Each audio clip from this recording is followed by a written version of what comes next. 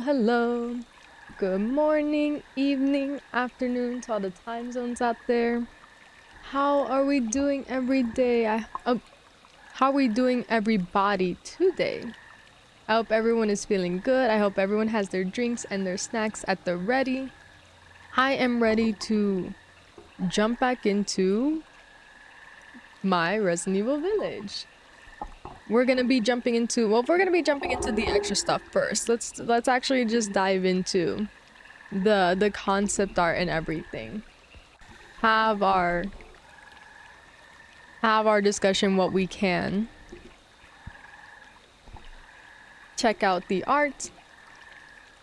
And then we can check out extra modes like the mercenaries and everything. I will go ahead and turn out lights.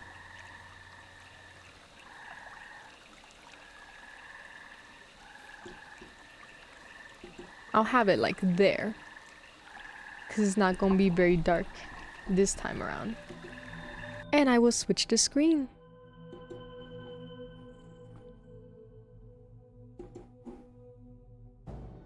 Bingo, boom, there we are. I will say I did look up the Miranda battle, the boss battle, because I thought that there was I had mentioned I thought that maybe I was doing something wrong, in the sense the same way with Marguerite. I just kind of blasted her, blew her up, and she never got to give birth to bugs. So I went and I checked it out. It was how it felt from what it looked like. It was mainly like a wings and trees and orbs. So I don't know if that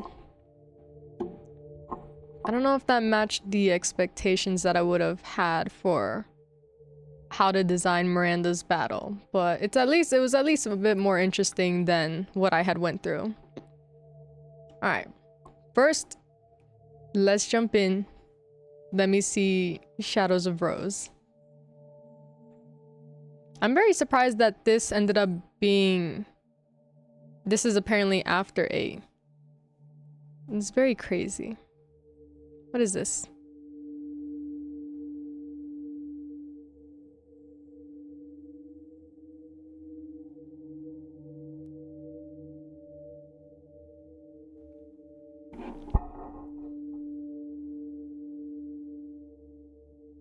Let me up that. There we go. There. Picky. Oh. I'm not gonna lie to you, I thought this was gonna be like a movie or something.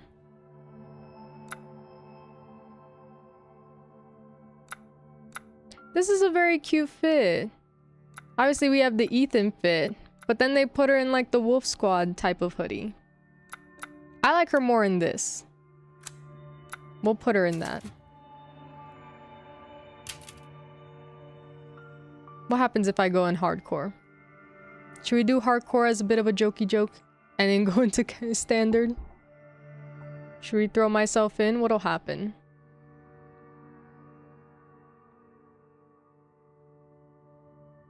I accidentally put my water away. There we go. Die twice, no ask you to lower. Yes. Alright. We'll see what hardcore looks like. I'll look at it. Hey, Kay. Sorry I'm late. She says she's got powers. Enjoying the day. You said you had something important to tell me? I hope it's not about Chris wanting me to join his operation, because I already told him that's not happening. I'm very surprised Chris would ask that of such a young girl. No, thank you. It's not about that. It is about you. The Wolf Squad. I worry about you. How are things at school? Seriously? That's what you wanted to talk to me about? That group of mean girls still hassling you? You mean, are they still treating me like a freak? Hey! Look at me. He's like he's got the dad tone. I am. You know I am. Oh. That's why I keep my distance from everybody at school. If they knew what I really was. So, Oh, that eyeshadow makeup is off. you talk to... Talk to? About what? How I'm hardly even human? How I'm some kind of horrendous monster? Do you think your father was a It's monster? okay. I hardly ever murder my friends. What if there were a way to get rid of your powers? I get rid of them in a heartbeat. Okay. Hate that All trope. right, well, I think there's something I need to show you.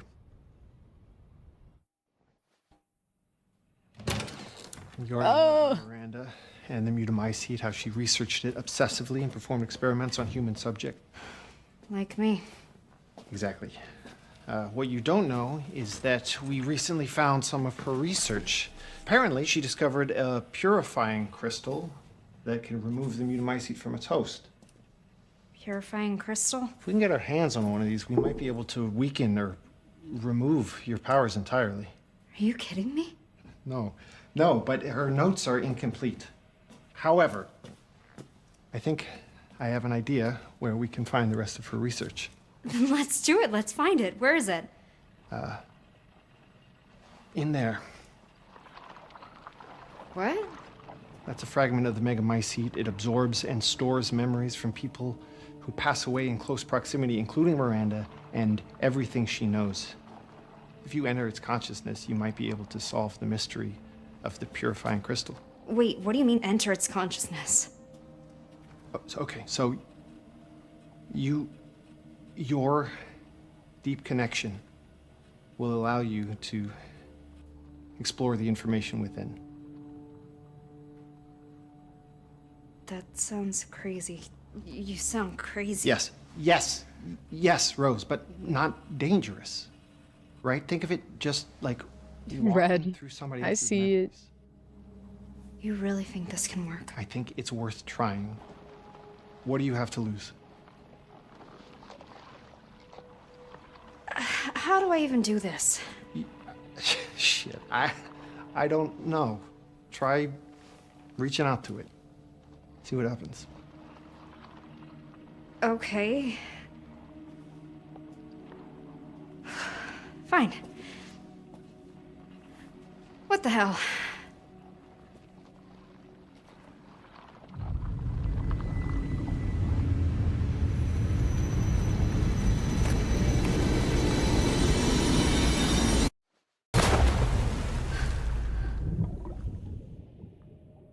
Oh my god, Rose is so weird. Yeah, it's like she sees things that aren't there.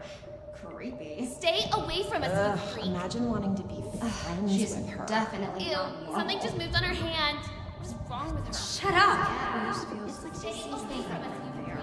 Freak! Ew, something just moved on her hand. Oh, wait.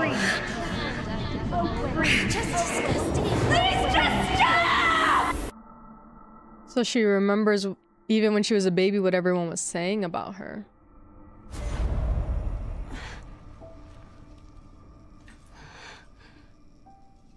I'm He- still here?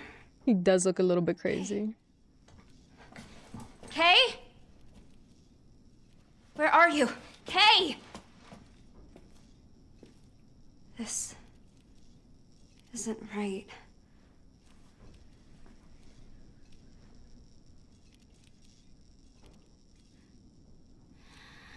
I know game development can be full of turbulence, so I always wondered if this expansion was always planned. It was only announced a month after, seemingly after the positive reception to this game.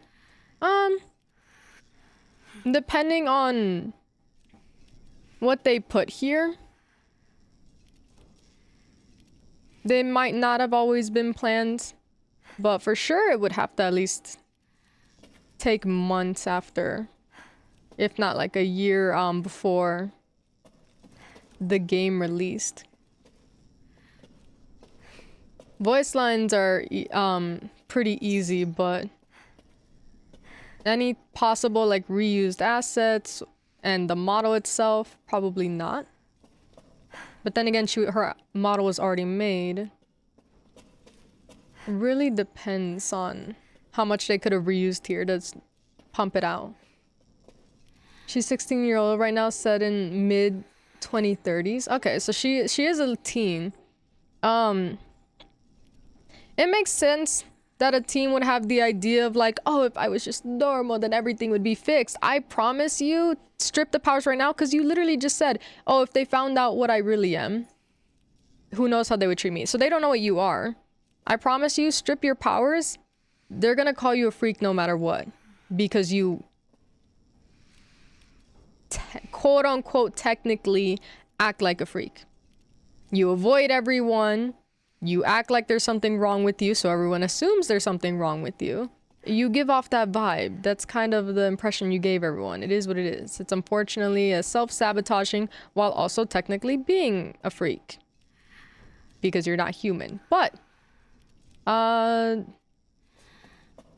stripping your powers is not gonna fix that. So sorry to you. I hope that we end up not actually taking away her powers, because it's not going to fix anything, and then I would feel like this was kind of for nothing. But yeah, she will find self-acceptance, I think, maybe. I don't know. She may spiral and end up being miserable for the rest of her life. It could go either way. Miranda's research claims that the Megamycete preserves the memories of people who passed away within its area of influence, absorbing them into its own vast consciousness. We also know, based on our previous encounters with the mode, that people who are contaminated with the Mutamycete are connected in a kind of mode network. Yeah, that explains, you know, us being able to talk to Jack Baker, but not Marguerite and Lucas. Still there. If we extrapolate from this, we can surmise that subjects with a strong affinity to the Mutamycete should be able to use the network to connect to the memories of the dead within the Megamycete. It should be possible to verify this theory using the lab's Megamycete sample we collected 16 years ago. We just need a suitable subject with a proven connection to the mold. Unfortunately, this presents a problem. Our organization's policies prevent us from directly contacting civilians who are infected with Mutamycete. Certainly, the ethical reasoning is understandable, but it has rendered the confirmation of this theory impossible. You have not been ethical in quite some time. Given how Rose's upbringing as well, and it seems like Chris is constantly asking her to join, your ethicalness has been stripped forever. At this point, you've already crossed the ethical line. Why don't you just go all the way, full umbrella it, before under the guise of fixing humanity and stuff like that? Kind of like... Not to say that they're exactly like Umbrella and Spencer, but Spencer wanted not only to become a god, but for the evolution of the human species and to better the world. And he was unethical about it and experimented on anyone, including children. You guys are trying to pursue the betterment of the world while also experimenting on people, including children, if they are in connection to it. It's kind of this idea of like, well, you already were in contact with this horrible thing, so what's a little bit of experiments to help us? Not great, not great. It pains me to think of how much mankind could stand to benefit from this preservation and indexing of human consciousness. The possibilities of preserving or even reclaiming great minds. Perhaps there's some way of cutting through the red tape. That right there, that's Spencer thinking right there. The possibility of reclaiming and bringing back quote-unquote great minds. That is the whole point of 9. That was the whole blood memory thing, is to bring back their quote-unquote great leaders. That is... We crossed the line already. We're there. Wait. What?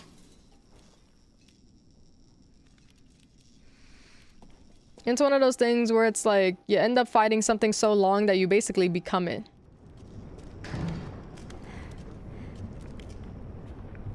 You become the thing you most hate.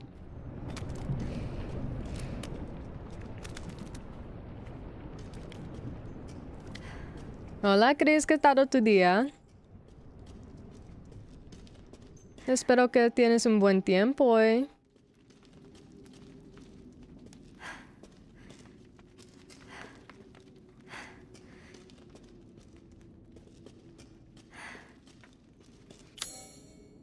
Todo bien, está bueno. Yo estoy bien, yo Ahorita ya empezó mi día, so... Un bien puesto.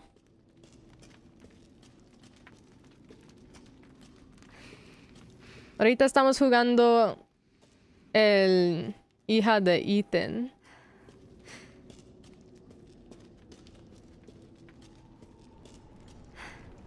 If I'm playing Ethan's kid, though, I would hope that there's powers involved. Si yo voy a jugar como ella, quiero tener poderes. ¿Qué tal llevas el DLC? Ya ahorita solo empezamos. Gross. Oh, that's What gross. is this? Oh, qué asco. No, we just started the DLC.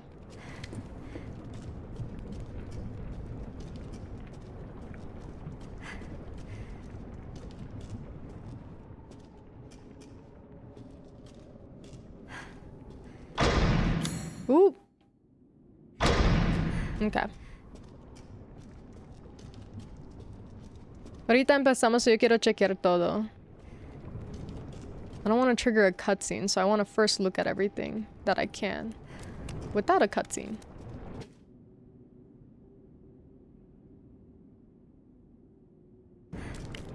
Es solo un zapato, that's just a shoe.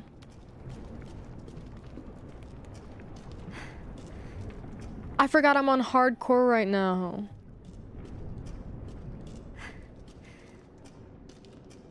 Olvidé que yo me tiré Let me out. en el más difícil. Solo por mirar qué pasa. Is someone there? Dangerous here. What is? Why? Hang tight. I'm gonna see if I can find a key.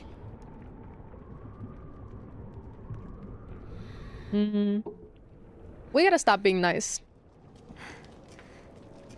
Especially, do you remember what you're doing in here, girl? Do you remember that this is a consciousness? These people are not alive? Well, maybe there's a way to save them, but I don't think so. Yo sé que ella quiere ayudarla, pero... Ella está en el Mega Maizy ahorita. Todas estas personas ya se murieron. No hay... No le pueden ayudar. Imagine dying in a tutorial, please. Are we still in tutorial territory?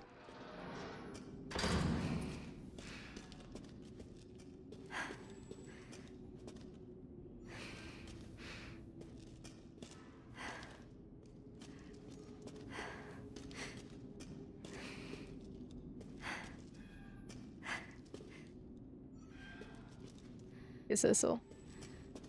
I thought that was an axe.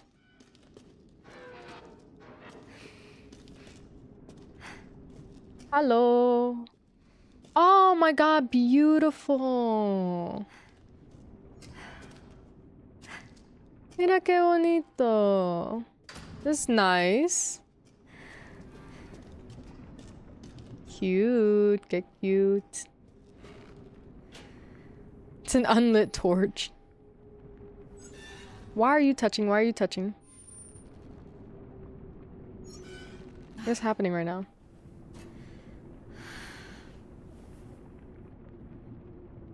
Oh. Okay.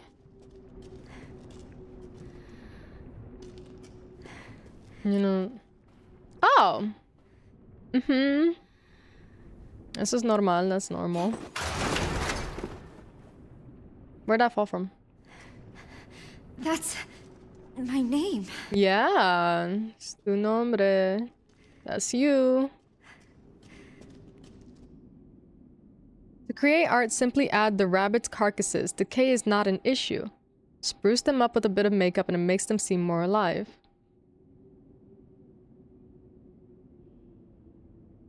¿Qué tipo de arte estamos hablando? ¿Arte de muerte or the art of death over here? The more I babble, the more noises I miss.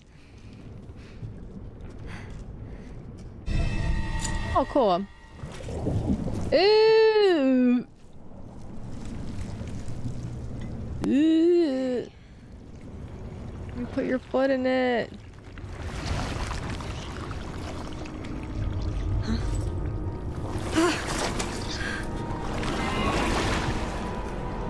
hell is this stuff?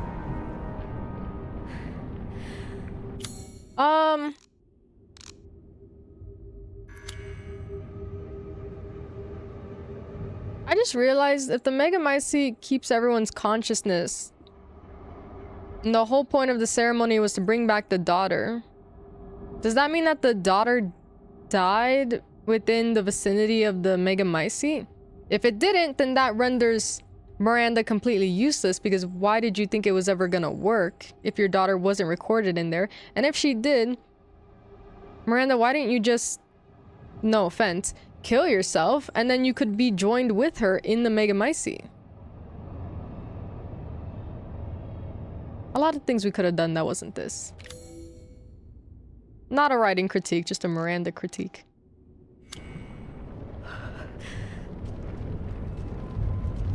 Ooh! Okay.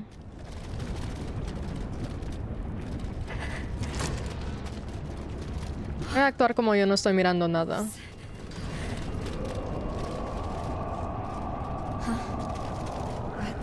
No miro nada, no sé nada.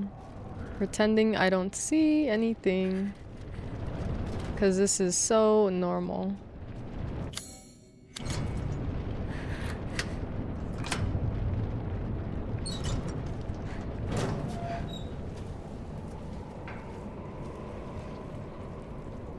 What's this?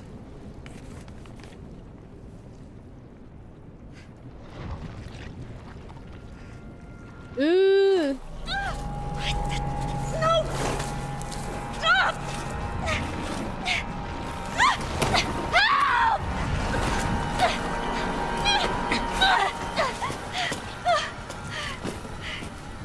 Is that Lucia? Luisa? Thanks. Thank you. That wasn't. You look just like me. Well, you are recorded in the data. Oh, but in a weird dress. Who are you? I'm Rose. What's going on here? Must keep moving. But too dangerous here. Yeah, I mean, she's recorded in the Megamycete when she was dipped as a baby. You know, double dipped chicken. I just realized this is probably the worst idea I could have ever heard. In order to get rid of your powers, we're gonna send you into what gave you your powers, where everyone that was trying to kill you and get you lives.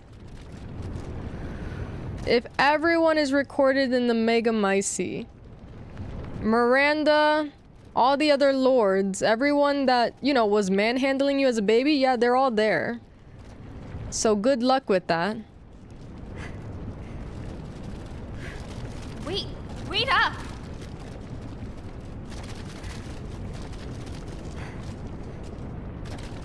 Ahorita mire que... Ahorita estoy pensando que él me tiró donde todos los enemigos están. Miranda, todos los otros que querían matar a Rose están aquí. So, el plan...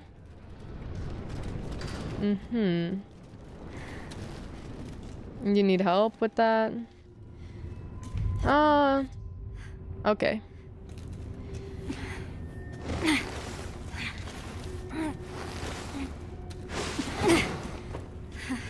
Yeah. Hey, wait, where are you going?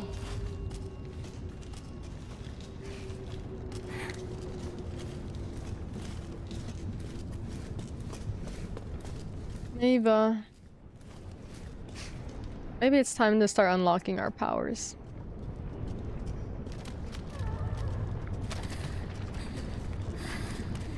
What the fuck? Yeah.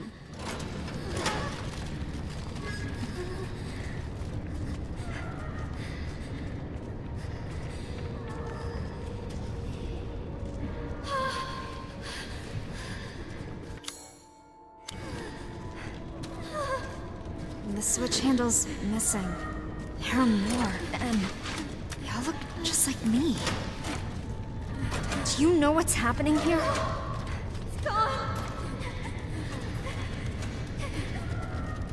Sounded like her mother there.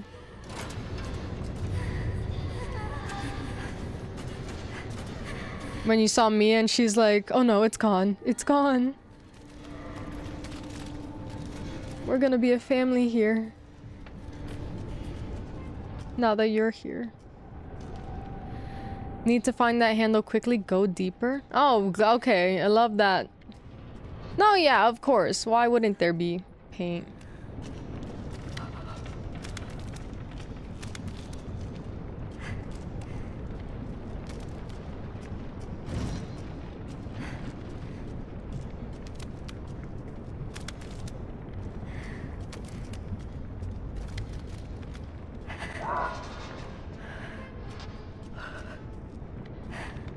Oh, let me go where I need to first then. Before we do that. Where I'm technically supposed to go.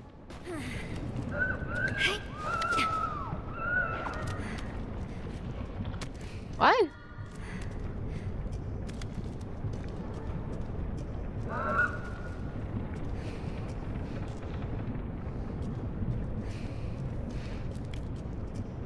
Okay. Okay. Why would you splatter paint on that?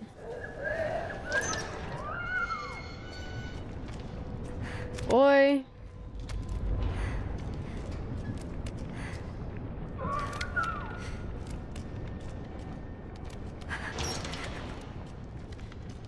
I gotta remember that 9 didn't have yellow paint, so we did in fact escape it from...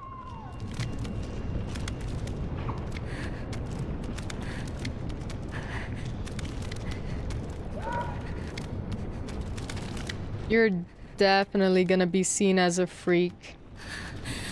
So many bodies. After this.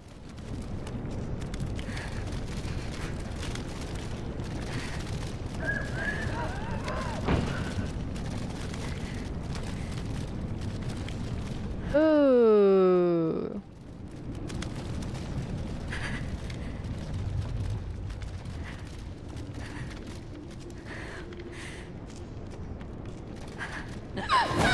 Oh shit. Did that really? Yeah. Yeah.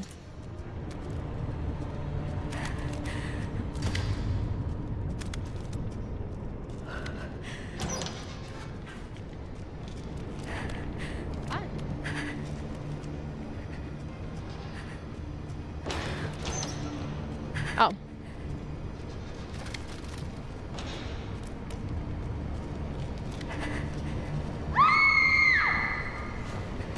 What?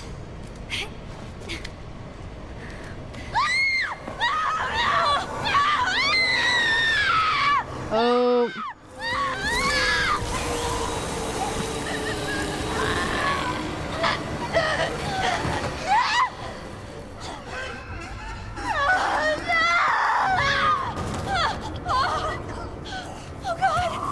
Oh, yeah.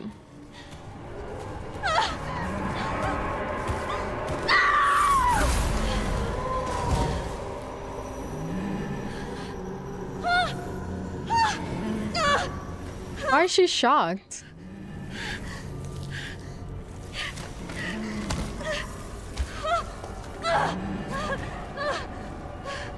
Shit! They're everywhere! When is this DLC set specifically? Because when she visits Ethan's grave, that's obviously many years in the future. But here she's like very shocked by her powers that she was pretty confident in at the end of the game to show off and say, I've done things that even Chris doesn't know about. We're gonna go. Ignoring. Ignoring.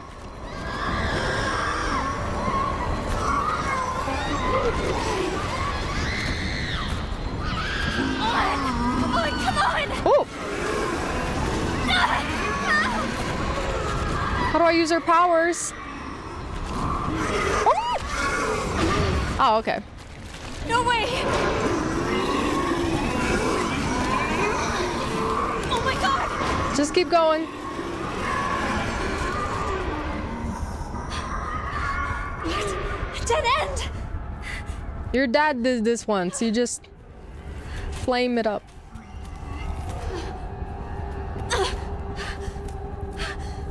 No! Stay back!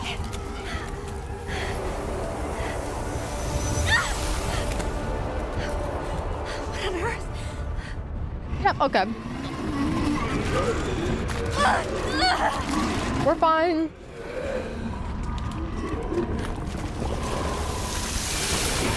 What the?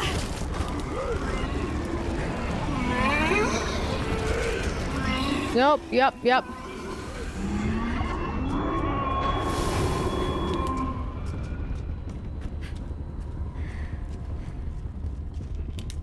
Hope I didn't need to grab any items. Rose, I need you to unlock that power that you were bragging about earlier.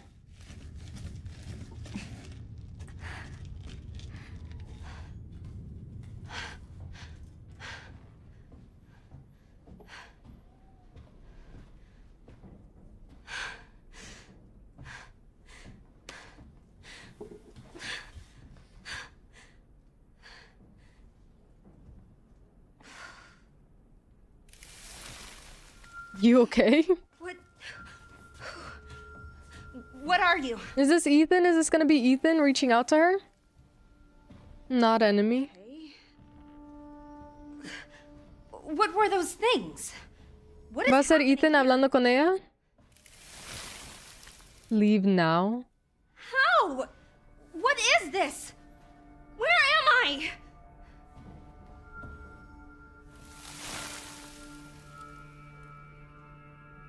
They're not answering Not him. until I get this out of my body. There's a crystal here that will remove the mold. I need to find it. And I'm not leaving until I do. Too dangerous.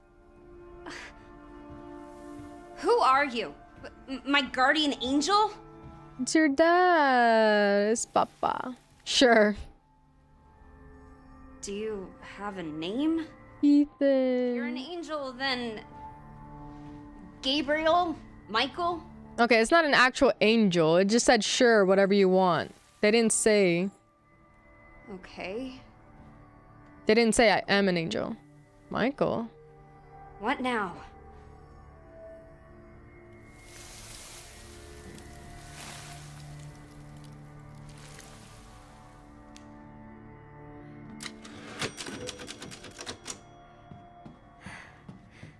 They have to be pretending, right? Like it's Ethan?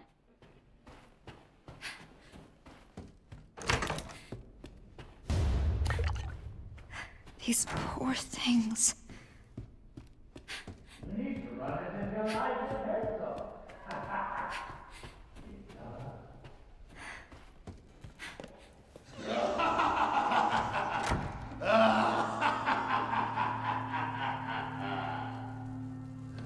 I don't think it's Spencer.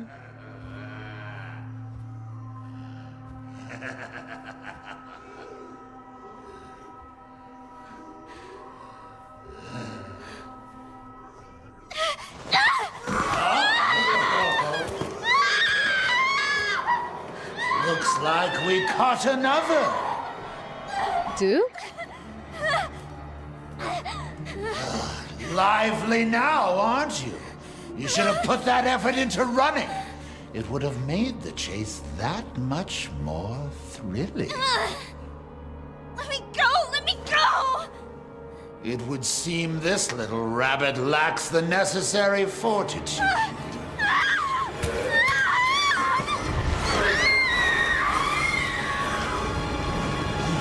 A pity. You had shown a little grit and actually escaped. That purifying crystal would now be yours. The crystal. Oh my god. Who's this?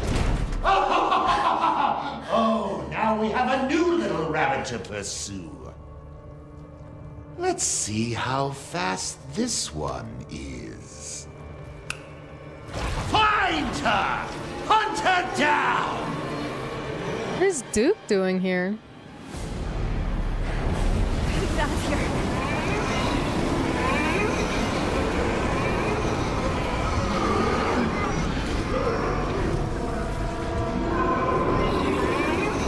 Ugh.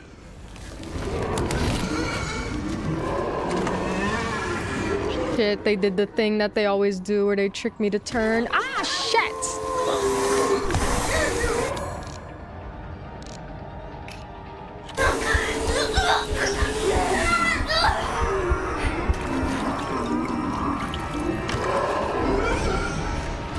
Thank God. A way out. It's not, but don't worry. What now? It's grabbing at my legs. Maybe just keep pushing? Gotta get out now. Okay, I was wrong.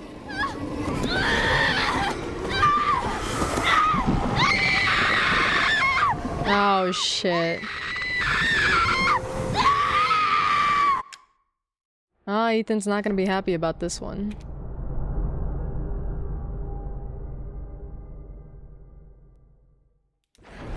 Gotta get out of here.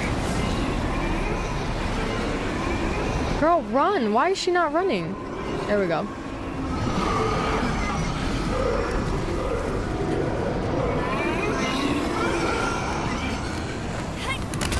Okay, let's try and think. Move!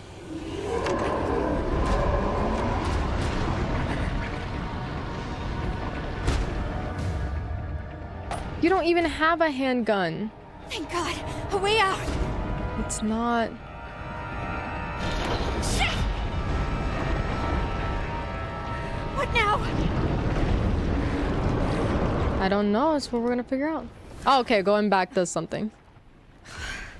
In danger? Yeah, no shit.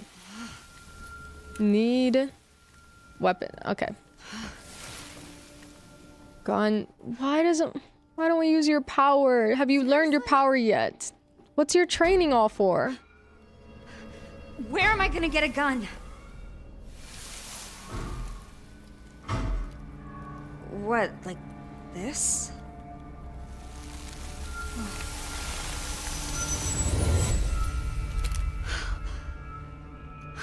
Ew, her veiny hands.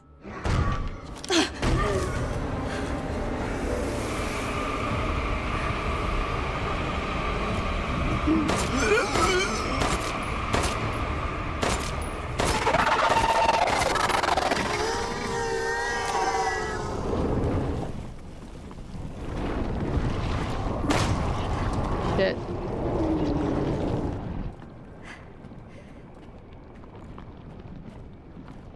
Now what?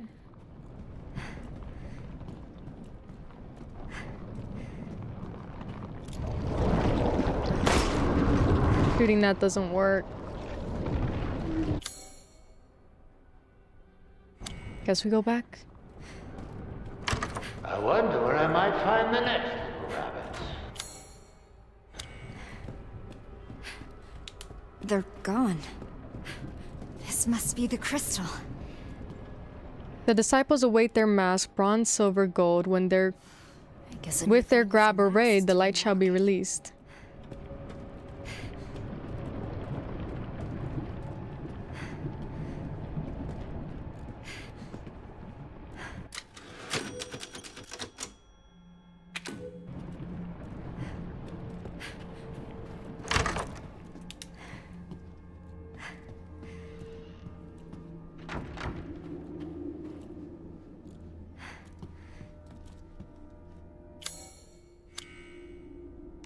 Grant me that which sees the truth through its 3 eyes.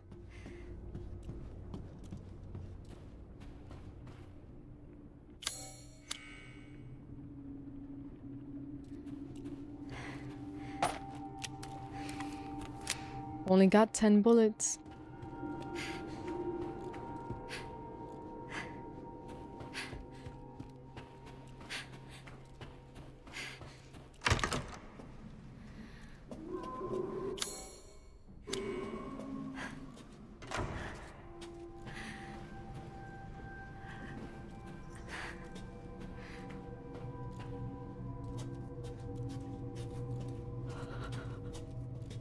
at this little gap in there?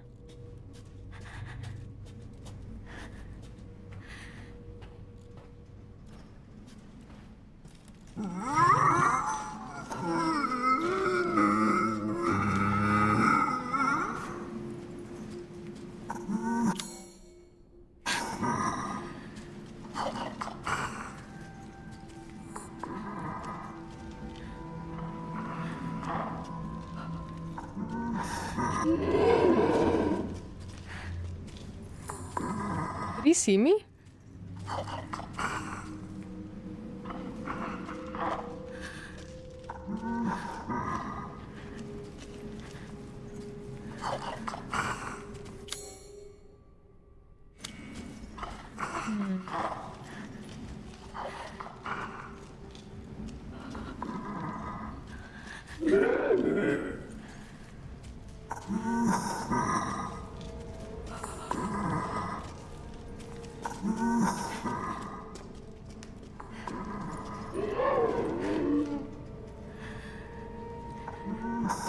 I didn't see anything in this room.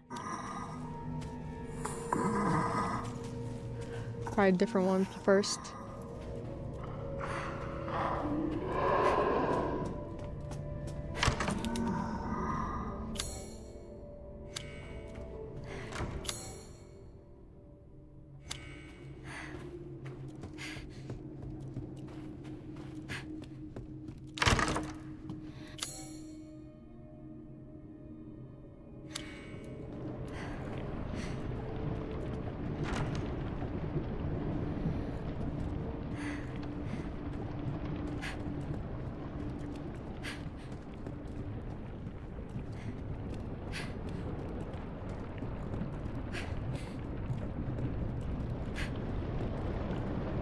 Ah, shit.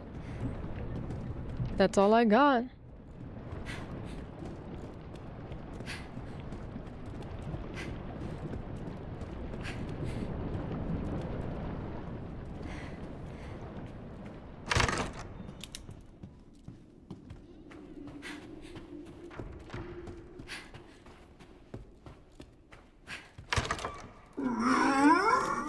What?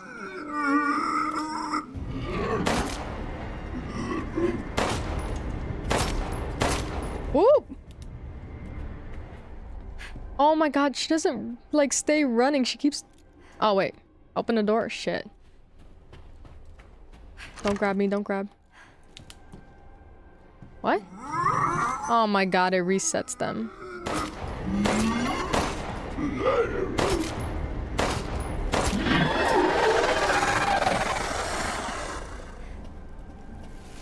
That's not good. Well, at least it was this one.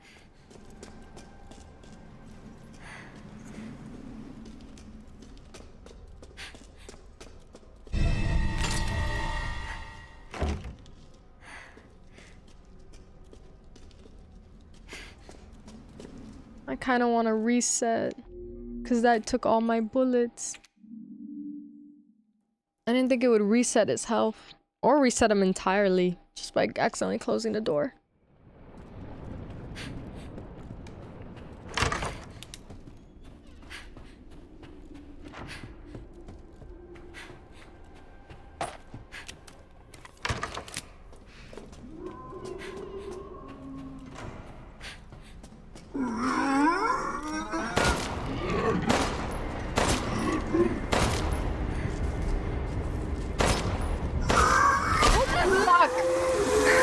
Wait, it takes all my bullets no matter what? He's still not dying? Now we're worse off than before.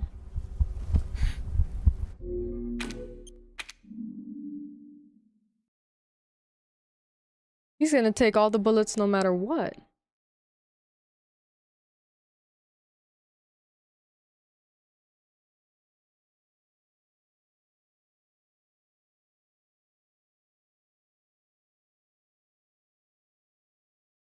I'm trying to switch something real quick.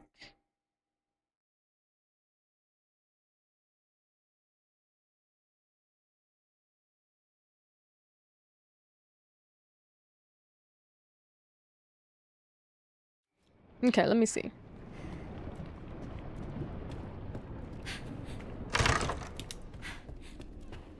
It's gonna take all my bullets no matter what.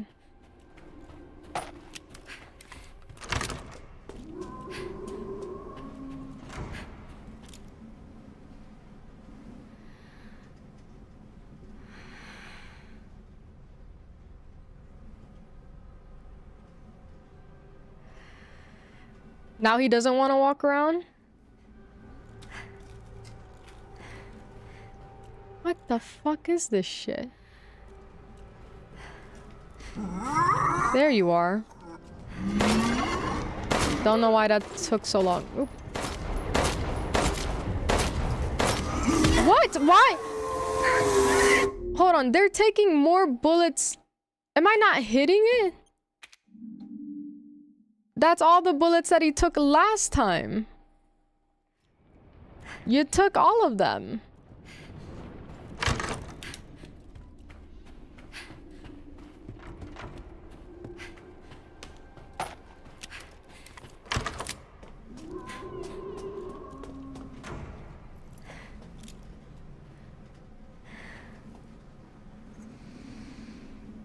I need to trigger him no matter what.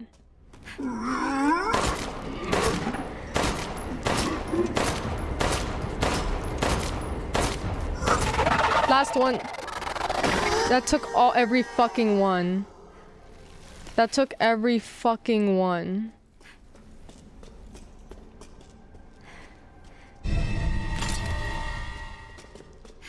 There we go, so you know that it's locked. There's no, yeah, there's nothing else in this room. She's not gonna have anything for the next area. I mean, maybe if I made them all headshots, but what the fuck else were... Should help? Yeah, why don't you give me more than this? Back me up against those things. Can't. What? So, I'm on my own? Great. Tension is back on the menu. Not full on tension, but me trying to figure out why the fuck he's not dying.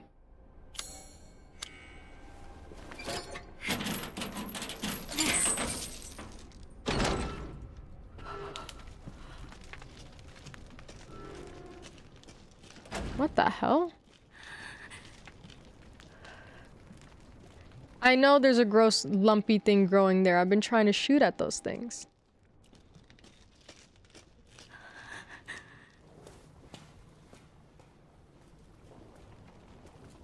How?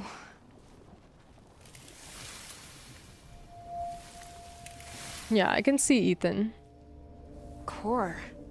Can I have a knife so I don't waste my bullets? I need as many bullets as I need. How am I supposed to break it?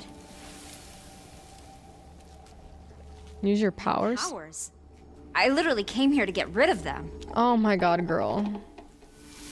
You gotta use them to lose them. Your powers are not what's bullying you, by the way. How? What am I supposed to do? Aim your stupid hand. What's that? Not great. Aim your hand at them. Everything that you did earlier, everything they've been training you for, because I know they've been training you. If they're gonna experiment on Sherry for God knows how long, they're gonna experiment on you. Miss, I can do things Chris didn't even see. Ooh.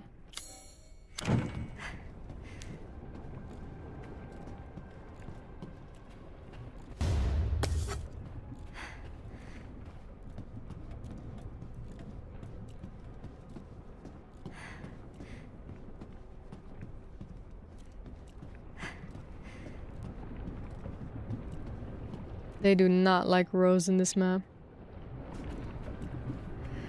I call her bluff them by her threatening that random agent. I mean, Miss, I can do things even Chris doesn't know about. Do them. I'm begging you to do them. To survive, I think you should do it.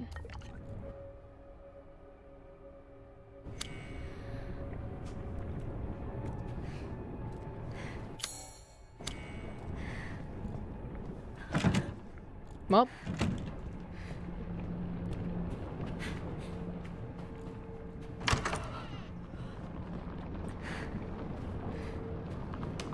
I will say I'm surprised that this is in third person. Hey, girl. Do not be enemies. I cannot fight them. Let's just go.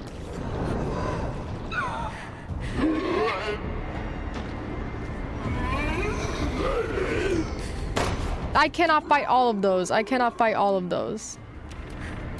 I don't have the ammo for that shit.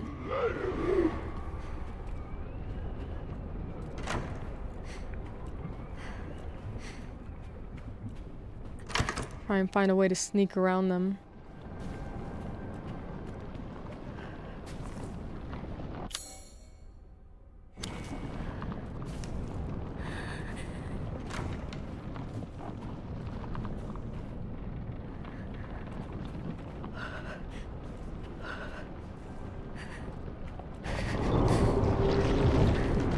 What? It's grabbing at my legs! Okay, I guess I can't go there.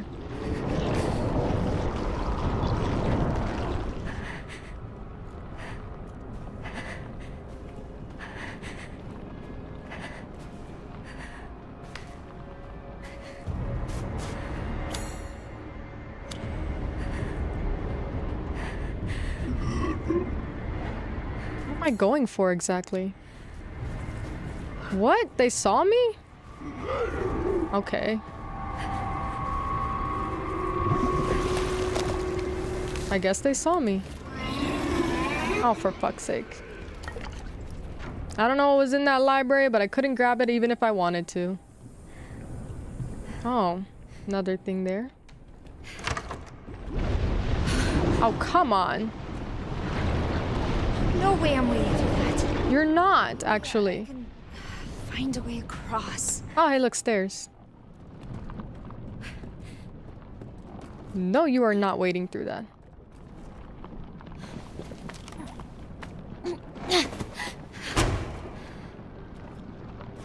That doesn't feel like an effective way for us to do things, but sure.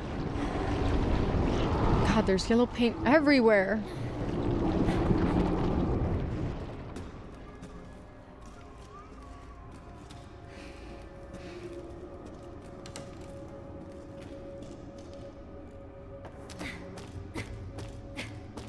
When are we seeing Ethan?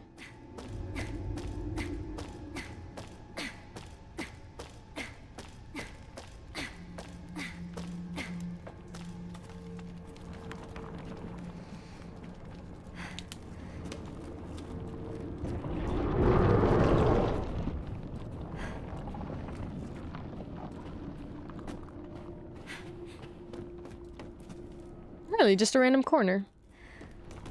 Out we go.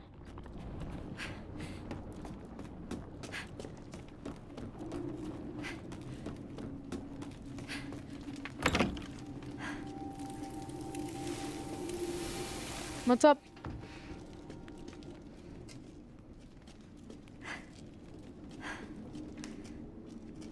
Oh, it says thank you. It said chem fluid was here. I have found a means of dramatically destabilizing parts of the Mutamycete network by introducing a disruptive force to block the auto-inducers they use for communication. For example, the hard-packed cores of mode known as sclerotia begin to break down on a cellular level and disintegrate when thus were disrupted. Why are you not... There we go. Sclerotia form when the Mutamycete develops in new locations, serving as a sort of anchor point or foothold. They're often associated with the patch of liquid void through which the mode has spread. When the auto-inducers of the sclerotia are disrupted, it begins to break down. Any liquid void connected to the sclerotia will also disintegrate.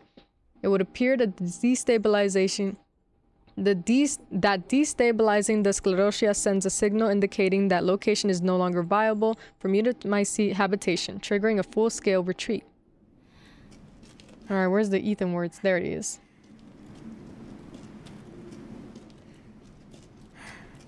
Nowhere are you having her pick up her own old body ones.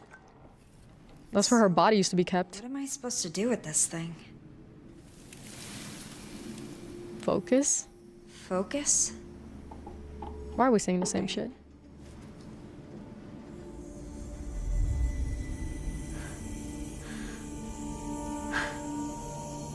I feel different somehow.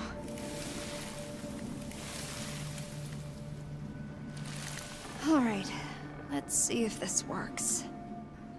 You haven't even taught me the controls yet.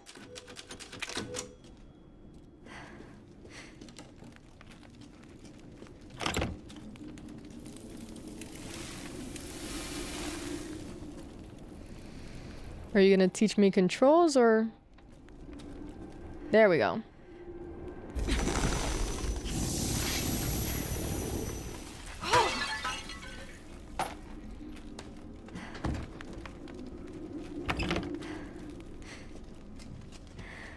Well,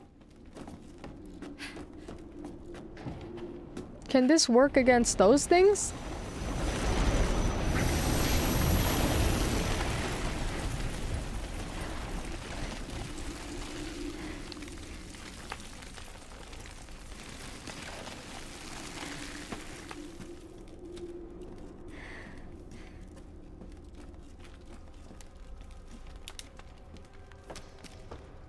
Let's clean house.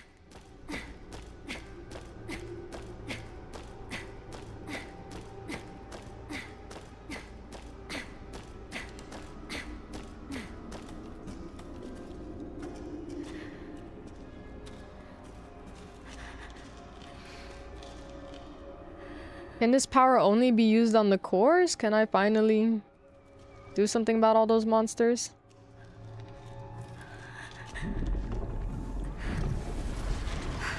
If I can't get around it, I need to get rid of it. There it is. Okay, she can only do it standing up. Hello?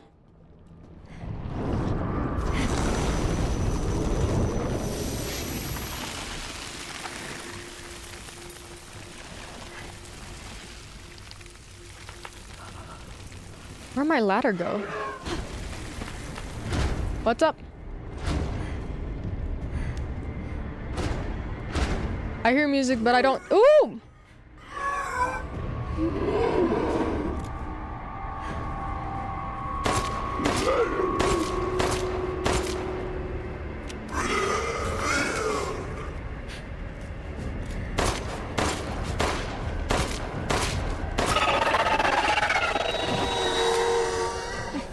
I don't think that the powers were gonna work on that thing. Jesus. Hey, Sundrake. How you doing? Oh, and I can't go up there anymore. That's beautiful.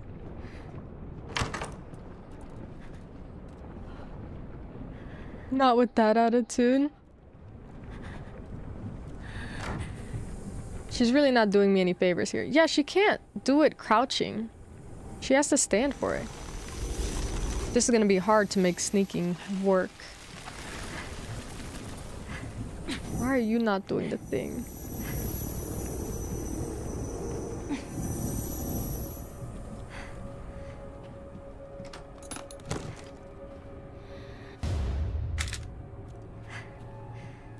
That didn't really help me. Oh, okay, good. 16 bullets. That did help.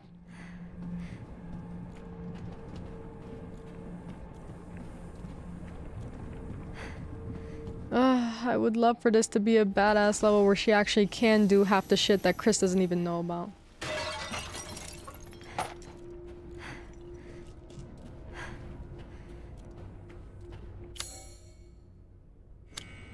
The library is full of 2. Never mind, I have to go no matter what.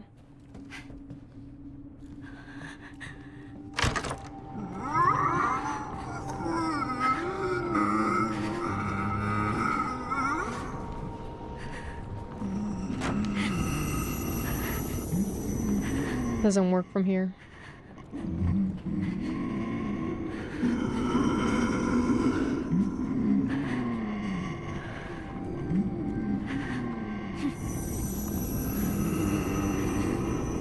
Doesn't do anything.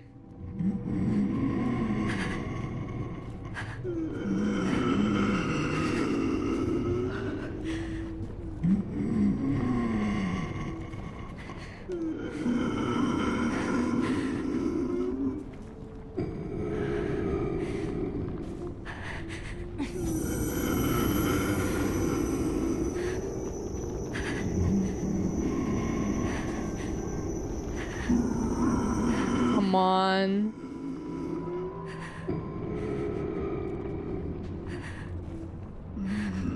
Not a fan of that sound. Which one? The high pitch? Or just them?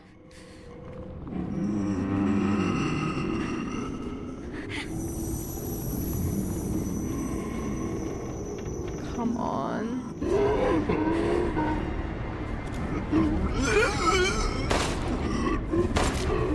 Ah! No, no, no, no!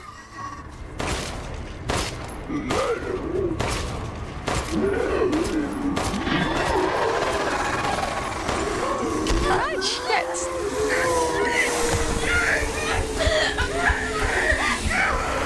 I'm stuck in this goddamn corner. Use it! Why are you not using it?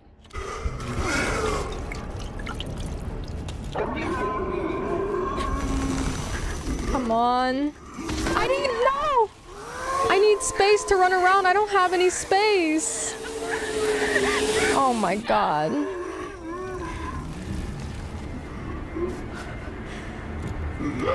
Oh fuck, she gotta reload. God damn this girl. Oh wait, I did get rid of it. Ooh, ooh. Oh my god, are you kidding me? No. No, fuck, I can't run. The growling, yeah. What was that even for? What was it all for? Oh, I don't have an herb. So, yeah, yeah.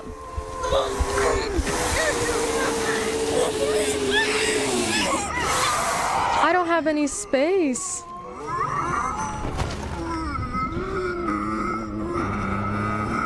Although now I know that item was for nothing, because I thought it was gonna be a fucking door to the way out. Oh, well, there actually is probably another door. There's probably another side to it.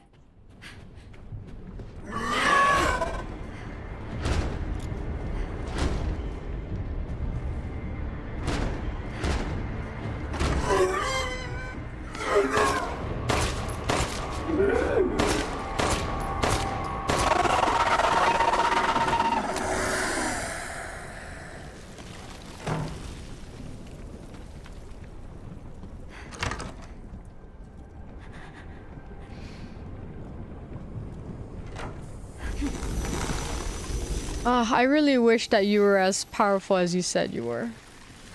I wish that you could do things that even Chris doesn't know about.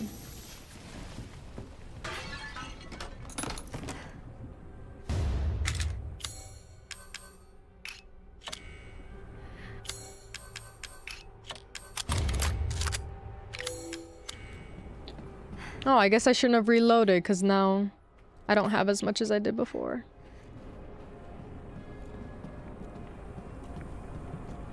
I sure wish you were as powerful as you said.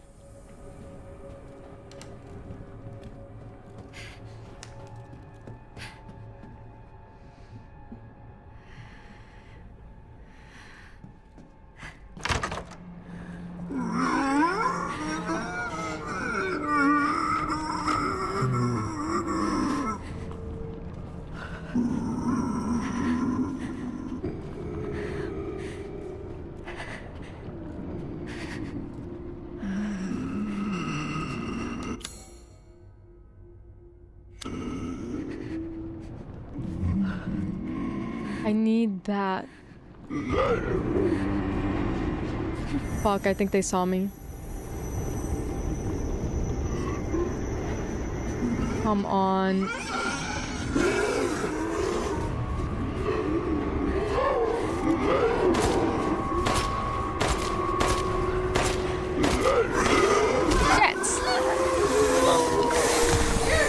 And this time I really don't have anywhere to fucking run, cause this time I really don't have anywhere to run. Yep.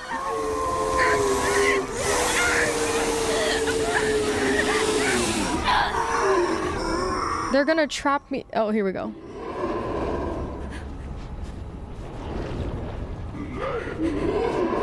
Oh shit, there are other ones there. Come on, come on. I can't run anywhere. I can't run anywhere. Fuck!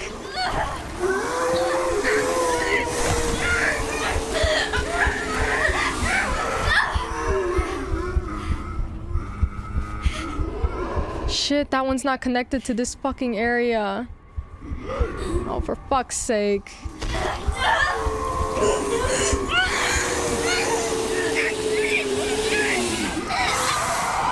That doesn't undo that area, so where the fuck am I going?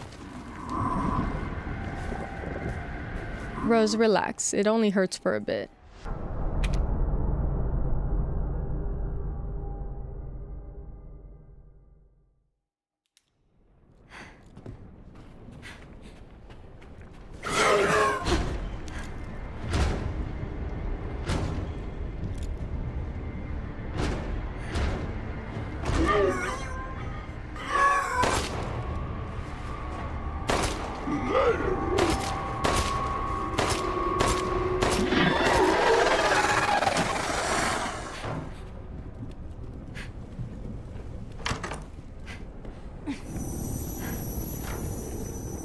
Why are you not doing the thing? Oh, there you go. A specific distance and an angle. This is gonna take a minute.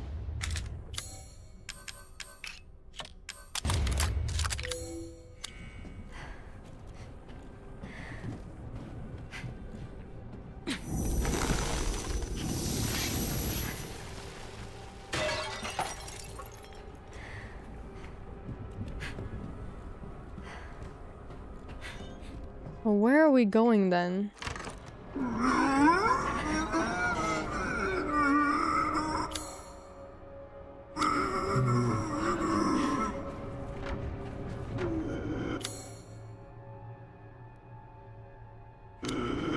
Isn't it all covered in slime though?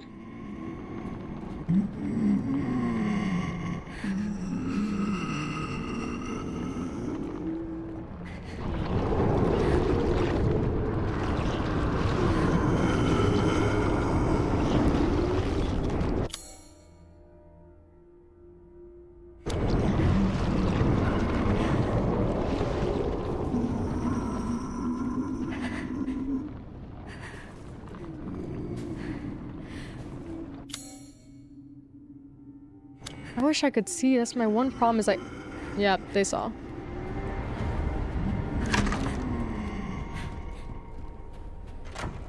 They saw, but they get reset.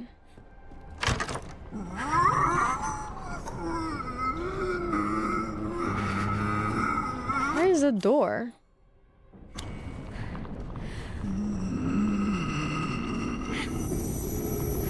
I wish...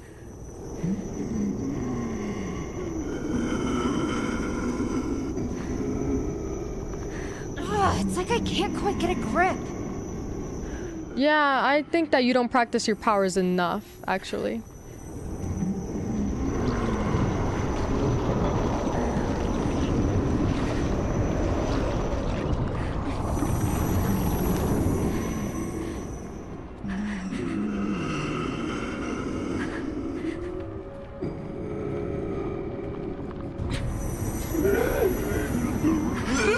Oh.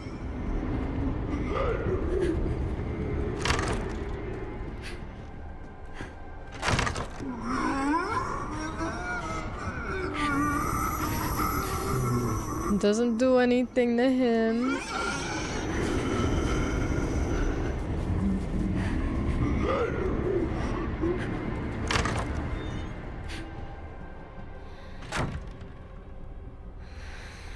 I'm also very surprised that it hasn't asked me to change the difficulty yet.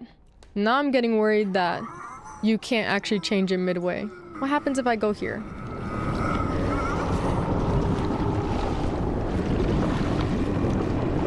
Where is it? Where's the core here? Because when we destroyed that core, this... Oh. Calm down, calm down. She's going through it.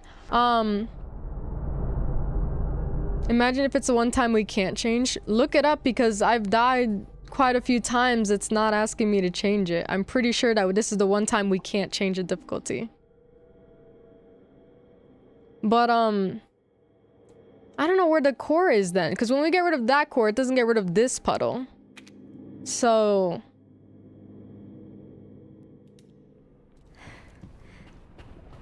Oh, I forgot this guy's got to pop out every time.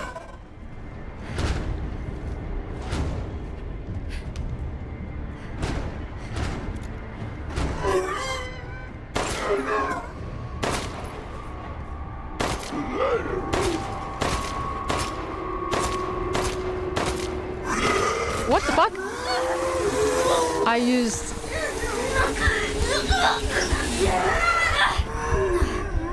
I used all my bullets on you.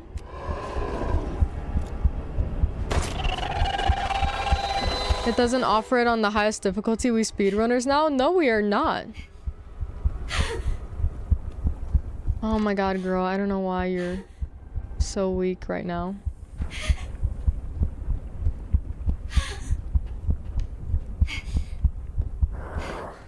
Oh! Look at you, all better. Does she heal over time? Do we know if that's a thing? Why are you better?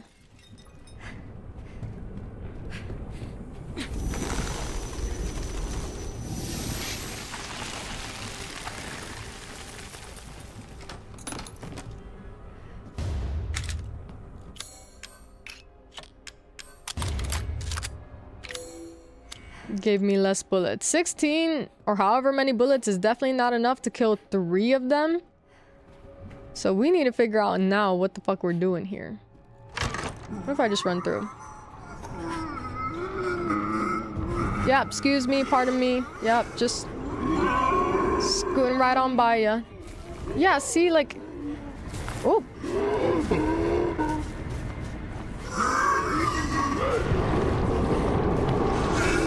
Where's the door out of here?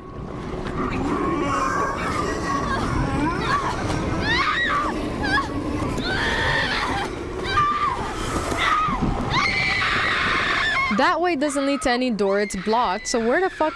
And the other way, I can't find a core. Where is the door out of here? I literally came in through a door and now I can't find the door.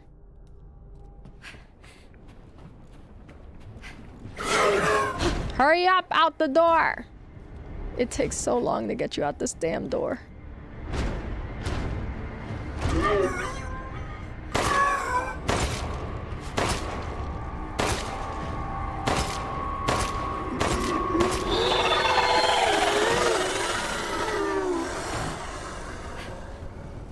Where is the door out of here?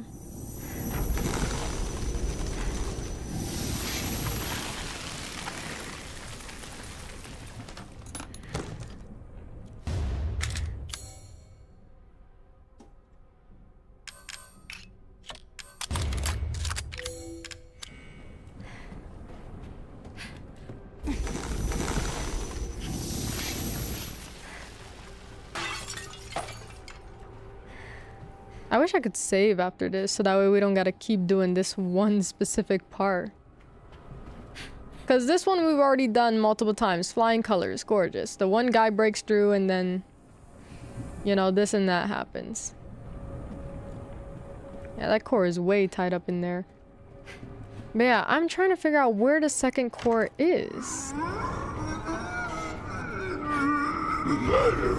Move aside.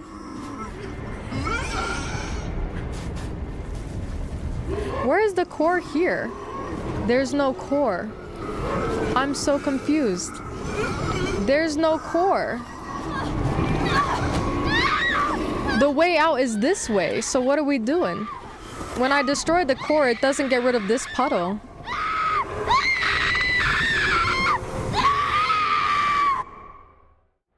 I don't have the ammo to get rid of all of them.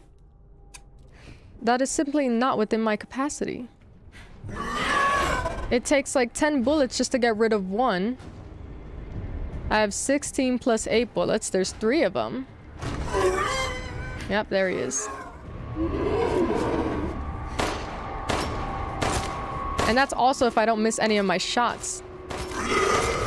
Yep. If I don't miss any of my shots, then it only takes 10 bullets.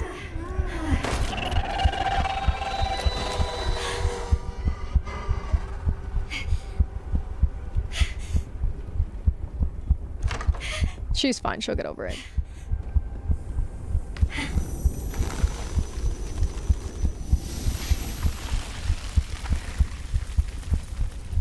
Now I'm like stuck because we can't change the difficulty. The one time we can't change the difficulty.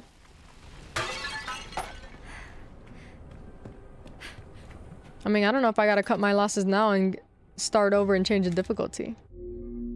Oops. But this part is stumping me. Unless they really do expect me to... Hold on. If I just... yeah. I can't even reach him here. Oh, fuck.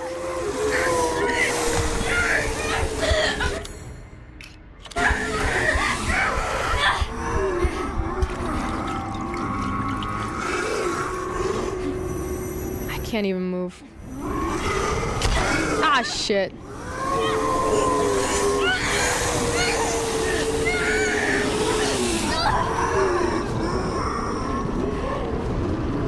She can't do it even when she's in this.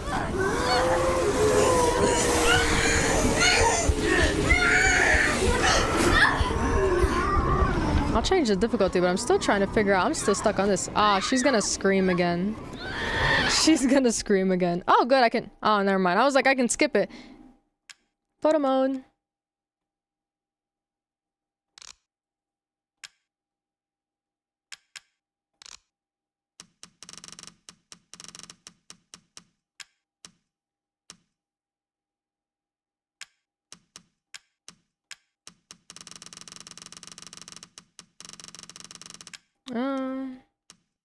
Accidental renaissance.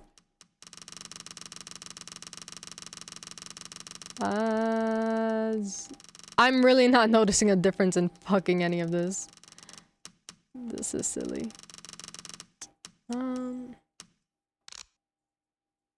Oh, okay. Here we go. Some filters.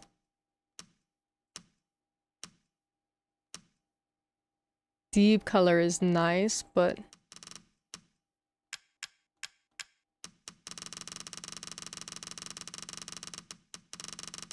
I don't notice anything with that.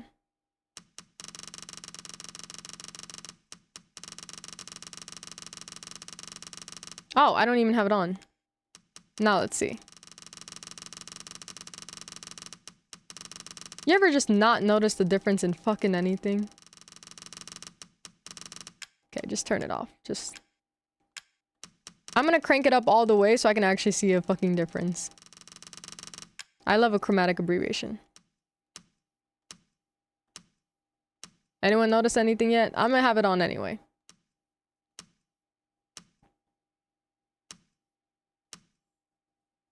That ruins it. That ruins the photo. Although, look at the baby picture on the side there. Newspaper. No, these are all ruining the vibe. Absolutely not. We'll just have it normal. The game logo. Where do we want this?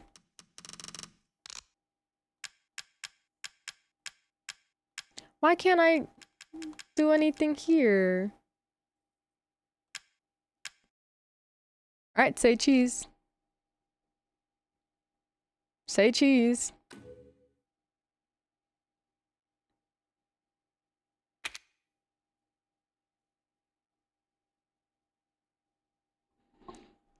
Apparently it has to use the PC screenshot. Someone take a photo? Gorgeous. Beautiful. Yeah, let's go. Let's get out of here. Gorgeous! Use photo mode. Who took a picture? Because I didn't. Yeah!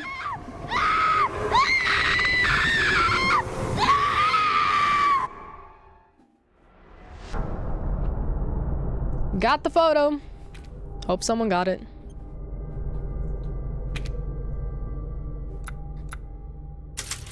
I cannot believe it can't change the difficulty. The one time it can't change the difficulty.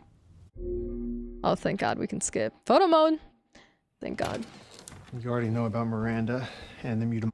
Oh, we're just skipping. Yeah, we just gotta keep on going. Yeah, just... keep pushing, keep pushing, keep pushing. Gonna have to speedrun this whole thing. We're really, really going here. There's a lot of cutscenes to skip. You could just make it one button. Just one as a whole. Skip all the way. Yeah, just skip. Never mind. Can't skip that. What? Skip. Yeah. Tutorial done. Look. Beautiful. This is go ahead.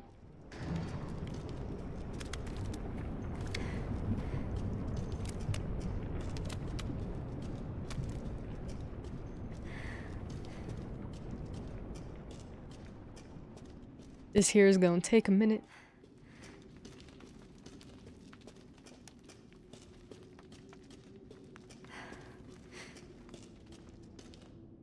Shadow of Rose casual any percent. I didn't hit casual, I hit standard. My bad.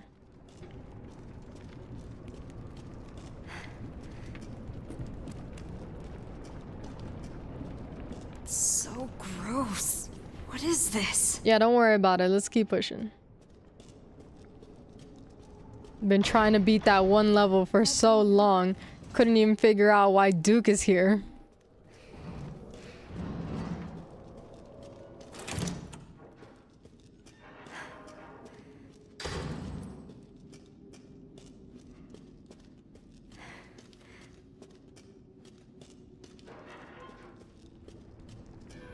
Been on this one mode for almost 2 hours.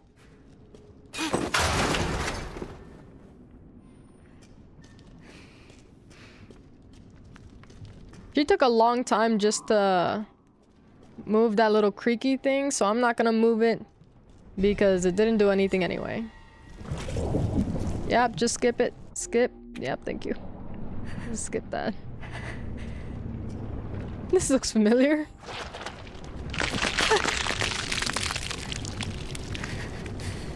We're going back in standard. I don't know why it wouldn't.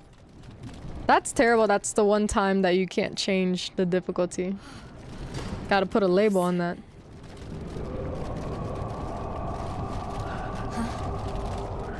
What was that? Shush, Rose. Shush now.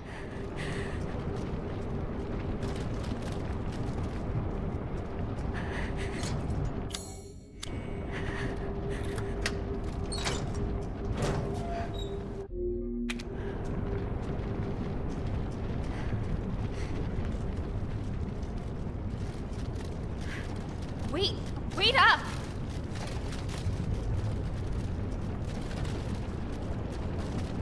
If I died multiple times on Professional Remake 4, I'd be tilted if it kept asking me to lower the difficulty. I'm here for a challenge, shut up Remake 4. I mean... Isn't that the same shit that websites and like streaming services will do though? Where they'll be like, hey, are you still watching? Hey, are you still watching? You can click yes, I'm still watching. Or you can click yes, stop asking me.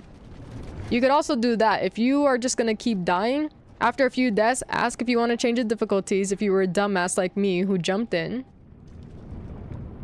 And then if you realize you made a mistake, then you can leave. You can change the difficulty. But if you didn't make a mistake, then just hit the no, stop asking me.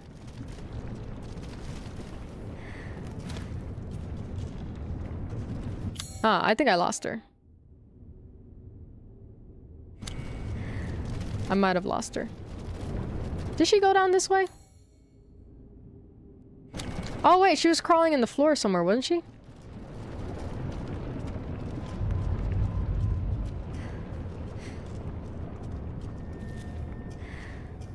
Poor girl, I already lost her. Ah, my face is itchy. Because also, when I'm playing on casual, or not casual, when I'm playing on standard, I will die like once or twice and it'll keep asking me over and over again. If you want to change the difficulty. I'll die twice and then I beat that level. And then in an hour or two, if I die twice again, it'll ask me again. I would like a stop asking me button.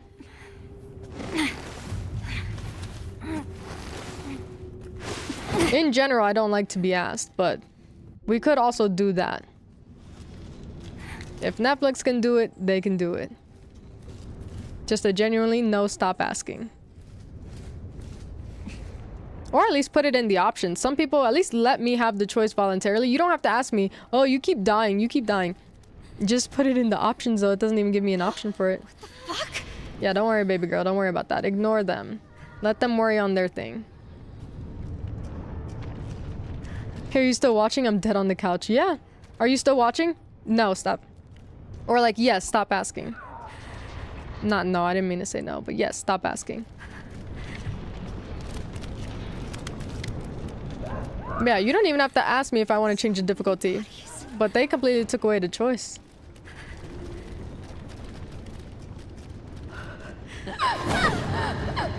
Yeah, I gotta... Oop. Me trying to skip a random just little jump scare. My bad, girl. Didn't mean to try and cut your moment. Oh God. Didn't mean to cut your moment short.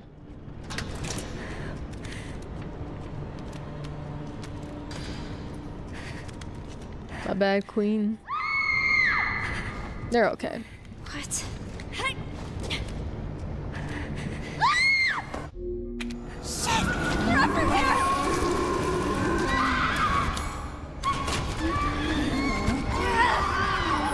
Oh my god, she's also doing the Ethan thing where they act like it's the hardest thing in the world to...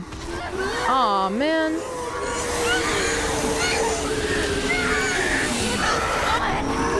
Come on!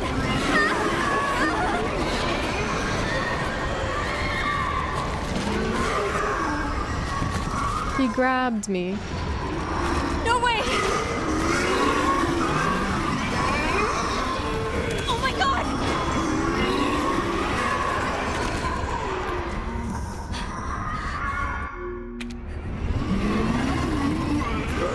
Oh, where am I? What? Why did it... What the fuck? Why did it spawn me outside of the room I was in? Or maybe... I don't know.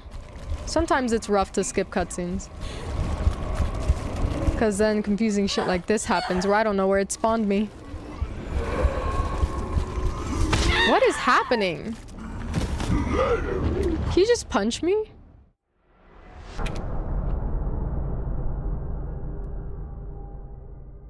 So sorry to you, Rose. I couldn't tell where it spawned me. Oh.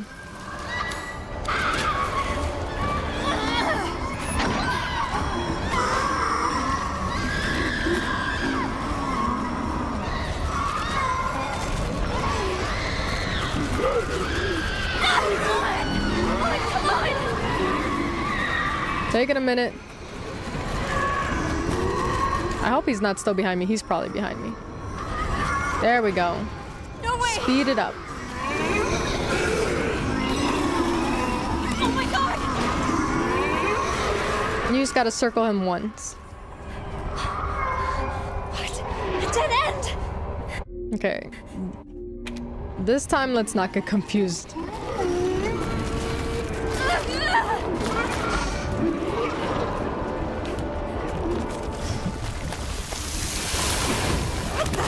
Oh, there we go.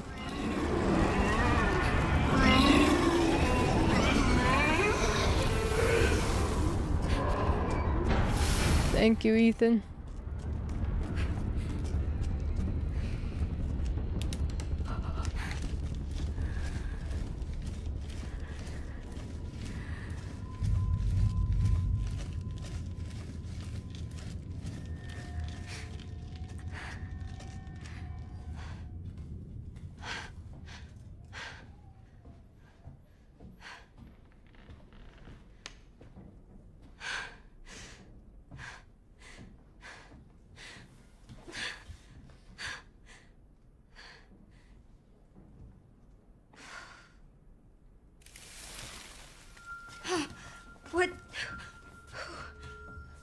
What are you? Okay. What were those things? What is happening here? Oh, I'm over here invested in a cutscene I already watched. Oh, we'll leave that. Maybe one day I'll get back on it. I'm not gonna. But maybe one day. These poor things. Gotta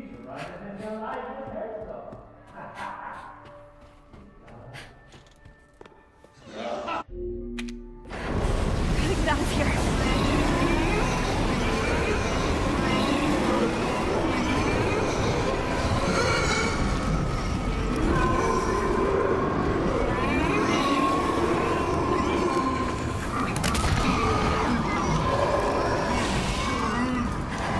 Are we stuck? There we go. Thank God, a way out. Shit!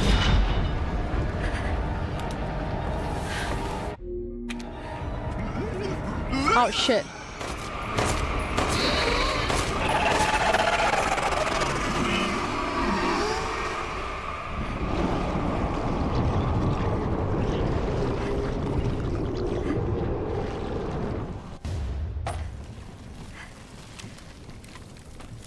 Well, now that that's done. I wonder where I might find the next little rabbit.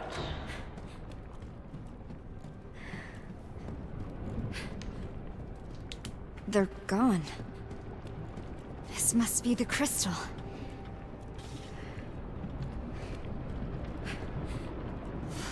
I guess I need to find these masks to unlock it.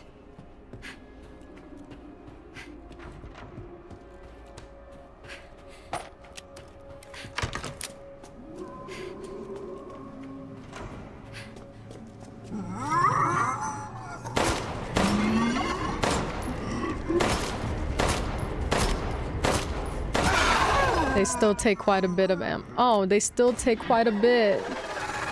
They still take all of it. They eat all my bullets.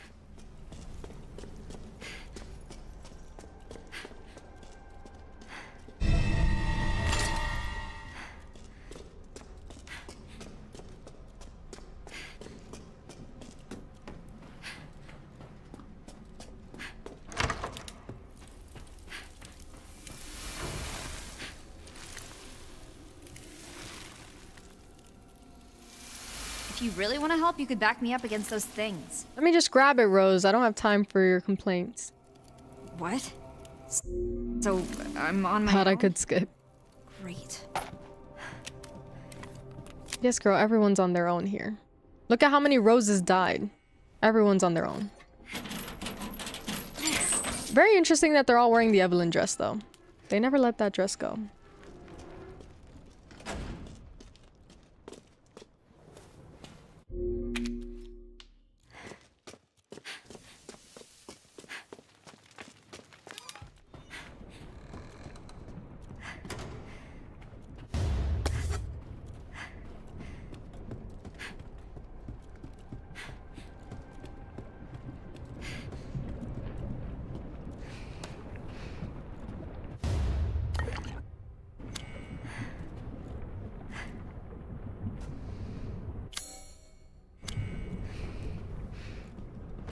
Yep.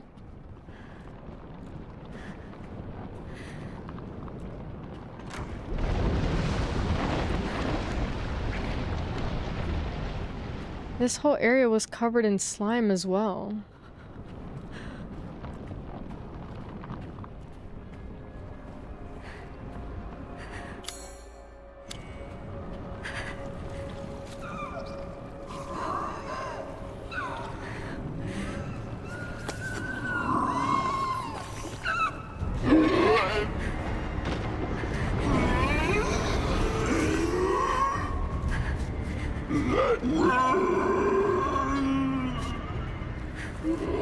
Oh, for fuck's sake.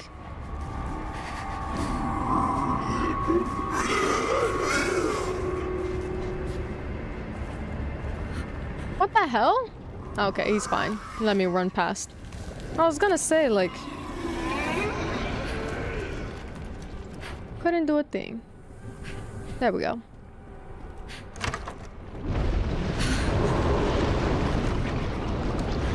No way I'm wading through that.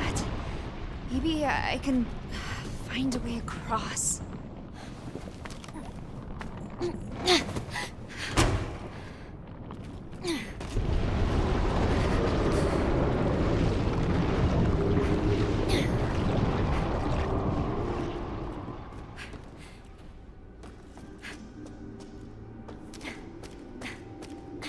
My cat just waking up.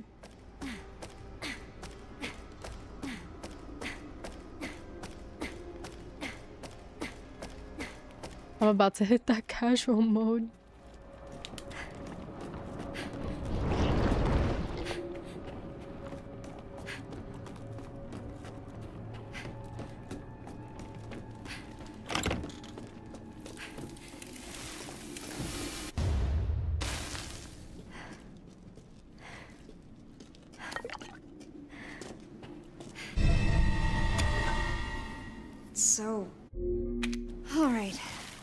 see if this works.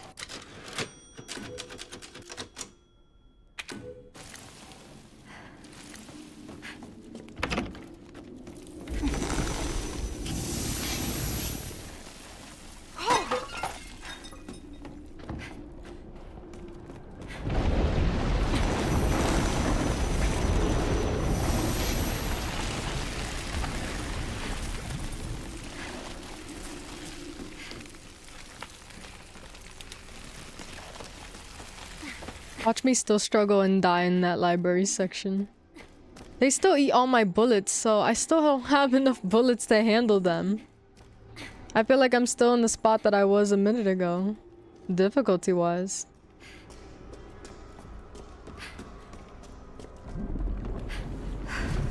Can't get around it. Need to get rid of it. Oh, there you are.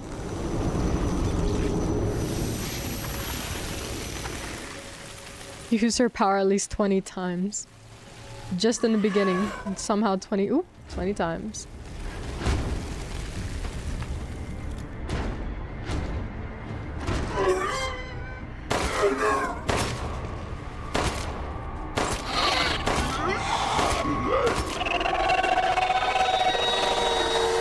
Oh shit, I should not have reloaded. Habit. Almost tempted to restart, but I'm sure I'm gonna anyway when I die. Because they're still sponges. They're still taking up all the bullets.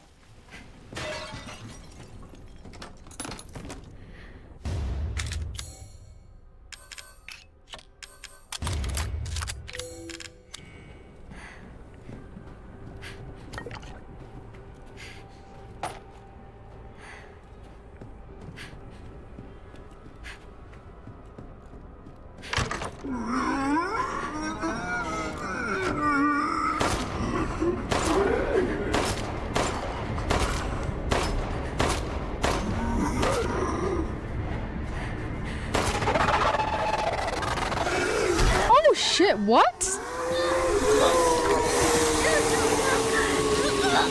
They're not able to come from behind me, I don't think. There they go.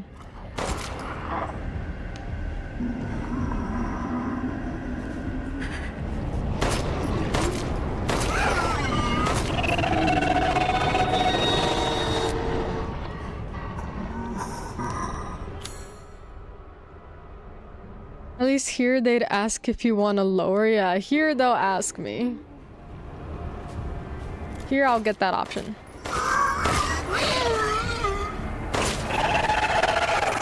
Oh, there we go.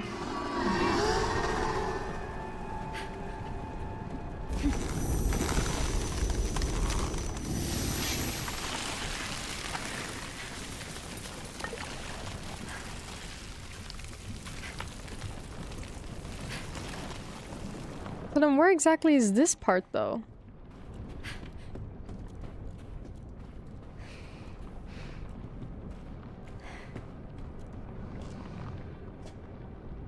The main part that was stumping me was not even the enemies, it was where I'm going, because this part... Oh my god, it was here this whole fucking time. Because if I had just been able to reach this... I'm gonna be honest, I don't think I would have had to change that difficulty. I'm sure later on I would have had to change the difficulty, but the one thing that was stumping me was not even the enemies, but I couldn't find that fucking core. What?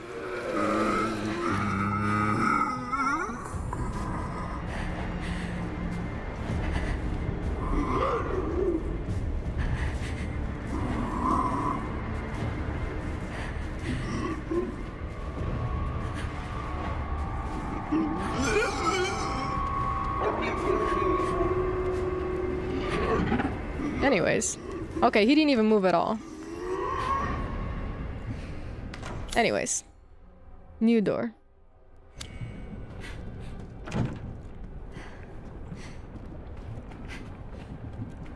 Dedicated watching now.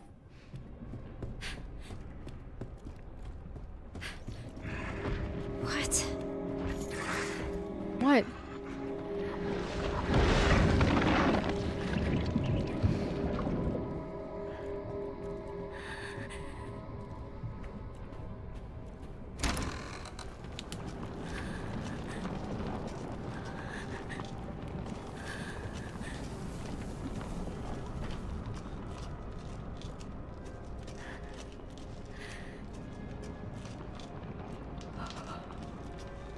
Thought I heard something here. I'm about to lose my mind at the fucking heater in my room. Why is it showing me this photo? I know where it is. That's why we are here.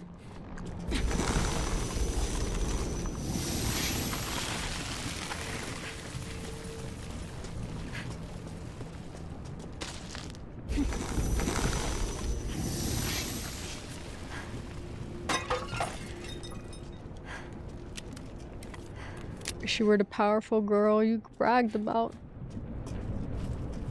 Ew, ew.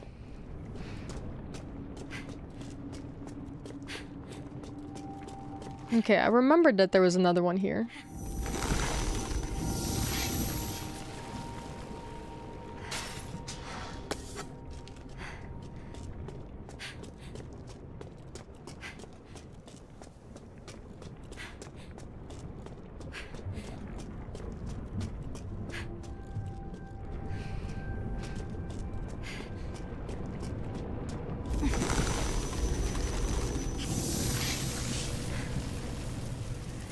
Nope.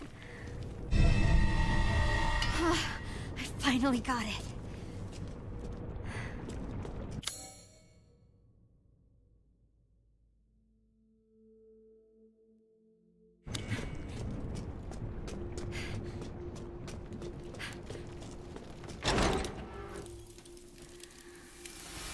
Oh, hey. Breast? What do you mean? What's wrong? What the fuck do you mean, what's wrong? Oh, None of this was supposed to happen. why not leave? The reason I came here hasn't changed. I need that crystal. Thank you. Why don't you give me an infinite amount, buddy? Ethan not helping me.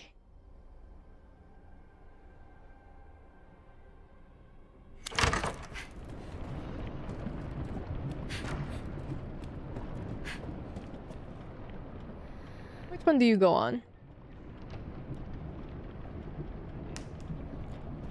Oh, here we go. Who wants it? Nice. The fit on Rose is tough. I like this fit. It gave me the option of wearing like the Ethan fit or this one. This one makes me feel like I'm a part of the Wolf Squad, which I know that she said no to, but she's wrong. Ethical side aside, she's wrong. She would be a great Wolf Squad person. Well, she would be if she was as powerful as she said she was. But I'm not feeling powerful.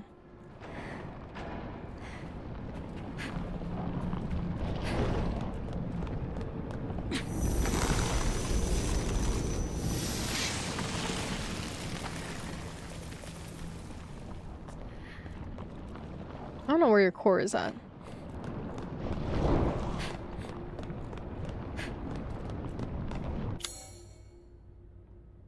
I love the fit of the Wolf Squad so much. Their retinas are gone, but the NVG, by the NVG they got. Just wait till the end of the game. Oh. I don't know how this DLC is gonna end. I'm really hoping that she doesn't actually get rid of her powers. Hold on, that's a door I unlocked. Oh, thank you so much for the follow. Thank you, thank you.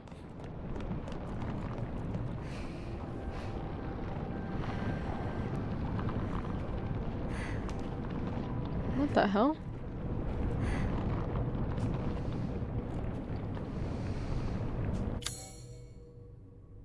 Ain't no core here.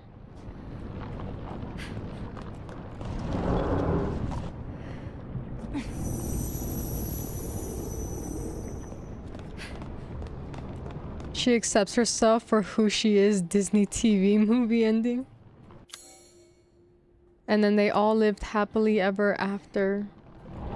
Kinda.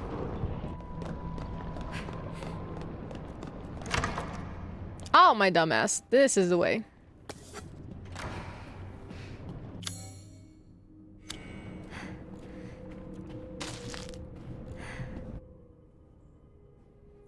I do not recall a single thing, not who I am nor how I came to be. I know nothing. My memories are as broken as the face I hide behind this mask. All that remains is this feeling, this hunger, to see others in pain, the despair in their eyes, the sounds of their screams. Who will be my next quarry? I have my minion to do my bidding. He has many faces, but no brains within those skulls. He's my best hound, and he would chase those rabbits down. Okay, so this is the Duke writing. The Duke doesn't fucking remember anything. He's just held captive here. I don't know about that. Crazy that I never played or saw this when it came out. I only heard one thing, and it was someone saying, I cried. I don't know if I'll cry, but we shall see. Not to say that I haven't cried at Resident Evil before.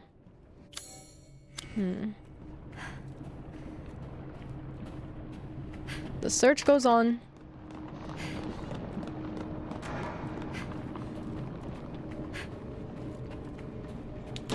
Imagine she dies.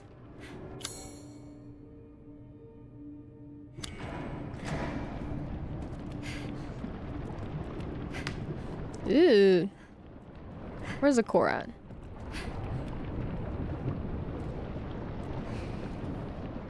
Oh, there it is.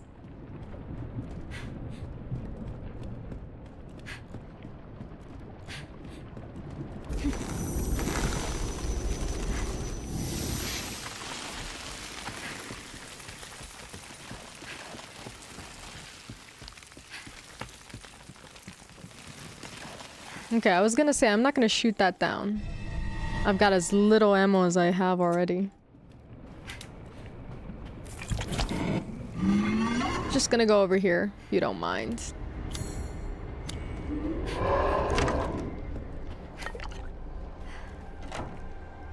Ah, here we go. We're puzzling again. We're back to our puzzle days. Wings have a bit of a shine to them. Either that or it's just a... What? I'm about to lose my mind over my heater. My heater's making so many noises. I'm getting bothered. Painting of wolves. Oh! Sheep. Okay, well...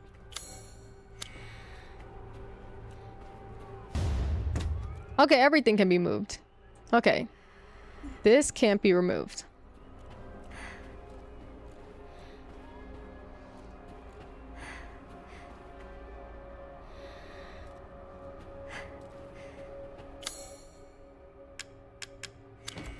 Keep.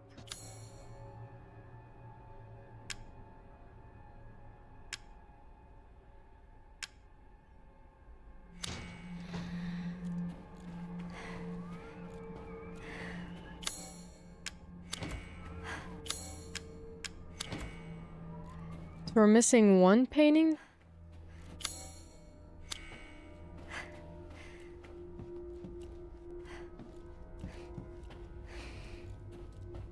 I gotta go look.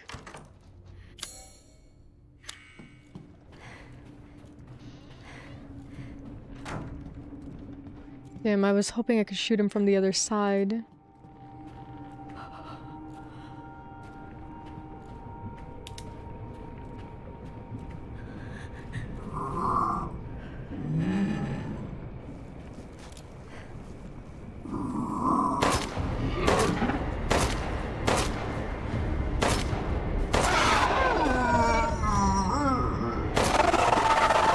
There we go.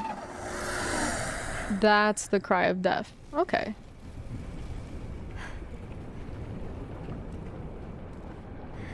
Ethan, you want to pass me more bullets here?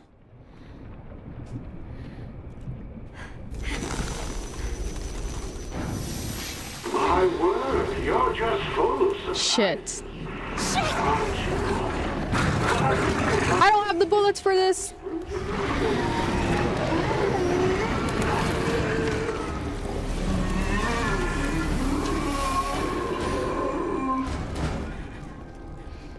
Oh shit. Those things chased me in here, but where is it? The monocular key was supposed to be here somewhere and it's not in this room. It must be close by. Fuck. Don't go too weak. I don't know where... I went behind the fireplace, but oh, thank you. Pull it. Very lovely. Took you a second, but it's okay. Yeah, you don't gotta tell me I'm too weak. I am very much aware. Looks like there are more of these. Now what do we got? Stronger now? Like how? Like my reach? My hit? Whoa. I wanna know really badly. Like now. Oh! I did that! Is that just it?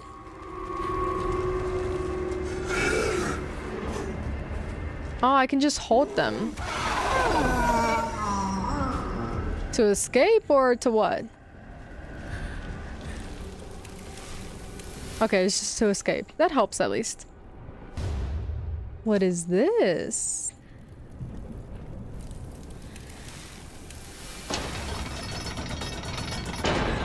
Be careful. Restores me to my seat power. Ooh, maybe I shouldn't have used it. I didn't think it would be like it restores all of the power. I thought it would only be one. Okay.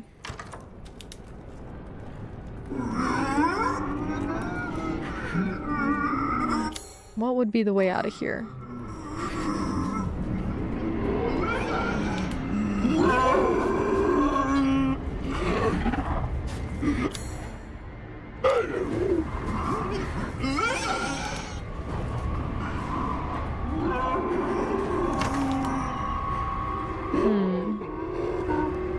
Why are we not closing the door? Oh, there we go.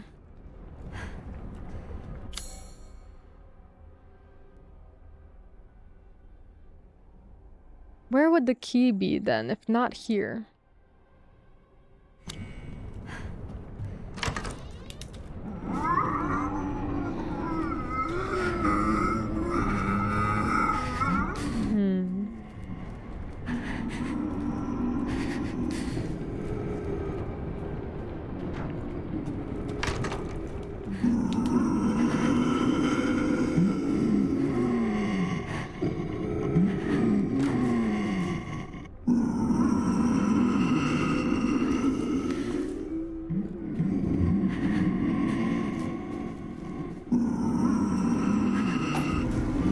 Yep. Oh, fuck,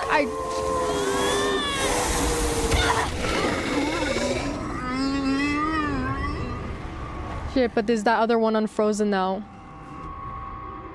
As previously discussed, disrupting the auto-inducers within the Mutamycete network can have destabilizing effects on the mode. These effects can also be observed in beings formed of mode, rather than the cellular disintegration observed in sclerosia. However, this instead presents as a dramatic slowing of movement, practically freezing the being in place. If other bodies are in close proximity to the target, this disruption effect can spread, but only within a very limited sphere of influence. Alright, alright.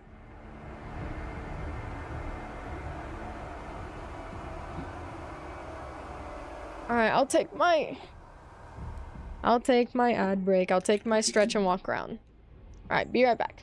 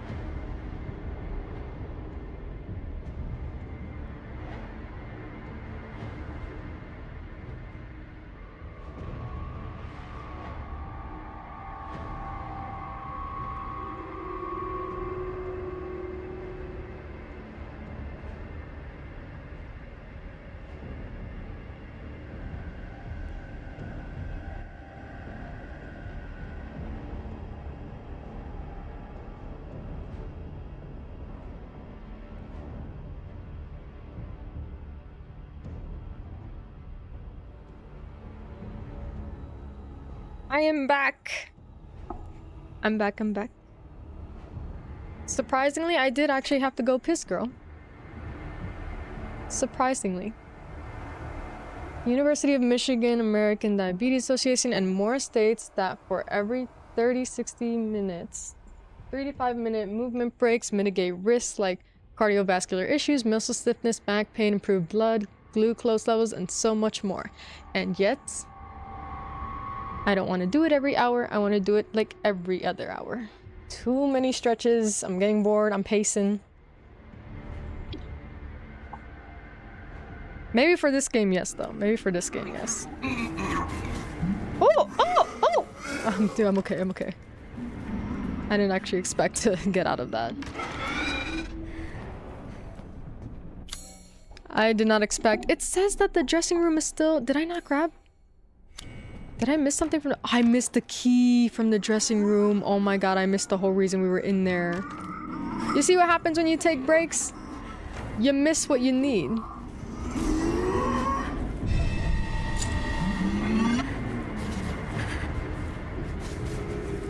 Oh, we made it out though. We made it out. I wish, like, I don't know why they're moving suddenly the way that I want them to, because that means that I didn't have to use my powers at all, but... You made me miss the key. You can't take a break because then you forget what you're doing. At least I do. Now that's done. But now I have only one power boost. What's in here? Oh, but it says I'm done in there.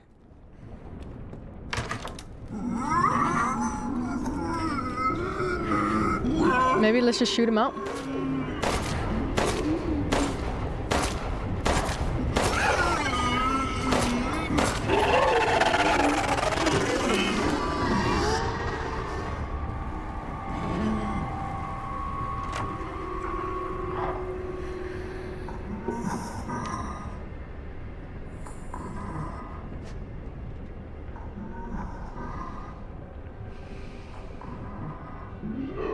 This smoothie is okay.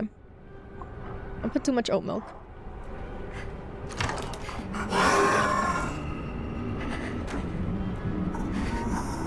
Excuse me?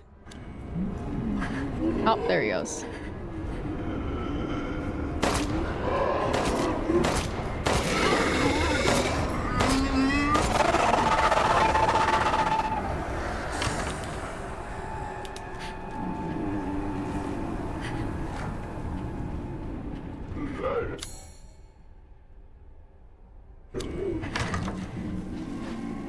Oh my god. Get up, get up!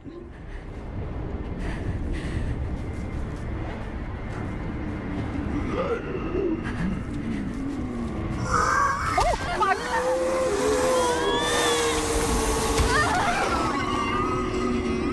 Shit, he's in my way though. Why is it doing this slow? He's in my way though. Oh my god, he's in my way.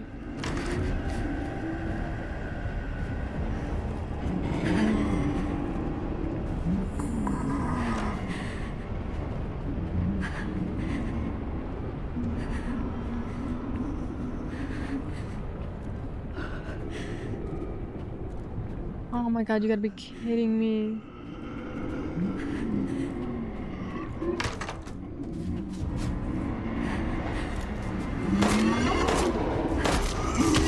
Shit.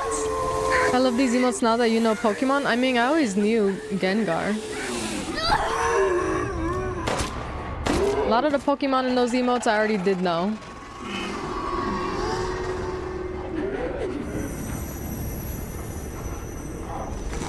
There we go.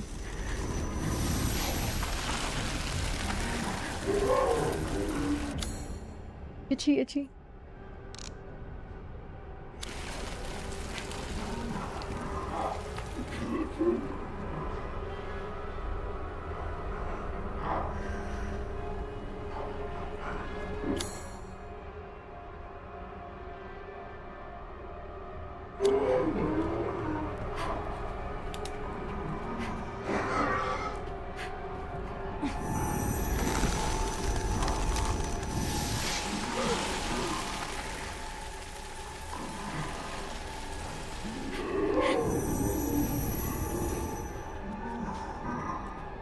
It sounds like there's someone here.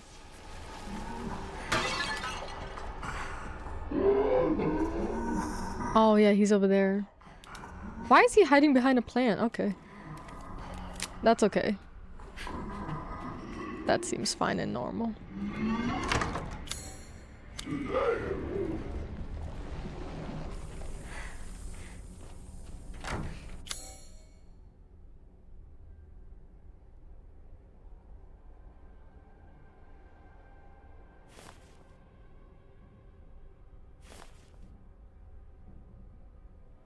Where are the locks at? Oh. They're downstairs. With that one man.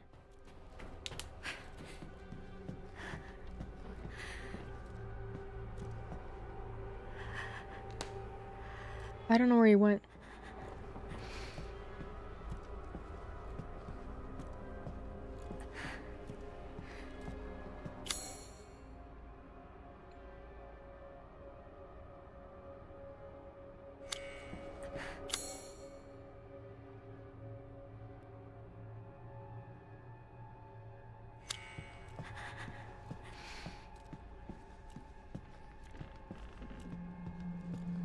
What the hell?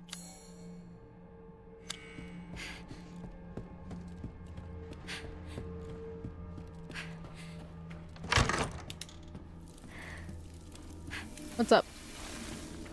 Stay safe? You got something to keep me safe? I'm trying, but it's hard when I'm being hunted by a demented giant and his creepy minions. Run? Why would you say that? I guess I can't fight them all. Oh, he made it sound like I have to run now. Don't do that shit.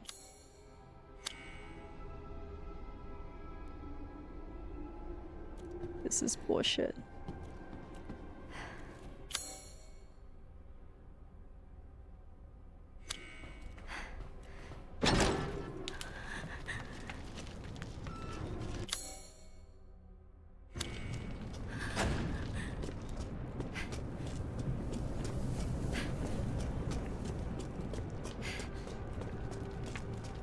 What? Oh, further in. Who's that big old guy?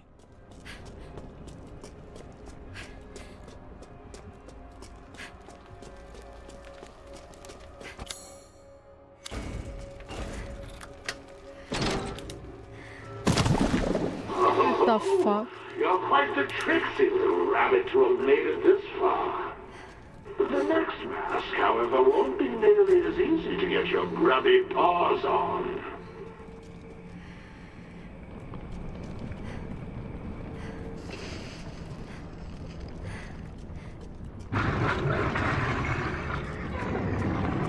What's that sound?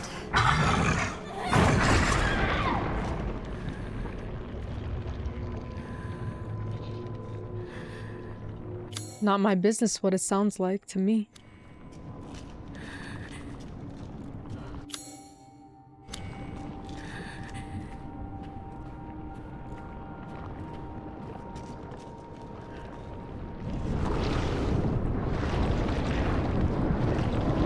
What the hell?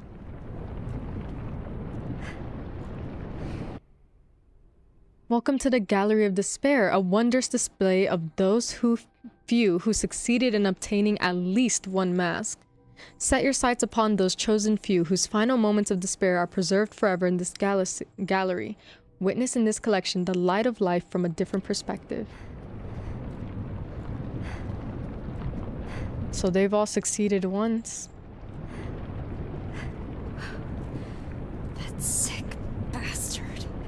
You know what the worst part is? That sick bastard is someone that helped your father help you.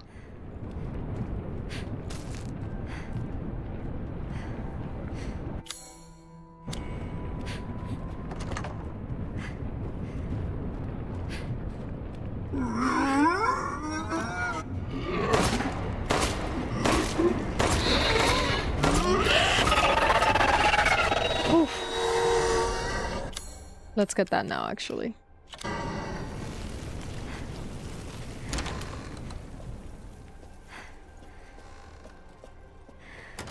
Holy sh...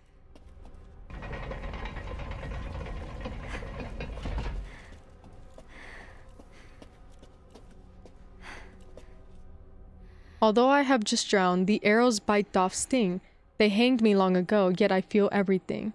But still the worst, not last nor first, the sharpened blade did ring. Drowning, arrow, hanging. Can I reset it?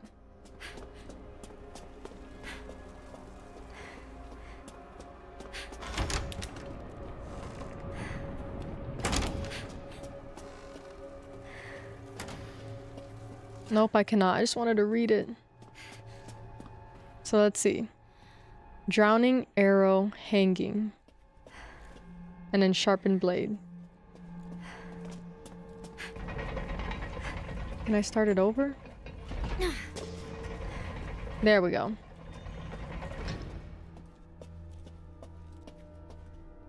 Okay. Drowning, let me check again. Drowning, arrow, hanging, and then sword. Drowning. Shit. Arrow. Hanging. Sword.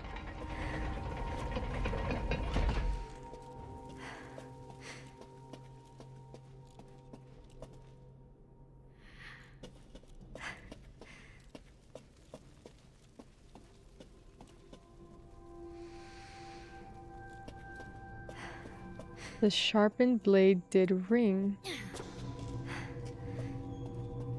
Wait, what?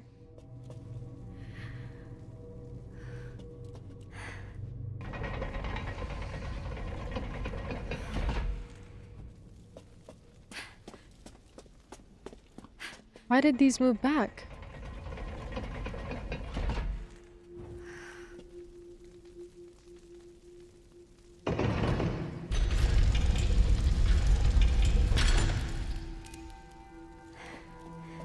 Confused, but not worried about it. What's with the shitting stools here? Just curious.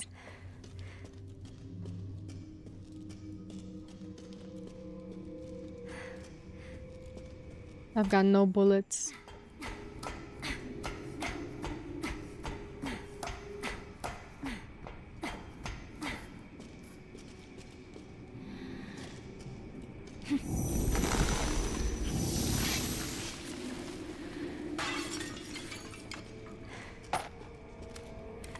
Demonic shitters the residents.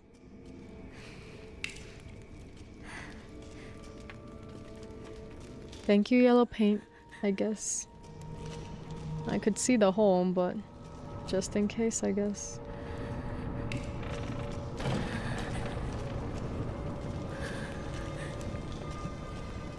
The silver mask is in the small room in the back. I'm so close. Yet so far.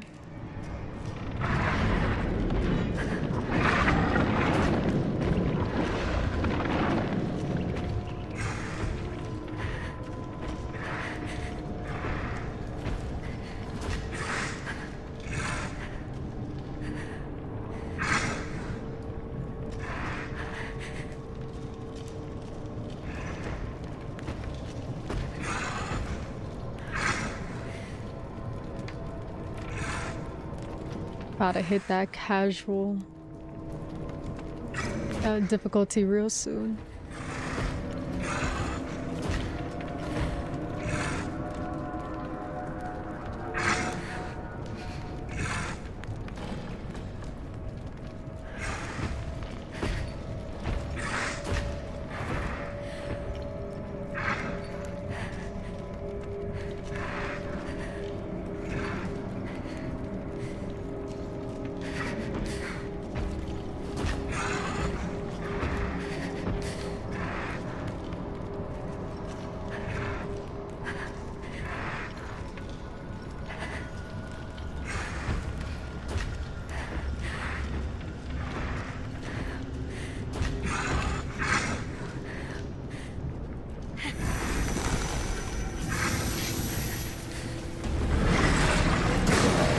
Go, go, go.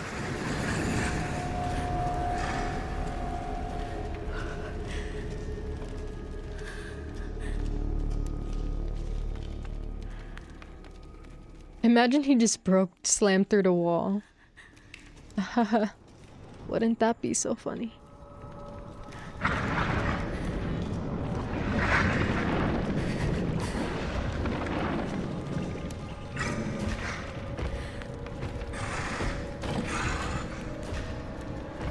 What was that noise?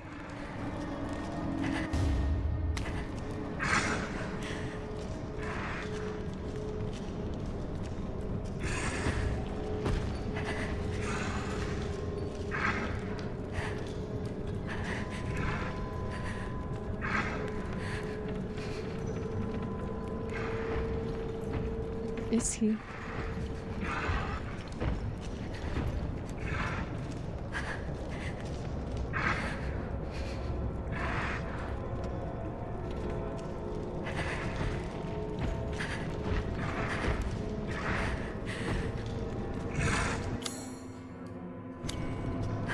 All I need is whatever's at the center.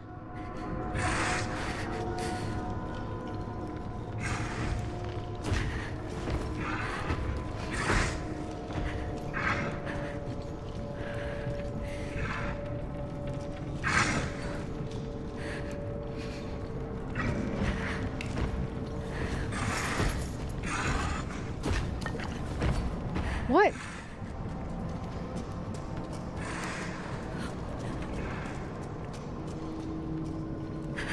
Mark?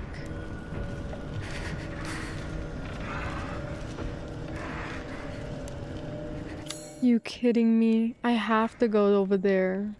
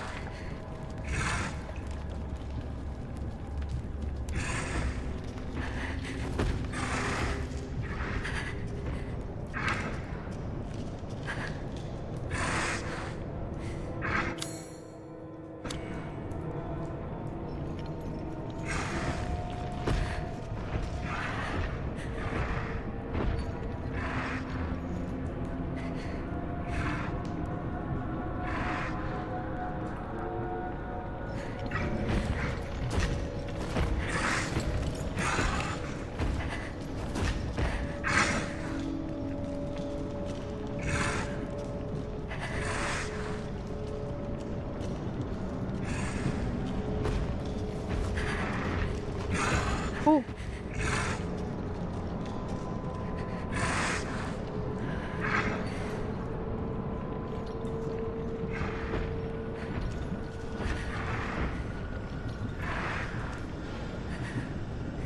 Oh my God.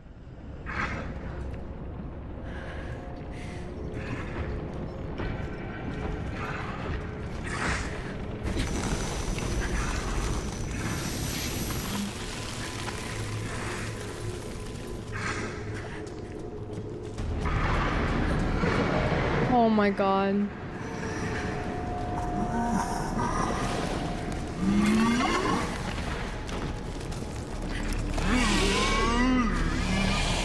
Move.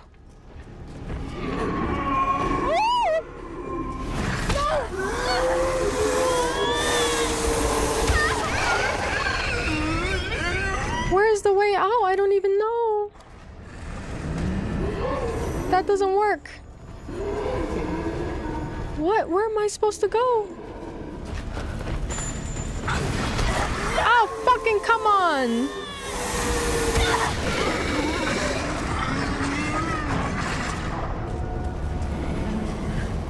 Where am I supposed to go?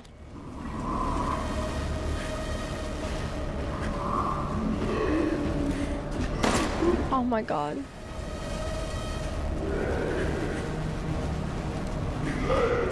The center of that...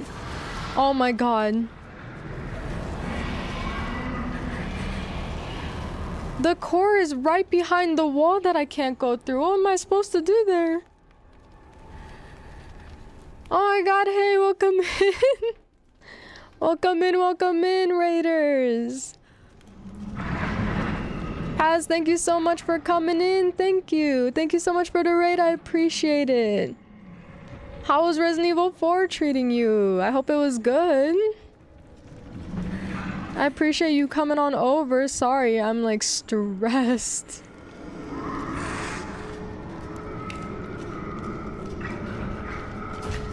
I cannot figure out for the life of me what I'm supposed to do in this area.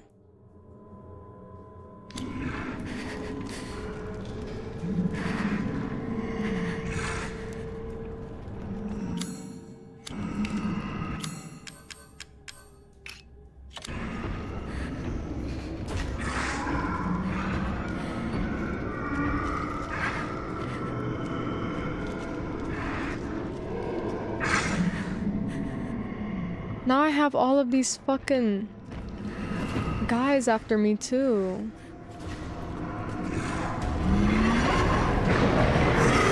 Ah, fuck!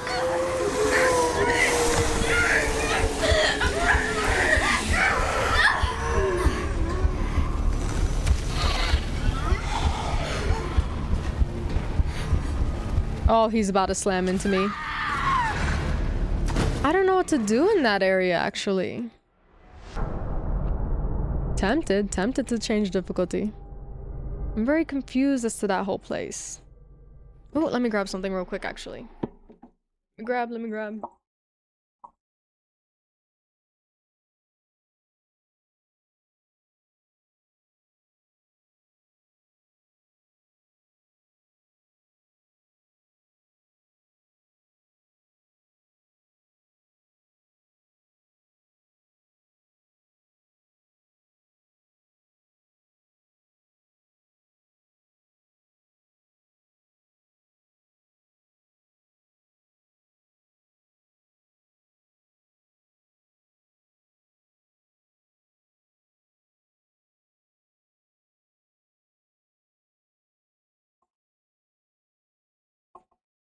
Alright, I'm back. RE4 has been good to me, albeit the regenerated part actually disturbed me. I feel like I'm so close to finishing it because I just met Krauser. Oh. I don't know where Krauser is at, actually. Are you playing the classic or the remake? Oh, well, it says actually that you're playing the classic.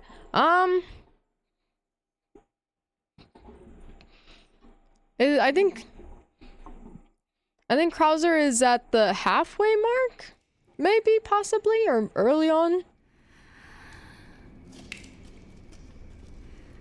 Krauser is his own thing in and of itself, so...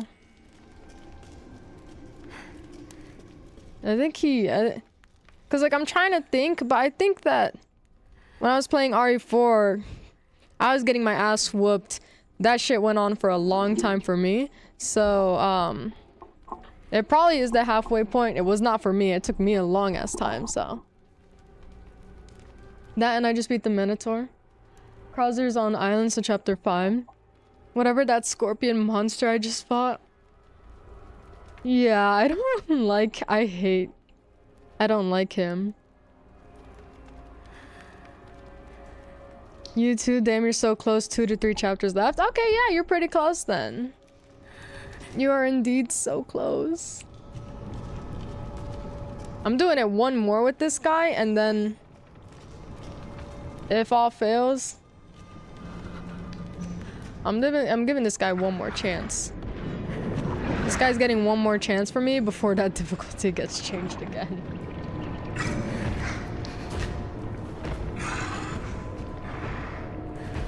No, I hate some of their creatures though.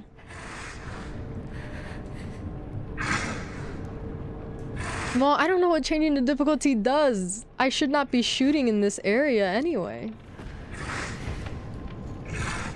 I don't know what changing the difficulty would do for me, because it doesn't like lower the enemies. The enemies still absorb 10 bullets.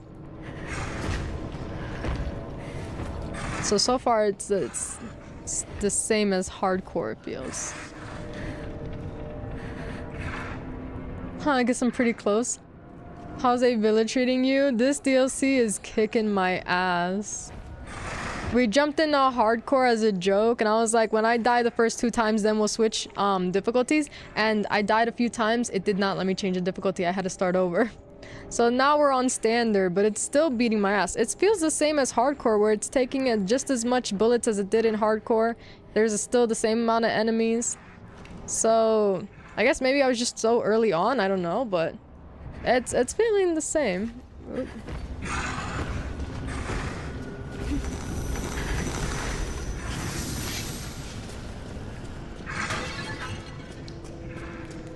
Going. You've met Peach's arch nemesis JJ. JJ gave me so many headaches. I fucking hated that enemy. Piece of shit enemy, really. Piece of shit enemy. Truly.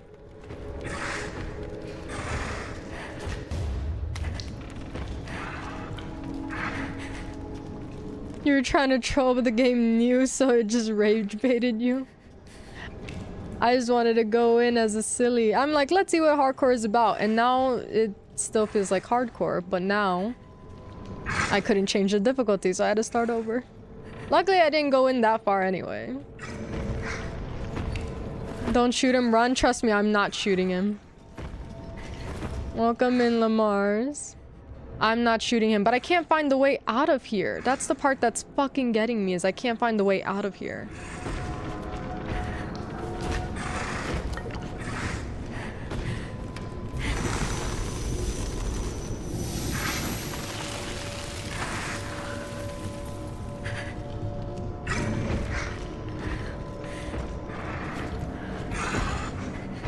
Over there? No, yeah, we already like went through there and died.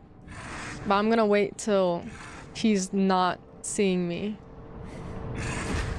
Because when we went over there, I couldn't find the core to get the fuck out of there. So I'm like, I don't know what I'm supposed to do.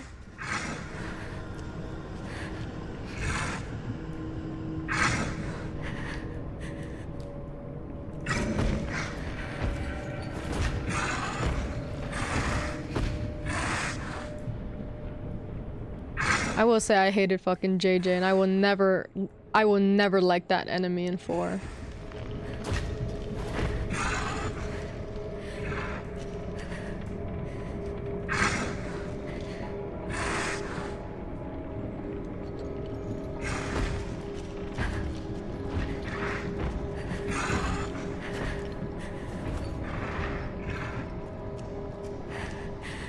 I love JJ, you're the only one.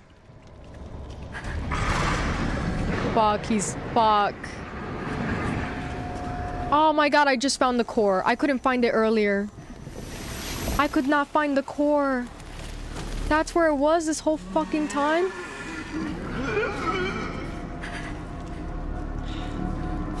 That's the part that gets me, is not even the difficulty, it's my dumbass and these cores. It's me and my eyes.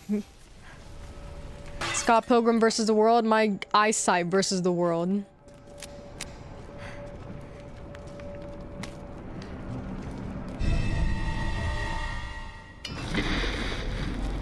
You put your filthy mitts on something you shouldn't have. Oh my god. Time to teach this greedy little rabbit a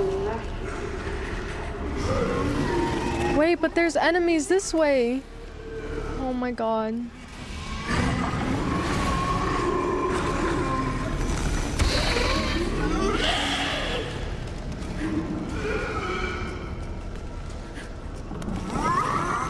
Oh, the executioner's gone from this area. That's fine.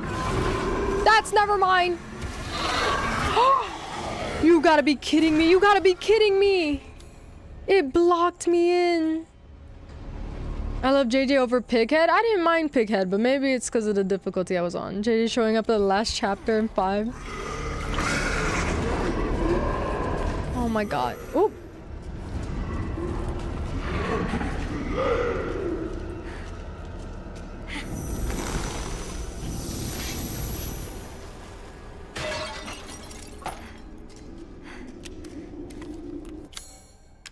Oh, thank god I have a spring of white sage.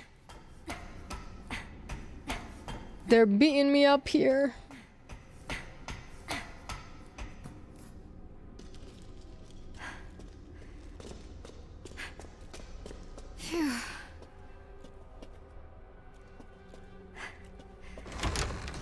So what's next?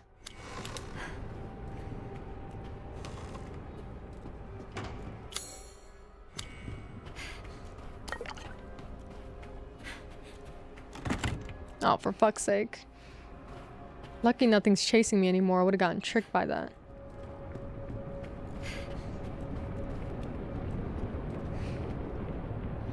Wish I could read this.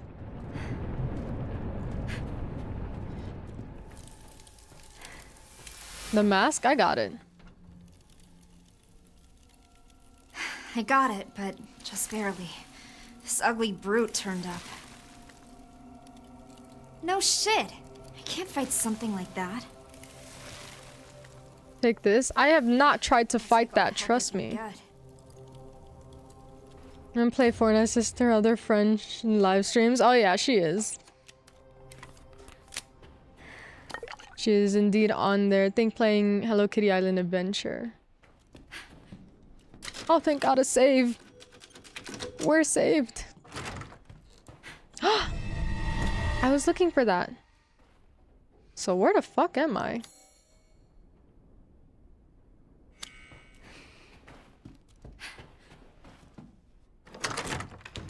Aww. It's nice to get some cold air to escape the place a little bit. Or not. We keep going.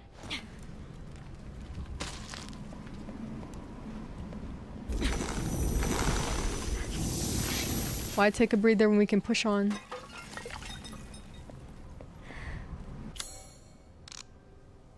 I've got 9 chem fluid.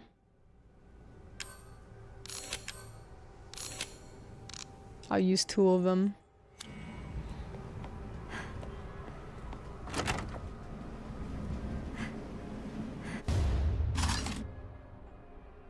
Shotgun shells. I forgot about that goddamn shotgun. Guess we're holding on just a little longer.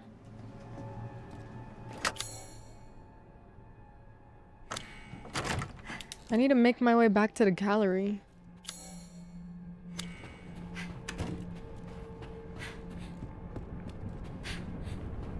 I just went in a circle.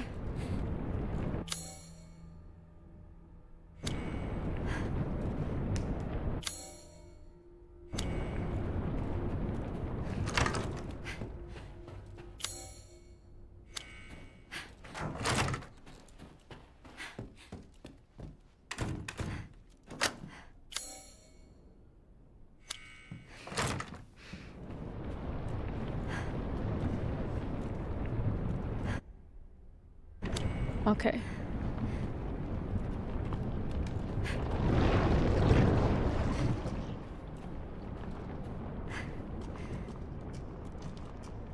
I like Diocea's daughter's quote. I wish she was an RE9. I do wonder, oh my god. Although, I was told that this takes place after RE9, so... What the fuck? Persistent little rabbit, aren't you? But you cannot simply do as you please. Anyway, I was told that this takes place after RE9, so it makes sense that she wouldn't be in it. She was probably like 9 years old or something. I don't know how old she was, but she was probably way too young.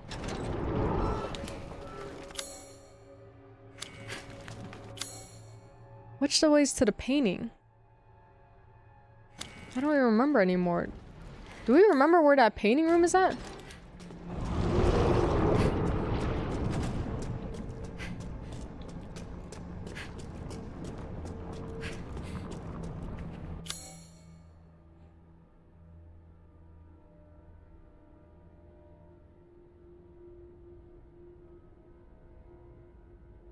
Must be on the other side.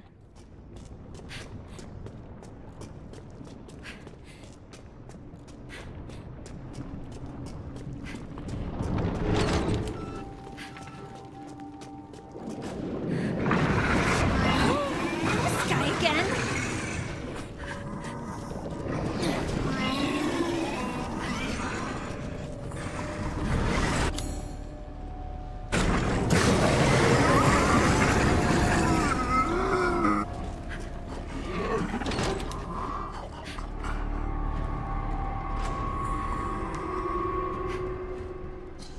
this?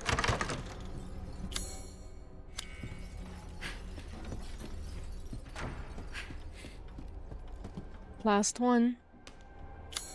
RE9 is in 2026. This is 2036. She's born in 2020, 16 here. She's 6 in RE9 and Grace hits her back on the heater. She's 6 there.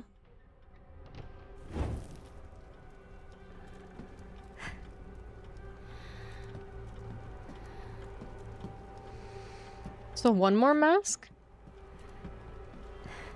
Yeesh.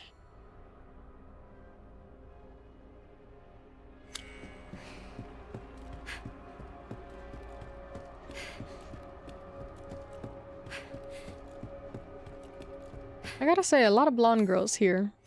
A lot of blonde girls lately.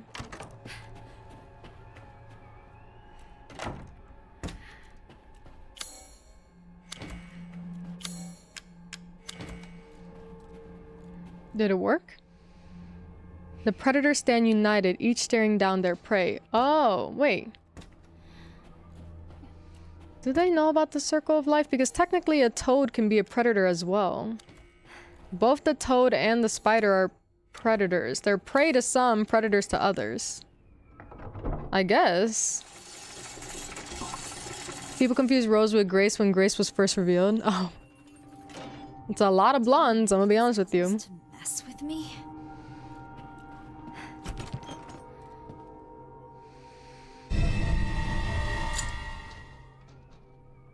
The triocular emblem begets glory. Onto thee, golden mask.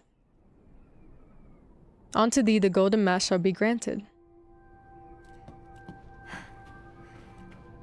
Perfect time to go on casual difficulty.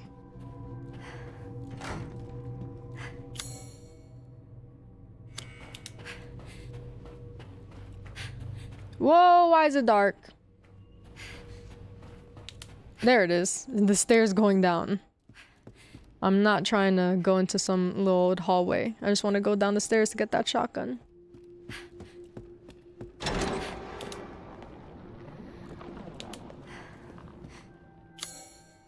That way. They've got me all turned around here.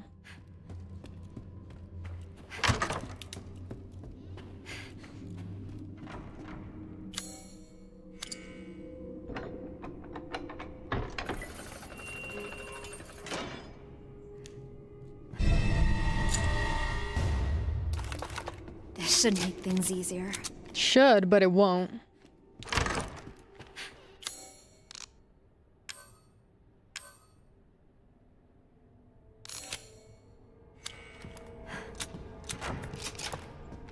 Now, where to next?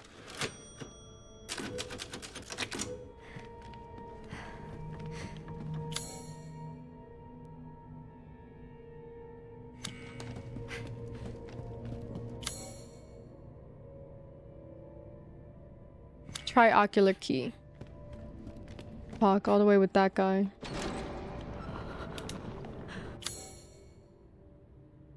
Am I missing my brain today? I wish Capcom added the details of grill marks like on cooked meat on Grace's shirt after she got thrown on that heater. I don't care about path tracing in real hair, give her grill marks. Even in real life with realism, that wouldn't happen. The slam was too quick to make a sear.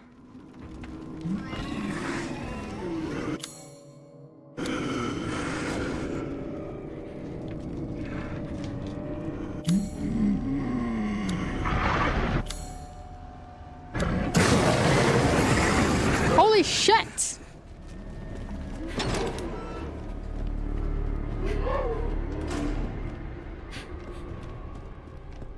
Psyduck playing right now? Okay.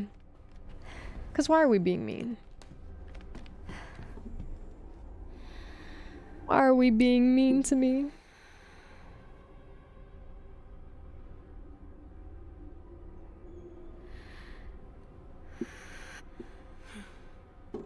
Ow, my nails.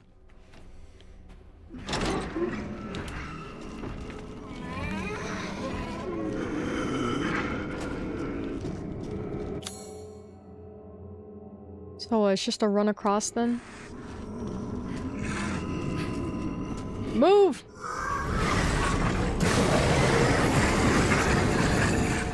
Go, go, go.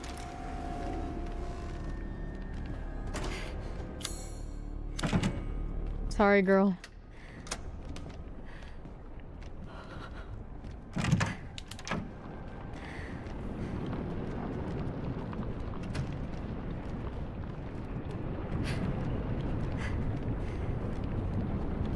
When someone says, I would fight for 1,000 lifetimes, Is that... she really did. mask?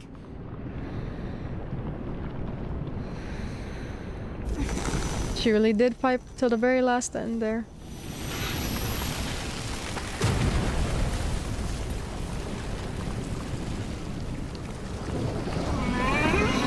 Shit.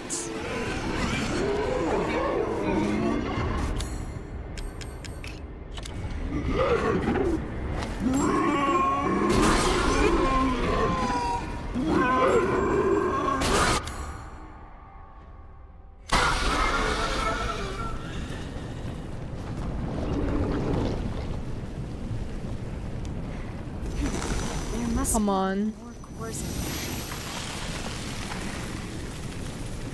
Where's the last core? Gotta find some way to get across. I'm looking. Oh, there we go.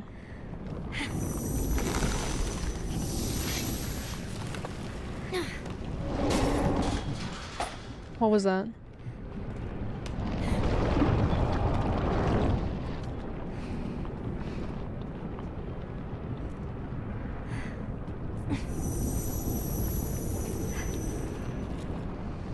Shit, I'm on the edge.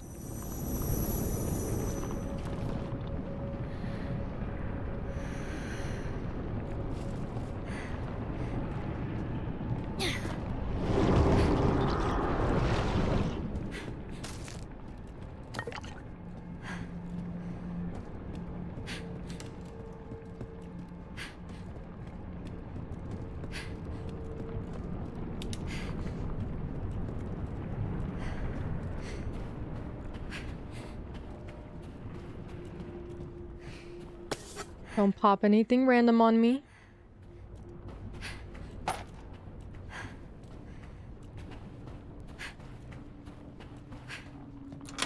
Just in case.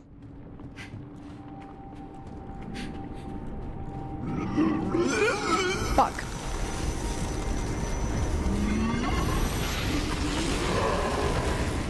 Go.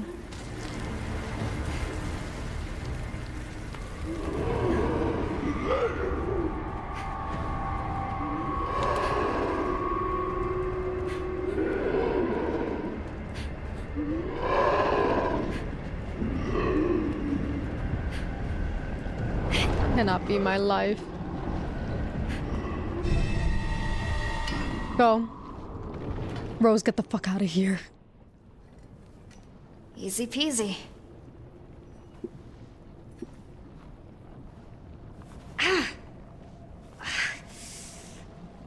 What's happening? What's happening? Now.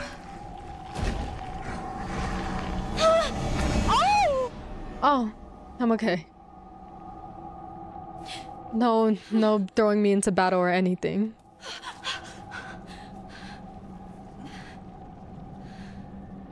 Where am I? Rise and shine, little one.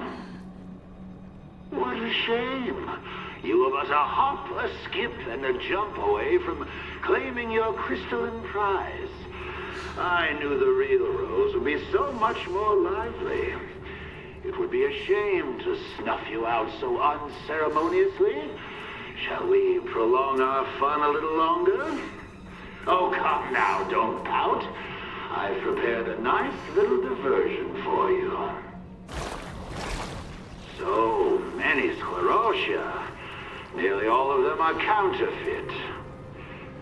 Do you think you can suss out the real ones? Time is running out, little one. Tick-tock, tick-tock. You'll be swallowed right up if you don't hurry. How am I supposed to tell the difference?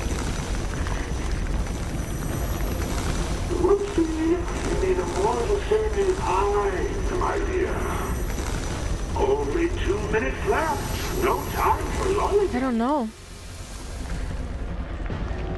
Lower than barrel? Left? What?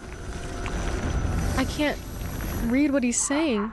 You're not even close. Left. Lower than barrel. My, look at the time. Just 90 seconds left. It's not a good idea to take any chances. Oh, wait.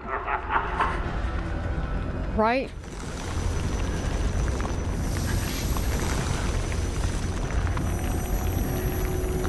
Lower than barrel. Yes! Jeez. Thank you. A little hard to decipher, but... Next one. Deep shadow. 1 minute.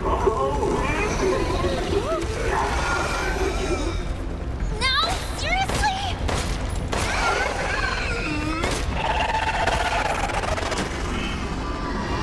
Deep shadow, and then what? What's the next hit? Deep shadow. Broken wall. Big core.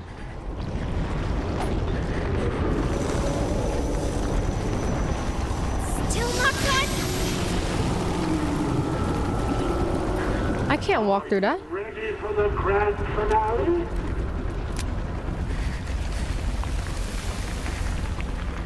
Hurry. Here. 30 seconds. Time's a wasting. Here. Up.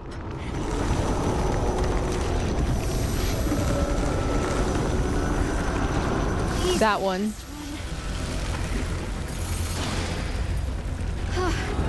Thank God that's over.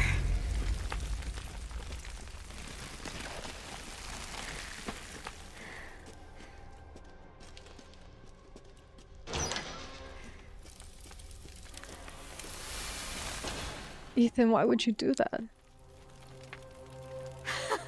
I couldn't have done it without you. All you? I was hoping for a pony, but I guess this'll do. You know you weren't.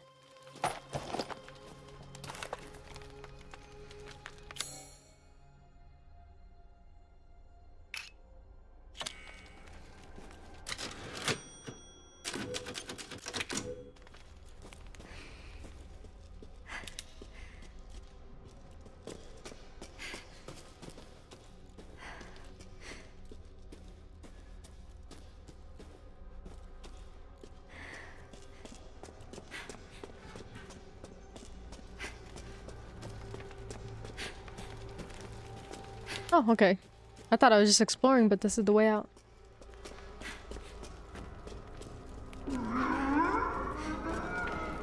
Oh, for fuck's sake.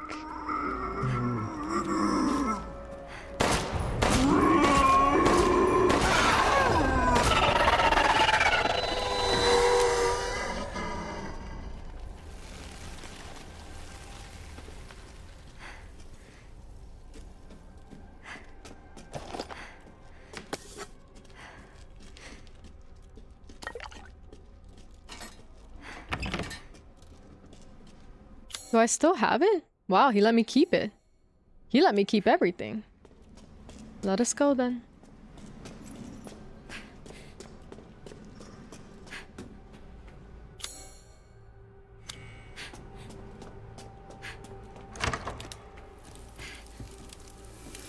Almost time. Yeah. I can finally get rid of these powers. There's no way that you... I have to admit, I lived with them for so long. It's kind of weird to let them go. Be careful. I know. I know. It's just you would never say that your father was a monster, and so neither are you. Being a victim doesn't make you a monster. Love when they do this pose. Let's go.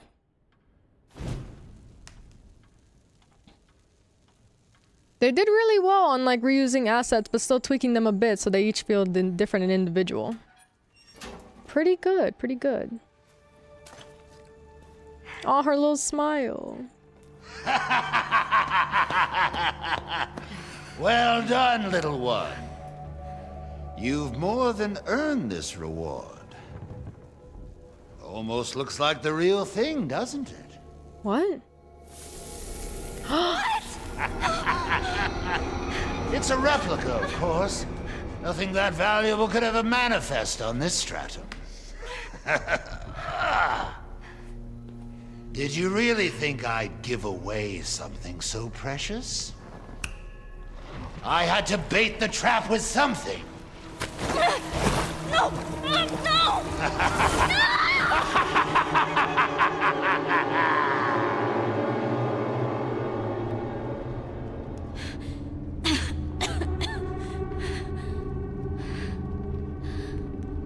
I'm wondering, why are all the roses searching for it?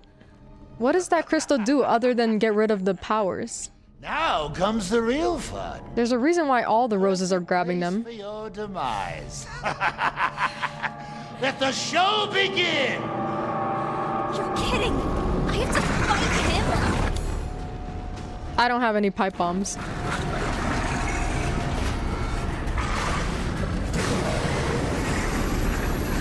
Shit! He's even uglier now. Oh!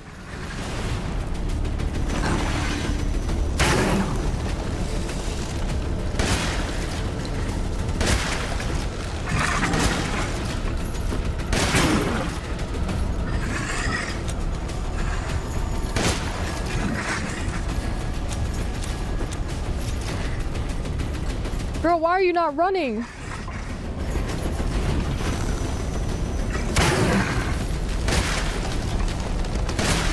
That's entertaining!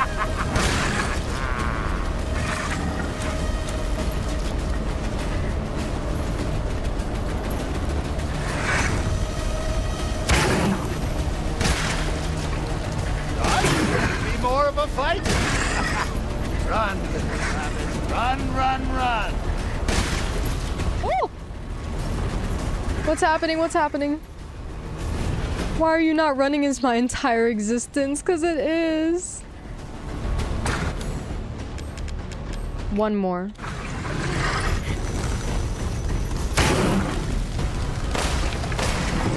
Is he dead? Did I do it? Well, look at you.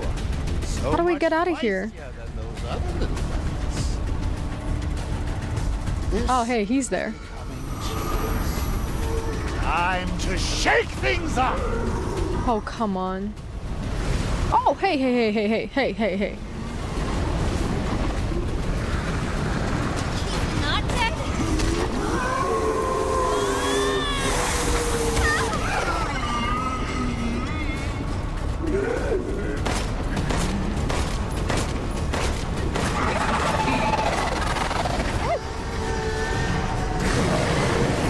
I hear him behind me.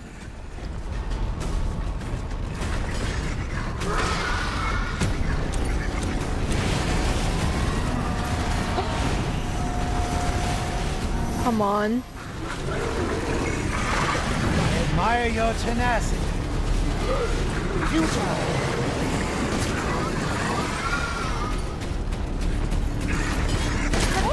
Do some real damage. I'm finding it.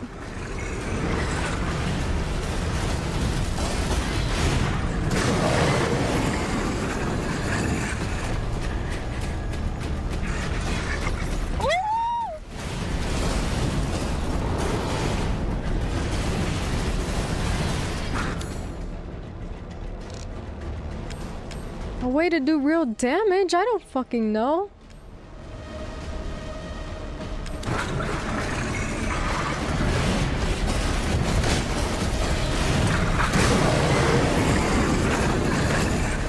I do love to watch rabbits struggle. Oh,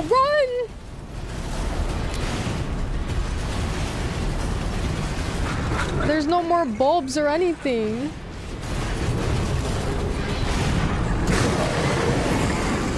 What's he doing?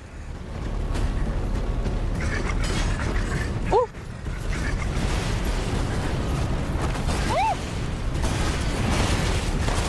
Ah, shit! I can't aim with this. Still have some fight left. Oh! Oh! Oh! I don't know.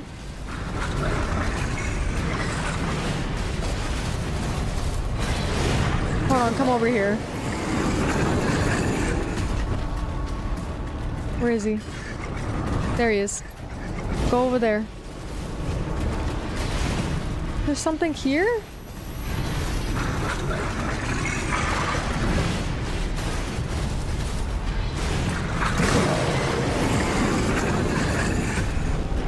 I don't know, I'm running out of bullets. Run! Why do you not run?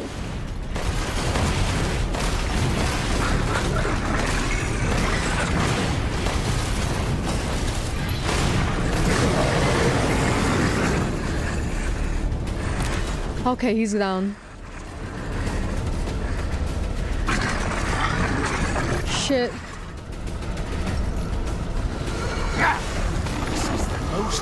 Elora's having a moment with Zeno. What kind of moment?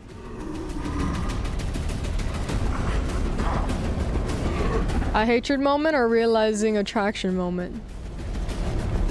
Because many people are having an attraction moment. You call this a show? Fucking hell.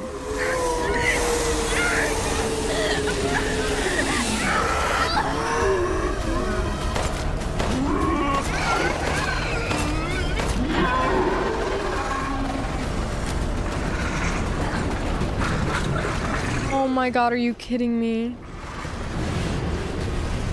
Shit, I can't grab that.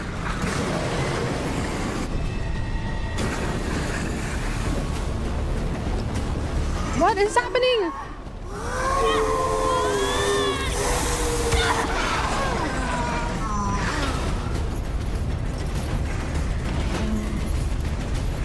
Fuck, move! I've got them together in Tomodachi. Elora is vibing with that man. Shit. This is what I need to use my powers for.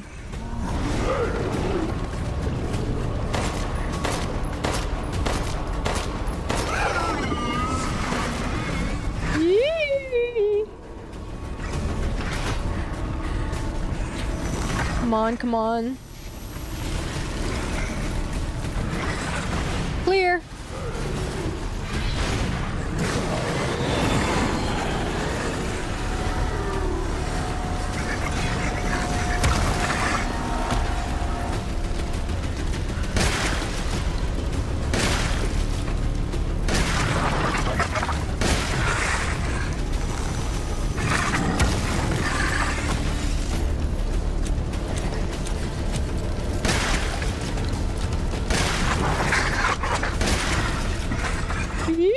Enough with the dilly-dally. Finish this! Vic had me help him because he was frozen. A lot of might like men.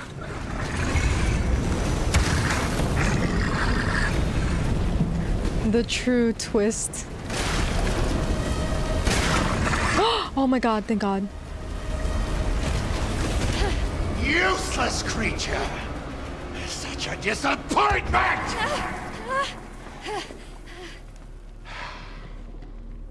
No matter. Your imminent demise is inevitable.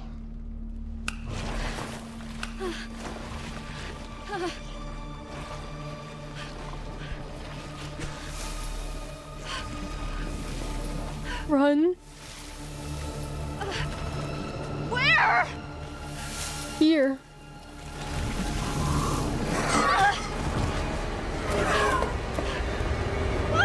What? Down there?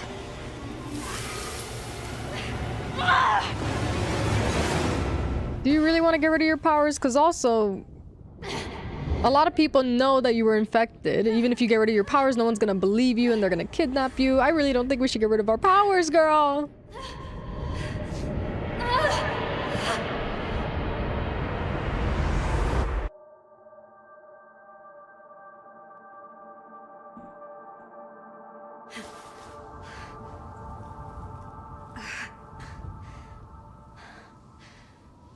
Where am I now?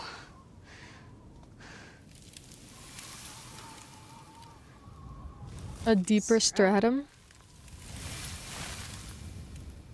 Deeper you go, harder to escape.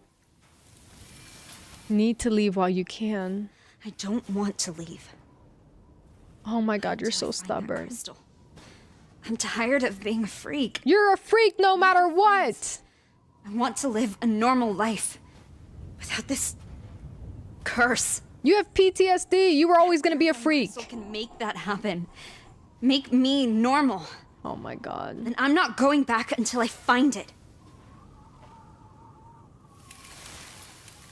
Stubborn as shit. So?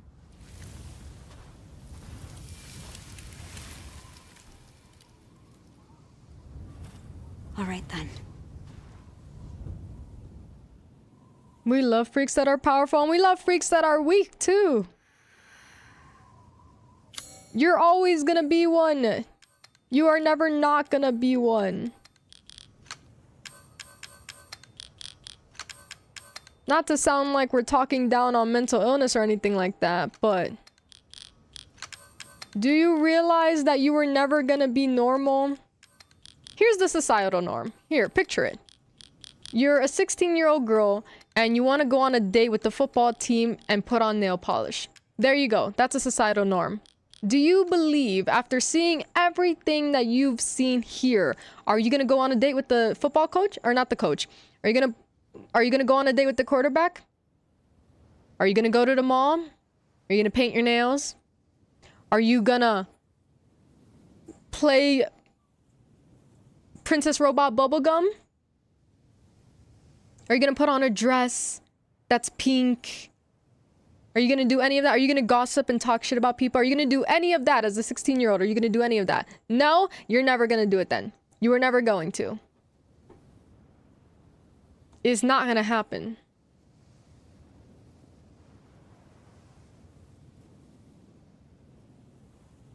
Why did you redeem all of that? I will take my sip, but I'm not going on another walk. The cat is on the bed still. I am a freak. Also, Elora and Zeno are laying on the floor together in Tomodachi. Oh, Elora's getting exposed out here.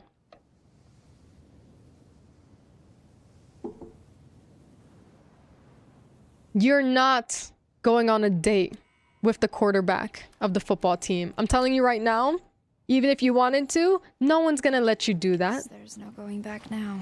No one's gonna let you do that. Because they already saw you as a freak. Because you avoided everyone like the plague. You go back now, no one's gonna be like, I can smell that your powers are gone. Let's be friends. No one's gonna do that. No one's gonna sniff it out. It's too late. You could have been born with autism and treated like a freak. I promise you, not happening.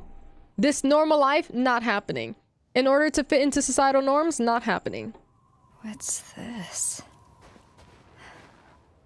Thank you, Mr. Monkey.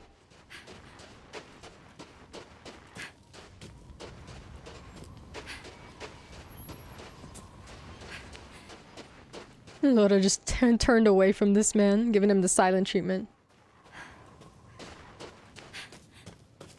You're stubborn and you're 16, so of course you're not gonna understand. Every kid does this thing where they're like, I have to do this to be normal. And it's not what makes you normal. People are just mean. You're a child and this is completely normal. But I want to go home and you are forcing me in this world. I swear I've seen these monkeys before, but what the hell? You don't remember your monkeys? Some best friend you are. This used to be your best friend. I remember my toys as a baby. What a disgrace.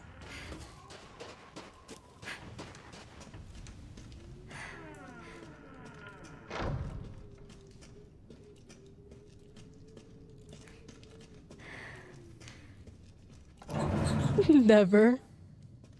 As my me should. It's too late. Oop, what'd he say? I didn't read his message. Something's not right? Okay.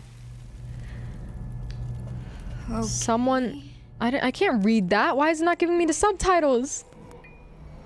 Oh my god. Something seems different. Oh, nice. Animating you and everything. You look a little fucked up in the face, not gonna lie. This is weird. Look, I love that. Oh my god. I'm sorry, but you're a freak.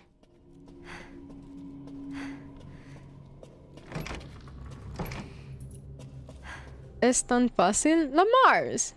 You knew Spanish this whole time? I've tried to speak to you in Spanish, but I didn't know if you knew it or not. You knew Spanish this whole time? Today was my first day of school. I've always wanted to go. I'm gonna give Chris a big hug next time I see him. My heart. There were so many kids my age. It was like I walked into a TV show or something. I was so scared when I had to introduce myself to the class, but I was still super duper excited to be there. I'm gonna make so many friends. I'm gonna try and talk to them tomorrow. I try to be brave and talk to some other kids, but no one wants to talk to me. Schoolwork is super easy. It's all stuff I learned with mommy, but I guess I shouldn't answer all the teacher's questions. The boy behind me said something really mean. My hands go icky with white sweat when I panic, and it was really bad today. Hello? ¿Hablas español también? Sí. Por eso pongo el tag, que puedo hacer los dos. For whoever needs it. Today the teacher yelled at me for always carrying my hanky. She says I'm not a baby anymore. I fucking hate when teachers do this. Teachers like that are the bane of a fucking neurodivergence existence. Like, I can't stand bitches like this. Fucking teachers like this is the reason why I ended up like dropping reading and never fucking picked up a book again years later, like well into my adult years. It like forced it made me want to like try and force a bunch of my fucking stims away and everything. Like I fucking hate a bitch like this. I can't stand for something so like mundane and harmless. Always gotta fucking yell at people. And also, if you do that, most likely teachers do that in front of other kids as well. So then you as an adult teach other children that it's okay to fucking bully. Thank you so much. What a great teacher. The boys at school keep saying I'm icky, but I take a bath every night, always wear clean clothes, and bring a fresh hanky every day. It's because of the stupid white sweat. Girl, they would call you icky without the white sweat. Like, I need you to understand. It's this thing where, like, a lot of people think that what they experience is unique and only to them. And it's why people get really insecure. And what they need to understand is this happens to everyone. You would be called icky as a little baby girl, whether you had that white sweat or not. This is nothing about you as a fucking monster or anything. Whenever it starts coming out of my hands, I wipe it off right away, but sometimes it won't wipe off, so I just hold my hanky really tight. Yeah, like, if you wipe it off right away or hide it, then no one probably noticed. They call you icky because you're a girl and they're like 9. That's why they call you icky. But because, like, she's been taught that she's so different and everyone can tell in her mind, she thinks that it's because of her powers and not because it's normal child behavior. It's really mean behavior, but it is normal child behavior. I'm afraid that this is normal. Chris even told the teacher that I can't get anyone sick, but it didn't change anything. Okay, so the teacher knows. The teacher knows that she's different. Someone finally talked to me. Lucy from my class said she always wanted to be friends. We're gonna have lunch together tomorrow. I can't believe it. I'm so happy. I hope Lucy's friend Catherine will be my friend too. This is... Teacher's biggest op. It's... If you're not open-minded as a teacher, guaranteed you've created a closed-minded environment and now all the kids will follow you because that is what children are taught. To follow what they know, especially a trusted adult. You have created an environment now where she's the main target. There probably was no bullying of other fucking about any other kids because she was probably the main target. Because that is what you cultivated. You treated her differently because you knew the secret. That's a really good painting though. But yeah, you know her secret, so you treated her differently and everyone noticed.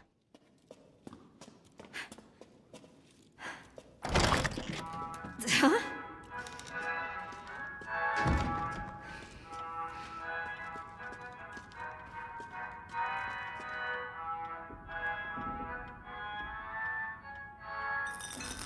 Oh boy.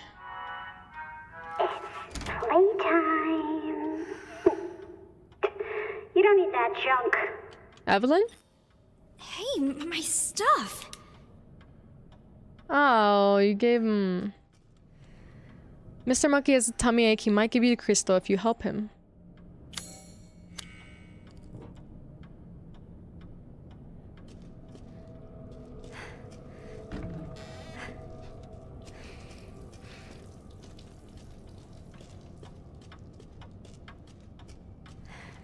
The same but slightly different.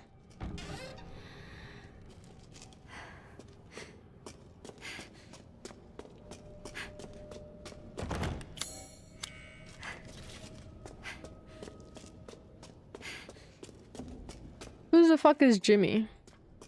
Also, did we even find out who Nicola is? Oh wait, no, now we do know. So Nicola... Wait, no we don't. It said Nicola in the main game was the fourth founder. But we didn't find out what she was the founder of, and we don't know if that was Miranda's original name. But then again, didn't Spencer call her Miranda anyway, so maybe it's not? But maybe it's like Nicola Miranda, maybe Miranda's the last name? I don't know. I just remembered that right now. I'm still confused on some shit. Ooh. It's a little crazy.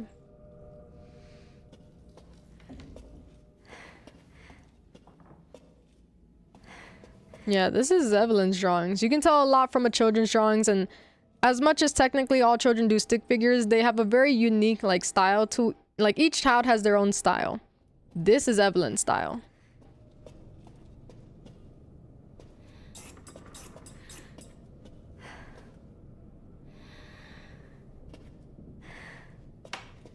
This is like how Evelyn always draws hair. Usually how she always draws herself.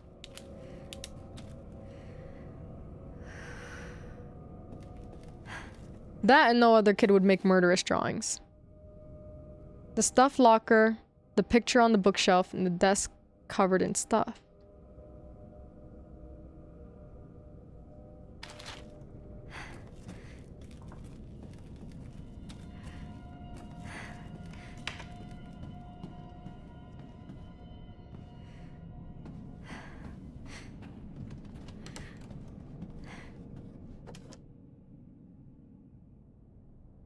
$44.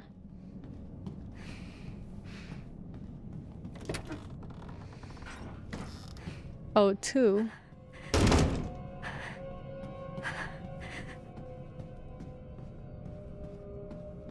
And then what else?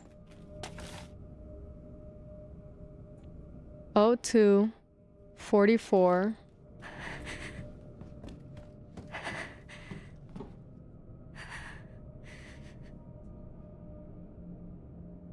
Oh, 2, 44.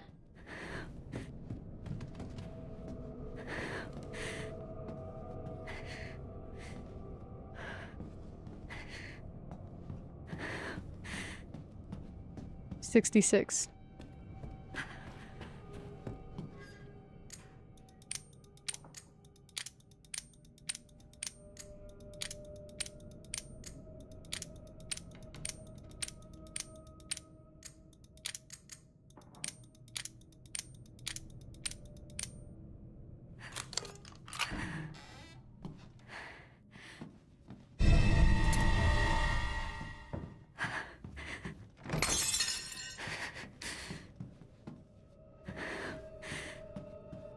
So will we just go back?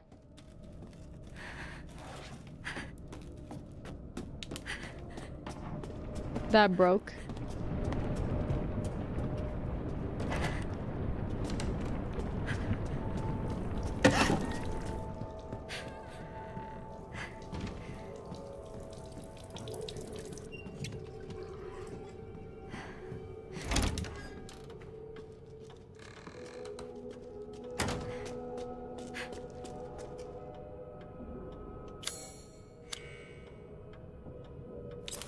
What's gonna be in this thing? Oh. Ow, that hurt! You won't get the crystal by slicing open your friend.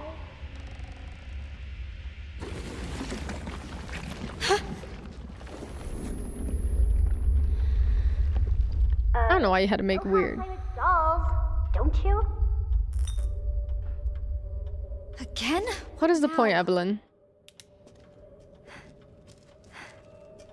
Oh yeah, I saw what you sent me. I haven't opened it up yet. But I did get to see it. Lucy. I bet you can find all kinds of places to play with this doll and her friends.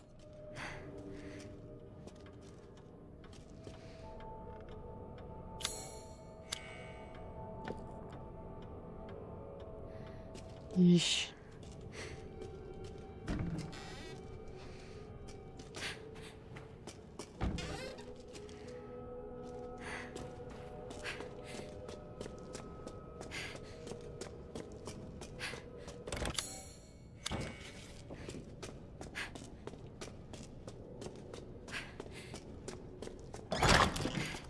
Someone really went all out.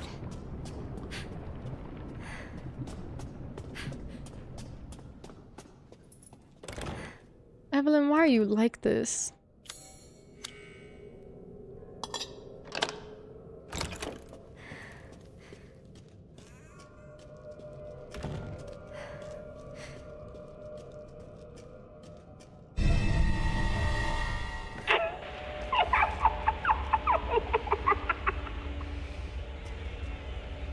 No one wants to be her friend? What a loser. Okay, hurtful.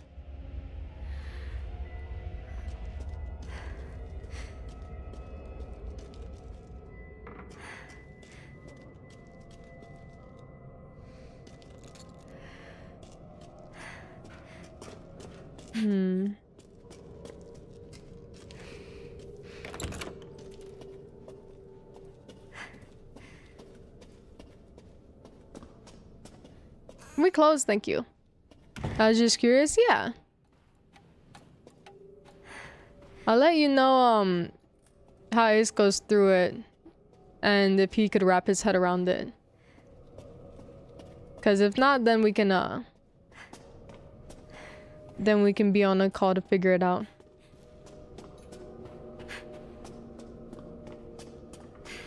But I'm sending that to him to figure out what the fuck. Okay. It's ignoring that.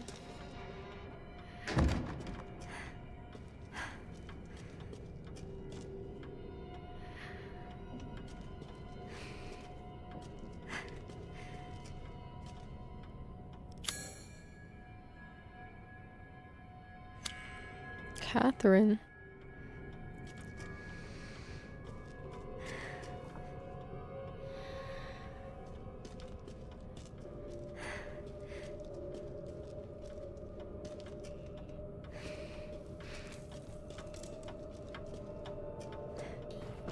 The expert. You want me to play with dolls? Oh, okay. We'll do these later then. Let's stop knocking on the door. We need to clean that gross mold off of her. Oh, way to be a good friend by making her relive her trauma and making her a freak in the form of dolls. Way to go, Evelyn. You're really making her confident here. Oh, and they laugh. That's so kind. Yeah, I get it. Fuck you. She's so fucking irritated.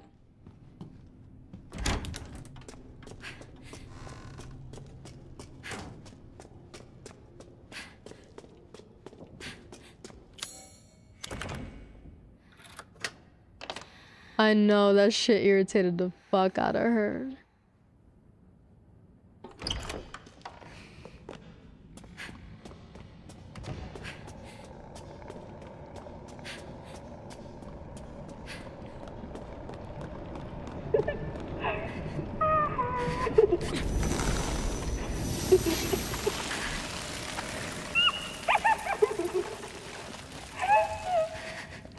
Where's Ethan?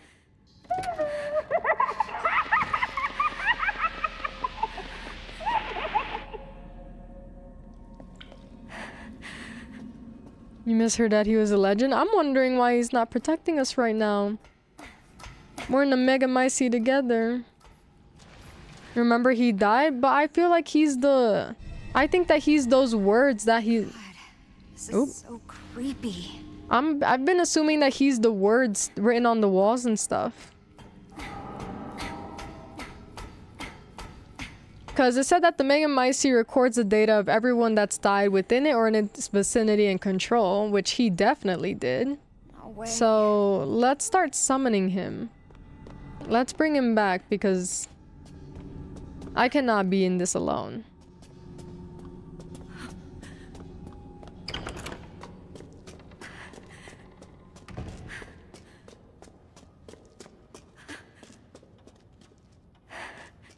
You're right, it's his ghost. Yeah, which like makes me also wonder how long he's been probably fighting off any other people in the consciousness as well.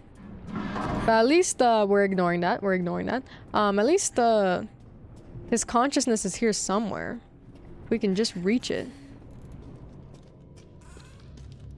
Hey Lexi, welcome in. Hello, hello. How you doing? Okay. So no one wants to be your friend. What a loser.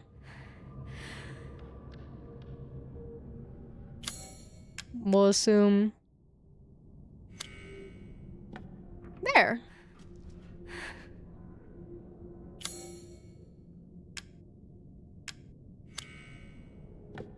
Yeah, that matches.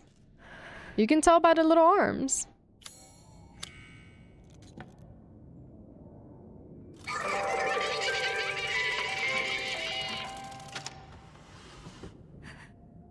This is so mean. I'm doing good. How about you? I'm doing good. I think we've reached a good point in this DLC.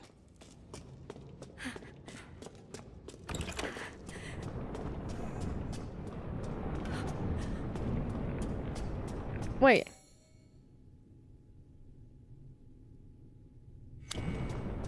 I think I have all the dolls now. Do I got 4? Oh, shit. 4.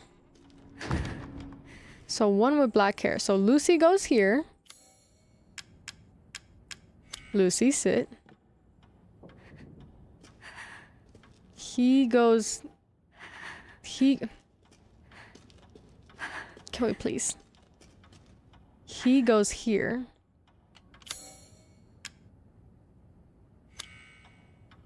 Yep, there we go.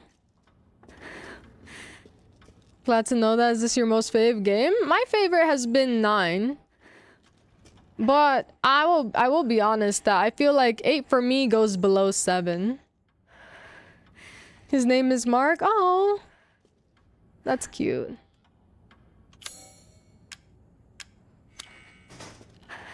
If she points... This one? That's not right.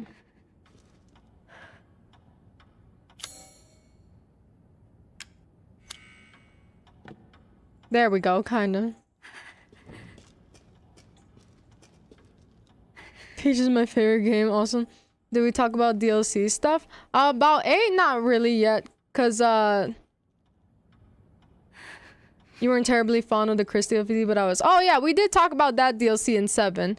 It was because I just feel like they added a bunch of things with Lucas and didn't do anything with it. I feel like they just kind of threw in things that sound interesting but didn't work off of anything. It still left a lot of things underutilized in the main game and added more that we didn't really particularly need. You can play any other games as well? Yeah, we play... Well, my thing is that like I've been jumping into horror games, so like after 8, we're gonna be doing like Professional 4 and 9 on the side, but other than that we're gonna try jumping into the Silent Hill series, and then every now and then whenever I need like more of a chill day, we jump into like a cozy game. Right now we have Pocopia, so I've been obsessed with that. Peach designed the end of Zoe DLC. I wanted her to live and I wanted to save her. She deserved it. She deserved that much. A with the mold is kind of weird. It's one of those things where it added a bit, helps a bit, but also doesn't answer quite a bit. They're fucking... She's really annoying. It's one of those things where it's like, in the main game, we read a journal where it says that Nicola is a founder. It didn't say exactly. I'm assuming that she's a founder of Umbrella, but it didn't say that exactly. It didn't say what she was a founder of. And I'm thinking that maybe like the full name is Nicola Miranda, maybe because Miranda's a last name sometimes. I don't know. But it's like, we never found out who this Nicola person is, because now we know that Miranda helped found like Umbrella. But then we read a journal that Nicola is the founder of something. So that's a journal. It feels like sometimes it feels like they're forgetting their own writing. They might accidentally be adding things and misremembering, or a team member that isn't being communicated very well in the studio might be doing it. I don't know. I also play a lot of games like Stardew Dispatch, Arc Raiders, and BL4. Oh, I know Stardew Valley, but I don't know the other ones. I've not tried BL4. I don't know what that one is. I will be honest on that one. Dead. So... I looked it up and found nothing. Yeah, it's a forgotten thing now. It's one of those things where Resident Evil does a lot and forgets a lot. Even their own games, they forget with Revelations and everything. Jeez, Rose, you're still looking for the crystal? Evelyn, let's not be rude right now. Fine. I'll help you out. Let's not be mean to me. The elevator to me. Mommy might be upset that I'm helping you, though. Who are you?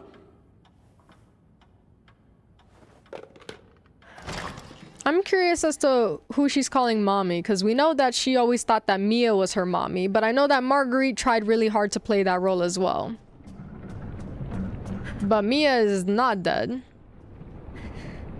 Let's play statues.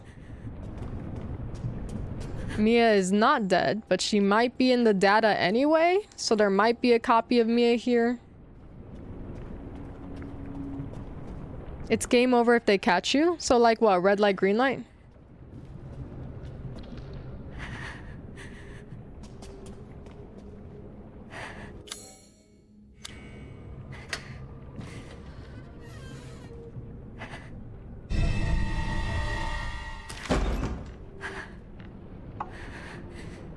Don't look away.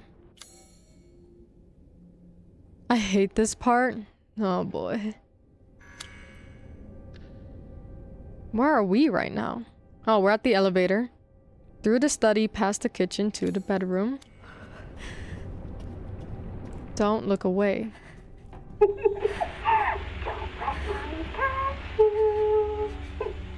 So don't look away, but also... What, stay still?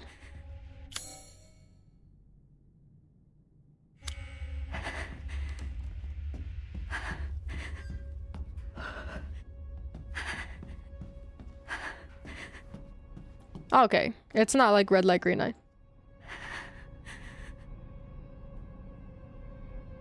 Think you missed my chats? It's 3 of them. Oh no, sorry, I thought I answered. I have not tried BL4. I've not played that game, and I haven't heard of the other ones. The only ones that I've heard of is Stardew Valley. Sorry, I thought I had missed that one. I thought I would answer that one. Oh, it's 3 of them. Haven't been able to, but you might be a good Capcom creator. Don't know if you plan on applying or anything. I saw Capcom's application for content creator and stuff like that. They want you to add like a portfolio and a bunch of shit. Listen, I don't know if I can do all that.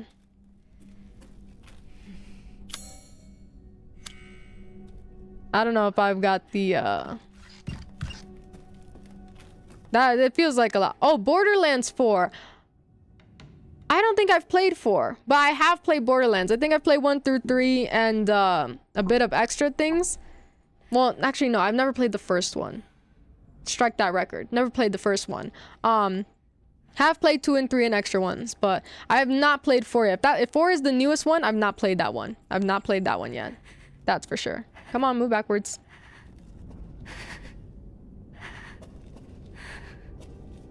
And the fourth one is hidden. So there's 3 of them, 4 is hidden. This is gonna be a little hard to maneuver then.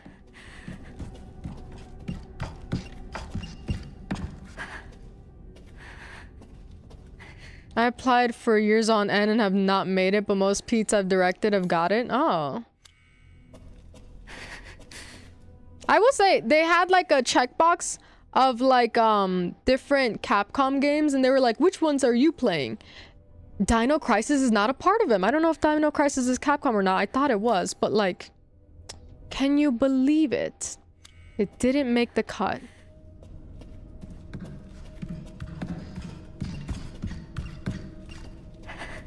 Three was also fun before is amazing. I have not gone into the story. I want to. No, that's not the way. But I've not gotten into the story of 4. Or was it? That's a fucking dead end. I went the wrong way. But 3 was very fun game mechanically. It was very fun game mechanically. I think for me, 3 was off for me narratively just because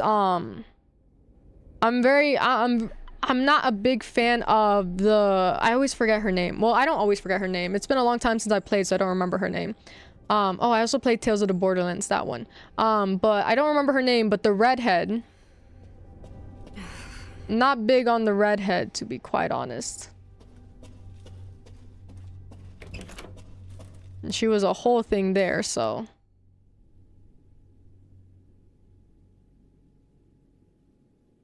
I hope I'm going the right way.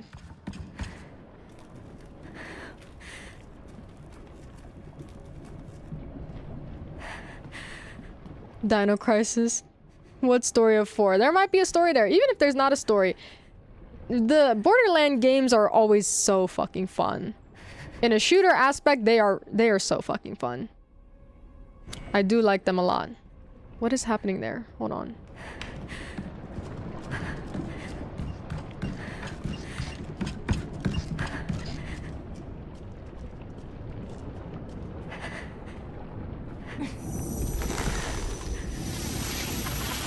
There we go. But like, story or not, Borderland games are so fucking fun. I love their mechanics so much.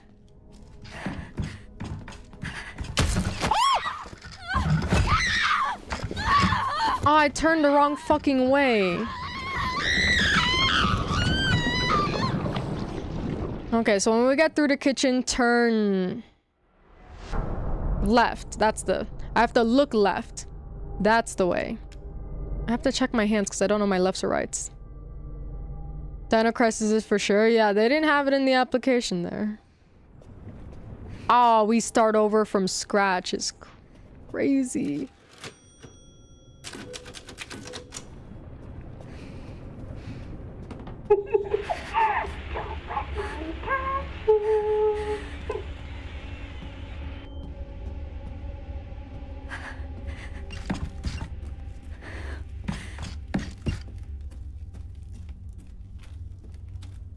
At some point, though, I must catch up on Borderlands.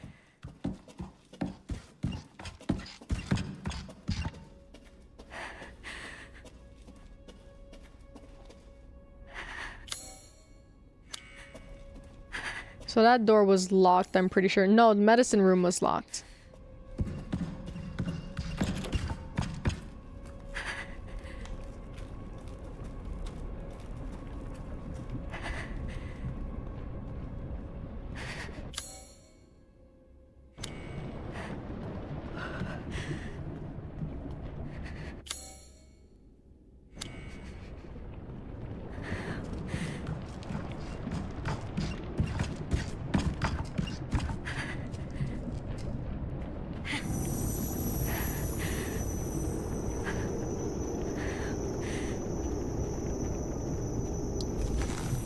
How did I do this? There we go.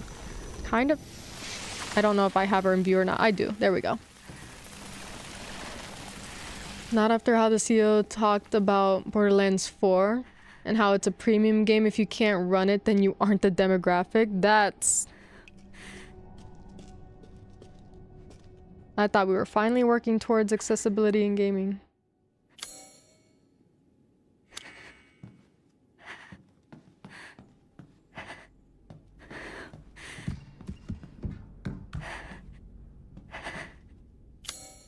There she is.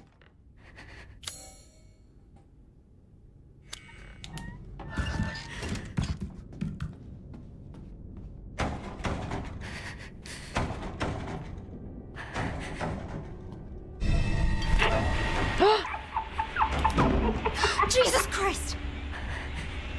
Be calm, Rose, be calm.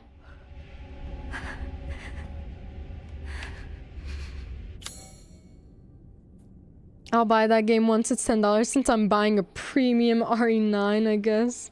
That can run on my deck. There we go.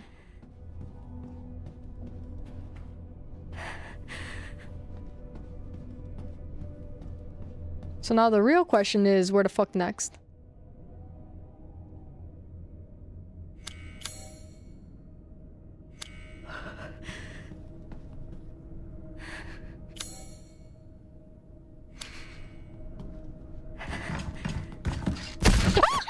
Shit.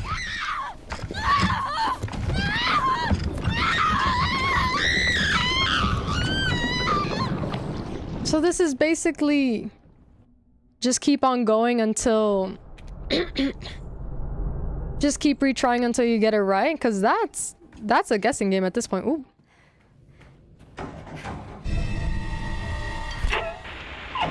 So I have to turn the other way. Jesus Christ!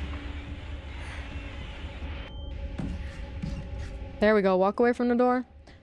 Okay, so she was facing shit. I didn't even keep track of where she was facing. I walked through there. I have to turn towards... What was it? Shit, I don't actually know. I think it was this way. Wait, but there's a mannequin behind me, no? Wait!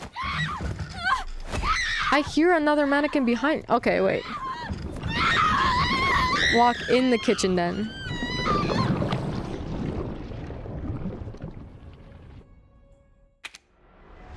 It's weird because last time a mannequin turned around the corner and grabbed me, that was the only mannequin that existed, but now there's two. You gotta give me a heads up so I can actually decipher that. Come over here. Why is she not walking? I'm not looking. Okay, I don't know why she's not moving. It's crazy. When I am looking at one, they won't move. Or they'll move at times. But fuck. I'm trying to turn around. Fuck. I need to do the quick turnaround or something. I'm trying to squeeze past this bitch.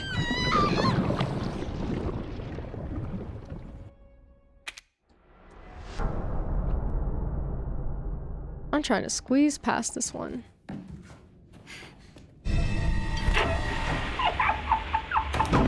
Jesus Christ!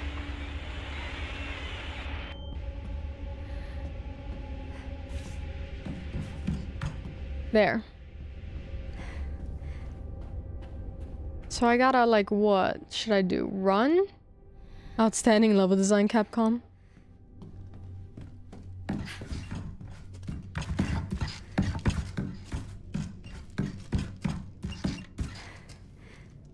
Okay, so there they are.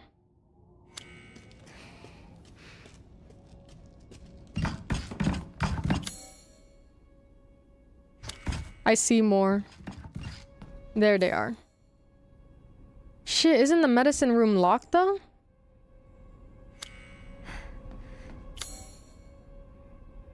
No, I have to go that way. That's fine.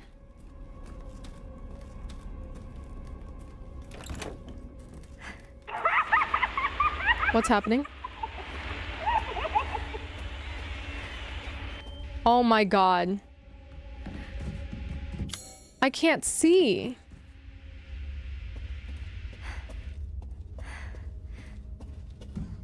Okay, I guess glad that counts. Wait, they're fucking blocking me now. Oh my god.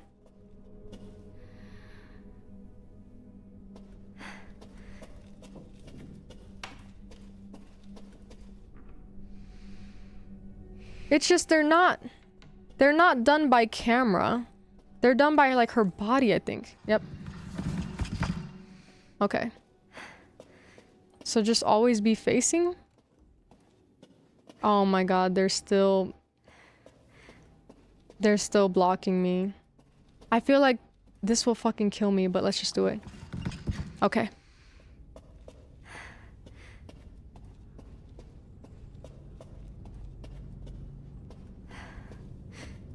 And then Lamar's, you mentioned that the fourth one is hidden.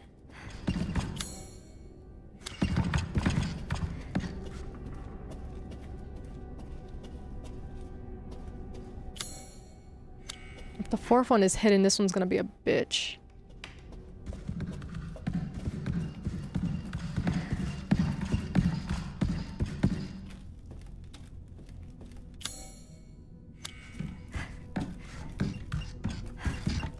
Here it is. Shit, but it's fucking blocking me now, and I can't move them. Fuck!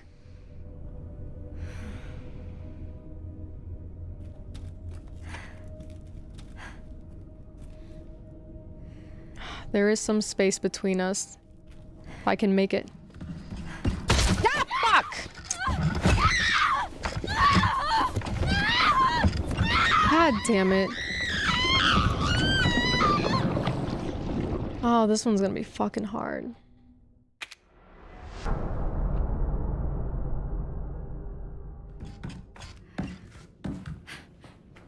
I told you, you did. Jesus Christ!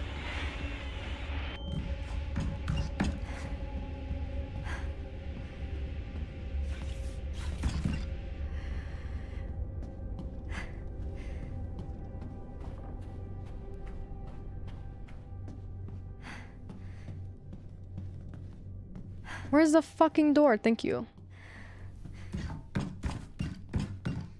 Fuck, turn. It's hard because she has also awkward positioning and movement. If I'm facing that way, I need to go this way then.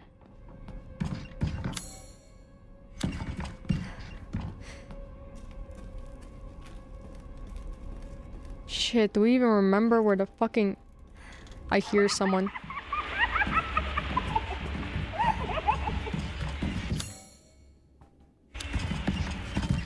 Oh, what? I'm looking at them! I'm fucking looking at them! There's no fucking way. I'm standing there waiting for them to stop moving because I'm looking in their direction. What the fuck?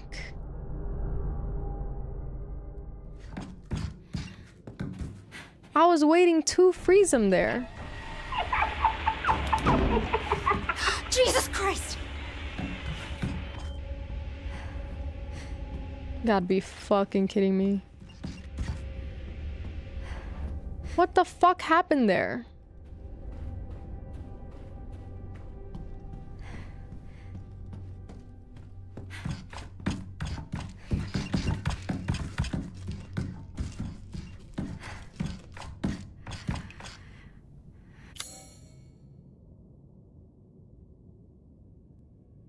Trying to think.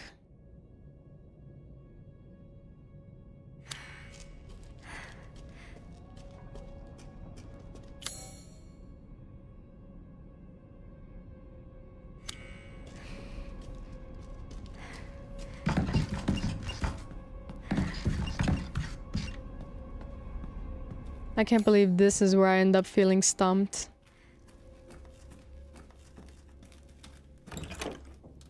So once I turn this way...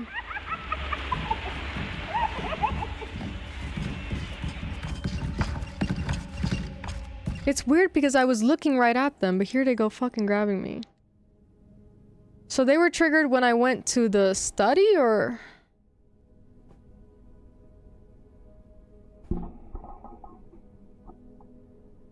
I just don't think I'm gonna get this fucking fourth one.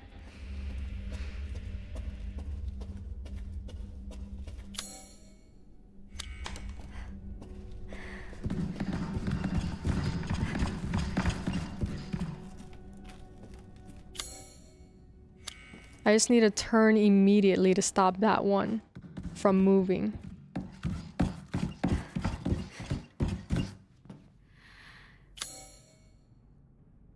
So now what? Just turn? Yeah, it's weird because it's not based on the camera or anything. It's based on her body. But even though her body was turned to the left, the ones on the right were not bothered. What? Oh.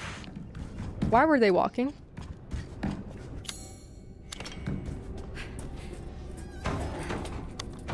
Okay. We did it. It's fine. It wasn't as... It was a little weird, but... Oh, shit. Why are you doing this? You're after the crystal, aren't you? Do you know A little where bit, it is? yeah. I've gathered some friends just for you. Entertain them, and maybe I'll tell.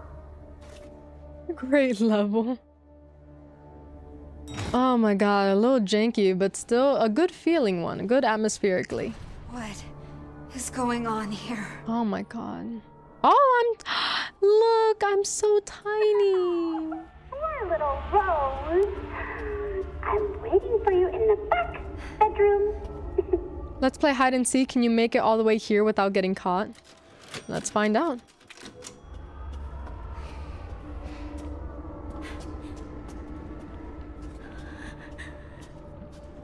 Look at this.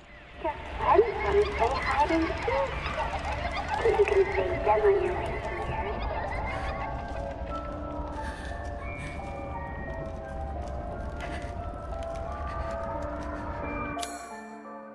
Oh, damn, this bitch is zoomed in. Why would they zoom it in like that if it's gonna be pixelated?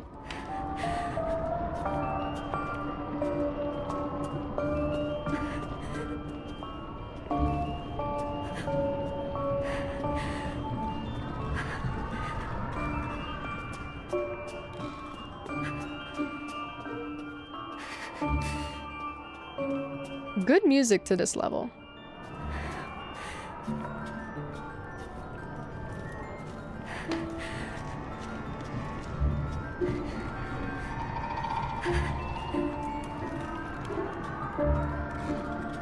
Looks like I'm fine as long as I'm not in the light directly.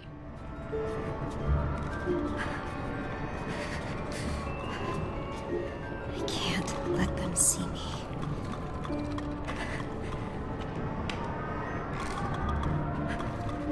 I guess I should keep heading this way?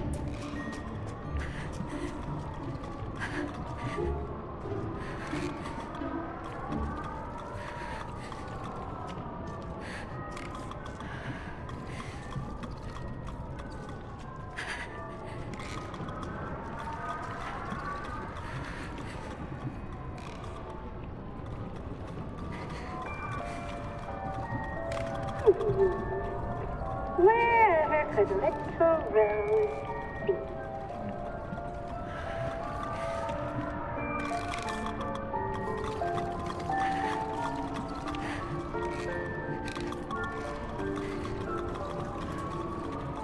There's the core.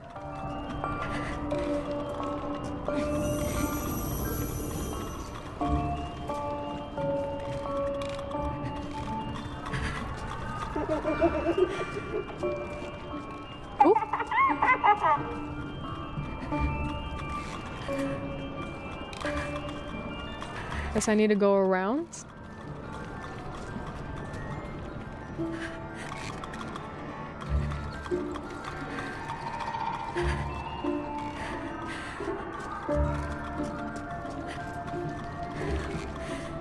Oh, wait.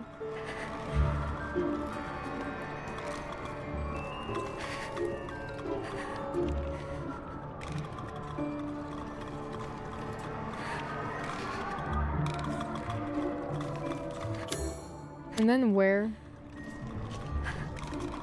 Oh!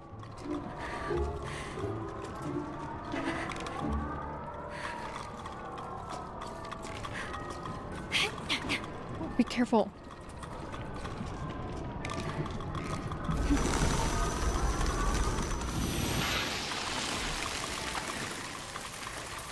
What did that uncover?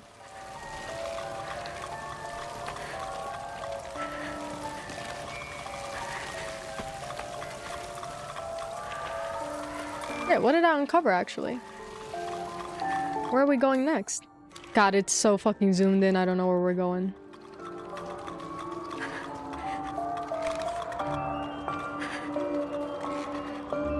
Do we know what that covered?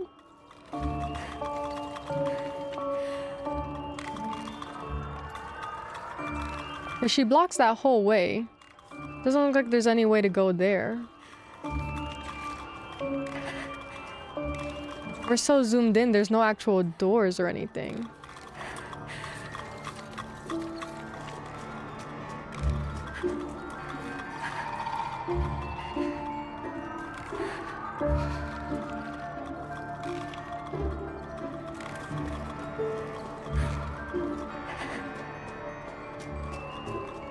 No, nothing here.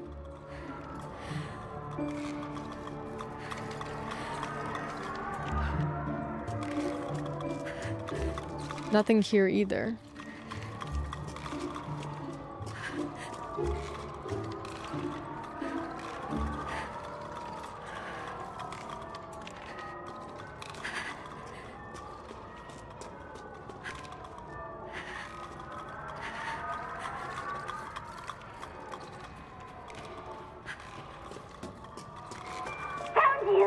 Oh shit.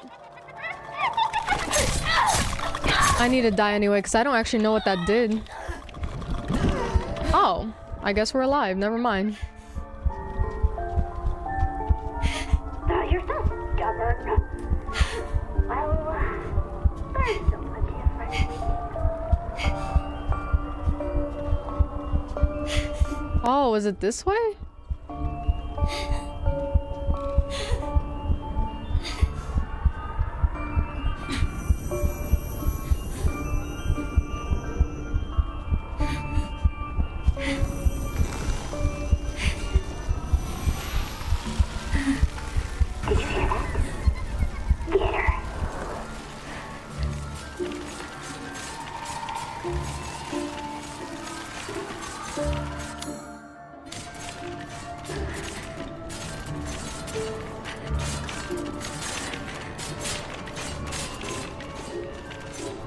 So many. If they see me, I'm toast. There's gotta be something I can do. Where's the court? There it is. Did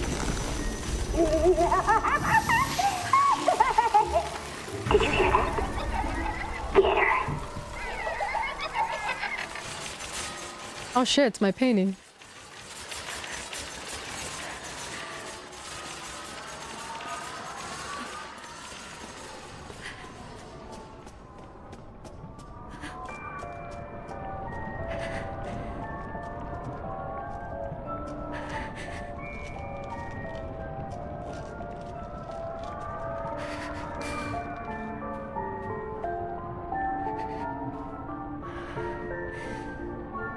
I don't know if that would detect me or not.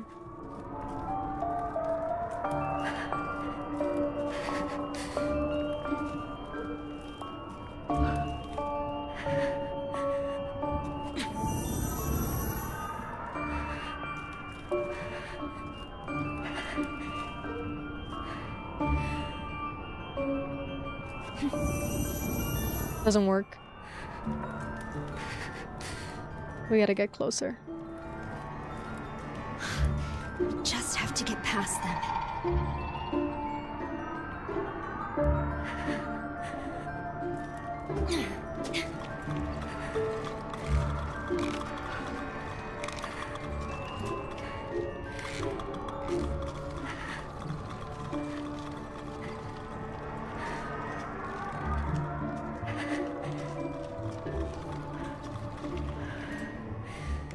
Had enough?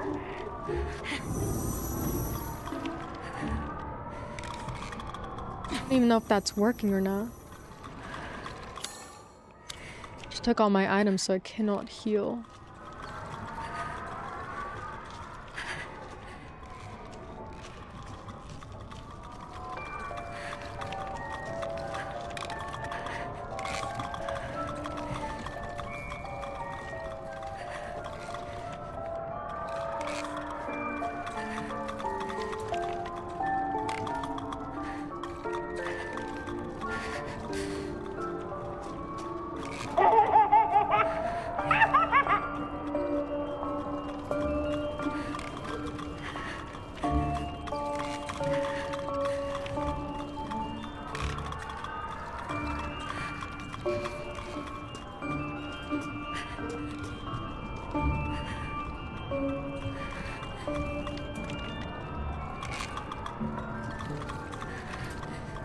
Here we go.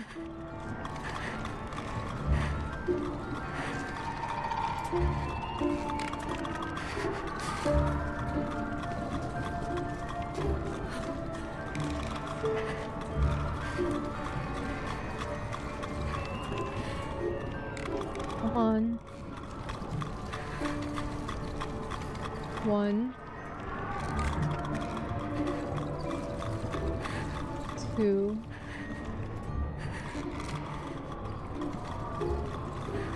Where do I go after though?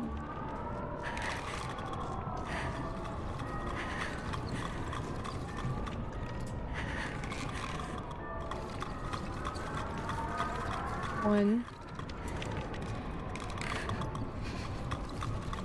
2, and then oh fuck! I fucking bumped into her.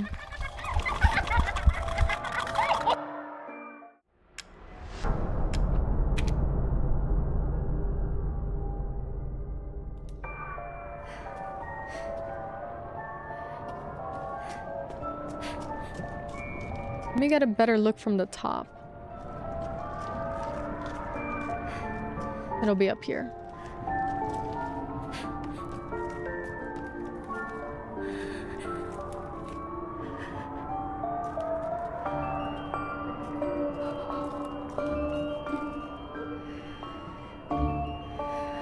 Oh, okay. Once I get on the other side. Just have to get past them. Once I get on that other side, we grab that thing.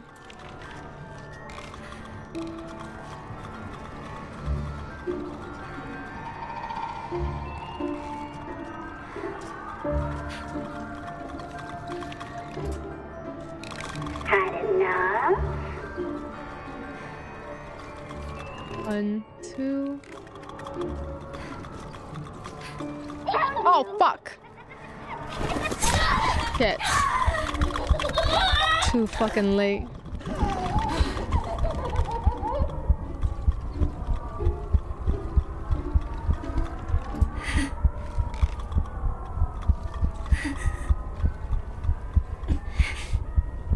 I'm gonna wait until she feels better because I'm not gonna be able to run like this.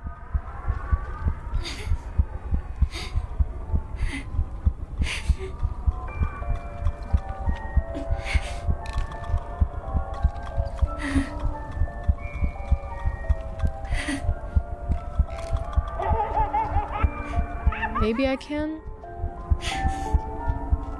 Shit. There we go.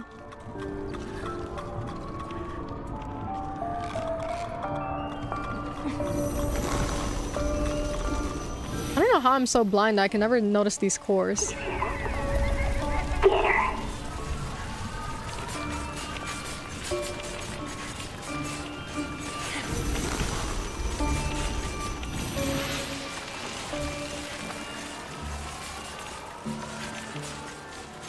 Wait.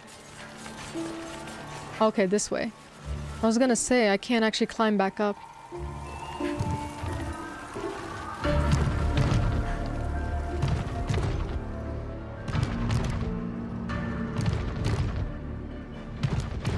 Come on.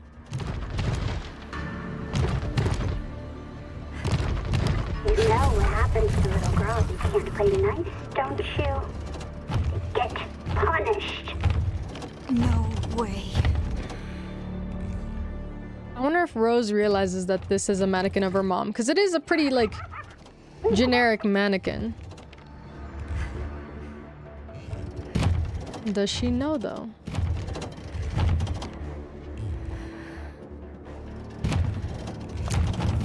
Yep.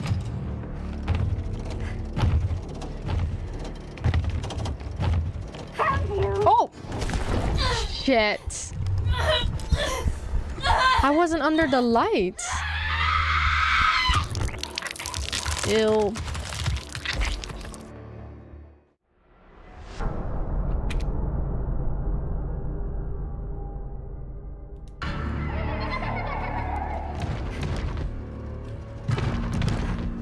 know what happens to little girls who can't play nice. What happened there, though? Get punished. No way.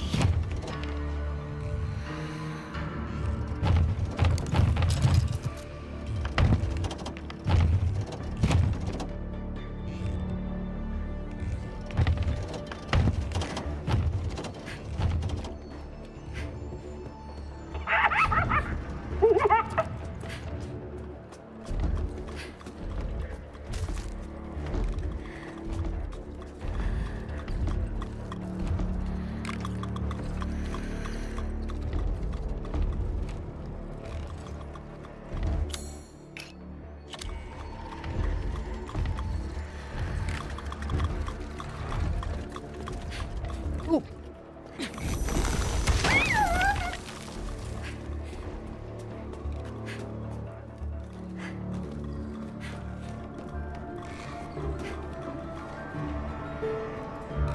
What's her pattern?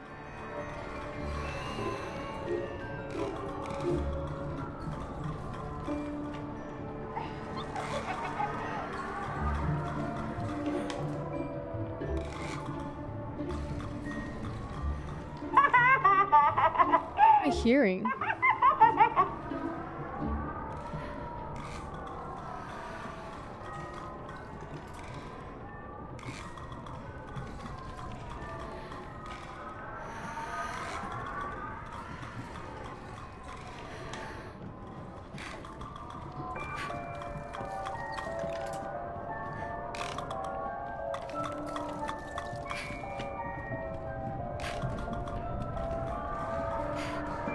I think the bedroom is just over there. You better hope it is. Oh shit. Oh! Shit! I can't stop her? I thought that with my power I could. I guess not. Well, glad you're still alive. Oh my god.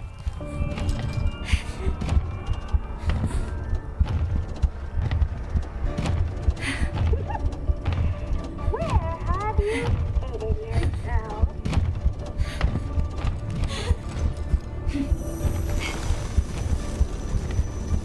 Come on.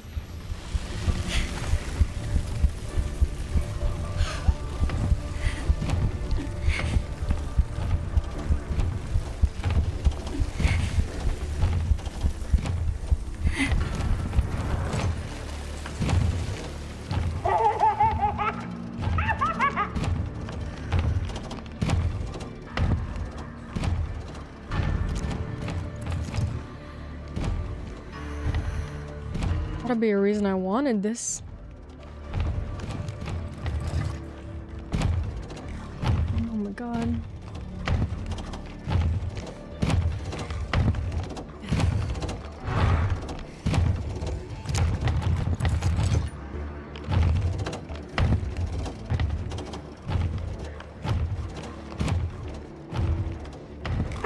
Oh my god. I can't take any more hits. So where's the bedroom? Over this way?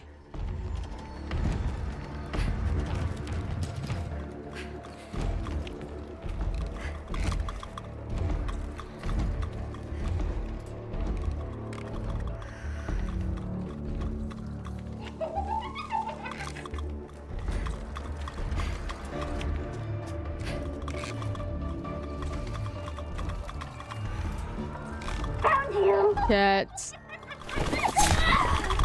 I'm confused on their patterns here.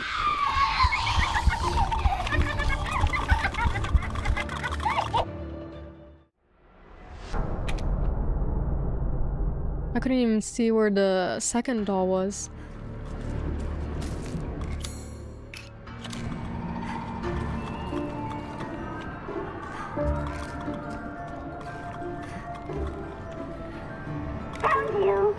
Oh, for fuck's sake.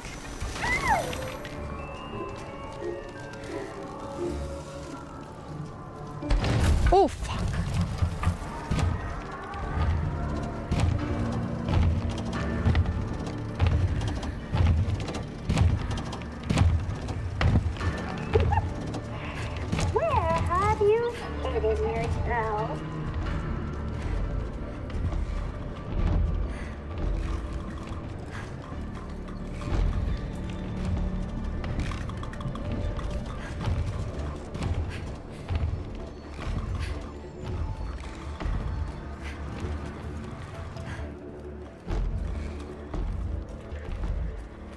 Okay, what's happening here?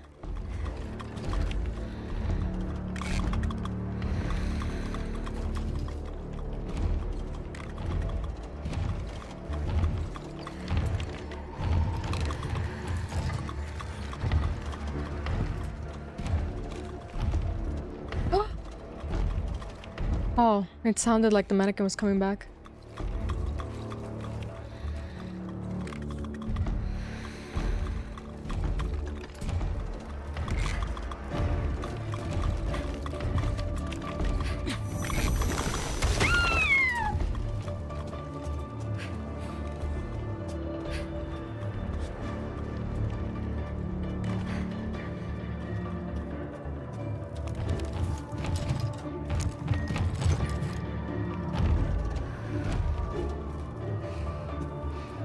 Oh, there it is.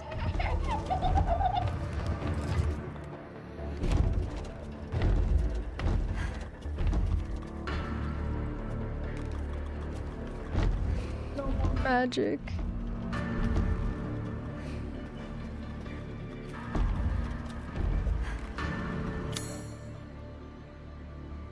Medicine room workshop? How much more to the bedroom?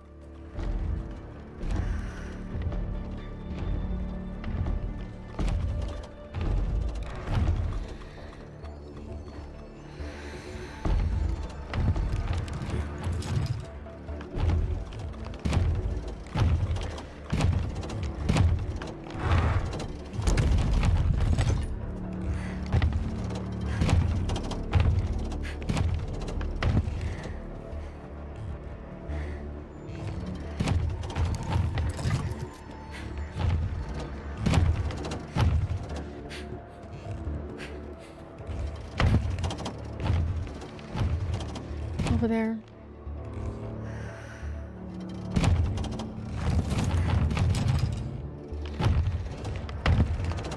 What if it was an herb in there?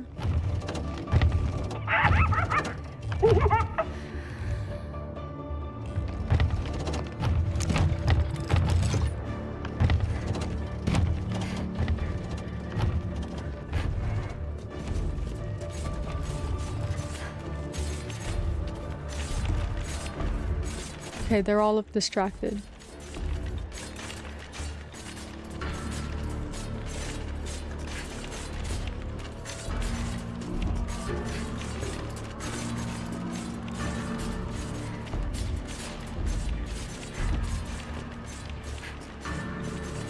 Shit, that's not the way out. Wait.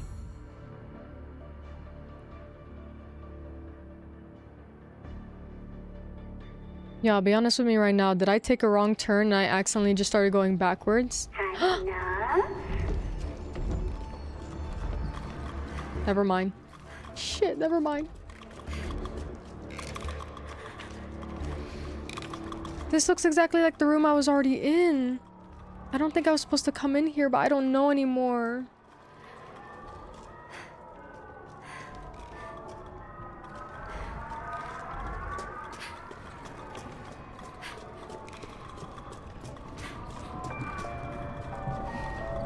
Oh, right there. No, wait. No, it's not. Did I just go in a circle somehow?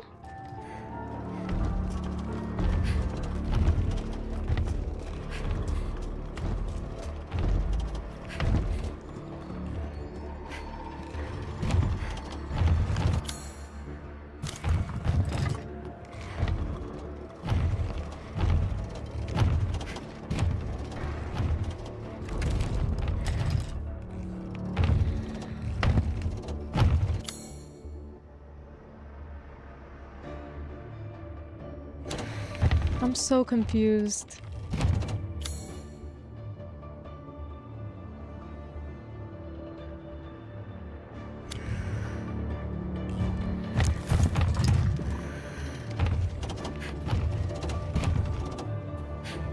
We know what direction I'm supposed to be going in.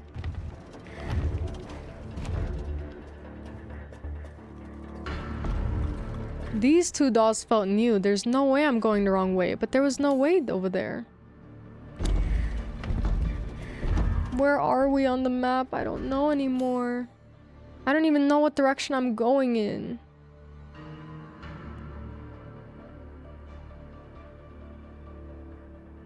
Especially when the... Oh shit, I forgot to go through Ethan's journal. Anyways. It's hard to fucking know, especially when they don't actually list the bedroom. Go to the bedroom, but where's the bedroom? I'm pretty sure I came from the elevator, I don't know. I think we keep going this way.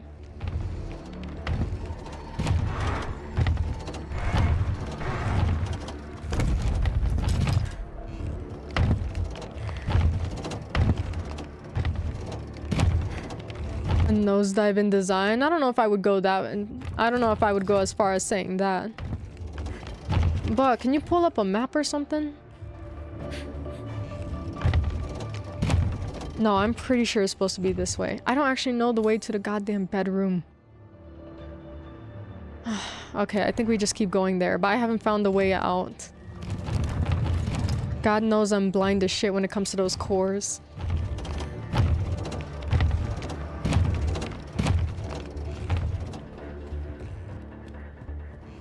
Okay. So where should we go? If I can't climb anything, where are we going?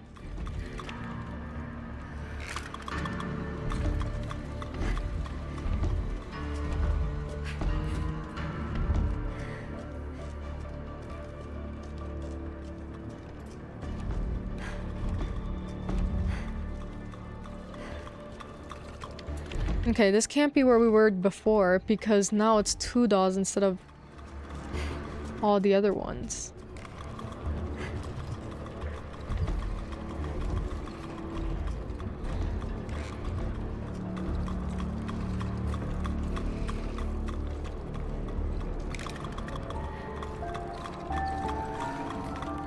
Where would I go?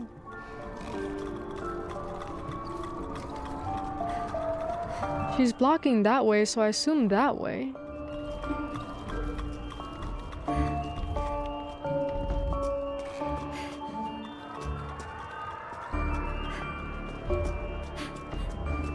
But I can't climb up here.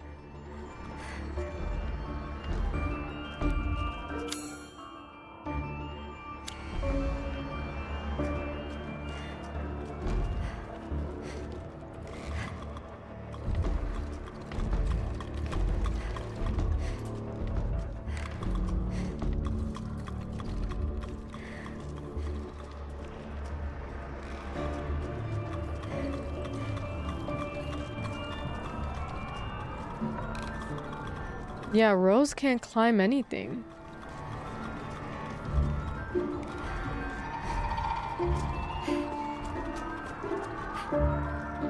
Nope. Where are we going?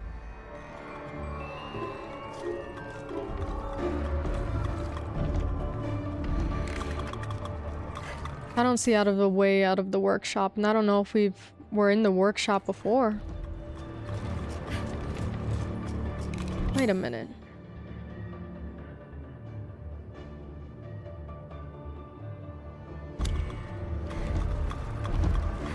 I'm going back. Hold on.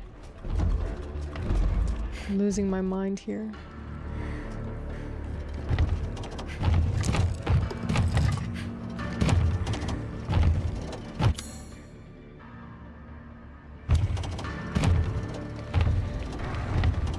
I don't know what way we're going. These feel like new rooms, but is this even the way to that room?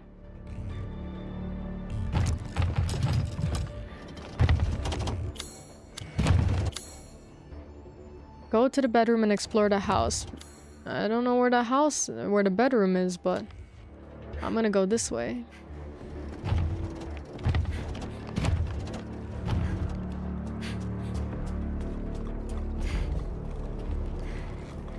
Hi, welcome in. How are you doing today?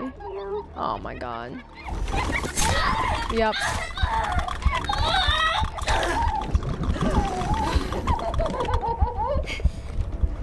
You know, it's weird. I thought I killed her. I don't know why she's still alive, actually. No, that way is blocked.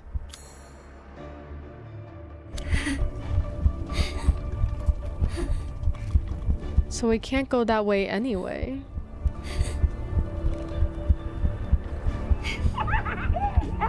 I can't remember if I said it out loud or not. I hope you're having a good day. I'm a little bit stumped. So I can't even remember if I'm saying things out loud or not.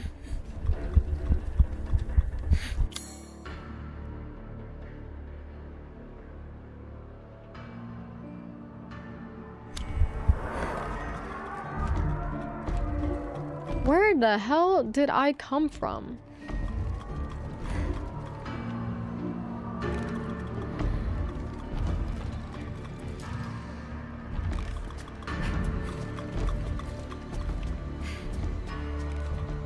Nope.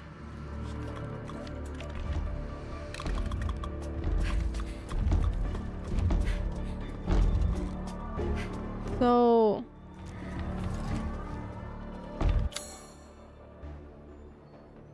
I'm actually gonna lose my mind. Should I go down that hall more? No, that hallway was blocked. I specifically remember we went out the kitchen. This way is blocked. So this way is blocked. This way is blocked. This way is blocked. Where are we going? I don't even know where I came from anymore. If I came from the kitchen, where the fuck did I come from there? I'm doing great. How about you? I'm doing good. I'm a little stumped on where to go next in this game, but other than that, pretty good.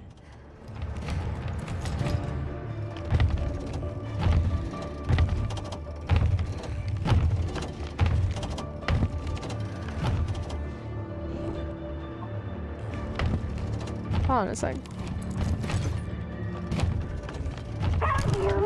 Oh.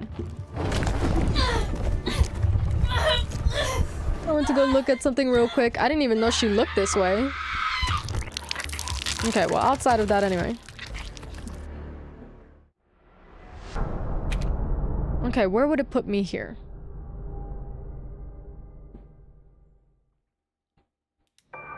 Because maybe if it puts me back there.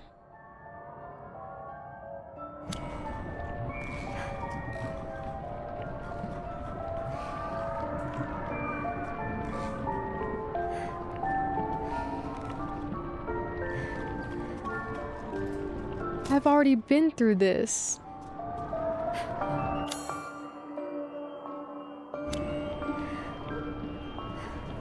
Okay, hold on. Idea, maybe? We're gonna find out. I think I got it. Whatever we were doing up ahead.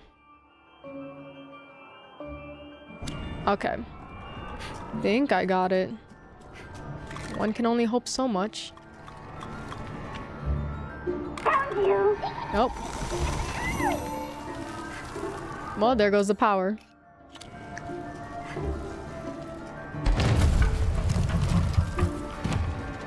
Oh, fuck! Move, move, move! Damn, Rose.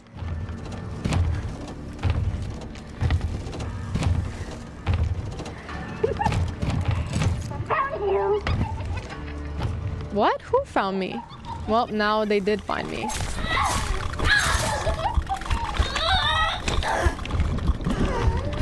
I'd rather you kill me at this point, because since when was there a second fucking doll?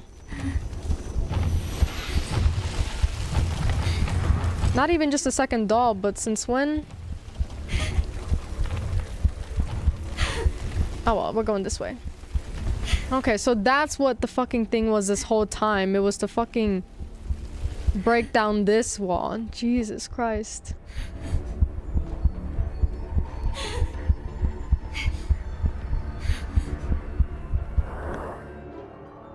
That's the bedroom? I don't know where the fucking bedroom is. Oh, hey. No one likes Rose. That's true. Hey!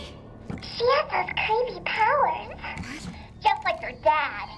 That's why she doesn't have any friends. Shut up! You know it's true.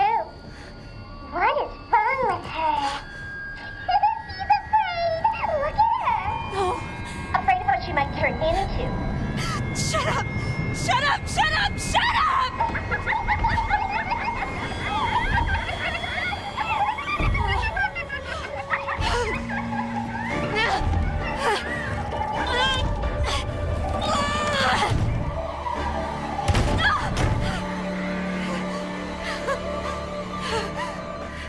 It's true that the people at school don't like you, Rose, but that's because they're assholes.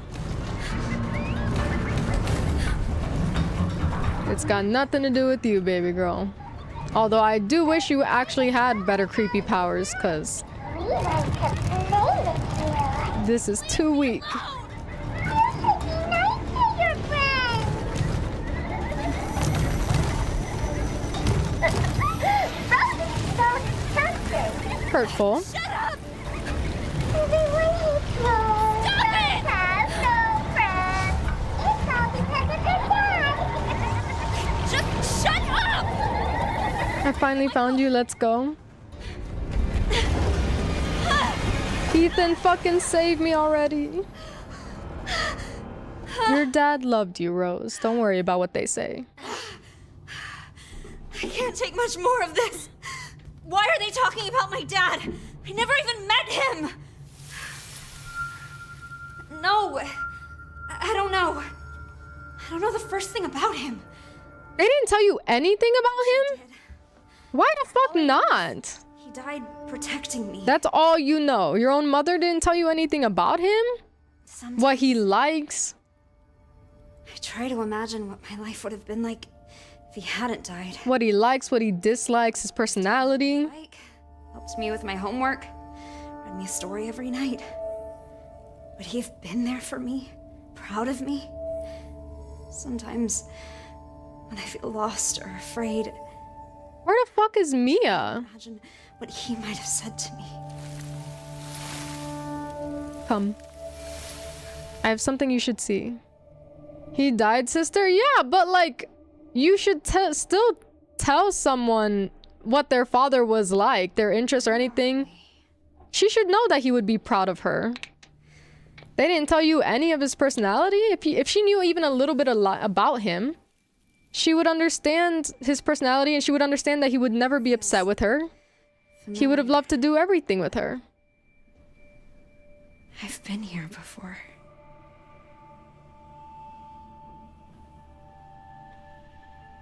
And she should know. Some kind of party? I think that's crazy because she's also sitting here thinking she's such a freak, she's a monster, she's terrible, she's disgusting. I'm over here thinking like, you wouldn't think your father is a monster, so don't think that of yourself. Like, it's hard, but people are fucking bullying you, but that doesn't make you a monster. She doesn't even know that he was fucking mowed, probably.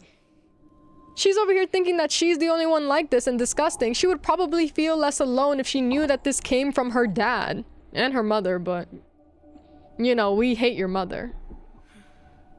She doesn't know fucking anything. If any of my family members died, hell, even when I had family members that did die. I've had family members die when my siblings or I were too young to meet them. And guess what? My parents would tell me, oh, they loved to go fishing. They would have loved to take you out here. They would have given you a puppy. They would do this, they would do that. They would tell me about my family because you love your family. You don't run from your family, you don't hide from it. And for someone who's like, where's daddy? Dead. And here's all the things about him. A lot of people will like not talk about like a deadbeat father if there's resentment there, and they'll be like, I don't want to talk about him, da da da da. But this man died. He didn't abandon anyone. He's not out there alive somewhere. Like, this isn't a fucking Jake Wesker or whatever his name is. I don't even remember. This is not the same as being Wesker's child.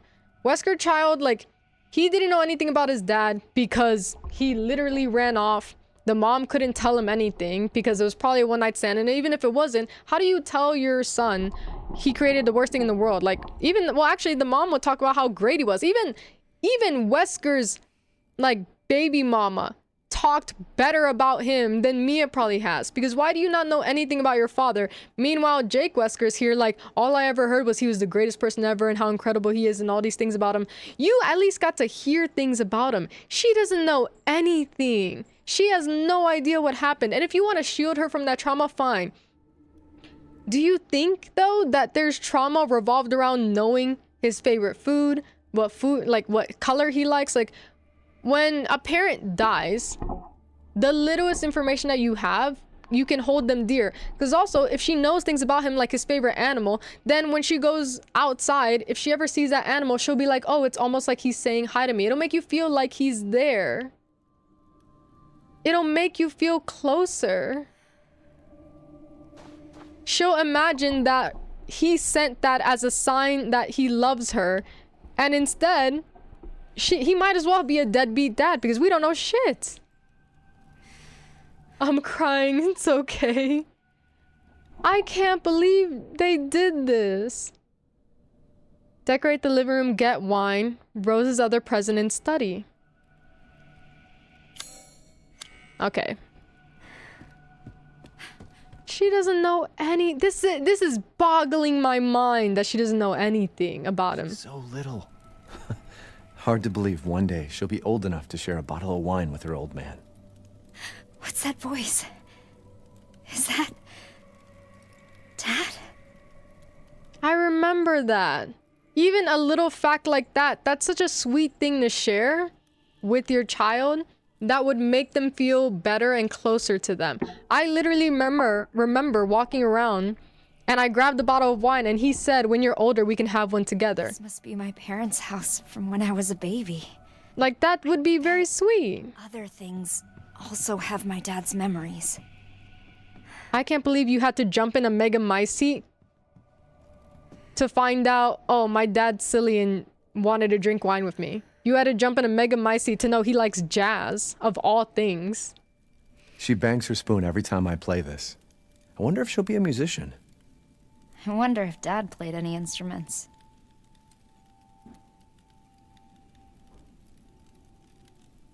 I don't think he played any instruments, but she should know that too. Also, look, this is the... Ace, this is exactly what I was talking about here. This is what I think is Lady Dimitrescu's music. It says Miss D and the Paul Boys. She's the only Miss D in the whole franchise, so I assumed that before... Because they also said it was local music, I think. So I'm assuming that before she met Miranda, she was this. She played jazz or whatever. Ethan's a wine dad. Funniest piece of retcon I've ever seen. Which part of the Grace Report? I can't even read that good eyesight. I'm struggling, but I gotta zoom in on it. I have to look back.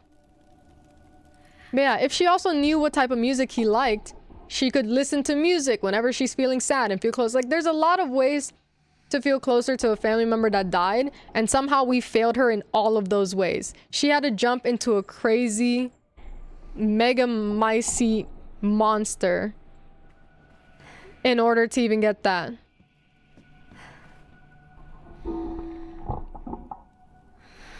The Oswald Spencer thing? Which part was retcon though with him? I know some people said that they feel like it's a retcon that he tried to make amends because his final words was him wanting to become a god. I just took him as him being a liar. Because I think he's lying about Grace, but that's just me. Cannot get enough of this stuff. I bet Dad would feed me as soon as I started crying.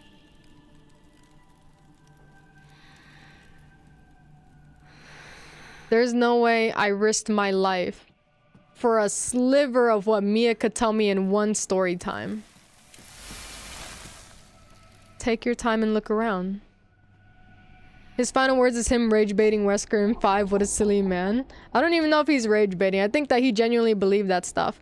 But this idea of like, oh, I want to make amends. I'm gonna make this vaccine to help people. If that were true and he genuinely wanted to help people, he would not have hidden it away with a secret password that no one would know. Because they said like, oh, only Grace could unlock it. The only reason she knew the password was because she kind of took a guess after watching a movie. A movie that she didn't get access to. He feels bad. There's also the part where it undermines his eugenics pursuit in the older canon, reframed as him being scared of the Cold War. I did not catch the Cold War part. I know that something was mentioned in this game about the war.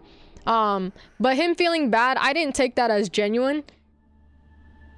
And my thing was that, like, if he really felt bad and wanted to make a vaccine to help people, he would not have hidden it away with a password that nobody knew. Even Grace didn't know it. The only reason she was able to guess it was from a video.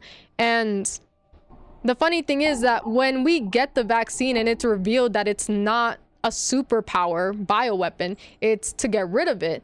Even Victor Gideon says himself, he doesn't say like, what is Spencer thinking? Is he trying to take everything back? He says, oh, this is perfect. He wants to do chaos. He wants to disrupt the balance of the companies and the bioweapons and things like that. So I'm under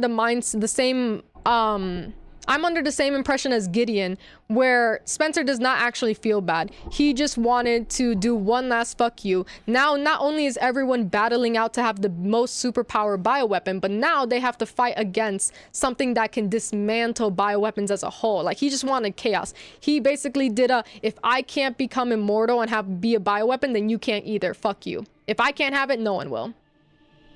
I agree with Gideon. Spencer wants to disrupt the world. Yeah, I didn't take it as like him feeling bad as a retcon. I took it as him lying. Because then when Alyssa wanted to question him further of like, why are you feeling bad or what's going on here? He was just like, I grow tired. I'm done with this interview, and just left it at that. Like, he kind of just threw in his little PR thing and backed off. And then threw a normal looking baby at a random woman for some reason. Ethan was good and he died in RE7. That was crazy that Ethan died in RE7. The Cold War thing though, him being scared of the war, I'm not understanding that part, because he's like scared of the war, but then he's like, oh, you know, we're gonna better society this way. And yet every time I've seen him, it is not for the betterment of society. It's because society is so weak and stupid and disgusting that I am going to become more powerful than anything. So I don't know if it's supposed to show that maybe Spencer had quote unquote good intentions in the beginning, because that is technically when it was first founded, and then maybe as the years went on he became bitter and only wanted the power for himself. I don't know what they're fucking going with here, but I'm gonna be honest with you, it's why like 7 and 8, the shit that they're doing without any of the connections, and also adding things with loose ends, a lot of loose end strings. They're adding a bunch of information and doing nothing with it, and it's not in connection to the main theme of things. They're just throwing information and throwing information. So I'm like, that's why 7 and 8 are kind of below a lot of games, actually. It is below. If I were to make a tier list in my head, it is below a lot of games. It is high mechanically. Like, if I were to make a tier list, I would have to break it down of like, these are my favorite mechanically and these are my favorite narratively. But narratively, pretty it's down there. It's down there. It's down. If anything, Spencer could have had an "are we the baddies" moment, revert back to it after the interview. So sad. I hate and love this game. Come to think of it, him giving Alyssa baby Grace could also be an experiment. Yeah, like, my thing is that I truly believe that Spencer was lying when he said he wanted to help the world with that vaccine. I think he's lying because otherwise he wouldn't have hidden it away and put it under a self-destruct system. He would not have done that. So I think he's lying about that. And since he's already lying about that, we can take it one step further. He could be lying about Grace entirely. Because Grace is like, oh my god, I'm completely normal. You canon, because here's the thing. We can argue if it's canon or non-canon when our characters get killed in-game or when we get bitten and things like that. We can argue that day and night. But you know what is canon? Cutscenes. And what happened in cutscenes? Grace got bitten. She drank disgusting blood. I'm gonna be honest, that's all I got off the top of my head. But she's already gone through shit that a normal person would have gotten infected of or something. So I'm gonna be honest, I'm gonna take it out on a whim here and I'm just gonna assume, because I have to assume. I'm unfortunately stuck. Now I'm in the place where a bunch of Resident Evil fans were, where a new game came out, and now you have to wait until the next one to know the story. But I'm going out on a limb here, and I'm just gonna assume that Spencer is a fucking liar. I don't think that baby is fucking normal. And there's probably something wrong with you, Grace. Not just mentally, but physically, anatomically, you know? I'll be honest with you, there's a lot wrong with you up here. Mentally in the head. I'm pointing, but I realize that my model doesn't have hand tracking. There's probably a lot going on up here. But there's probably a lot going on in other areas as well. You're fucked up, Grace. In every sense of the word. Rose is such a picky eater. All she ever wants is fruit puree. I guess I've always loved fruit. I think everyone loves fruit. No offense, Rose, but that's a very normal human-like. Considering her appearance and the appearances of the clones, it could be that she was the original and they took her DNA to make the copies. Well, from what we saw, unless Grace is a lot older than she looks, there's no way that those are her copies. Like, there's no way that she's the original. I'm assuming that she is... I'm assuming that they have been cloning for a while. Who's the original? I don't know. But on the calendar, in one of the clones, Chloe, in the section where you play as one of the clones, on the calendar, it said that it was like 1981, I think, or something like that, like 70 or 80s. And we're in like 2026. I don't know what the age is there, but on the calendar, that was just the year when Chloe existed. In the records, it sounded like they were doing experiments decades before that. So they were making clones, and there's a photo with like Spencer in the like fucking 60s, I think. Like there's like documentation of really fucking old clones. So unless like Grace looks beautiful for a 40 or something year old woman, unless she is just gorgeous, absolutely stunning out here, beautifully young, I don't think that she's the original. Either that or she has some type of thing going on. Well, actually, she can't be the original because we saw Alyssa took her in. But it's also like the experiments had to have happened way fucking many years ago, before the 80s, before the 70s even. If I remember correctly, when we were doing the math, it had to be like in the 70s or even before then. So it had to be before that. And then she still had to be, so she, at some point, 70s or before then, she had to be a baby, handed to Alyssa, which means Alyssa also has to look incredible for her age. She has to be handed to Alyssa and then grow up, look incredible in 2026. Somehow. Everyone just looks incredible. Because the calendar had a really old age there. But even then, when we were playing as the clone, there were more documents that they were doing these experiments and cloning years before this. Because the clone story that we play is in the orphanage in Raccoon City, which we had documents that they were there long before. In order to make an operation that big, you had to be doing years, maybe even decades before then. So they were cloning for many years before. So for Grace to be the original, you have to look incredible for your age, and your mother has to look goddamn near perfection. Gorgeous, like, just absolutely perky as an age there. Upstairs? I'll take a look. I'm looking upstairs, don't worry, Ethan. You just gotta be incredible in that type of math. I'm terrible at math, but before the 80s and 70s, you don't look... She looks like she's in her 20s. I gotta be... I don't know math very well, but I don't think you would be in your 20s at that point. I think I've heard this before. It's pretty. Wow, they really avoided everything when she was a baby. Just gave her no information there. You want to look at all the pills your mom used to take? They're not here anymore. Oh wait, no, yes they are. Those are all the pills your mom used to take, right there. There's her prescription. How close are you to your mother? Considering that, damn, I don't want to accidentally trigger a cutscene. Considering that you had to be taken in by Chris and everything, I'm wondering how close you are to your mother. Ethan, don't forget Rose's half birthday's on the 2nd. I'm gonna make an amazing cake, so you better eat it. In fact, I'm gonna make a cake for every special occasion we have. I want you to take lots of pictures for our family album. I haven't seen Mom in ages. He said he would get rid of this, and we haven't gotten a chance to. You haven't seen Mom in ages? Where's your mother? Well, that answered my question. The second I asked it, they answered it. Thank you. If only they could answer a lot more of my questions. I know. She's probably a little too young for this, but it was too cute. I wonder how we played with this. You didn't. It's just a dice. You can just count. Half birthday, yeah. That's really cute. Not a lot of people celebrate half birthdays. Not a lot of people celebrate half birthdays. And then there's also people who would probably celebrate it. And then there's people who are like, oh, this is my baby girl here. She's 73 months old. Thanks. I'm not doing the math on that.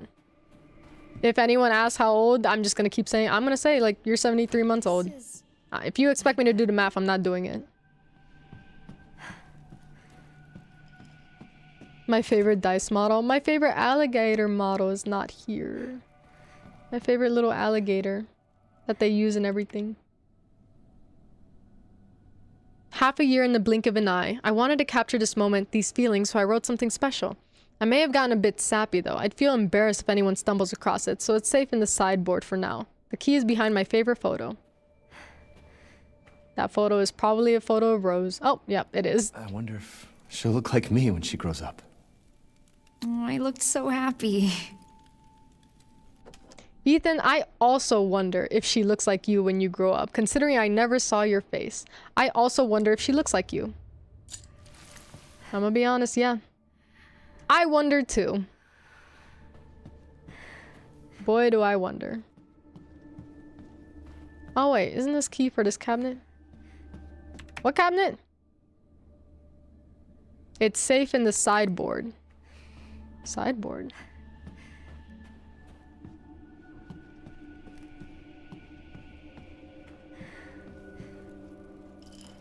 She's already growing out of these onesies? Babies grow fast. That is Was ever this tiny?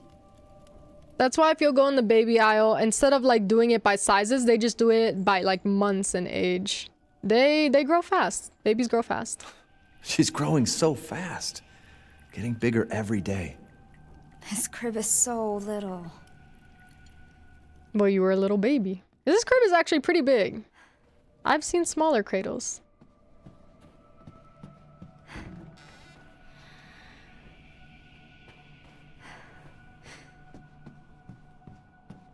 He said a sideboard, and I don't know what a sideboard is.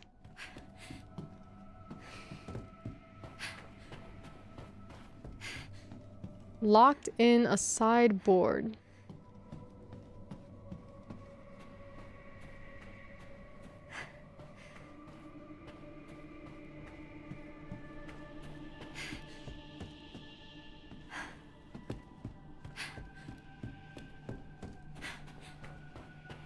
Ethan, if only I knew what that was. If only.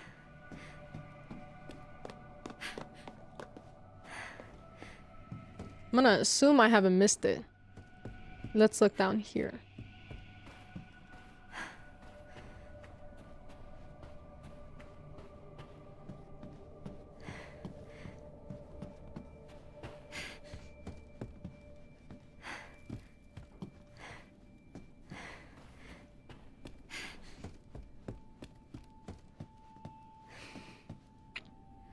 Natural sense.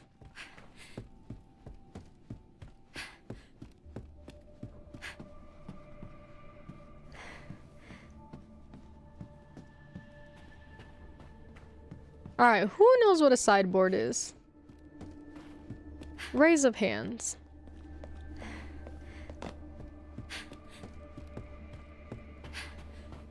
He must have really been embarrassed to hide it this well. Also, still never found out why they cover mirrors either.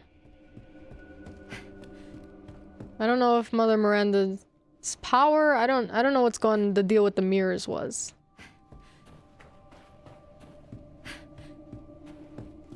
Trust me, Ethan, I'm looking. I'm looking as much as someone can look. To not show Ethan's face? No, because there was already a mirror, and you even made a joke like, oh, it has ray tracing or something like that, but it covered the mirrors. Like, when you look at a mirror in a different area. It just has a metallic chromatic look to it, but it doesn't have an actual reflection on it. Ethan already walked past mirrors that were uncovered and it didn't have a reflection to it. So I don't actually know why they're covered. Oh yeah, this one is the one that you made a joke about. This is technically a mirror. And we walked by this one and it had no reflection to it. But the one in like the hallway, that's covered.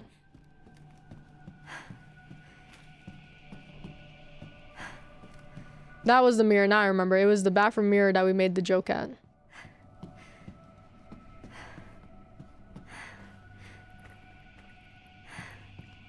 Oof, we're gonna be stuck on this forever. I don't have a map available. Also, let's actually look at your journal because I'm gonna be honest, I forgot to look at your father's. Kay told me about a purifying crystal that will let me finally get rid of these gross powers. He said I should be able to find something about it in the Megamycete thing's consciousness. I guess I need to find Miranda's memories? I really don't get how any of this works, but at least it's not dangerous. I have to try. Everyone is a great artist in this game. I love it. Found a bunch of girls who looked just like me, but they were all killed by these weird face-sucking creatures. So much for not dangerous. Thank God this Michael thing was there to save me. I have no idea what he is, but at least he's not trying to kill me. This gigantic creep in a mask sent more of those creatures after me. I would have been a monster food if Michael hadn't given me a gun. Chris and Kay forced me to have at least some basic training, but I've never had to defend myself before. I need to get that crystal, then get the hell out. Michael led me to the strange flask covered in crystal. Oh, the strange flask covered in crystal, and when I focused on it, it sort of unlocked something within me. For the first time, I'm actually able to do something useful with my powers. What do you mean for the first time? Where is this DLC set? At the end of the main game, you were over here bragging like I can do things even Chris hasn't seen. Now we're finally doing something useful. I'm gonna assume that this is before the ending. I'm just gonna put that there in my brain so I can make sense of this. I'm gonna put it in my brain. This is before the actual ending of the main game. I can destroy these cores and any black ooze they're connected to. This feels super weird before getting more in touch with my powers, when the whole reason I'm here is to get rid of them. Now I can finally get that crystal and leave this creepy place. I can't believe any of this happened. That mass cycle and the creepy faceless monsters, those girls who look just like me. This is gonna haunt me for the rest of my life, but at least I'll be able to wake up from this nightmare soon. I have Michael to thank for that. You might be on to something this potentially before that epilogue scene. Yeah, because it's the only way I can make sense of her bragging about her powers and now suddenly can't do anything with my powers and I hate them. That mass lunatic's crystal was a fake. I can't believe I went through all that for nothing. Now we're in a deeper stratum and Michael says it'll be harder to leave. But I'm not going back. I refuse to be called a freak ever again. I promise, baby girl, not only will you be called a freak for the rest of your life because you have PTSD, I will go ahead and I will just speed things up. I'll call you a freak. Sorry, you're a freak, baby girl. It just is what it is. A lot of us are freaks out here. It seems like I finally got through to Michael about that. He actually said he'd help me look for the crystal, which caught me off guard after all of his go home, give up nonsense in the castle. Right, nonsense, right. Right. Those dolls were just unspeakably awful. Thank God Michael found me and got us out of there. The moment he brought me here, I felt better, and not just because I'm in my usual size. I think this is actually the memory of my parents' old house. I don't remember this place myself, but it seems to be brimming with memories of my dad. I can really feel his love for me and how much hope he had for my future. He did, and I can't believe that no one else told you this. It's like everyone hates you. Okay, did we figure out what a sideboard is? Oh my god, it was here this whole fucking time. Jesus Christ. I'm like grinding against everything and can't find it for the life of me. Here she goes. Go ahead and read it out, girl. I've been looking everywhere for this.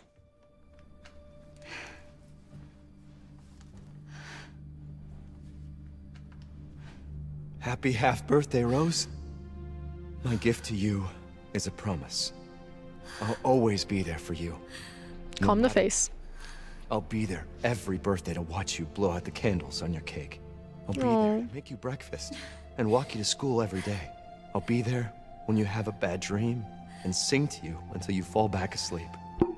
I'll hug you tight when you're troubled or worried and tell you that everything's gonna be all right. You are my precious Rose. Never forget that, Dad. No one loves you. No one loves you, Evelyn. No! No! Michael! Michael, help! Michael! No!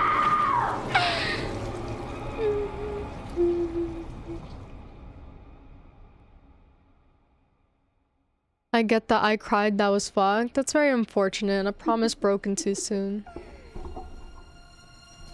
Guess what? No one loves you, Evelyn. People still don't love you. That thing you're looking for isn't here. I'm shocked. So, you don't have the purifying crystal? Of course not.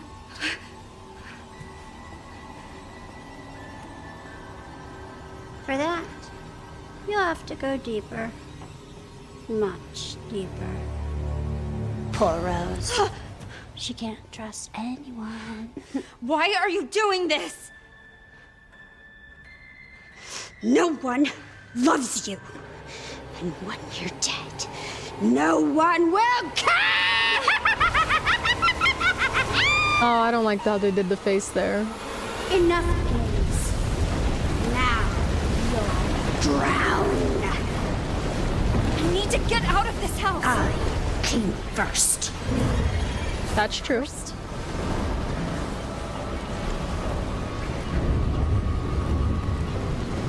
Why does she only want you?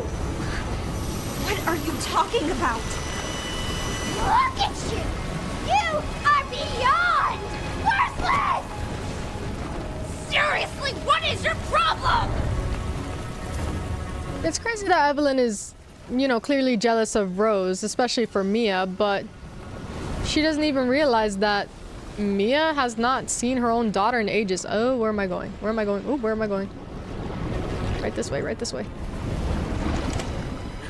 So what she's jealous of doesn't even exist. Just so greedy. Ow!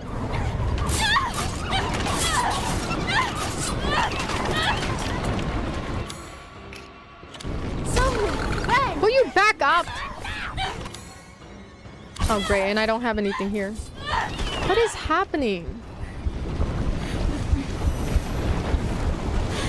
Wait, where am I going?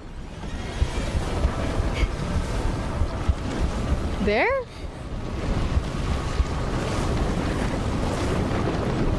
Where do you think you're?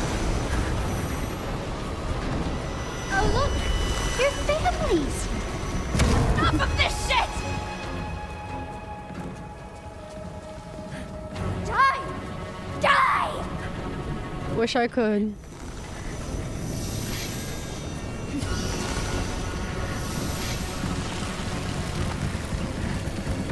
What? Thought they would stop once they... I looked at them, but apparently not. Should have been a chance. They were supposed to die and join me here! Let's go! What? Ethan, do something! Stop it!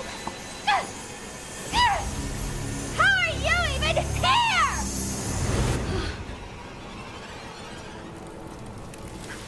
Michael! Good, you made it out.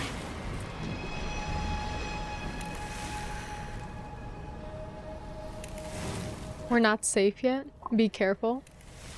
Evelyn's causing this. That little girl? Can I ask, if Ethan was dreaming about the Bakers, why can't she dream about her dad? They're connected by the mold. They should be able to communicate. You would think that he would want to visit her. Use your powers on her. I can help when she's weak. Because, like, he would do anything to see his daughter, but There's no explanation as to why he can't, since they've already made it possible for other people to have. They're not explaining why he can't do it here. Don't panic, you've got this. Well, we'll see. I can't see for shit. Never! Never! Oh! Okay. This way? I have been such a good girl! Oh, fuck! Died, we were supposed to be a family!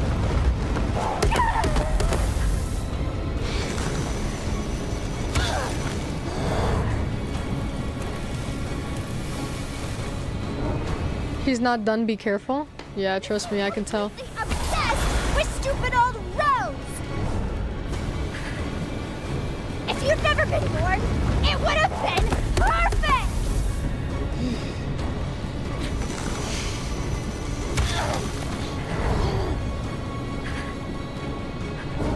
Die here! What the fuck is happening? Watch your step. Watching. This is stupid!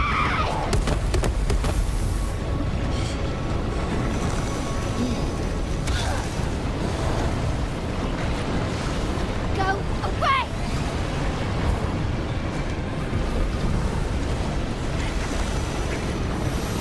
I was special! Oh, fuck!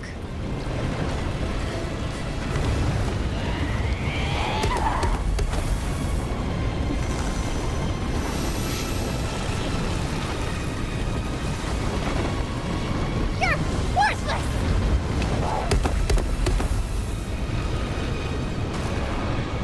No escape! Oh, shit. You're worthless! Nothing! A freak with no breath! He is really projecting here. You have me, Ethan. Over here. You're nothing! Keep focusing on hope. No! Stop!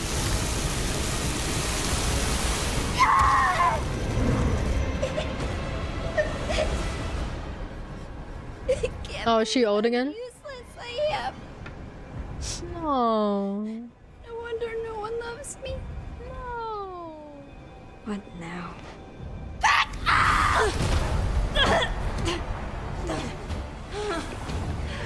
This is all your fault! And I will never let you have what you want! Rose, look out! Oh, we got her.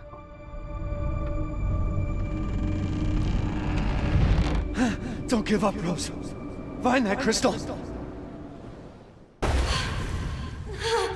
Okay, we can't keep going deeper. This is really fucking bad.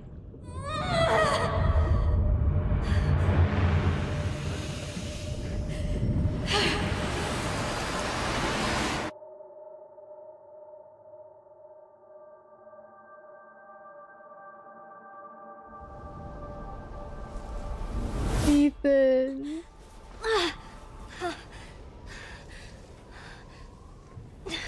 Michael? That's not Michael. Rose, look out! Of course, they're still covering his face. He saved me. But he didn't make it. That voice. My dad's voice. Is Michael my dad? Don't give up, Rose. Find that crystal. GTA Vice City Stories. We're on a pause on that, Lamars. We're on a pause. I can keep going. I have to find that crystal.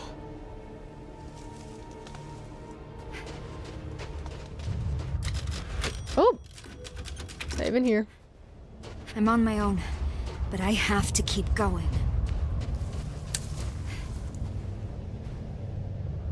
What's all this doing out here? God, that heater is so loud.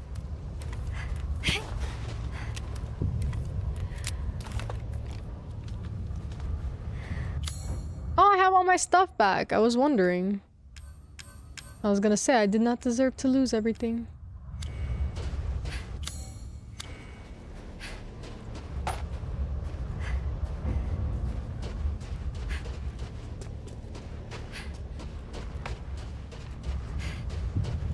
Where the hell am I? Ah, What Demetrius. is this place?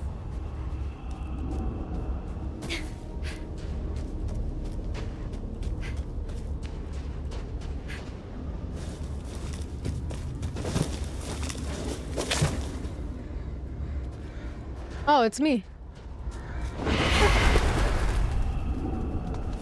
What? It's me in Ethan's outfit. Oh, where was it? There we go.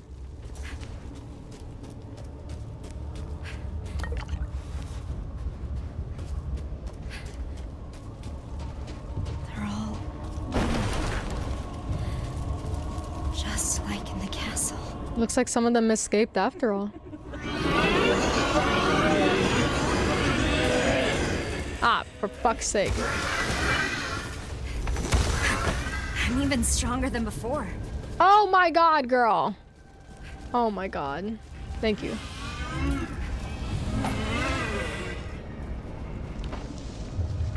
Just not moving. Excuse me, excuse me. Oh, thank you for the follow. Thank you, thank you. Woo! Thank you, thank you. What are they, eating at each other? Yeah, they're eating each other. They're eating each other.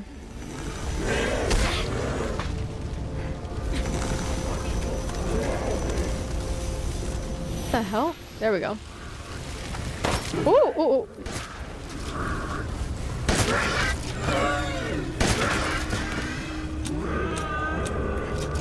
Here we go, here we go. I need to find that crystal.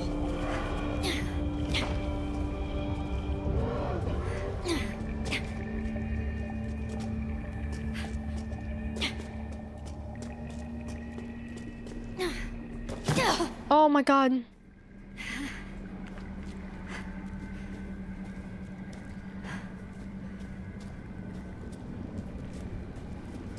I'm Bug, you hit your follower goal. Oh, did I? Thank you so much. I really appreciate it. Thank you, thank you. I love the little rainbow emote. Oh! This is where those copies of me came from. Oh. Why is she born fully grown? Oh god.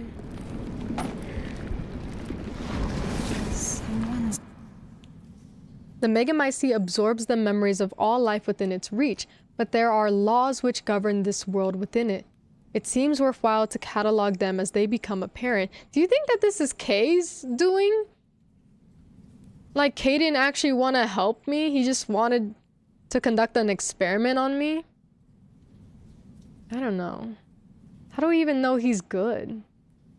The memories that comprise this realm do not strictly reflect reality.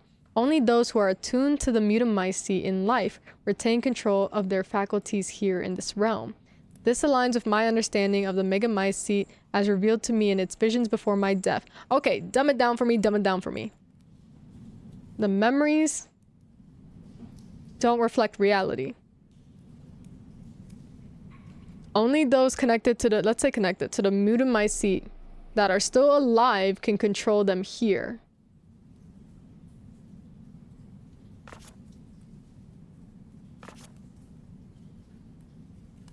What does controlling their faculties mean? Because if Ethan can warp this world a bit to show Rose memories, is he alive? What are we talking about here?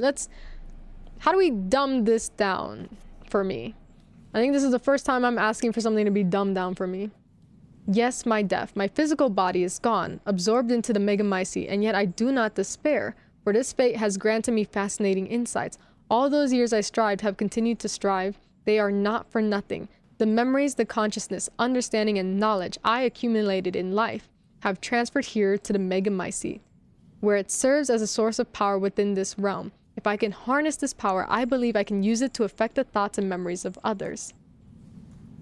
Of course, it's hardly a perfect arrangement. With so many minds and memories gathered here, finding and retrieving a single person from amidst the rabble has proven an immense challenge. Her memories are here, yes, but dissolute. Perhaps what is needed is the right vessel into which to hold her. So I'm assuming that this is Miranda's writing, still holding on to her baby. And of course I know of the perfect vessel. The only real candidate in all my years' research, Rosemary Winters. Oh yeah, okay, this is Miranda.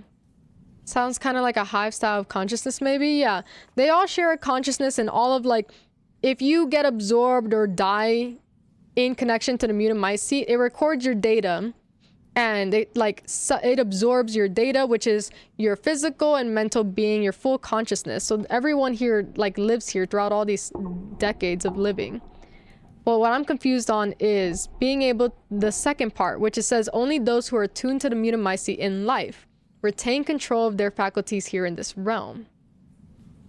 I wish I knew what controlling the faculties mean, because it makes me wonder, if you can control areas here, does that mean that you're alive in the real life?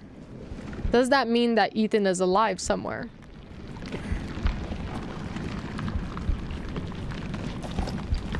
Oh, thank God. Reload.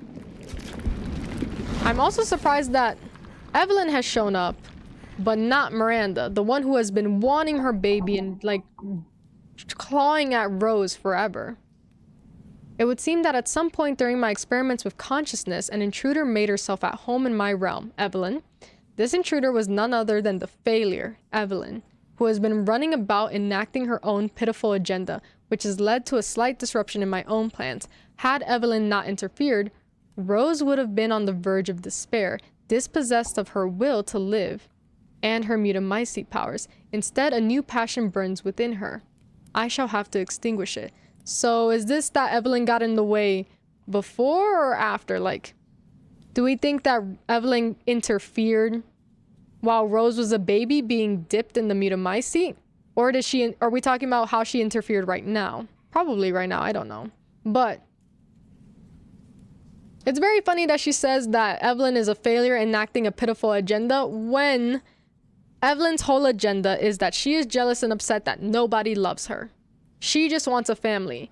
And your agenda is you love your baby, you lost your baby, you want your baby back. So, I don't know. Feeling kind of like earlier with Umbrella and Chris, very much becoming the thing you hate here.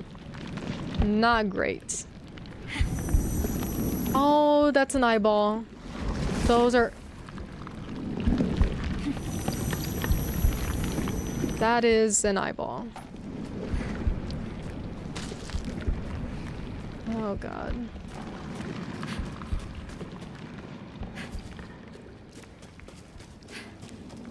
The second we're out of here, I'm popping open that Bocopia. Bocopia's about to reset. There's that feeling again.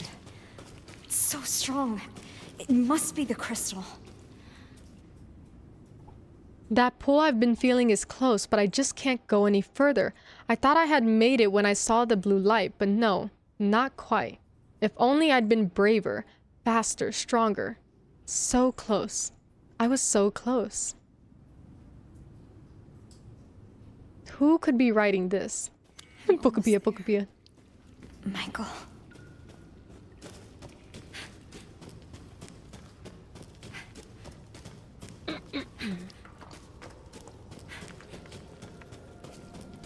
It's through here. Bocopia's gonna reset. Black God which lives in us. Oh my God, why? No matter how much water I drink, I have like a scratchy in my throat.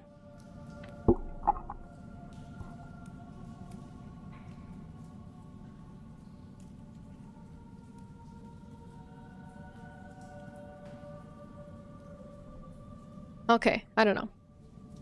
Black God which lives in us and in which we live, create for us a new world as befits your will. Your dark consciousness holds for us a second chance, graciously offered and joyously accepted. You drink the blood of the lost lamb as it falls upon your darkened earth, not to destroy but to preserve, and once again deliver unto life. This is some twisted shit. Is that the baby? That's her baby. That's the baby she's looking for. We do love Pocopia here. My Pocopia is gonna reset. I kind of want to hop on. Pocopia, Pocopia. Ah, these gorgeous crystals are back. I can feel it.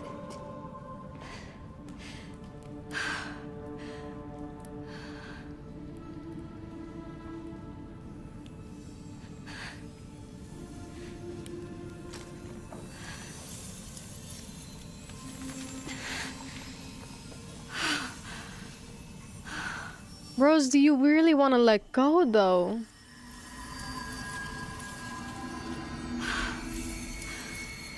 It's working.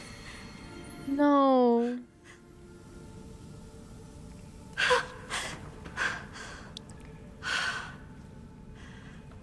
Oh my god.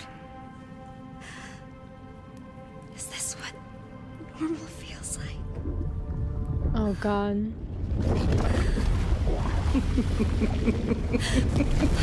Miranda. She waited just until she could get rid of her powers and be weak. Rose, I've waited so long for you.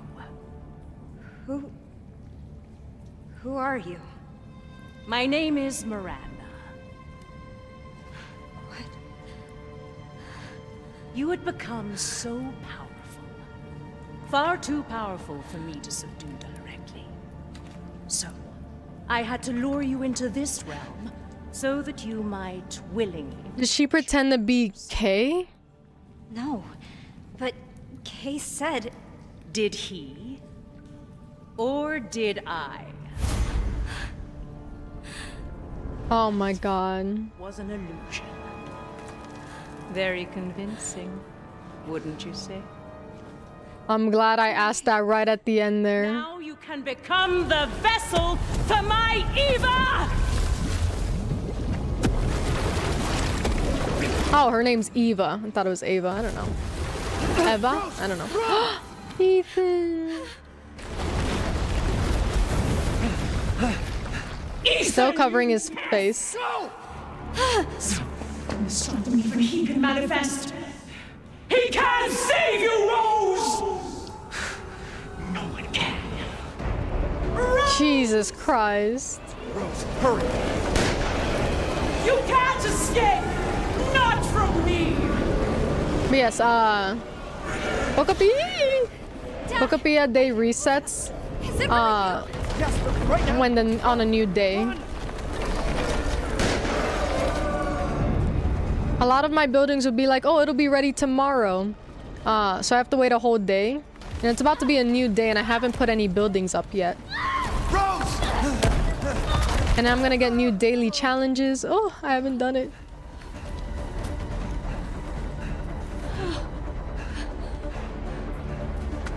Thanks. Ethan. Oh, he's took off his Why didn't jacket. you tell me who you really were? Why'd you let me call you Michael? I didn't want to complicate things. I just needed you safe. Oh. But nobody knows about you. And I'm sorry I left you alone. But I had to find a way out. And I did. It's just ahead. Oh. It's Papa. Oh!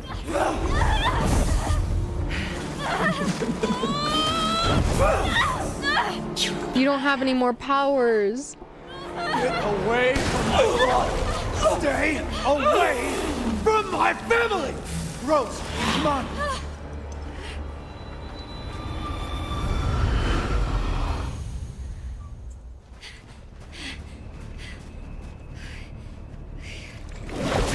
You can't escape Rose. Ethan, persistent as always. Dad! Rose, now's your chance. Go live a normal life. Make friends. No, she can't be. But Okay, maybe don't say that. That's a very sensitive subject for her. I don't want to leave you! I know. I love you. But I need to know that you're safe. So please, just... Ethan, you insolent pest! I got this. I need her powers back.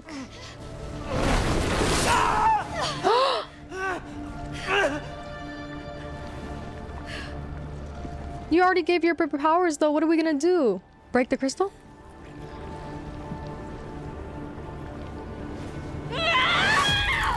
Ah, yes.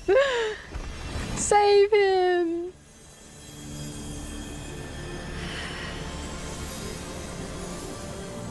Don't worry, Dad. I've got this. You think your powers will allow you to stand against me in the heart of my domain? Foolish. How intent you were on my throwing them away? I think they just might. How about this?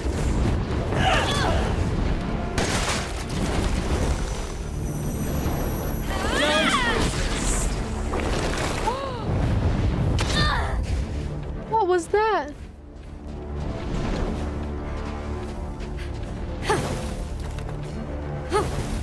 There's no shapes. Hold on.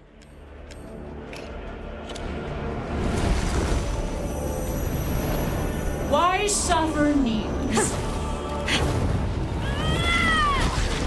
Oh, why does that keep doing that? There will be wailing and gnashing of teeth. What is actually happening with her powers? I'm trying to figure it out. Let's see this power. Hold on, I'm also trying to see these powers of mine. Imagine this being the first thing a new RE player sees, thinking this is the series. Low key, that's me. Devil May Cry looking sick. You think you can kill. And even if you were to survive, what would be the point? You can't save your father. What? You are of two. Oh, absorb projectiles. Here I come.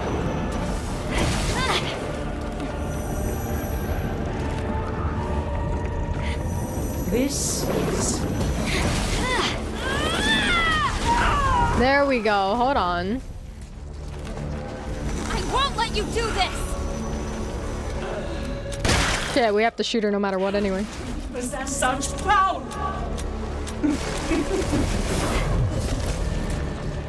Why do you follow me?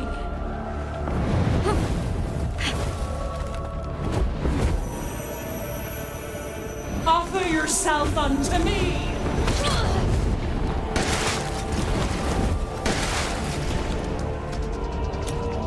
Hold on now. This will also be...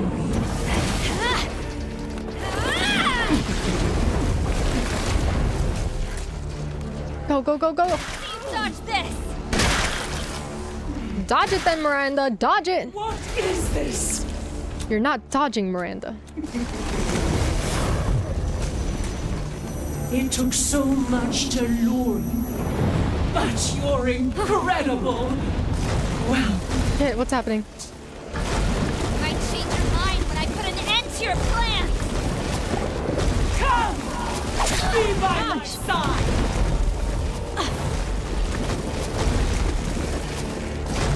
What's happening? Now! Become...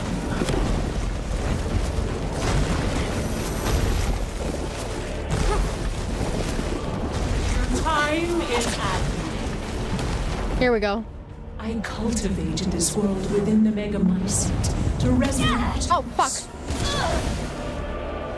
But no matter how many vessels I created, none had the power to regenerate.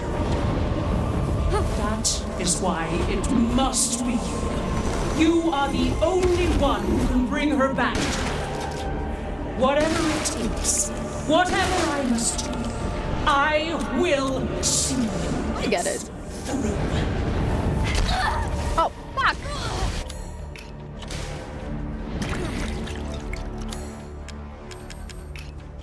Got one more for you. Shit, she backed up and dodged it.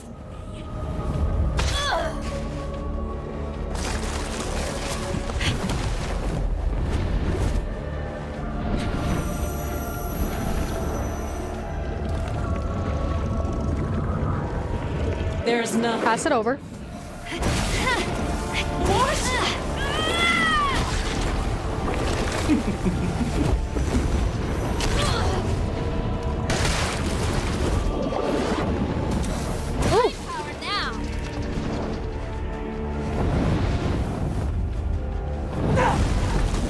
Where's she at?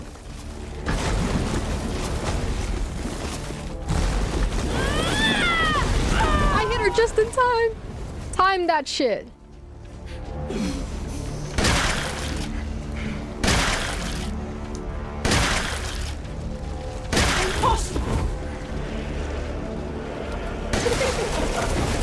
One for the books, Miranda.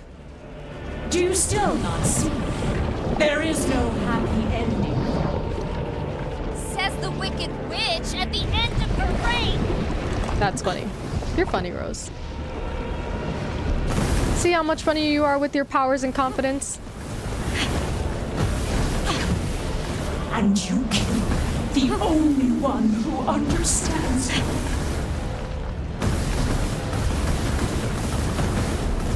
What is happening here? Oh, fuck. What the hell is happening?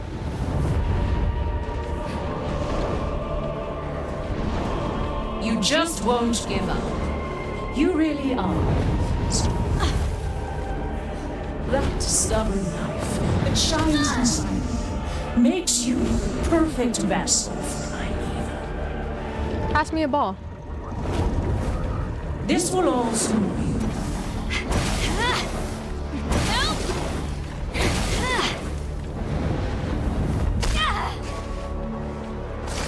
Where the fuck is she?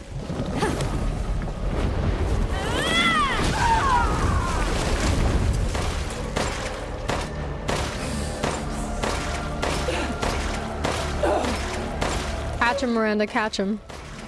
How do you possess such power? That's all I got. I shall finish this. What's happening? There is no victory. Oh shit. Oh fuck! Ooh, use it. Use it. Oh! My struggle comes to fruition. Damn. Got me. Oh my boy. Dad!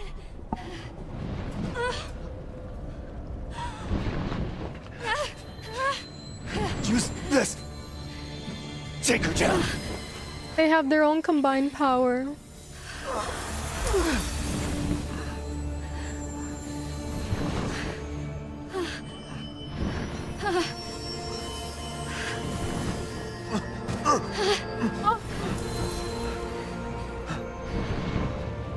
Oh, I will. Return and yield your strength to me.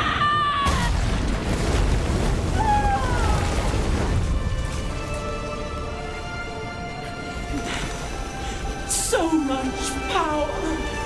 You truly would have been the perfect vessel for my Eva. He just wanted a baby. I'm not a goddamn vessel. I'm not some stupid copy. I'm me, Rose. And you're done. This is the power I was waiting for. The one that you bragged about.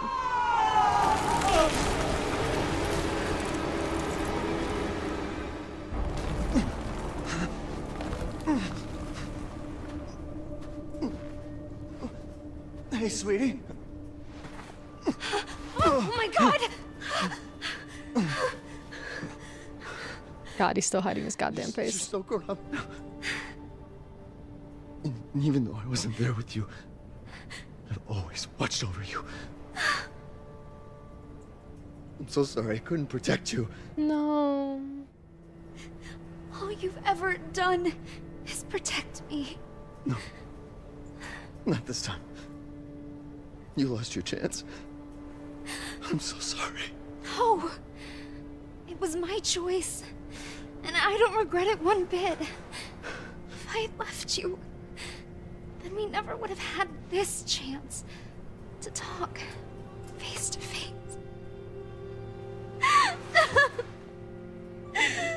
Also, Mom's missing. Again. Oh. So it's okay.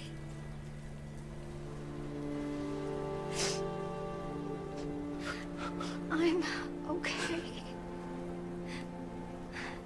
I'm so proud of you.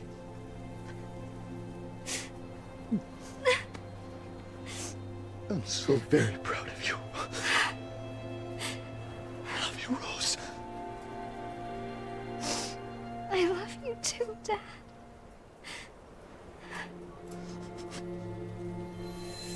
Oh.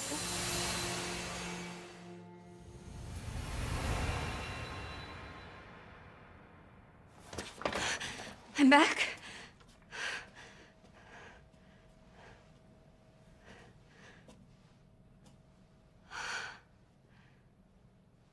I'm back.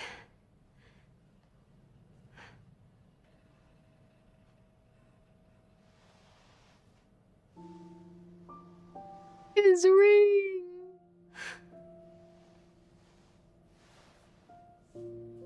Dad.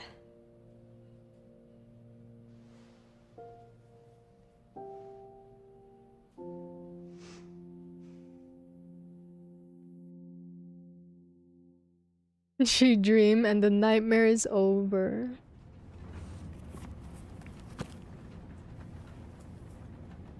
And she resized the ring to wear it. Okay, so this did happen before the ending of the main game. Because I'm like, you're bragging about powers, but you said you can't use them. There we go. Boy will be able to touch the moon. Oh. Nobody can touch the moon. It's too far away. Wait, what if he has a rocket ship? It really does look like they reused Mia's model. Very cool. Shut up, Mia, too. It really looks like they reused her model. Like in the little bit where her hair flew back, it looks like her face.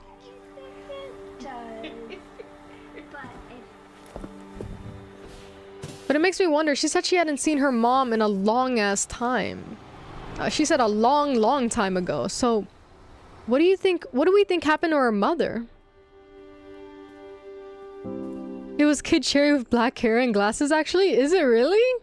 You're reusing the models over and over. It's okay. Hey, Dad.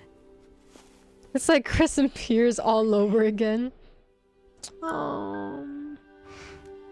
Sorry I missed last week. I have a lot of tests coming up. You know how it is.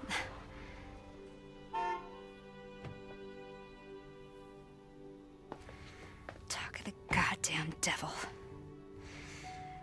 Duty calls. I love you.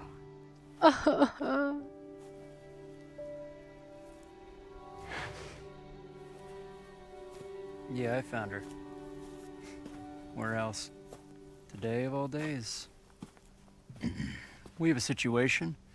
You're needed, Evelyn. Don't you ever call me that again. Whoa, it's just a joke, Rose. I can show you things even Chris doesn't know I can do. This also makes that line hit harder. Stand down. Now that she knows who Evelyn actually is. Because I was wondering, I was like, did they have to tell her about Evelyn? Now that we know that she has first-hand experience with Evelyn, of course she's gonna flip out even more. It makes it even more insensitive. You know? Aww. I know. You do know because you better. We didn't get to see that line. She didn't say that last time, I'm pretty sure.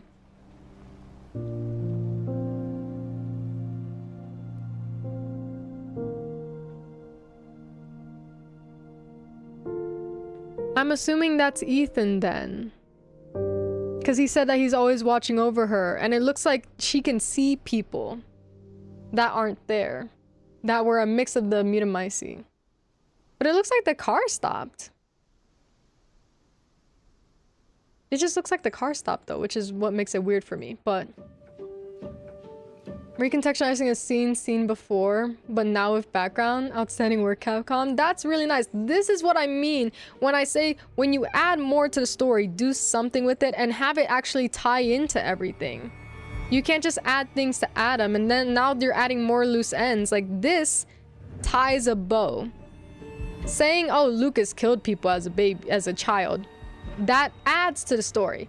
But does it tie into anything? Does it make a bow? Or do I just have a lot of loose thread lying around? Like, you're adding, instead of adding threads, add a knot, add a bow. That's what I was wanting. That's what I was seeking with this.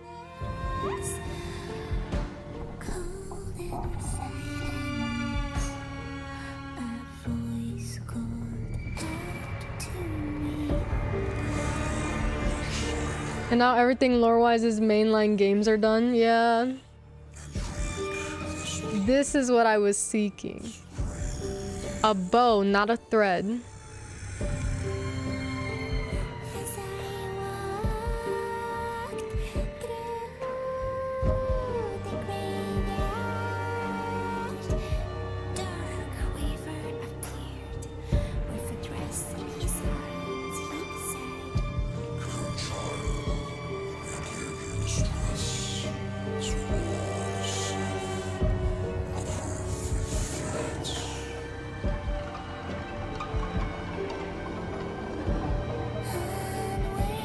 This is a good song.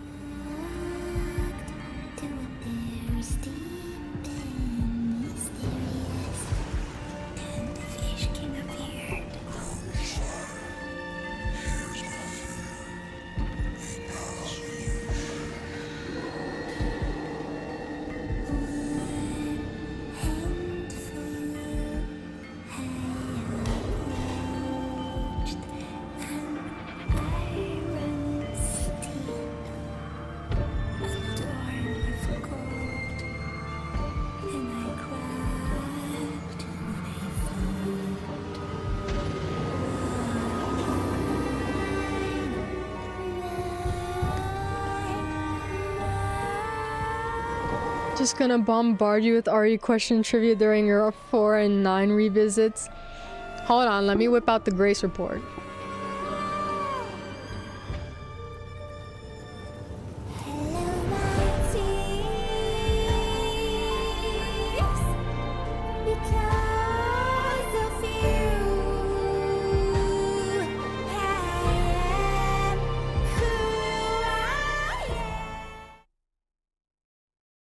Aww. The Grace report reread after RE9 Insanity for the one last visit.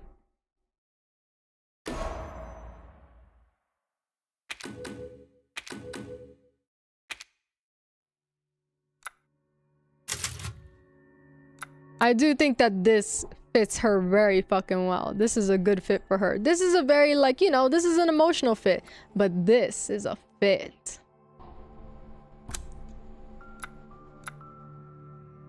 Like, that is a fit right there, if I've ever seen one. $2 for the wolf outfit.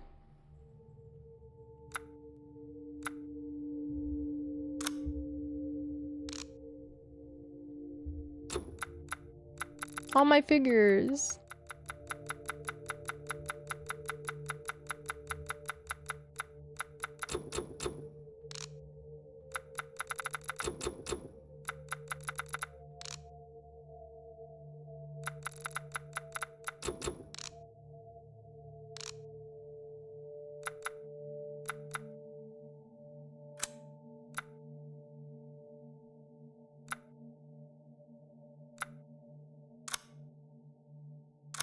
Of course.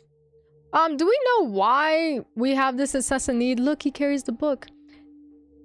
And that's his ring hand. Do we know why they have this need to cover his face? I know it's probably like a running gag at this point, but like, what was the original reason to hide his face?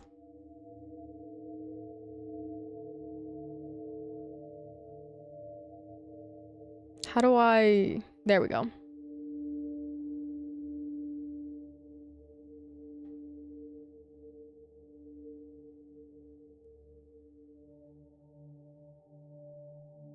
Oh, I am very curious. I will say though, this is still kind of leaving loose ends though. There's still quite a bit of loose ends in this game, with the fact that, and they did add an extra thread. They tied a bow with, you know, Rose and Ethan, but they did add a thread because why hasn't Rose seen Mia in a long time? Oh, why are you in this blanket? Why did they put you in this blanket? Could have been any other one. Trying to see something here. Her eyes are a bit of a different color. Chris, I don't know what the fuck you were.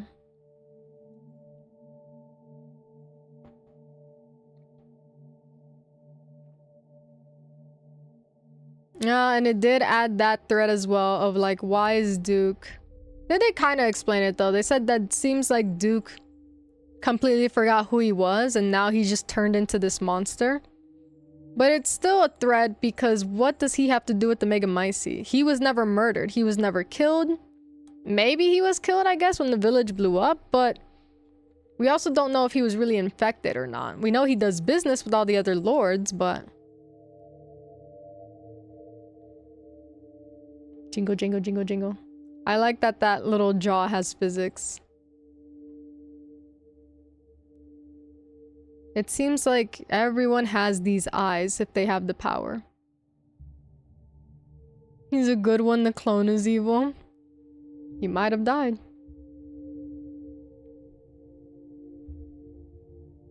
How did he learn about our merchant?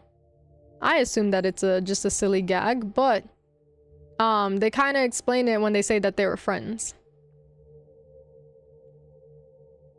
That's enough for me, honestly. Because also, we're all in Europe here. We're very close. It's... They got it.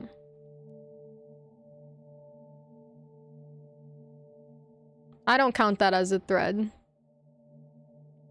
Mainly because it's so, like, minuscule. It's like a little string more than a thread.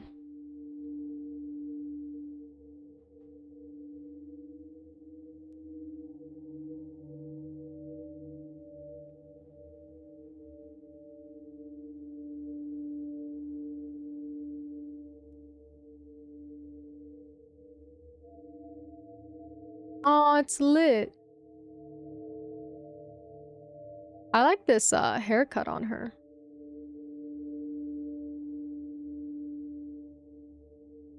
It doesn't let me rotate her even though... Oh, it's the... Okay, I can't. Well, I can't rotate her where I want. I'm trying to look under her eyelids. Because it seems like everyone has the same colored eyes, which is very interesting to me. But they won't let me tilt her any further. I don't know if it's because they're like, oh, someone's gonna try and break it and look up her skirt. I promise you, I'm just trying to look up her eyes. That's all I'm trying to do here. Her daughters do have different eyes, though. That's for sure. The physics with their capes are beautiful.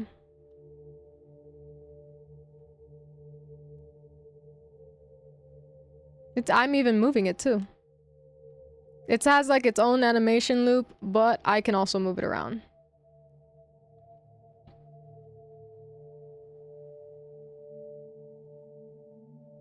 If you pay attention to... I'm gonna move it. If you pay attention to the ripples a bit, you can see like the jagged polygons. Not that it's a bad thing, but you can see like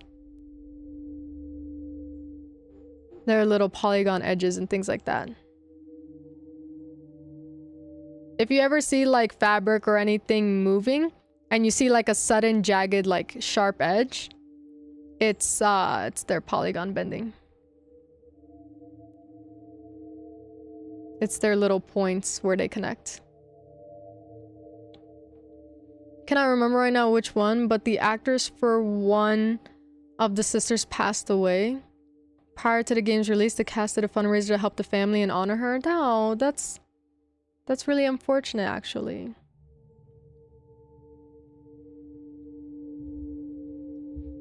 How do you feel about it? I know a lot of people like it. I think that the DLC did an incredible job of tying a little bit of a knot in, you know, what's going on between Rose and Ethan. It did recontextualize the ending there, which is beautiful. It's a beautiful addition there. It did add some threads that did not tie into a bow. And it's one of those things where 8 added a lot to the story of 7. Didn't tie the bows though. They're adding a lot of threads, but they're not tying any of the ends. So it's like we've got a lot of threads here and I don't know what to do with any of them. It's an unfortunate thing. They're adding so much story, but are they tying them into each other? And that's my main criticism with these past 2 games. It's how does this actually tie to the overall theme of everything? It's kind of like people kind of pass over it afters. That's actually really sad. I know a lot of people are head over heels for Heisenberg. Please tell me you got Tamagotchi. I made a whole ass Rebecca, Wesker, and Zeno. I did not get Tamagotchi. I want to play the demo so badly. But like, oh, it was already an endeavor getting the Switch at all. Zeno fell in love with Rebecca and I told him no. As you should. Grown man, back up. Back up, sir. Tamagotchi looks so fun though. I love seeing how everyone can like make their own characters and everything. The customization is very cool. I'm very tempted to like, instead of like using the Mii, like I think I will have normal looking Miis, but I think I will also have crazy painted ones as well. I think I would do both. Depends how I feel.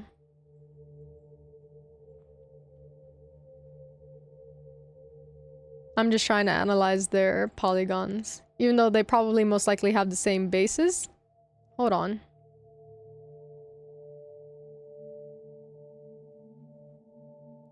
Oh, they both have the same flower. Also, that's a necklace that I was collecting, so looks like I lost my chance at it. Rebecca instantly fell in love with Luigi? That's very silly. I love that for her, though. I want to see your memes. Still want to see more Pokopia from you. Can't deny. Mickey's trying to pair me with Wesker or Zeno. Run, Elle, run. No, I do want to play more of my Pokopia, especially like, oh, I think I missed the reset. I missed the reset. But I will say, it's okay. It's not too bad. I did my things earlier this morning when we played, last night all the way into the day, but yeah, I do not have Tomodachi, but it looks so fun. It would be another fun way compared to the Miis, but it's one of those things where it's like I'm also not too worried I'm missing anything because, you know, we're doing Silent Hill as the main dive with more Resident Evil on the side. So I'm trying to juggle those games. But at some point, we are gonna dive into like some Nintendo games, so I've got time. I do know that Domitrus Ask has more has the most polygons. Hold on, I'm struggling to read. Her ass has more polygons than all the polygons in RE2? Crazy. Not surprised though. It's an old game, but Jesus, just for the ass. And Loda is like, I need melanin. I keep trying to pair them with the whitest people. You're cursing! You're cursing them, Mick! I'm out here wanting melanated baddies. I'm getting stuck with not that. Just a little bit. We only got Silent Hill 2? Really? I did not know that. I don't know. I see Silent Hill 2 and I'm like, oh, okay, it's a series. There's a bunch of games like Resident Evil. I don't know how many games Silent Hill has. I only know none, actually. I don't know any of them. But I know that name. I know Silent Hill 2. I promise you we're gonna struggle with the hive. Me, what if I add Sheva? You said Wesker? No, yeah, we have Outbreak as well. We have Outbreak on the side with everything. We're only touching one Silent Hill. Relax a bit. We got a busy year this year. We have a busy year. We have a busy year. We have a lot to tackle.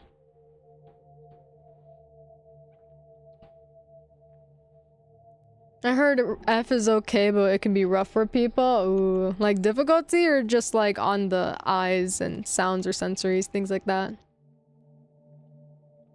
Try. There we go. Do they all have different they do. Hold on. So hers is yellow. They all have different colored ones. How do I... There we go. You are red, yellow, and blue. Nice. They all have the same colored necklace, though. I made a James Sunderland joke earlier. No. I still don't... I don't know James Sunderland, though. No, just kind of enemy stuff. You kind of get your ass beat and surrounded a lot. Oh, I don't like that. My coworkers love F. I wouldn't be surprised if it's a good narrative, but ooh, getting surrounded. It sounds rough.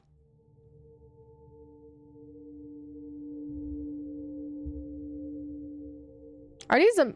I was gonna ask, are these the men they all killed? No, they're women. They're women. So these are all the women that were chained up. Probably all the maids. We also never got an answer. Do we know why, Dumitrusk and the girls... Wiggle, wiggle. Do we know why they go after only men? Wiggle, wiggle, wiggle, wiggle, wiggle. Because the women just kind of get turned into monsters and they stay working with them forever. But they eat men. Blah, blah, blah, blah, blah. James Sunderland is the worst. Even the devs hate him. He is not redeemable in any way. Yeah, I don't know him. Because you designed them and wrote them. Blah, blah, blah, blah, blah, blah. I would at least explain why if I did it. Blah, blah, blah, blah, blah. I don't know why this is a good stim. Blah, blah, blah, blah, blah, blah, blah. Blah, blah, blah, blah. Pushing back against patriarchy, I don't know. But then why? I will say, they're very flimsy feminists then. Because, yay, get the men. But also, apparently oppress our fellow sisters. By turning them into monsters and servants. Anyway, I'm gonna stop. Let me stop. I'm stimming too hard. I'm just making a bunch of noises for absolutely no reason, and it's becoming a bothersome. The most plausible answer, to be fair. Reminds me of liquors. I do hate liquors. Huh, they're animated, but they don't have physics to them. Which makes sense. When she was moving around, they were flowing like this, but they were stiff at the same time. You ever seen like something that flows, that has a very flowy animation, but stiff at the same time? That's why. Because she was moving around, but these were not moving with her. They have their own locked animation, but that's it. They're practically like stone. But also, oh no, men-centered. Men-centered indeed.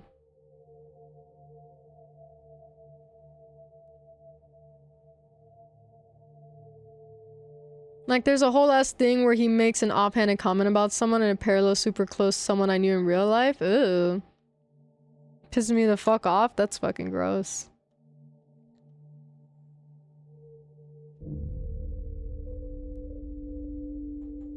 I feel like Donna is one of the most mistreated enemies we've had. I'm gonna say it right here. This design here is very interesting.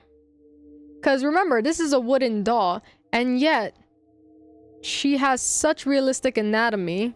Because, you know, even when you're skinny, you're a bit bloated and your womb is still, like, pushes a bit. But, like, she's a doll, but she's got very good anatomy in her core specifically. And then, like, her wooden arms is where the anatomy goes away. Or, well, not goes away, but they're, like, more bones. They're just kind of, like, they're just wooden sticks. But her stomach is, like, crazy detailed. And her brain doesn't fit at all. Because it looks like that. She the mannequin baby person? She is. She is the mannequin person. I don't know if I would call her the baby person because we don't know her story at all. There's a grave of a 9-year-old, but we have no idea how this 9-year-old is connected to her. Because she doesn't say anything. Donna doesn't have any diaries where it says she wants children. But more so just like, I don't know. Because even Miranda, when Miranda writes in her journal about Donna, she just says that she has extreme mental illness and that she's not fit. She's not a fit vessel. But we don't know what that mental illness is or why she has it. We don't really know anything about her. Can kind of see. I'd love to play Alan Wake's series since I'm a big fan of Remedy. Curious if Peach would be interested. Yeah, I don't know that one either. I don't know a lot of games. Wait, her wrist? Can we please? Her wrists have these little designs on them as well. There we go. This one you can get a better look at it. It's the same design as the one on her neck. Yeah. She has a very child bride dress though. I'm just glad he's not around us anymore. I own Alan Wake on Steam already. Enjoy playing games with him, but he ended up being an assholehead. Oh yeah, no, that's absolutely not. Absolutely not. Remember when Peony wanted to live in a room with holes in the floor? She still wants to live in that room. I wonder if this tail is supposed to be either its spine or umbilical cord thing going on. How deep does this go? His jowls have physics. Blah, blah. Blah, blah, blah. They did good on this one. The movement blurs and I don't know why. I like how mainly his lips has physics there. I quoted that before I went to bed. He was an ableist piece of shit. I don't fucking keep no ableists around me. We don't fuck with ableists here. Oh, his hands. His nails are pretty. If anyone knows what type, if anyone wanted to know what type of nail set I like, it's basically this. A little bit sharper than an almond shape, but not full on stilettos. This is my nail set, if anyone was curious. Maybe a little longer, don't know, but like that is my nail set, if anyone was wondering. Oh, his pinkies are so... his toenails are so sharp.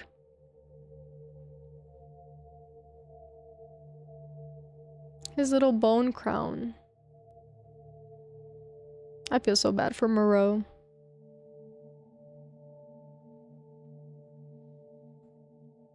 There we go. We get more. Ooh. Ew, he's so jiggly. He looks stitched up though. Never mind, that's not stitches. Yeah, I can see why she didn't want to resurrect her daughter in this body. He has a bracelet though. Like some of these are chains, but that one he has an actual bracelet of.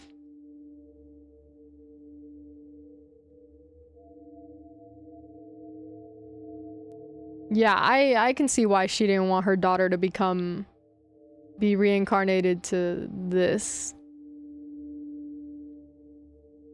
It looks like she didn't mind gender though, which very progressive, Miranda. Thank you, thank you. She didn't mind what gender or sex they were really. As long as she got back her daughter, she would embrace them with open arms. So, very lovely, very lovely. Good job on you, Miranda. She didn't care if it was a woman or a man.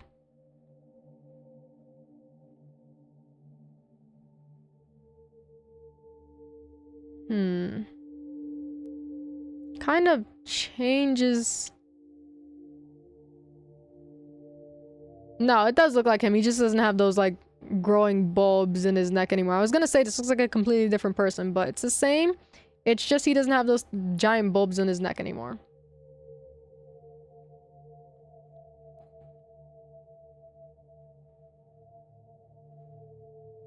These little plaga tentacles that they're putting everywhere. Ooh. These have physics to them. So see how... Look. They have a very smooth animation. But if I jiggle it, they go crazy. These are not stiff. Whereas hers, if you watch them, they have that animation, right? But they don't change in speed because I move them. So that means that they don't have physics. This is a set animation with no physics to them. So her tentacles are practically made of stone, which, you know what, very fitting. They're stone but fluid. These are not tied to any physics at all. They don't move in any way. I cannot control them. No matter what, she will be set on the animation that they put her in.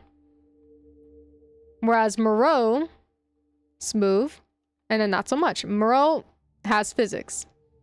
So if anyone was wondering the difference between me saying that something has physics or it's just animated, this is the difference. This is animated, but it also has physics.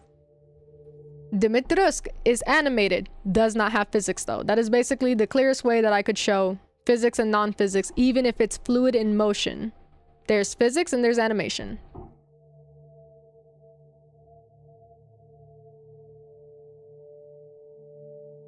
In case anyone ever wanted to notice that. But yeah, I'm sure people are indeed in love with Heisenberg. I am not. So far, the only man that's ever caught my eye, and even then, it's a little bit, is Joe Baker.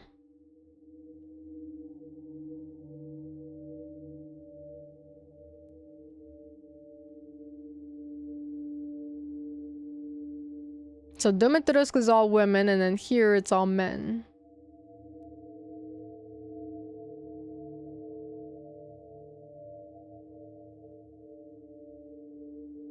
Punchy McPuncherton, he's a driller. He's just drilling.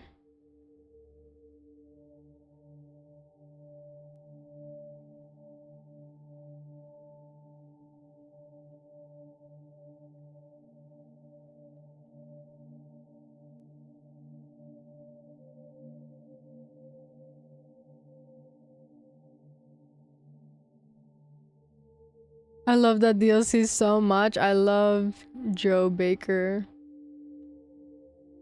He was fun to play, and he's the only guy in the entire series that has even slightly piqued my interest. And I don't think it's because he's older. I just enjoy his facial structure. I think that if you painted him with less wrinkles and painted his hair black and everything like that, if you dyed him and younged him up, I think it would still be the same.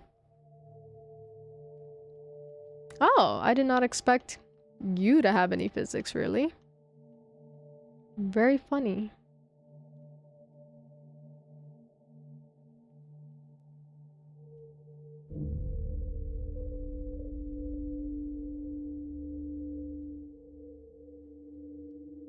Very curious on which section of the game was the hardest on them, on a mechanical, like, power source. Which section took on the most power? That's what I'm curious on. Because some of these have a lot of textures and stuff to them, but very little physics. Whereas other areas have a lot of physics, less on the textures. So I'm very curious on which one was the hardest on their hardware.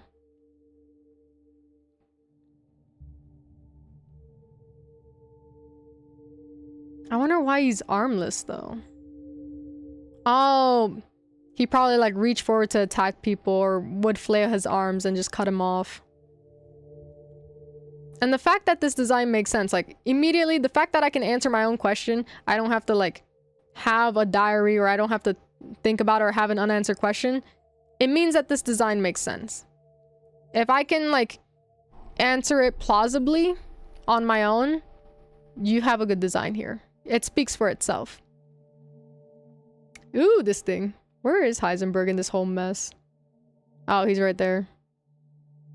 I can't zoom in any further, but right there, that's his face. Crazy that he has an animation here in his throat. No physics to him, though.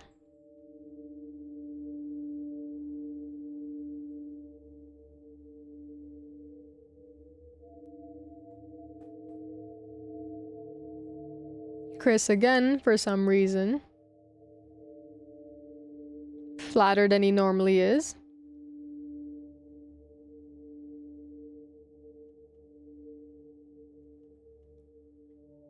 We have Umber Eyes, K9. I want to know which one was the funny girl. Probably this one.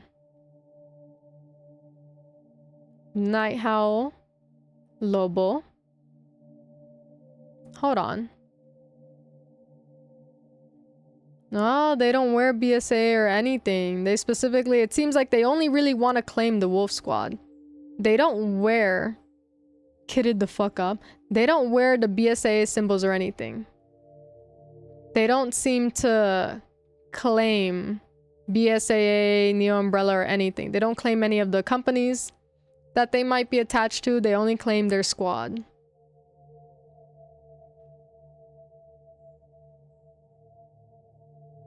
Tundra.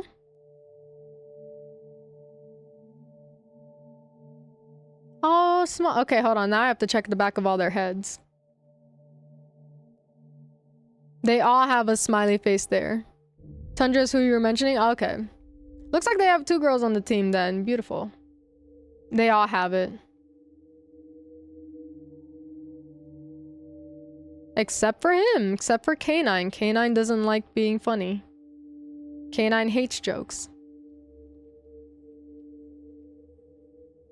Okay, so if we want to know who the funny ones are, Umber Eyes and K9, they don't have the smiley in the back of their head. Night Howl, Lobo, Tundra, all those 3 do have the smiley face in the back of their head. 2 out of the 3 won't wear the smiley face.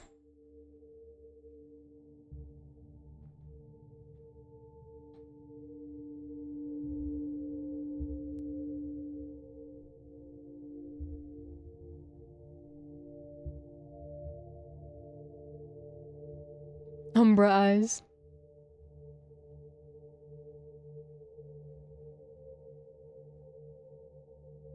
Oh wow, the Megamycete, I didn't even notice that. I noticed that there was a, if it'll let me zoom into it.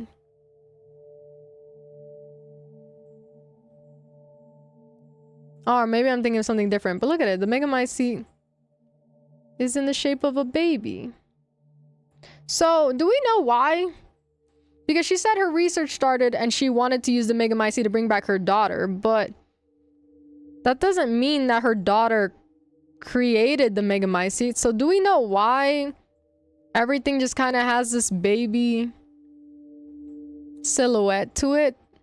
Considering the fact that from what it sounds like the baby was after the Megamycete and the Megamycete was used to bring it back. It was something that she was researching that she knew could bring her baby back, but it's not like the creation of Megamycete, so I'm a little confused as to baby silhouette of it all. Unless they just wanted to do that, then that's a whole different thing.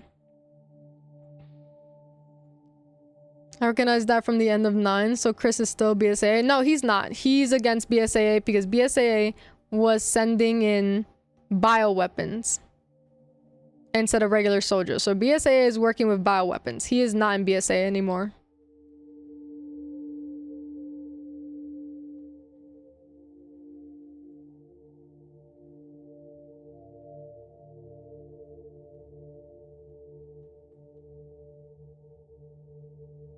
Watch it. Let me find the clearest silhouette. Okay, so this one as well. Hold on. I might be wrong.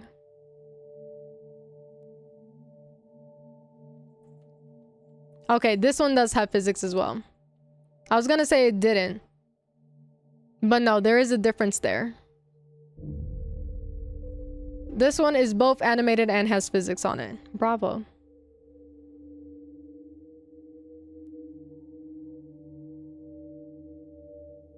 Alright, now we get down to Miranda. Miranda with her little fetus symbol as usual.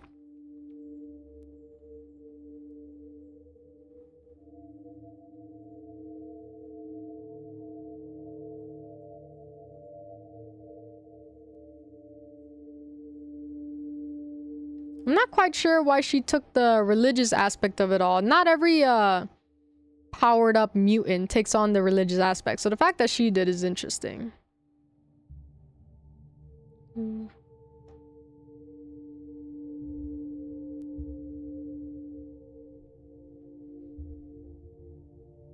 Oh, That's a lot of physics there. Physics and animated.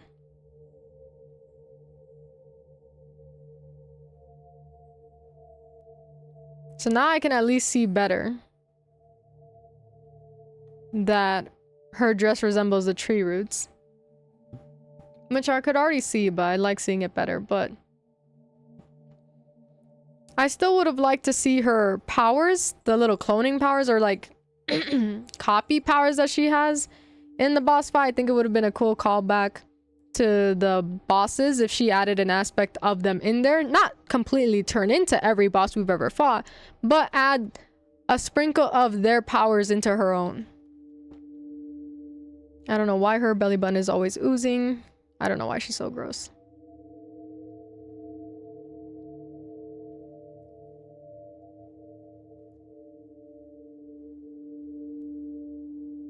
Because the whole jumping around thing with wings and the spider legs to just stab you felt a little underutilized there.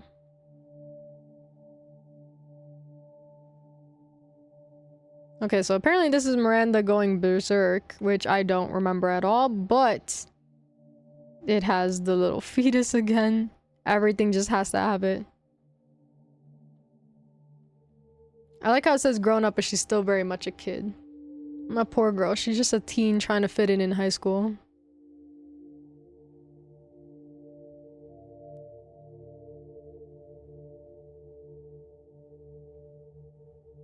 Okay, it's just extended.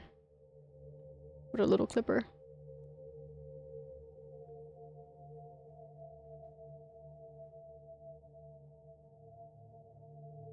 That's the V61?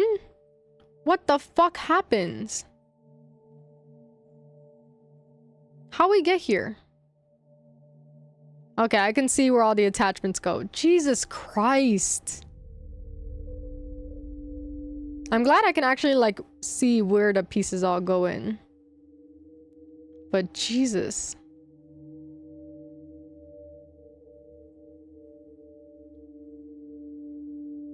The trigger is customized.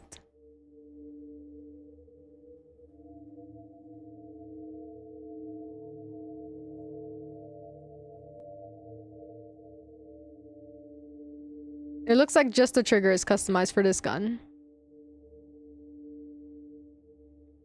Got a haircut. Right now?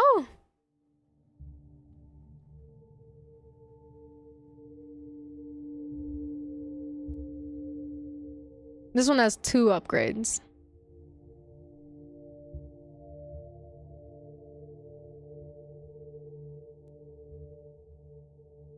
Oh no, yeah, Gaze got it. I'm gonna send him.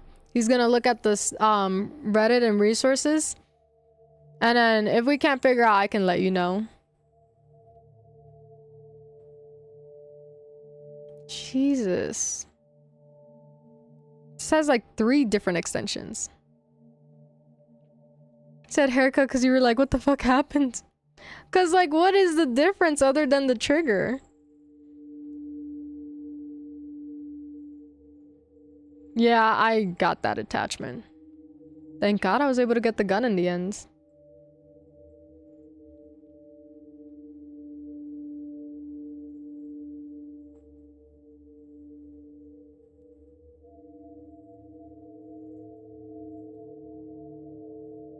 Hound Wolf? Is that what that says? It's a Wolf Squad gun though. Oh, with its own little serial number. Someone look that up and tell me if that's someone's serial number out there.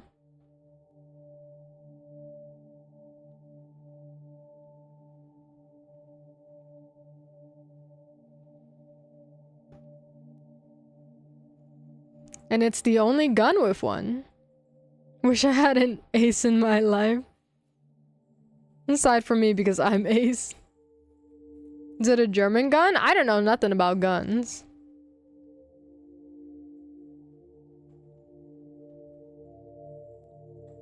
I'm right here. What's German? This gun. Oh, well, it says US. But you're over here like, I'm right here. You say that as if you're gonna help other people when you're literally too busy and burnt out for that.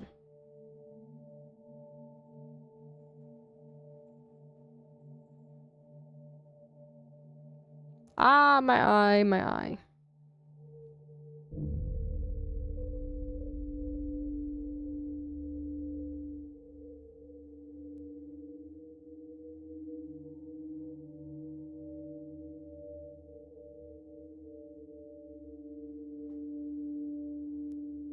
I'm a literal guardian angel.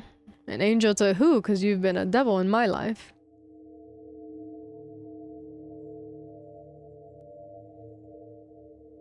Been torturing me with some things.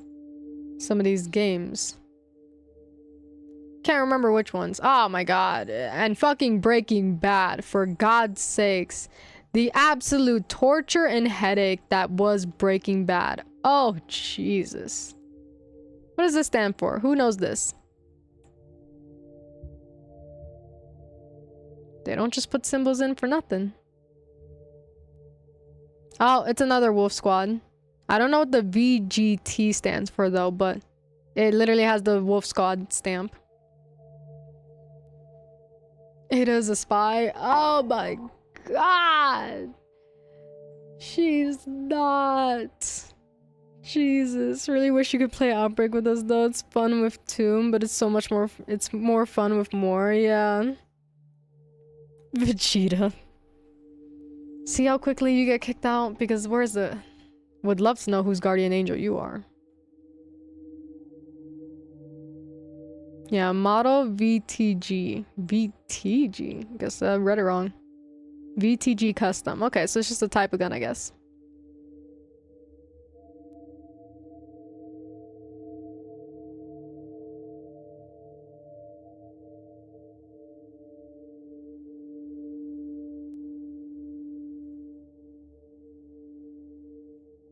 View all the character and weapon models? Okay, looks like I got an achievement. So wondering what the DLC is gonna be. Would prefer it to be Ada, but it's probably gonna be Chris and his hard-headed ass. I would prefer it be neither of them. They, like, there's no way to salvage Ada for me.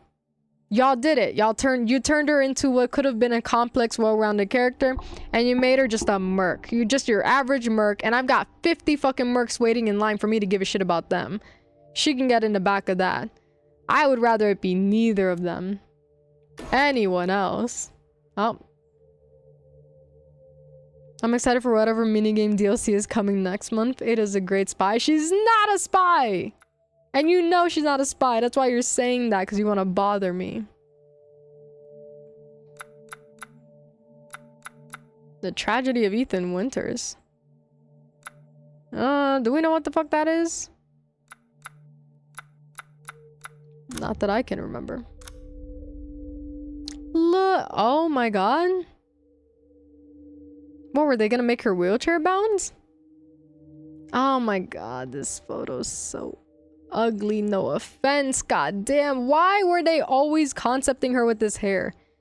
This was actually like they just always, I visualized her with this goddamn terrible haircut.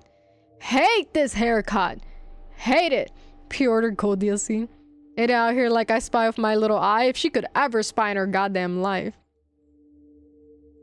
You see Vision with their notes? Which Vision though? What's the Tragedy of Ethan Winters? Mia's ugly as fuck, and they made her worse. Mia was already like, damn, like, you know, you're definitely someone's wife, but god damn, this haircut has been the bane of my fucking existence. Adorable little baby girl. Hey. Just the bane of my existence. Why are you still doing this? Oh, the art director comment. I thought you were talking about the Tragedy of Ethan Winters, because I don't know what that is. Concept art for the Winters. Why do they keep... That's also what's been bugging me. They keep writing it as the Winterses. Oh, go call the Winterses. Just say go call the Winters. Enough. Enough. Go call the Winters. We don't need to add the other one. The original idea was to have me in a wheelchair due to the events of the previous game. Yeah, and she's not. She's a normal walking gal. I mean, they could have done that. They could have done it. Well, never mind, actually. I was gonna say in the reveal, they could have had Miranda walking on about because it's Miranda. But then they could have Mia in the wheelchair when you find her. But that is probably the first thing that Ethan would notice is that his wife suddenly walks. So maybe not, but yeah. Tragedy of Winter is just more art. Okay, I thought it was like a game mode that I missed. Lady out here with the hairline Vegeta could have rebbed. I'm still pissed off about the whole Chris thing being like, I pretended to kill your wife because you wouldn't get it, and I'm hardcore. My thing is that, like, I still have a problem with Chris, how Chris acted in the whole game, even if you take that aspect away. If he told Ethan day one what the plan was, I'm still bothered by how he was acting and how they wrote him in the whole game. I know that people's biggest beef is like, oh my god, you should have told him sooner. And yet my biggest beef is that you were insufferable the whole game and you made sense. You did not make any sense the whole game. I stand by they should have started working together when we bumped into each other in Moreau. Because it doesn't make sense that we bumped into each other with Moreau. You already saw that Ethan is too heavily involved. He wouldn't let it go. And you're over here like, let it go. And then, and here's the thing. When we bump into each other with Moreau, he says, surprised you even made it this far. As if it's funny. And as if he cares, as if he doesn't care that I'm gonna die or not. He made it sound like it was important to save me and my daughter. But then when we actually bump into each other in a crazy, deadly circumstance, he's like, huh, surprised you made it. Don't care if you did or didn't. What do you mean? And then we bump into each other with Heisenberg, and he's like, what are you still doing here? I told you to leave it. You never gave me a ride home. You said that your Wolf Squad has been watching and monitoring the whole situation, but somehow missed me. And you already know I'm not going to leave it because I told you I'm not going to. So why did, and then when I say I'm not going to leave it, he's like, all right, smirks, haha, hee hee, let's team up together. We should have teamed up together in Moreau. That would have at least bothered me less than how quickly we teamed up in Heisenberg, because you refused to team up with me earlier and you didn't help me at all even get out of here. But all of a sudden we talked to each other for 2 minutes and you want to team up now, even though you didn't want to team up earlier. What's up? Yeah. No, that's just one. Chris Squad roasting Chris proper for that. Chris has always been a fuckface. They could roast him all they want, and yet it doesn't.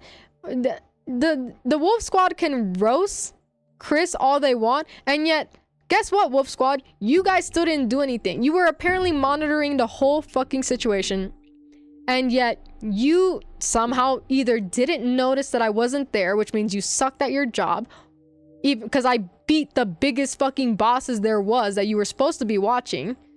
So you either didn't notice me at all, so you suck at your job, or you did notice me and you didn't care, so you suck at your job. You either suck at your job or you suck at your job. Keep roasting them, Wolf Squad. Keep roasting him. You're next. You're next in my line. As much as like the Wolf Squad looks cool and everything, y'all ain't shit either. Y'all are next in line for that fucking roast.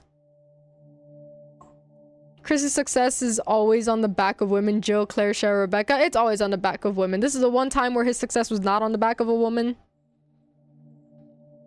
That's the one time. And even then questionable because he has women in his squad.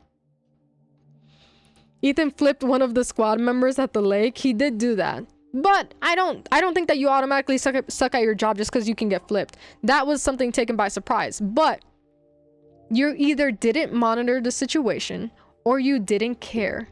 Both of them means you suck at your job. Because if you want to call me a civilian, you're supposed to protect civilians. Why am I doing more than half your job? All your job.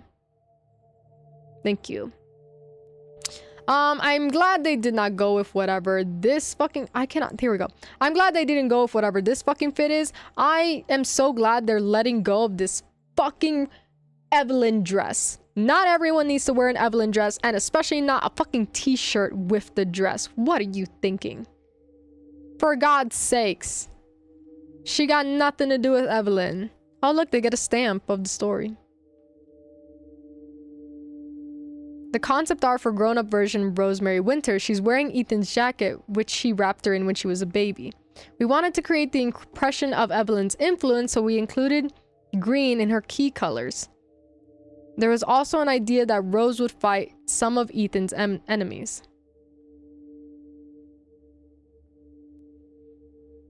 Half their job with half their weaponry.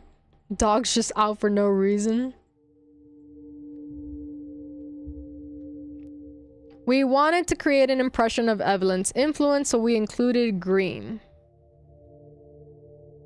in her key colors.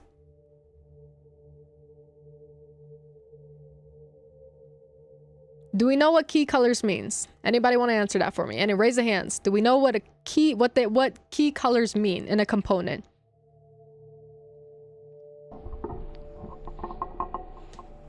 Don't we hate Evelyn though, or am I wrong? Hating Evelyn doesn't mean that she's not influenced by her, considering that she is infected by, considering the fact that she is infected and connected to Evelyn in that sense with her powers and the Mutamycete. Just because we hate her doesn't mean that she can't be influenced by her.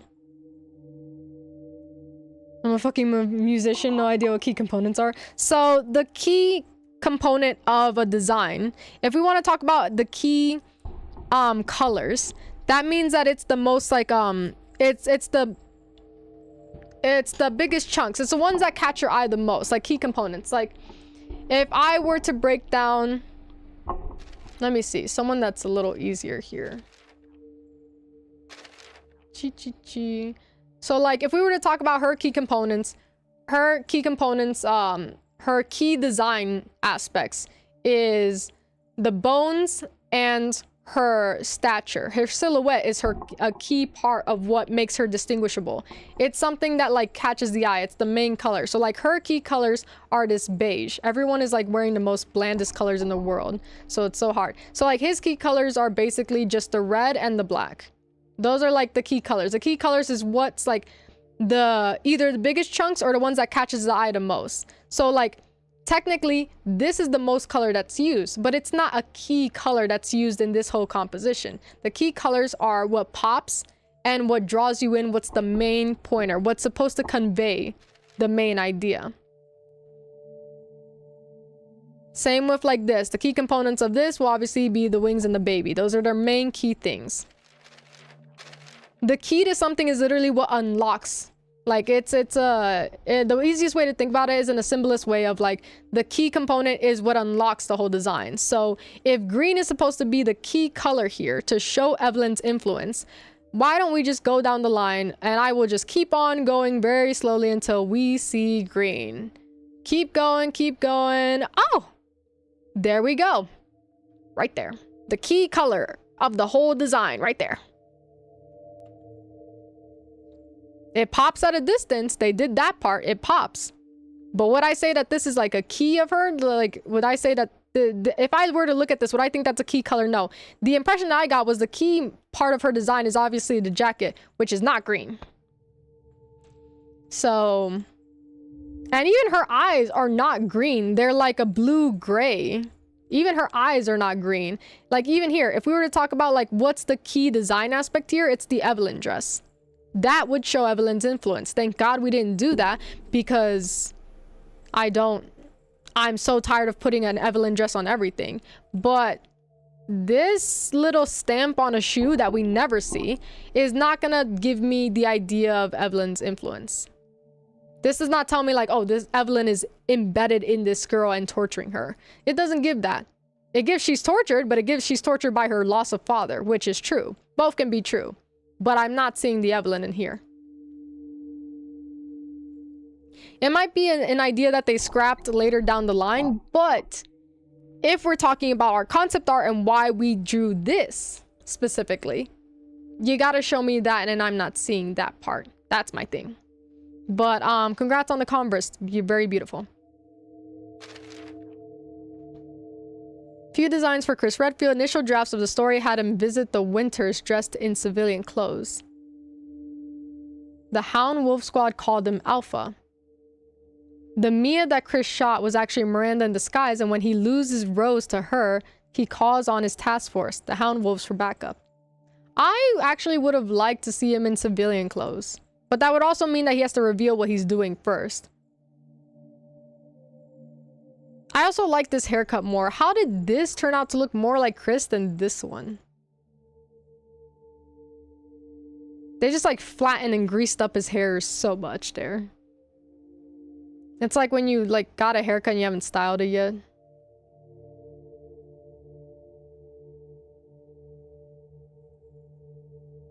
This man looks different every game. He looks different every game, but he at least has the essentials of him. This one has more of the essentials than it did before.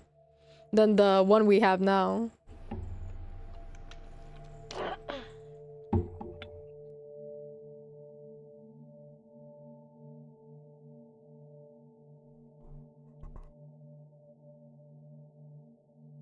But yeah, the whole, like, the key aspect of Chris's design would be that he is in a constant work mode and working in the shadows, watching everything very carefully because he's dressed in black and always dressed in his army stuff. That would be a key aspect of his design. So that's why I'm like, I'm not seeing it with the fucking green that they're talking about. I'm not seeing it. This is the first time Chris's elite squad makes an appearance in the Resident Evil universe. They were created to hunt the Lycans and such. That's it? That was the main reason they were created? That's kind of crazy for him to do. For him to take an entire squad without permission just to hunt Lycans is a little crazy. We've got Umber Eyes, a veteran sniper. K9 is a young dog handler. Oh. Okay, I'm gonna ignore that part. Lobo is a machine gunner, Night Owl is communications, and Tundra, former undercover agent for the DEA.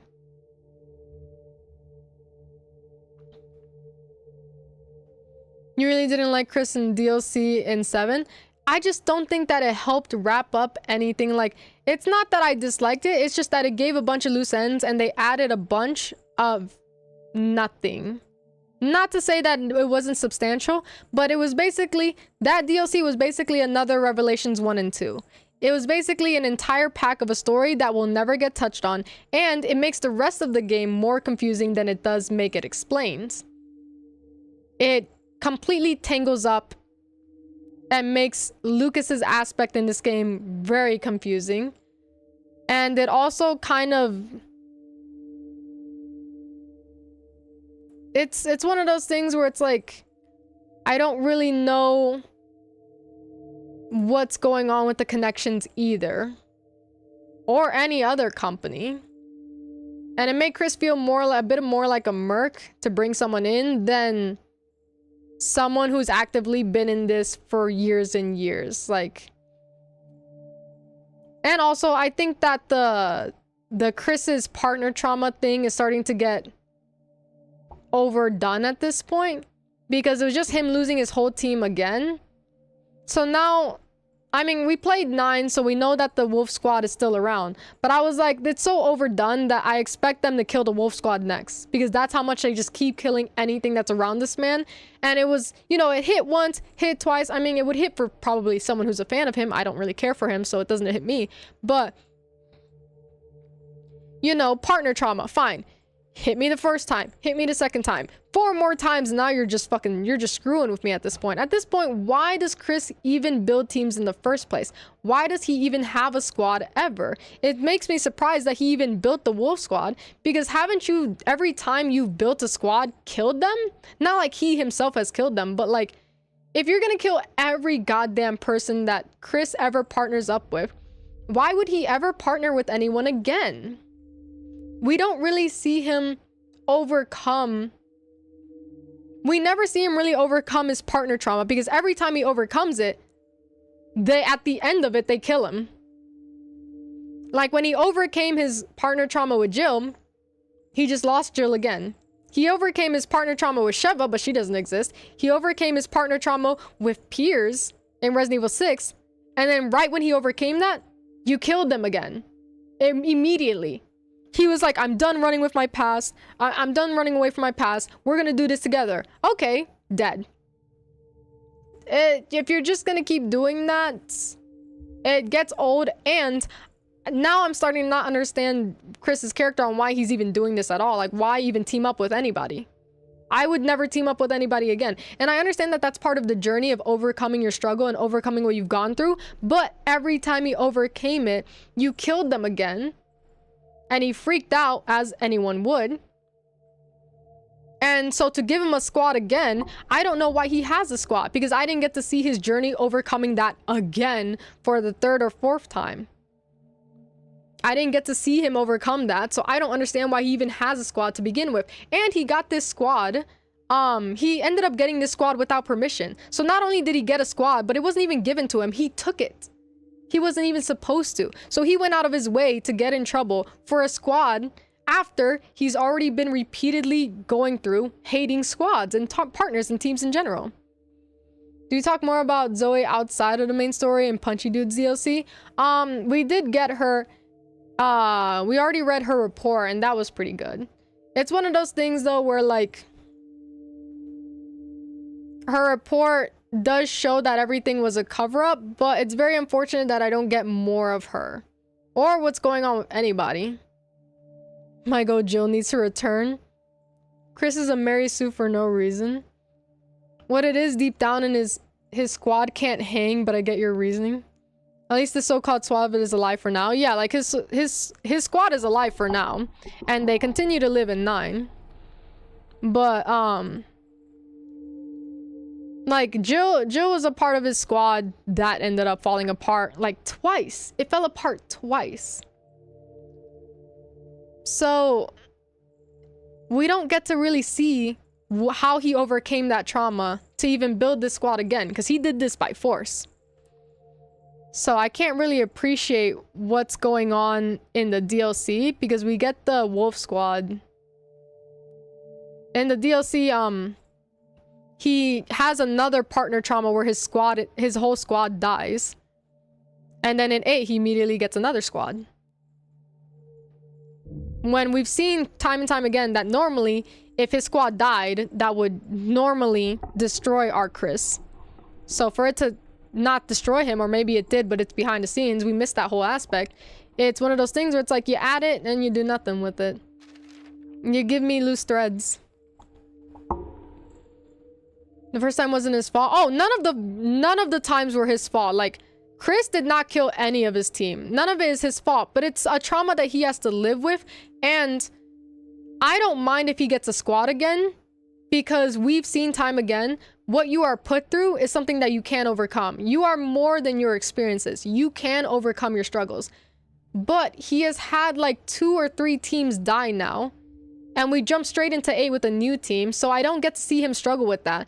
Because when he did overcome it in 6, you know, then he overcomes his struggle in 6, and then Piers immediately dies again. And in 7, his team also immediately dies, and that would normally be a struggle there, but we don't really get to see him struggle with any of that. Or overcome it, because it was just a DLC. We don't really get to see that aspect of him. They made a whole DLC just for a little, like, hint, basically. Jill is an exception. She's the main character. She's never really dying. But he did, in the end, technically lose her in the sense that it was a lot of trauma for him. She went missing. That was really hard on him. And while he did find her again, it was really hard on him that they had to separate again. Since, like, you know, the game ends on him overcoming that. But, you know, they don't, like, stay together. So it's really hard for him. But it's like, it's one of those things where it's like, I also don't know how much it hits to continuously do the, oh, Chris, oh no, your team's dead again, people around you are dying. Like, at some point, it starts to lose an impact. It never really impacted me, and I never really felt for it just because I don't really care for Chris. But I understand impact. I understand that that is impactful. I don't have to care for him to understand that that is impactful and that is important. And it's very unfortunate that what was so impactful just kind of became a repeat. Did you run through 6 as Piers? I did get to run through as Piers, yes. That is true. Their partnership is like that. She was saving him, yeah. Trying to get my bestie to do the Sherry campaign. That's why she needs one more canon game where she's the main focus. She needs to be the main focus, and instead of being saved, she just needs to be there to the end. I understand that, you know, partners save each other, but she's been she's been the main focus of being saved at this point, to where like I need her to not be, I don't need you guys to save her anymore. She can handle her own. I understand that struggle can happen and people need to be saved every now and then, but you've already had to save her like 2 or 3 games. I need you guys to stop trying to save her and just have her pull her weight like she always did, and just have her be there throughout the whole thing. Just have her be there the whole game, not just show her every now and then 'cause she's passed out in a coma and needs a vaccine. Have her be there. She is a very strong character. She can hold her own. She doesn't need saving every game anymore. She is fine.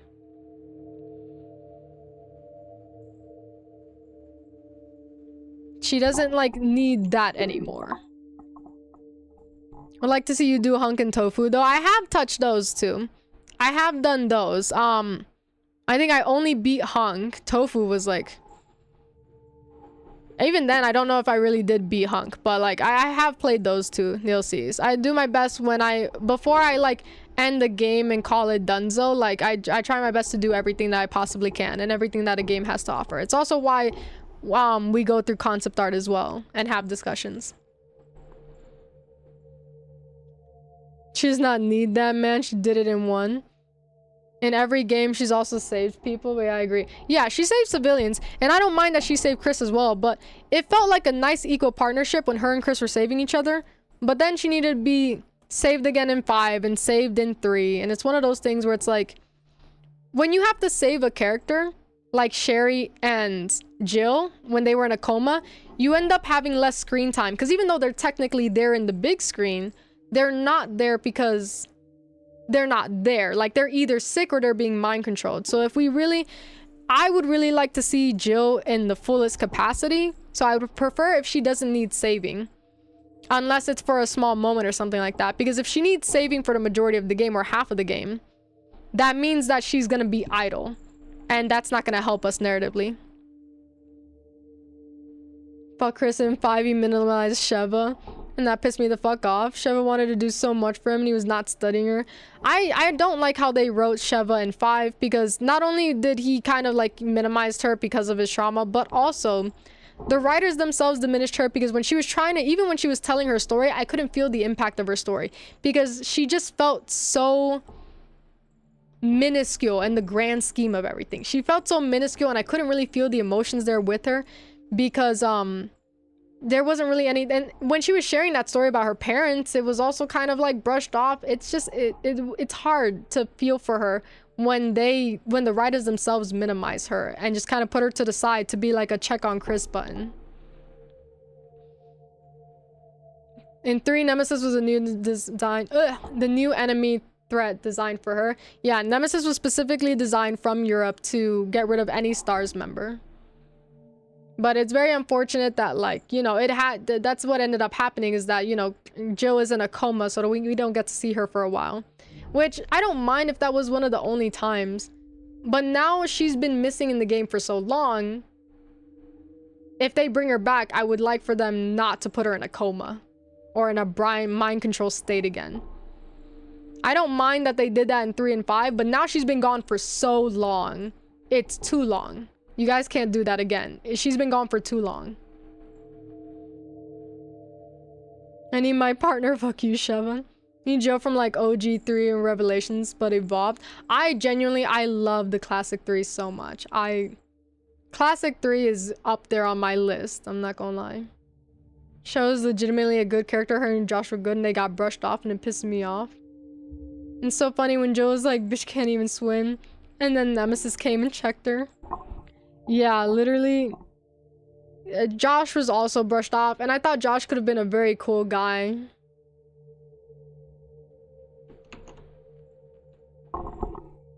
She has to appear in a game after the events of Death Island. OG3 is my favorite Jill. She's one of my favorites in that. Genuinely, like,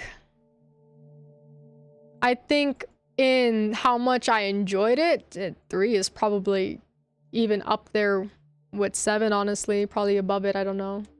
I'd have to like do like a good like reflection on everything, but like 7 and 8, it's really nice how they reset everything and they brought back the horror, but it's not at the top of my list. I'm gonna be honest with you there.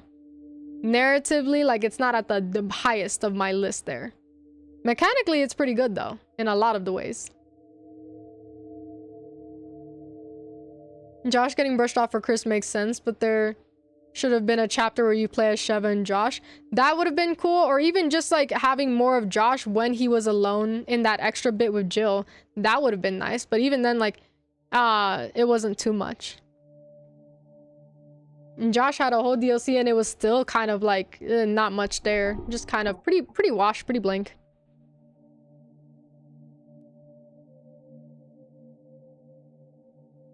I wish I liked Ethan as protagonist, but he's just milky toast white man. I mean, I enjoy Ethan a lot narratively as a father. It's one of those things where it's like, as a protagonist standpoint in the narrative, he is basically just another blank slate like Nathan Drake, which Nathan Drake I enjoyed a lot. I don't mind, like, as long as the experience is enjoyable, I don't mind that they don't have the craziest depth in the world. I don't mind if they're just a blank slate, especially since, like, Grace has a lot of personality, especially because, you know, she has that social anxiety aspect to her, but she can also be a blank slate in and of herself, her own. Desperate Escape was fun, especially with Joan. They only gave her 2 short chapters.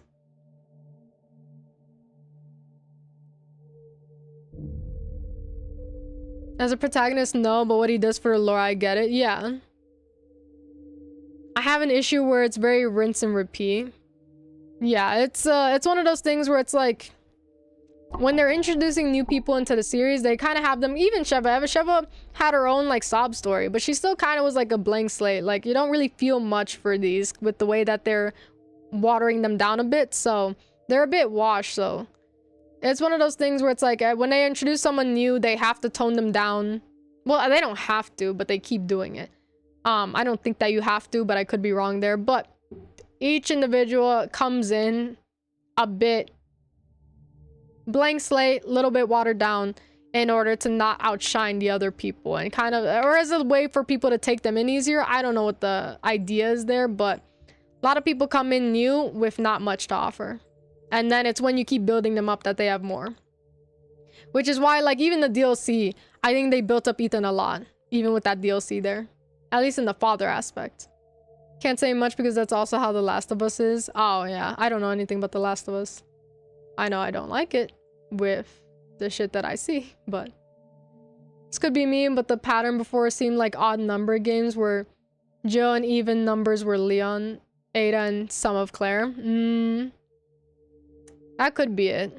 I wouldn't be surprised if they do a pattern of taking turns, but at this point, like, yeah, it's been so long where, like, when Jill wasn't in 7 or even in the DLC, and Leon and Ada weren't in 8, but this Ethan guy was, I was a little disappointed, but that's just a personal thing. That's an understanding as well, especially, like, when you've been kind of dogged on for so long with, like, 6 and 5. Like, after how good 4 was, and you get dogged on with the quality of 5 and 6, I understand being disappointed when, like, a more iconic character doesn't come, because it's like, you've already been shit on, you've struggled to fucking put yourself through this goddamn narrative for this long, and what you get is a guy, a random guy that you don't even know. A random guy, and you don't even know how he's gonna connect to the rest of it. It would have been really cool if it was Jill here instead of Chris, but also with the way that they absolutely decimated Chris and annoyed the shit out of me, it's also a blessing that she wasn't even in this game at all. It's a blessing in disguise. Like The Last of Us, that was an interesting take on games. Revelations 2 comic copying that gimmick with Barry. I was like, what's going on here? I don't know which one came first. I don't know which one came first there, I'm gonna be so honest with you. Character designs for villagers that seek refuge in Luisa's house. The design for the villagers is based on a mixture of gothic and modern imagery. I see that. I don't know why they gave Mia that fuck-ass hair, but they did. Do like the reboot with 7, but I really wish Joe is back. I will admit though, co-op is what makes 5 and 6 fun. Think she would have been a stellar addition. Last of Us was first. Okay.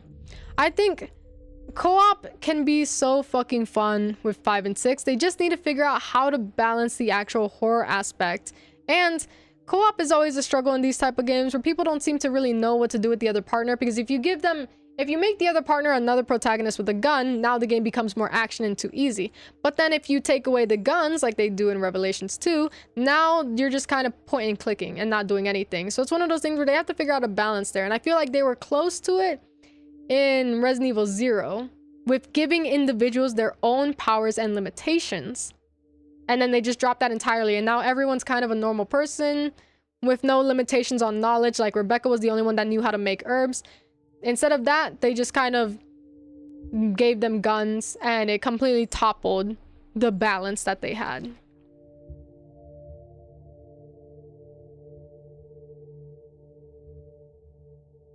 It's a tightrope to be walking.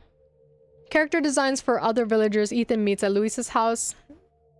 Sebastian, Anton. I thought they would have notes for the hag, but they don't. It was also kind of ass in the berry sections. Like, why am I wielding a brick? Listen, I'm gonna tell you, I'm gonna be honest with you though. For those like fuck ass monsters that you have to reveal their blind spot in, that brick is a lightsaber. Literally one hit of that brick and it pops the bubble immediately. So it's a really great help. When I was playing by myself, because I didn't play co-op on Revelations 2, so I can't speak on how it feels co-op wise. But when I played by myself, I stayed as Natalia the majority of the time and used her brick to unveil all those weak spots. It is a really good one-hitter for those fucking weak spots, I gotta say. They tried that in 1 as well, but 1 wasn't co-op, yeah. Saying the monsters are coming and that's all I can do. You didn't play with Ace? Like, it's fun, but it's also like, no, I did not play with him. Think he was at work, probably.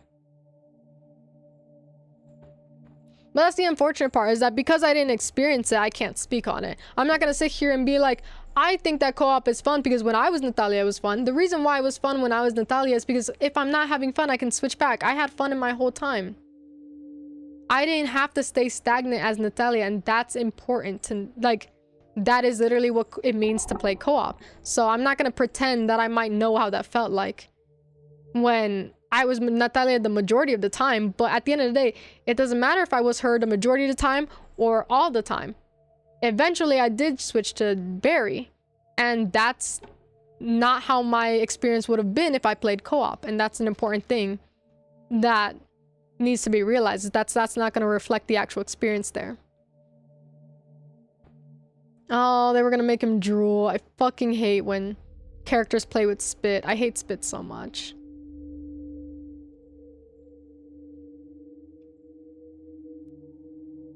True, and that's a unique gimmick to Revelations 2. Revelations 2 also had an incredible fucking raid mode that I need to get back on. But it's one of those things where it's like, they really flopped it when they fucking dropped Natalia and a possible revival of Alex Wesker. Albert, Microsoft Word, and Microsoft Alexa. Had a friend that likes spitting in people's face, and let me tell you, oh, designed for the merchant Duke, he was originally going to make his entrance with a runaway carriage and his horses running wild, but this was axed during development. Really? That would have been so silly if his horses were just like runaways, and every time, instead of us like randomly walking into him, if his carriage was like going out of control and every time his horses went wild, they just disconnected from his cart and then that's where he would drop off as a shot. That would be very silly. But I'm over here like, oh, I wish they did that. That would be really silly. But that's why you don't do that, because that's really silly in a very serious game. Yeah, that's disgusting though. I don't know. That's fucking disgusting that someone liked fucking spitting in people's faces. I don't understand that. E. Belcher. Do we even fucking remember a Belcher name at all? These parasites are key to the story of Village and are used in the design for the Village symbol. Combined with 4 wings will represent the 4 idols. That's interesting. I just thought that they were representing Miranda's wings, but I didn't know it was for the 4 idols. What happens if they're... But they were slowly... Yeah, never mind. I always thought that was gonna be next game's focus, with Jake making an appearance, seeing as Revelations ends with Alex taking over Natalia and Y ends with Jake helping civilians. Yeah, it's a missed opportunity there. All they do is miss opportunities. At some point, it gets to it gets to the edge. It gets to the edge there. Bob's Burgers. They're the last two Wesker, essentially. Well, you get what I mean. Yeah, they're the last two Weskers, and we haven't done anything with them. But it's one of those things where, for a while, Wesker is an iconic character. But I do feel like in a lot of the games that we see him, he is underutilized. Like, he's a pretty iconic, but I feel like I don't really get to experience him as much. You know, my main experience is all the documents that I read. Maybe that will be the focus of 10 or something. That might wrap up the series. I mean, in 10, I am curious because Xeno, they called him a poor imitation. So I'm wondering if they're going to drop all the Weskers altogether. And if they're just going to make it Wesker clones at this point, which is kind of, it's cheap. It's cheap shit. But I am curious, like, that is a very interesting design, because I thought it was just to show off Miranda's rings. But if it's for the 4 lords, the lords were coming in slowly over time. They didn't automatically, like, it wasn't all 4 of them at once. She was slowly experimenting on them and bringing 1 lord each and up at a time.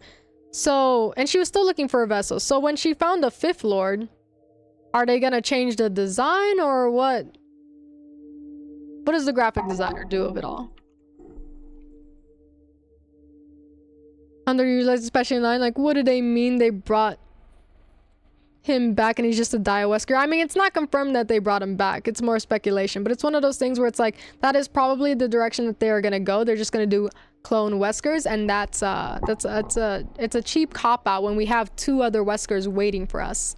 In a very interesting way. Like, Wesker and a little girl, Alex Wesker in a little girl's body, that's a very fucking interesting take there. That would have been great. But instead we get Evelyn.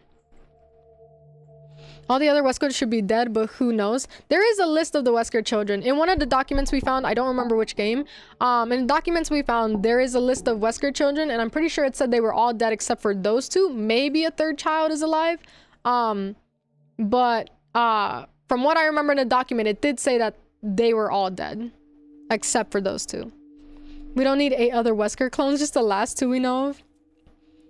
I wonder if Xeno is like a special Wesker kid. Oh, it's the same voice actor? Okay. That I did not know. But, if it's the same voice actor, they're probably playing with the idea of him being a clone. But I'm not a fan of it. I'm not a fan of that shit. I'm gonna be honest there.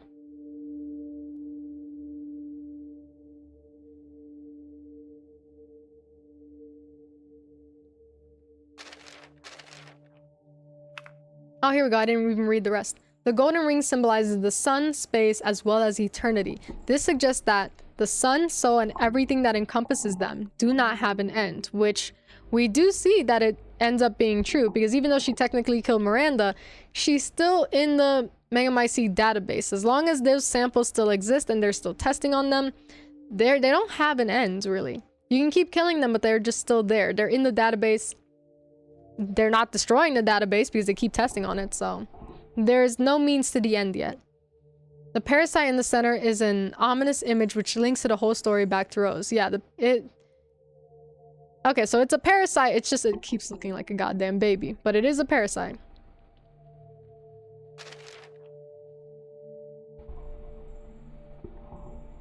I didn't think it was him, but he moved like him and sounded like him. Yeah.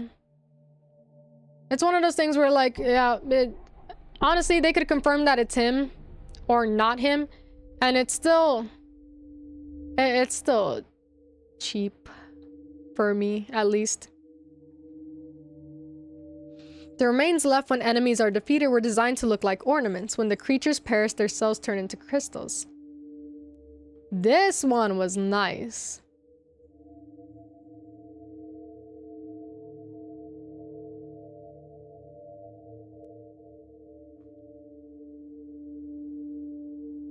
And this one as well. The fucking wings, like... those are probably some of my favorite ones.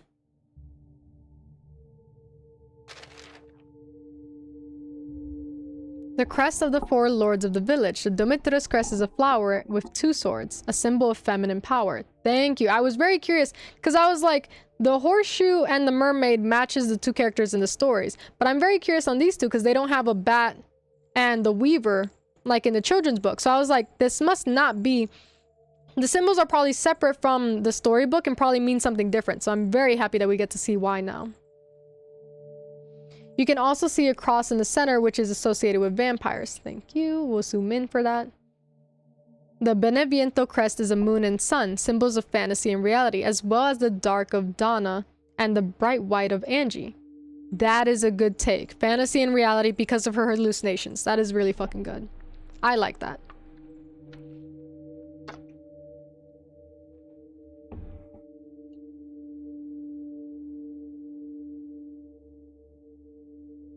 BRB sounds good. Morose is a mermaid, and though we wanted to create a very stark difference between beautiful fish lady and the creepy fish man creature. All of these so far seems to reflect their personalities so well and have a good meaning to it. And then this one's just like, we wanted to create a stark difference between beautiful and him being creepy. We just wanted something different. Like, he's creepy, so we wanted beautiful. I would have loved it to be like, we wanted the mermaid because it shows the beauty in the sea creatures, and also him wanting like maybe a mermaid mother to show that he's constantly seeking a woman in his life or something, some type of validation from a woman, something a little bit more like we got in the first 2. I would have liked a little something more here for Moreau.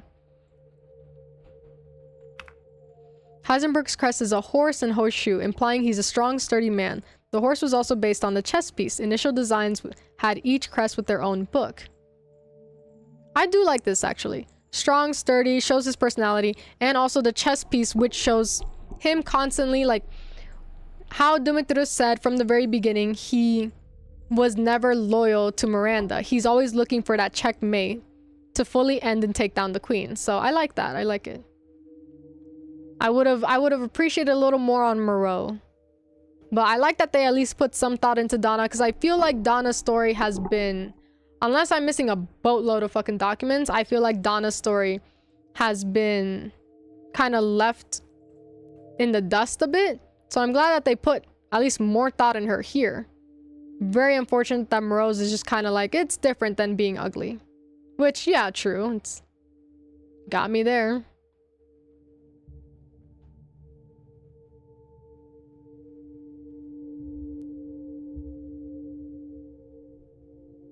You do see the stark difference more here in the texture of the book being grotesque while the mermaid is beautiful. That's at least shown there.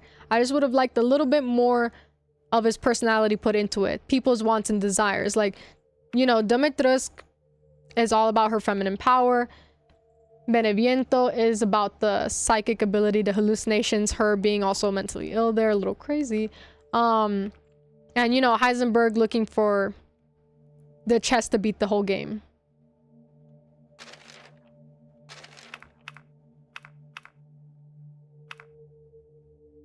Okay, here it is. In the center of the four crests is a symbol of crow feathers that look a lot like an umbrella. Really? A symbol of crow feathers.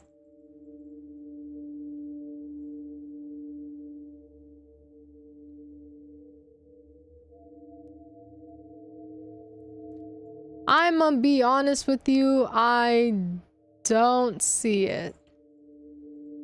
It looks a lot like an umbrella because it is just umbrella. I'm not seeing the crow feathers, I'm gonna be so honest with you. I'm not seeing it. Heisenberg sounded a lot softer than I thought he would. Yeah, which I think shows, like, I think his brutish form is a good way of, like, making it a stark difference to his voice, because that soft, it shows, like, it shows his side of actually wanting civility and his intelligence of it all. Like, he's not really trying to be a brute or anything. He is trying to be civil. He does have that side to him. He just wants to take down Miranda. But if you cross that line with him, the brutish nature will come out, because at the end of the day, nothing's gonna get in his way. Saw people thirsting over him and thought he was going to be Dante too. Did he want civility? Don't know his lore. So, more so that he was more civil than the rest of them. But he technically wanted civility. He asked Ethan, hey, why don't you and me go save Rose? And together we can use Rose to destroy Miranda. Ethan said no because my daughter's not a weapon, which I understand that sentiment. I would have personally taken the deal because I would have had him save Rose and then just ran away. We can double cross bad guys. It's okay, I promise. Our morals are not on the line here. We can double cross bad guys. But Ethan said no, and you know, he threw a bit of a fit. He said, are you sure you don't want to know what monsters I built around here? And then he said, fine, I'm gonna be the leader of a revolution. Like, he truly believes that he is some leader of a revolution. He thinks that he's in charge of a rebellion against Miranda to free himself and everyone of her. Because to him, he never wanted to become a part of her family. He said that what she has done to him has taken away his humanity and his dignity. She has turned him into a freak that he never wanted to be. So he literally just wanted to make a deal with Ethan, be quote unquote as civil as a crazy fucking mutant can be. He tried to be as civil as he could be with how he is. And he just wanted to get rid of Miranda. That's his whole deal, is that he just wanted to get rid of Miranda, no matter the means. But if you cross that line, he has no problem taking the civility away. He was civil in the beginning. He wasn't really being brutish with us or anything. In the beginning, after Ethan kills Dimitrescu, because in the beginning, no one really knows who he is. And they all just try to put on a show for him. But the deal is fucked up. But I personally would have taken it, saved Rose, and just not done the second part.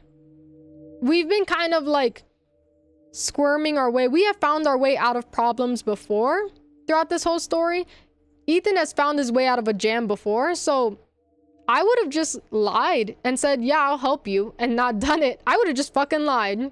But Heisenberg's whole story is that he is tortured by what Miranda has done to him. He hates it here very, very much. Oh, thank you so much for the follow. Thank you. I honor my Spanish conquistador ancestors. Well, we don't really fucking take pride in conquistadors here. It's a little weird, I'm gonna be so honest with you. So, weird entrance there. Although, I'm gonna take it, considering the fact that I'm gonna assume that it's mainly a joke on the...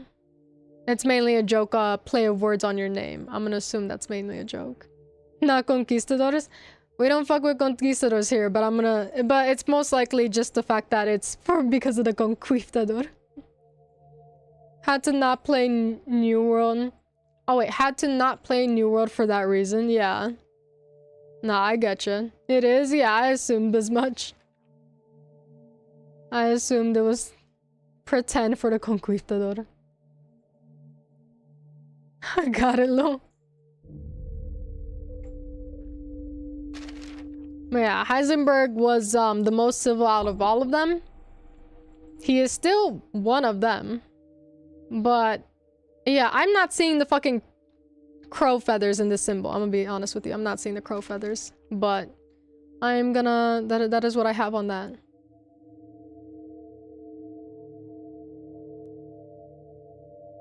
Do you think your name is clever? I want to make that apparent. It is. The only time I ever remember that fucking queef is even a word is the South Park episode. That's the only time I even remember the existence of the word. This is the basic design for lichens. The concept behind them was a primitive zombie, which was used to create a wild wolfman-looking creature. Okay. It's crazy that the idea of the lichens was a more like primitive zombies when they seem to be the most sophisticated of all the zombies. They have full utility, not just of their weapons, but they were riding horses. They were like... It felt like they were actually living in civilization. It felt like they had the most consciousness out of any of the zombies so far. So... I am surprised that they were going for a more primitive design because they seem the most sophisticated out of a lot of the zombies so far. I love this game. Glad you love it. We're diving into... We've already finished the DLC and the main story, so now we're just doing dives into the concept art. Peach or Wild? It's the only episode I remember. What's the whole lichen thing? Is Chris not a lichen? Was that not the whole reveal? Oh, no, no. A lichen is basically just this. A lichen is just a creature. It's one of the zombies of the place. The whole reveal with Chris is just that he shot Miranda. The whole reveal was that Mia didn't actually shoot... the whole reveal was that Chris didn't actually shoot Mia. It was Miranda in disguise of Mia. So, Chris is just a normal person. As normal as one can be with how fucked up he is. But Chris is just a normal person.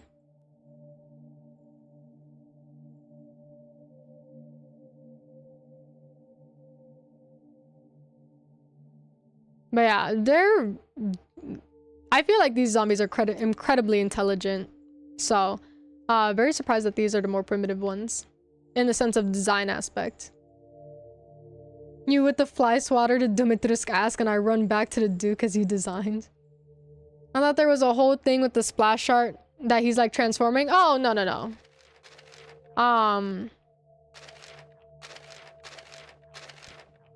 No, that's not him transforming, if that's what you mean. That's just like him brooding. Is that the word? Brooding or... Yeah, brooding. B-O-R-O-O-D-I-N. Yeah. It's just him like hanging out there. It's just, it's an aura farm of a sketch. Have y'all seen Wesker and Friends on YouTube? I have not, no. I have not heard of that one. Oh, never mind. I guess I do. If it's the treat video, never mind. I did see that. Look at him, already excited. Now you got him excited. Now we gotta put him down for a nap. Kind of a Wesker skin, despite him being a whole ass eugenicist. He's a broody motherfucker in this game. Yeah, he's just brooding. He's just hanging out. Share it with me. I need to know. I can, Alright, it's a YouTube short, if I remember correctly, but... Oh, it's not that one? I'm at least share that short with Mick. Ooh, we're going too far ahead. We watched this YouTube short that was basically this little funny animation where Leon doesn't know how to spell and he's just a little puppy dog for treats. I have to share that one with you. It doesn't take the puppy dog in the direction that you think it might. 7 hours. Peach remains welcome in. Listen, we might go on to 8. I'm not leaving until I go through all this concept art, and we always have for every art piece now, I don't even know how far we're in it. But for every piece, we gotta have a conversation. We have gone through this much art piece, basically. This much art piece, and I don't know how much more we have to go. And we still have to talk about many more things. We've only gone through that much. So we still got more to go. It'll go on for 8 or 9 hours if it's gotta. Channel is known for Dairy Queen incidents. Oh, okay. I play the Peach's Ears daily. We watch so many random, like, Resident Evil skits. They're very silly. I'll have to send you some of them, Mick. Chris with the... Why did they draw him with the Dracula's castle in the background? It's because he was around in the area. So that's Dumitra's castle. It's like a snapshot. It's just supposed to be a vibe shot, basically. Is this similar to the Sonic Tree video? I don't know. I have not seen that one. I'm gonna be honest with you. Resident Evil 8 hours. I feel like I need to share that with you. Share that with me, and it'll at least serve as a reminder for me to share the treat one with you. I'm gonna share that. Hold on. You're doing the director's commentary on RE. We always have to break down. I've literally sat here after playing Resident Evil 9 and read the whole 60-page report. We always have to discuss everything. We try to analyze the story, analyze design. Some features, you know, design flops a bit in some areas, but a whole director's commentary set. We gotta go through it. We gotta. In the skits, Kurt refers to his boulder. I'm definitely gonna look that one up. I have to watch that one now. We had a number of designs for lichens, the most variety than any enemy in the series so far. I fucking believe it because I'm still shocked that they had them riding in with fucking horses. A ferocious creature derived from a lichen. You can no longer see where its human hair ends and its animal fur begins. The fur on its human body has also turned white. That's, I didn't actually expect this to still be human-esque. But it looks like, yeah, I guess they wanted to still keep it human. I can kind of see it in limbs. You know what? I see it now. I'm very surprised. I honestly just saw this immediately as just a wolf. But there is still some human in it. It's like mid-transformation, which is very interesting. Urias is a lichen boss. He used to be the leader of the village. Now he's just a shadow of his former self. Oh, okay.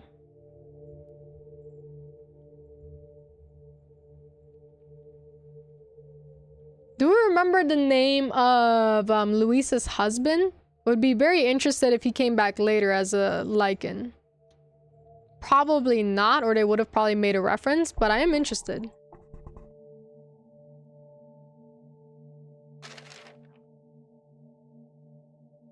I don't think I've ever really seen them. Well, probably, actually they probably have, but it's been a while since I see them do sketches like this, with the line art being more white. Similar to the villagers, her hair and clothes are based on 1960s new look fashion. Her design is based on the Japanese yukai Hashaku-sama, the 8-foot lady. Sorry if I butchered any of that. Demetrius was also designed to be a vampire. She has 3 black roses close to her heart, which each represent her 3 daughters. That is very sweet. I just took it as a bundle of flowers because I have very bad eyesight and she was trying to stab me, so I'm not going to be able to see how many flowers she had. But that's very sweet that it's for all 3 of her daughters.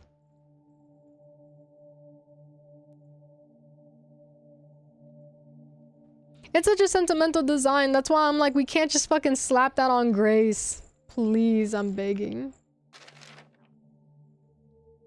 Bella, Cassandra, Daniela, they each have a flower tattoo on their forearms. I did not notice that on the model at all. Oh, it's because they have fucking long sleeves in the models. Because when I was looking at all their figurines, I didn't notice anything like that. Oh, on their foreheads, not their forearms. Never mind. No, yeah, they got it on there. I thought it said forearm. I was like, I did not see that they had long sleeves. No, yeah, it's on the forehead. Stamped right on their fucking head there. It does kind of get slapped on Grace, kind of feel like an asshole for using it. Oh, I don't think that there's anything wrong with using it. I just feel like it's a missed opportunity on a Grace cosmetic. Because, like, I have a soft spot for cosmetics. I love cosmetic. I'm sick and tired of fucking Leon having that same goddamn Erpid cop outfit over and over again. It feels like a wasted, like, cosmetic slot. It's like... It's... I would have appreciated it for a different... Like, I just want new... I love cosmetics. I love different costumes and designs. I love costumes. Love a theater kid. Love a theater kid. So, when you waste a fucking... a cosmetic slot on a slapped on white dress and a fucking cop outfit that I gotta see for the 50th time since he's been 21 years old, I'm gonna lose my mind if I gotta see that shit again. At least, like, show me, if you're gonna keep doing that, at least make it the classic polygon look, because that's at least got a little bit, makes it a little different, makes it feel a little different. But I don't gotta keep seeing this goddamn same outfit over and over again for the next 20 years. 20 years of this outfit. Gave Grace a massive ass for it. Listen, I guess that's the one time they're gonna tweak their own model. Kind of hard to see them when you're focused on surviving. Classic RE3 had your favorite outfits. It was a good variety amount, and also I miss the time of silly little cosmetics. Like, they keep putting Leon in the exact same noir, classic 4, and cop outfit. They keep using those same 3 ones over and over again. I miss silly costumes. Put him in a disco outfit, make him a cowboy, and make him say honky tonky. I don't care. I miss the silly era of costumes. At least with Leon specifically, I keep seeing the same 3 rollouts over and over again. Do you want to make Resi 3 Jill and Tomodachi? Oh my god, I'm misspelling. I need to look at her. Oh yeah. You gotta do that now. I'm a Jill simp. Many people are. I have a love-hate in relationship with Jill. Mainly because Jill has been in my way for a long time. Even when I played as Jill, she was in my way of finishing that game, so... I have a love-hate relationship with her. Sometimes she treats me good, sometimes she doesn't. But that's a relationship. You know, you have your ups and downs. I would also like to make Resi 1 vibe with the beret. They did pump Grace's ass in that. Yeah, people literally like did a model reveal. They did change her model just for that. It's not just your eyes tricking you or anything. They did change the model. There's an RE9 mod to make Leon shirtless. They do that a lot. I've never... Yeah, when we do 9 Insanity, it's gonna be the first time I've ever actually like cosmetically modded anyone. His pirate fit on 6. That's a very silly one. That is funny. Oiled up and shirtless, FYI. Don't forget the oil. Please don't forget the oil. I don't really feel for Leon like that. But I'm glad that people like him in that way. I'm glad people can be excited for him. But I don't really got nothing for Leon aesthetically, visually, attractively. Not really any sense of the way. Double cheeked up on a Thursday night. You're gonna do Insanity before me? Probably not, because I have to do Professional 4. Unfortunately. I may have promised more than I could chew. So, we have to do Classic 4, we have to do Classic 4, Professional first. And then we'll do 9 Insanity. So, that is my journey in this vein of existence. Me wishing I played on PC. You know, his muscles and stuff. Peach, why would you do that? I may have made too many promises. I said it as a joke, and now we are no longer joking. You ever do that when you say shit ironically and it's no longer ironic? Yeah. The irony has long left me. But I can't play on a mouse and keyboard, I'm gonna be so honest with you. So I have to play on my controller. I love my controller. I'm not gay by any means, but I play into the bit. I can't play into the bit. I don't care for Leon. The only person that has really like piqued my interests attractive wise is Joe Baker. I'm gonna be so honest with you. Joe Baker is... That's it. Carlos is kind of nice. Carlos and Joe Baker. Those are my top 2. Not a lot of stirred up feelings in the tummy there, but you know, not much in the stummy. I'm already struggling on 4 remake.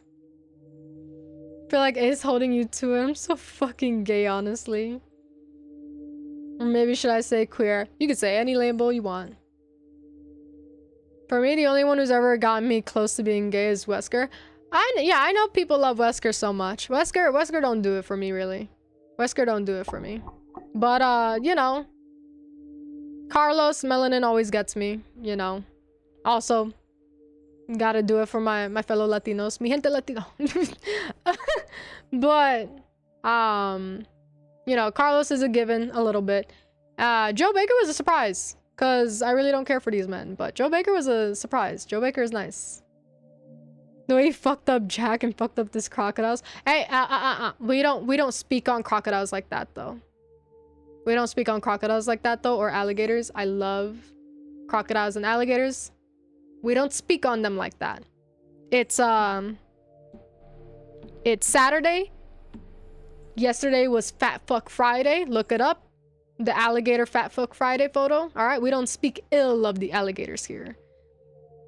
No way that man is out here on straight people time. Pues si no. And he cares for his niece, ain't no way. Shan is also a Joe Baker fan. Also, what's the deal with Albert Gun? The fuck are you doing, Chris? I don't know what they're doing. There was an Albert Gun in this game. That is true. That is true. The female enemies from the castle dungeons, Demetrius drains men of their blood and turns women into creatures to be her slaves. In fact, it might be hard to see in-game, but all the enemies in the castle are female slaves. I did notice that. We already went through all the enemies' models and figures and things like that, so that is noticeable. It is hard to see in-game. You are so right about that. But outside of game, we did see that. In-game, though, absolutely, I fucking missed that. You're damn right I did. Missed it. The flying enemies that appear on the castle roof, just like Moroka, were 2 once women who were turned into slaves. They use their long tongues to drink blood. Ew. Do they really only drink the blood? They don't eat the meat or nothing. Nothing there. Still think Clancy should have survived. He was such a good character in the background. I'm sad he dies. Clancy really was put through the ringer. He played card games. He played a birthday party. He had dinner with Mama. You know, he really was put through the ringer there. I also killed him on accident because I forced him to eat Marguerite's cooking. I thought it would be nice. I thought it would be a nice gesture. It fucking killed him. So, whoopsies. Dracula, a motif for Dumitrusk, also means child of dragon. So we went for a dragon vampire design. That is very cool. I did not know that. I didn't know that about Dracula. Thank you, thank you. We used our key colors of white, red, and black combined with key elements found in traditional Resident Evil monster design. So there you go. That is actual key colors. Because those are literally the 3 main blocks on her. So that is what a key color palette is, if you were curious. Because saying that green was a key color for Rose, you're a fucking liar. I don't care that y'all made the game, you're a liar. Why would you say that that is her key color? You're a liar. Her eyes aren't even green. The only thing that's green, and it's kind of green, it's a bluish green, is the stamp on her shoe. You're a liar. Just lying out here. Did you get through the card game with no fingers? Oh, we didn't make it through the card game. I want to play Survivor so bad though. There's so many cards on there to unlock. You don't even know. I want to keep playing it so bad to unlock a bunch of other cards. It's so fun. I like it so much. Her skills are actually her cells clumping together. Each of the boss transformations is a larger version of themselves, which for Alcina meant an unusually massive vampire with giant fangs. Beautiful. I love that for her. We also designed the way her human body is stored in her back. Also, Dumitrusk's enlarged cells grow hair-like tendrils thanks to the parasite's influence. I am gonna scoot up. This was very nice though. I like that her scales is just clumped up skin. That is a very nice detail. That wouldn't be known otherwise. I want to play through that in whatever defense tower mode or whatever. That one was a good one. I almost fucking beat it on my first try. That shit pissed me off. I can't believe I didn't beat it. I literally lost at the very last hour. Terrible. The puppeteer Donna and her doll Angie. Donna is dressed in black mourning clothes, while Angie is dressed in a wedding dress with flowers, each representing death and life. Okay, I was really curious. I needed to know so badly why she was in a wedding dress. I just wanted to know. It's supposed to represent a new life. There we go. Very nice. Angie's face is based on the same sun and moon motif on Beneviento's crest. Really?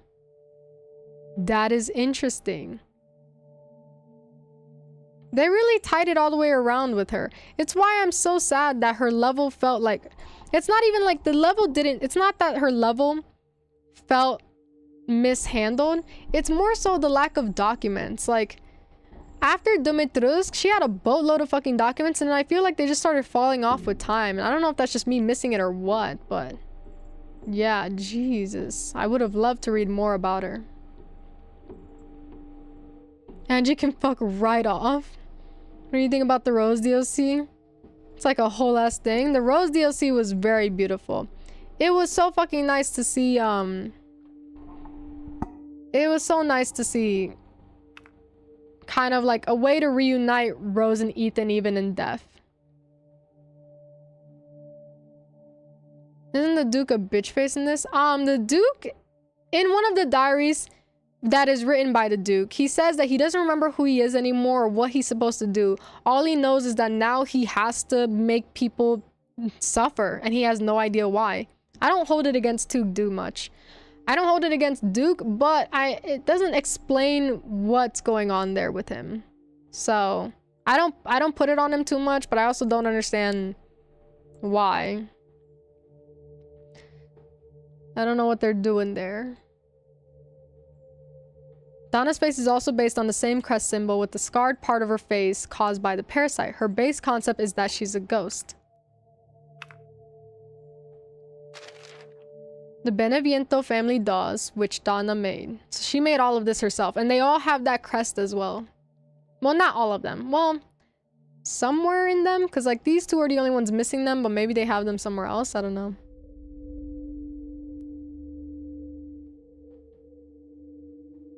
Very interesting that they all have a similar face except for Angie. Angie's just the most prized doll. Ooh, this thing. I wish I could read what this all is. Baby is a 2-3 minute old girl. Wow, they got their information down to the time and everything. She is a 2-3 minute old girl who's 5'10" and 7'7" long. She was created from the doll of Mia. Her umbilical cord drags behind as she crawls, and she calls Ethan Dada.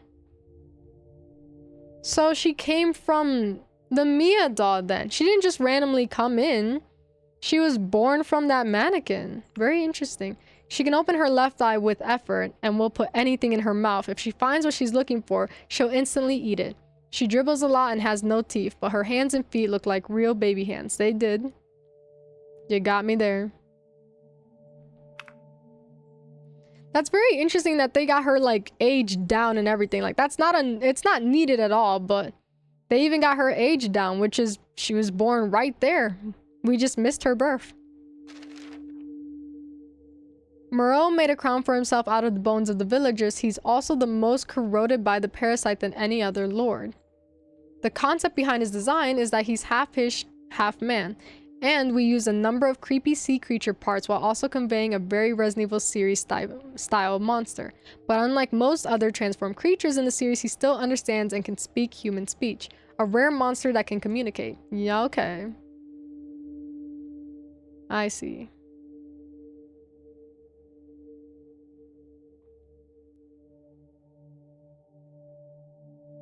My Moreau is my little fishy boy. His brain has swollen into his back, which has also sprouted eyeballs. His design was also based on the Japanese river Yukai. Kappa. Or yokai. I'm pretty sure it's pronounced. I could be wrong though. I could be wrong on a lot of things. Moreau's mutated form looks a lot more like an aquatic sea creature. As each of the boss fights are giant versions of themselves, Moreau is a massive mer creature covered with frog spawn looking eyes. He uses his large arms and legs as well as his giant fish-like body to swim. Yeah, everyone else... what's it called? Everyone else seems to have grown bigger for their boss's fight, whereas he seems to be more absorbed by it. Like, it seems like the parasite didn't fully merge with him as well. So instead of him growing bigger, it seems like the parasite on his back and everything connected to it grew bigger while it absorbed the rest of him. And that's why he can spit out his own smaller body. Can't believe they based it on... On what? What do you mean? The person behind that emote? Or based it on a mermaid?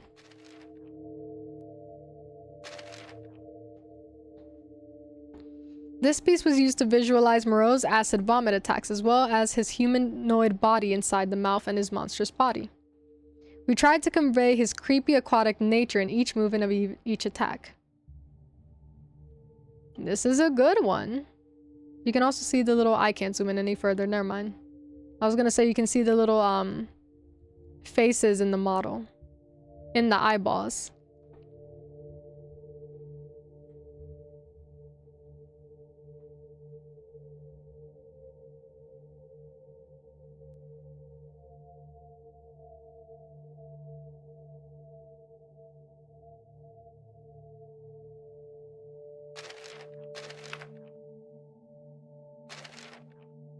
Heisenberg's main concept is based on Frankenstein.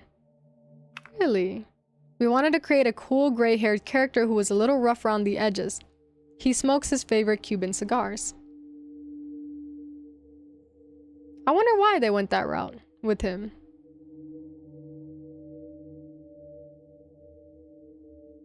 I guess maybe because he acts like Frankenstein with making all the monsters that he does. Instead of like making mutants the way everyone else does, he does have a Frankenstein aspect to him where he's doing more electrical and machine based merging. He's doing a different kind of revival than everybody else. We went for a look that was the opposite of his human form, a giant mechanical monster, the design based on the idea that he uses scrap left scattered around the factory. He owns weapons from tanks and planes and has mountains of scrap for his mass-produced experiments.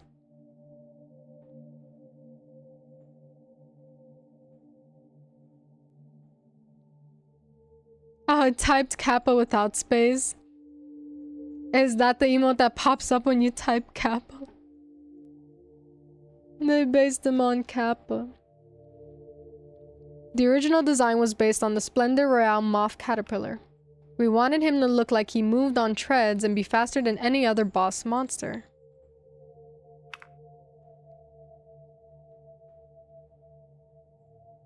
The base model in here. Splendid Royal Moss Caterpillar. Yeah, look. My boy. We called these enemies Drillman for a long time during development because one arm was replaced with a drill. The idea for these enemies is they have a reactor inside their chest with the parasite inside that acts like an internal combustion engine. The goggles are units that Heisenberg uses to control them.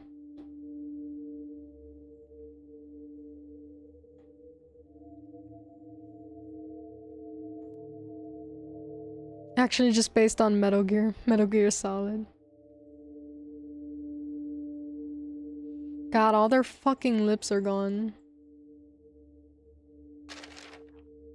We consciously created the enemies in the factory to be different, so they didn't just terrify players, but also created a strong sense of anticipation. This design was based on Western medieval armor and helmets. Okay, I can see it. Especially with the skirt. Those little protective gear that they would have for their legs.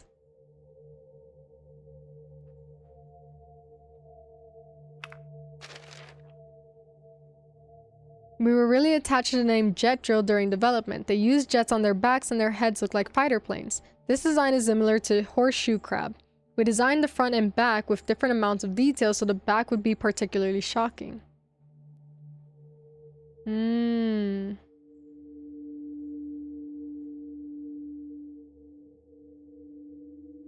I see. The propeller on his head is made from 3 chainsaw blades. He chopped his own arms off when they got in the way of the spinning blades. I knew it! I was like, I wonder why he's missing arms. Probably because of this. A design that speaks for itself. No explanation needed. Very good. There was one plan to have a Sturm be Heisenberg's real father. Have the Sturm.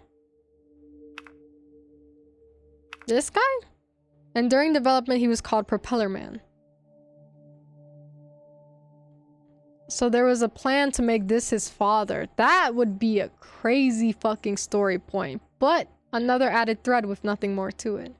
Crazy though. A crazy thread. The parasite manifested differently in this creature compared to most lichens. We created him as a guard for the Megamycete. His final version wields a giant mace rather than a hammer. Urias is his younger brother. Oh, love it. Propeller Man sounds like a Mega Man reject, but that's maybe just me. So they were related, and that was his younger brother. A little Jack and Joe Baker incident here. Mother Miranda's design is based on the concept of a crow queen. She's a religious leader who is after Rose and has the ability to mimic anyone and anything. The wings on her back are made from mold, so she has complete control over them. Her dress is old and worn, showing that she has ruled the village for a long time. Yeah, I can tell. This century-old bitch. Yeah, even when I'm looking at her here, I'm not... They said that the crow wings symbolizes the umbrella symbol, and I'm not getting that at all, to be honest. I'm not seeing it. Not me being like, excuse me, Urias is my brother. Out here Jesus T-posing. As the root of all evil in this game, you can see her likeness in the talisman used for the village. You can also see the crest of the four lords in her stole, further evidence of her rule. That is true. I never noticed that she has the crest on there.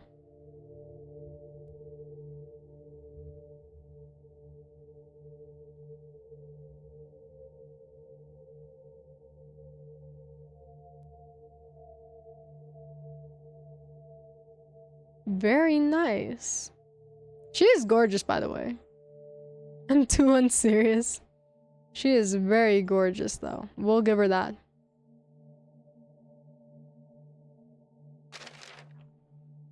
The mold inside her body was overflowed and her mouth and skin are starting to crack. Her golden halo is now larger and more solid and is growing out of her spine. She has lived for a very long time and her age is finally showing. We didn't want the fight with Miranda to be like an event, but a challenging boss fight, so we went with a design where her human facade is still intact.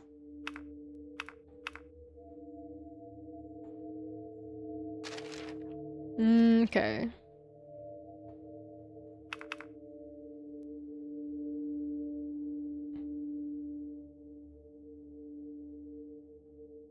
I'd be out here sea-walking just buying, looking like a Dead by Daylight reject.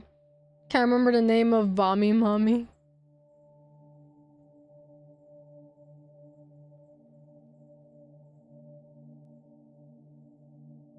I love her hands because they remind me of the mom from Coraline, and I love her so dearly. That is baby girl. Miranda uses the network of mold to access the genetic makeup of various living creatures that are stored in the Megamycete. She uses these to transform during battle.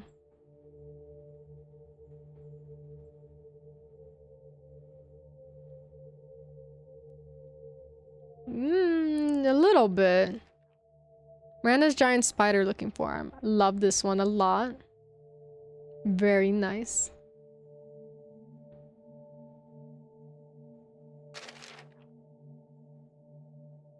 The concept for the picture book was based on pop-up books and shigiri-e, Japanese torn paper pictures. The key colors for Village are antique gold, metallic black, and snow white. All of these are used in the picture book. That is true. I'm glad we are understanding key colors. I don't know why that first page was so off about it, but you know. You mean a lot? I gotta play Dead by Daylight sometimes. I think when I checked, someone in the Steam family does have Dead by Daylight, so I am able to play it. I was able to see that. Out here looking like do not fear me, angel ass motherfucker. She is very biblical of her, which is, it does fall in line with her very religious take of the parasites. I love pop-up books so much. The concept art for the family in the picture books were, of course, based on Ethan, Mia, and Rose. The girl's hair color matches grown-up Rose's hair in the final version. Oh, so that's why. I mean, I just thought that they made her hair like that so that it popped more. But I guess their hair doesn't really pop, so it wouldn't make sense. But I just thought it made her pop better. It was a good way to work with the lighting.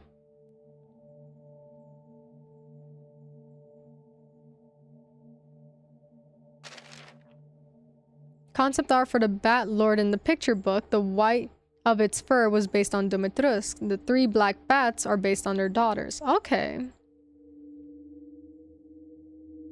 I didn't even notice the 3. The vampire bat imagery is a hint that this is a connection to Dracula. Yes, yes, yes.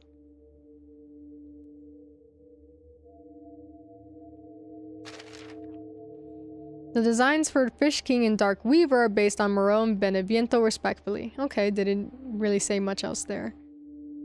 Yeah, we knew that already though. I want to know what they all symbolize for each other though in this book though. Children's book, the whole point of children's book a lot of the time is to learn some kind of lesson. Obviously, like, you know, they're teaching her to not be greedy, but I want to know like the way that they show kindness, how that reflects in the actual world. I want to know what they're representing here. Concept art for the Iron Steed, and which are, of course, based on Heisenberg and Miranda. The scene in the book where the girl is taken under a full moon is the same as the game's story. It was a full moon. I like that they even have, they have the skeletal system to make sure that they drew the horse right. Always have to have a good foundation before you draw off of anything.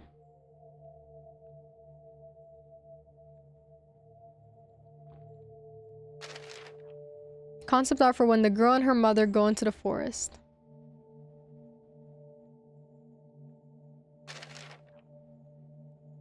This is for when the girl gets lost in the forest.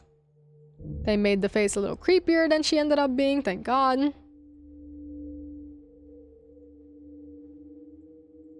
Love the mechanical horse design. It is such a pretty design, and it is very graceful and regal, which I think it also reflects very well how much he was the favorite for Miranda. Surprisingly, even though he had the least loyalty and they fought the most, she favored him the most as the closest to the perfect vessel that there could be. He still wasn't a good fit for Ava, or whatever name the baby is. It still wasn't a good fitting vessel, but she said that he was the best one out of all of them. So there's the favoritism there, and I mean, they reflect each other pretty well. I mean, it's the same shit I've been saying for quite a bit. You become what you hate, because Heisenberg is very similar in his graceful, quote-unquote, regalness, the whole, like, uppity about him, his intelligence, him wanting to play the chess piece in the game and everything. Like, they resemble each other a bit. Peach said Grace. They resemble each other a bit in how they handle things. They're not as brutish as the rest of the lords, so it's very interesting to see how they kind of bounce off each other there. Concept art for when the father and the mother go into the forest to save their daughter. Oh, we got a face. And the father fighting the witch and the mother escaping with the daughter.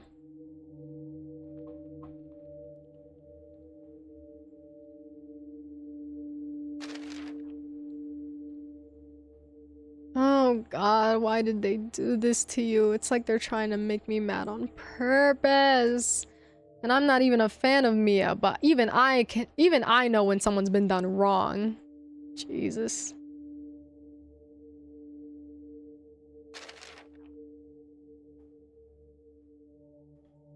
This is where Chris shoots Mia and takes Rose. Yeah, I can see that. I can indeed see that. Oh. Babies, no matter what, no matter how you draw them, babies always look so realistic to me. No matter how stylized they are, babies will always look so realistic. Just something about it. Just looks like a photo for me. This was created and used as key visualization for the team during development, so they could get an idea of Ethan's perspective on events. And boy, did they.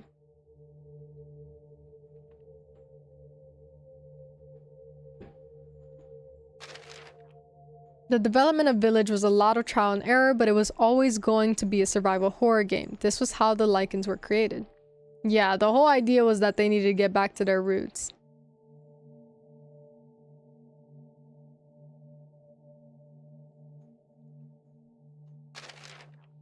View of the mountains towering above the village. This was drawn as on the first day of development. We wanted to create an impact different from the horror of being trapped in a house, like in 7. We used the tall, overbearing mountains to give this game an isolated, haunted village feel, and it worked entirely. Absolutely, it worked. If we still felt trapped, even though we were technically in the biggest open area that I can think of. So far, this is probably one of the most, other than 4 we on what, like 4 different goddamn islands or some shit?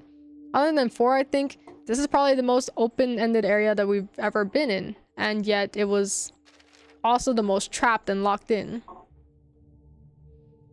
This concept art of a cabin was created to demonstrate to the entire team the level of rendering quality we were going for.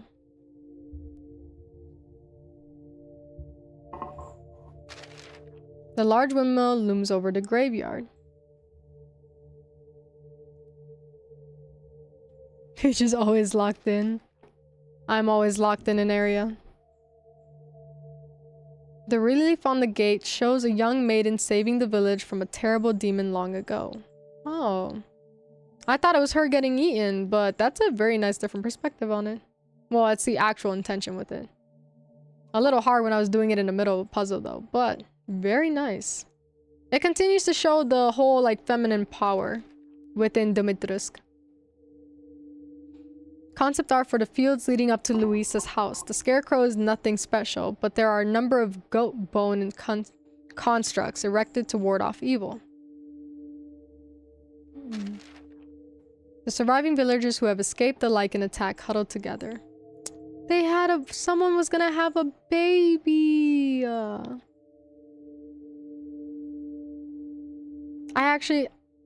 I mean, I can see why they didn't go with that because they just fucking decimated all of them. But I would have loved to see a baby and for Ethan to see someone else fighting off to protect their children. Like, very sweet to see Ethan's reaction to that. But I'm also glad that there wasn't a baby because can you also imagine Ethan's reaction when he watches another baby die while searching for his?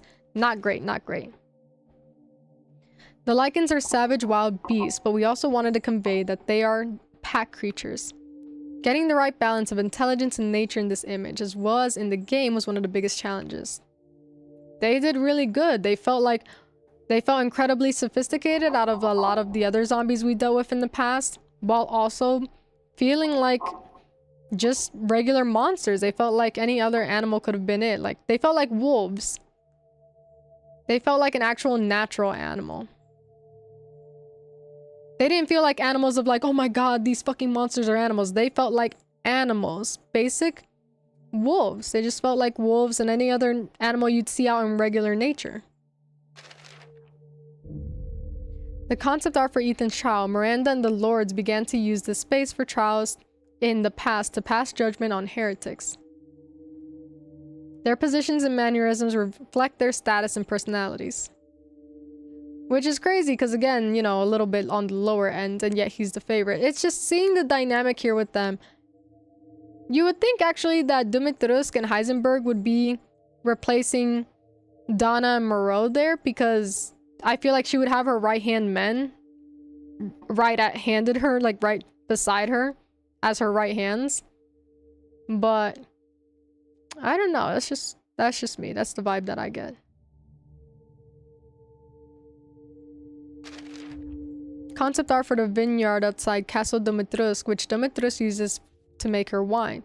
You can see her daughters dragging a victim in the village into the castle. Yeah, so her wine is made of people. Castle Dimitrescu is creepy, but also decorated with alluring images such as the statues. And boy, are they.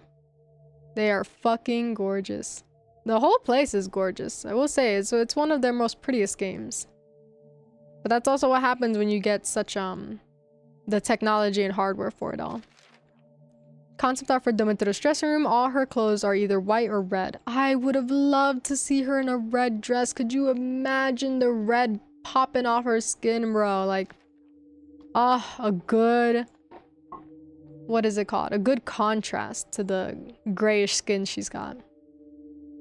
The tasting room under the castle where Dimitrescu's victims are drained of their blood, which she uses to make her wine. Dimitrescu looking around in her wine cellar as Ethan crawls through the tunnels under the castle.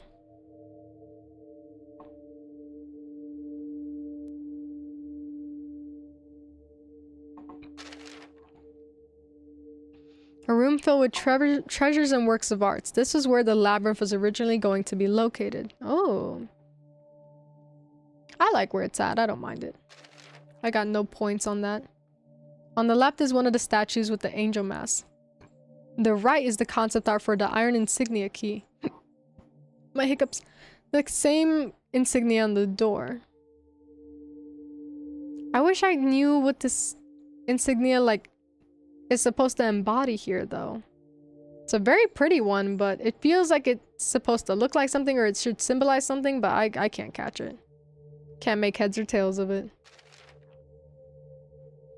The room where the four statues, the lady, lord, servant, and the farmer stand. The lord bleeds the villagers dry of their crops, which he passes to the servant, who presents the final product to her lady. I like that. Ooh, maybe not that. Maybe not that. This scene ended up being the phone call between Dimitrescu and Miranda. Yeah, I don't like this smile, but that's okay. That's, yeah. We came up with a number of designs for keys with the balance of Dimitrescu within the feminine design. The final version was selected for its unique silhouette.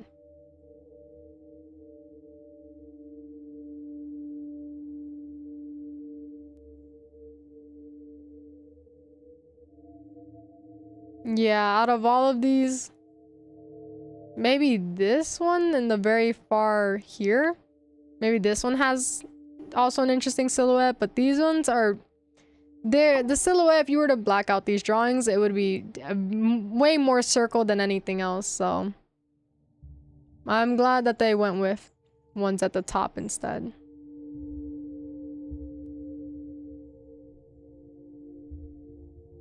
While this is gorgeous, I would have loved to see this woman at the center. That is an interesting concept, but it's also a very tiny key. It is very tiny.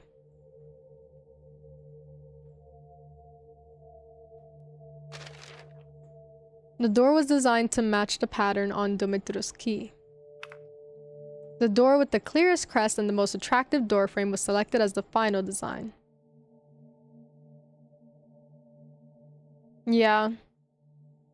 If you were to zoom all the way in the back, this one and these two are the ones with the most clearest silhouettes. Everything else, it's pretty squarish. And even this, it has the most clearest silhouette, but it's still very squarish. It's still too... It doesn't have much there. So adding even just these little bumps there that the women's like arms make, that little bit makes a whole bunch of a difference.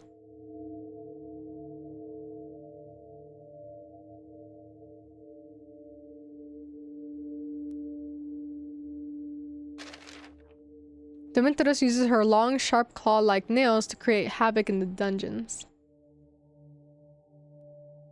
This would have been a very cramped shot here.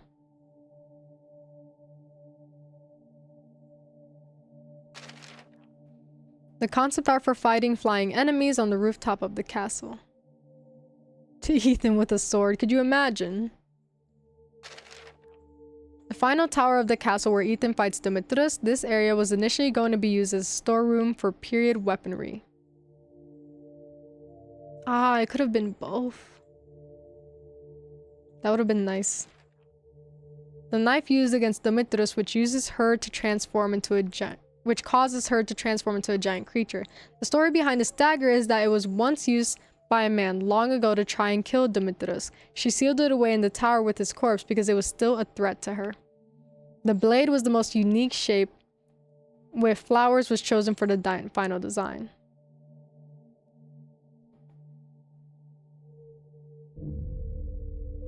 That one or this blade would have been nice in terms of unique. But yeah, this handle is still hands down gonna be the best handle. Especially the little thumb hole.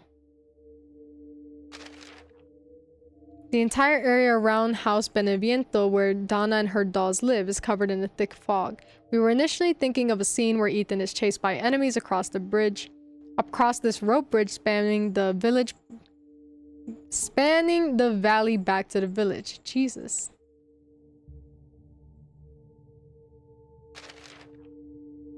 This is a garden leading up to House Beneviento. I love her garden so much. I'm glad we know the story behind the flowers. That's very cool. A large flower bed with a giant gravestone in the center. Donna surrounded it with smaller graves and her dolls nestled between them. I had no idea that the smaller graves were dolls. I just thought they were children or something. Donna used the yellow flowers to make people hallucinate and see visions. So she even makes graves for her dolls. That means in her mind, dolls technically die at some point. The causes of which, I have no idea. The look and layout of the house hasn't changed much since this concept art was created during early development. We took a lot of care into creating a high quality scene. During early development, however, this was going to be a doctor's house, not a doll house.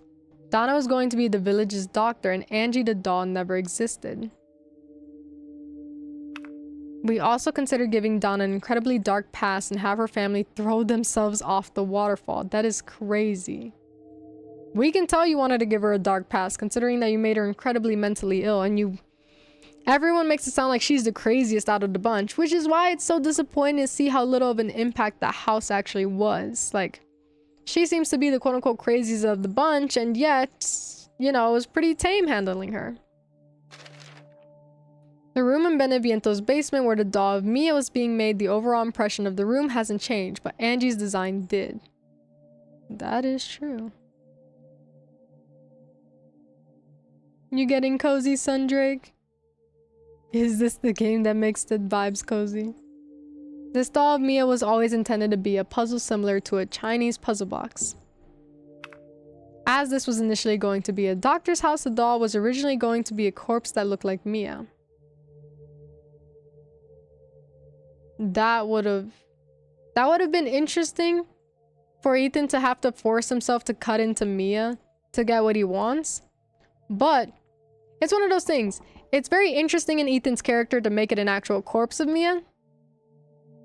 But it is creepier to have a mannequin, so it really could be either or. Either or is good. I do think that the mannequin gives the most creep effect though, so. Having someone try and replicate your wife instead of what you think is her corpse, whole different feel. Concept art for a scene where Ethan runs into Moreau searching for corpses for his experiments. How Ethan would get from the windmill into the underground was decided very early on. We wanted this to be a repugnant location, so we gave the view and layout of the area a very disgusting atmosphere to match Moreau. Concept art where Ethan meets Moreau, you can see Heisenberg's factory far in the distance. Oh, okay. The initial thought was that this would be a European fishing village, but this proved too difficult, so we decided to go with a generic flooded village instead. Oh, I wonder what that was gonna look like. The crank used to turn the windmill is decorated with the legendary sea creature, the Kraken. I did not notice that. This is also why I like looking back, because there's a lot of things that I might not notice no matter how much I try to look at everything. So this will have you take that moment to take a step back, considering that we're always in a fucking action-packed, scary moment. We had the idea of water draining from a giant sluice gate, which meant we needed to design a flooded and unflooded area to go with it.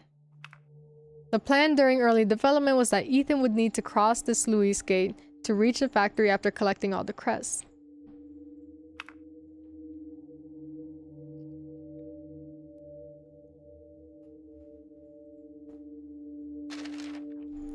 Concept for the scene where Ethan meets the hag. This is also where he gets the winged key.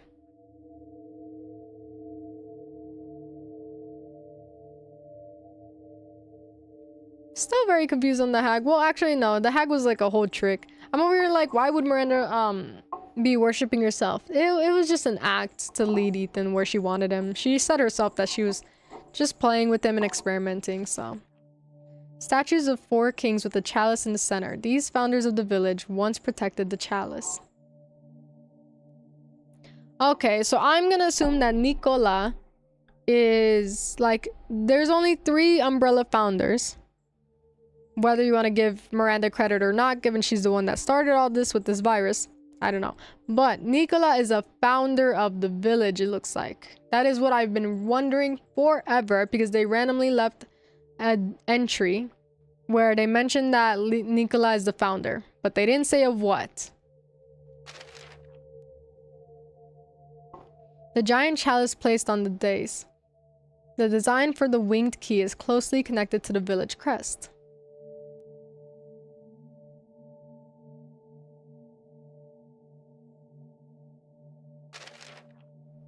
To the right is the route to Beneviento's house, and through that, the gate is the path to the ruins with the 4 king statues. A crossroad with circular days in the center signals the game opening up. Huh. So this is supposed to feel like this is where the game starts. We had this design left over from Resident Evil 7 with only a minor change to the emblem's logo. The hydration pack equipped on the back gives them a unique design. BSAA are now rotten and ruined organization who are using soldiers created with new technology. I am very much still confused as to how they became rotten given the fact that Chris is the founder. But I guess a lot can happen to something you made. This was once a sawmill that the villagers used, but now it's overwhelmed with Lycans who have turned it into their lair. This is beautiful lighting here.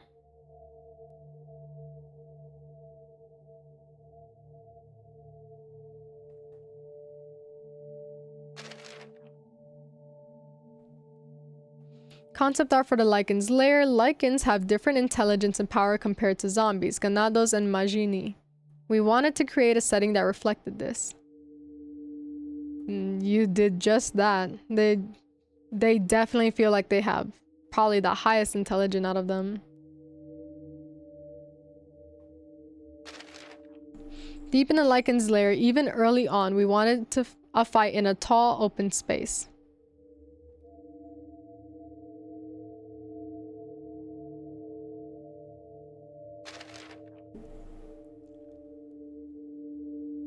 Concept art for the bridge to Heisenberg's factory. It was initially going to be just to the side of the path leading to Altair ruins.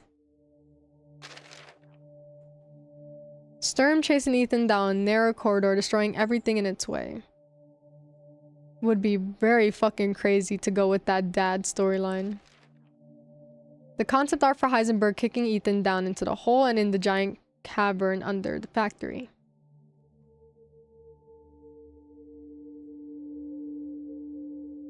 Oop! Meant to do this.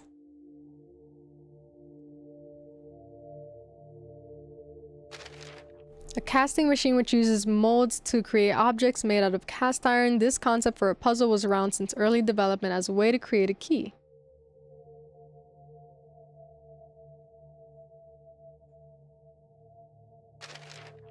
This room was once only used for casting iron, but Heisenberg ended up utilizing it for his twisted experiments. This room links to the hidden engine room.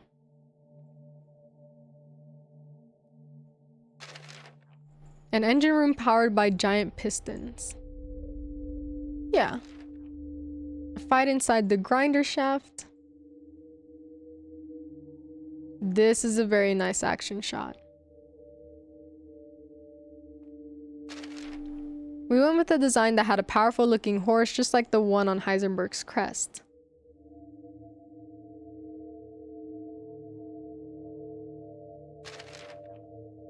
Concept art for the flow of events leading up to the battle with Heisenberg.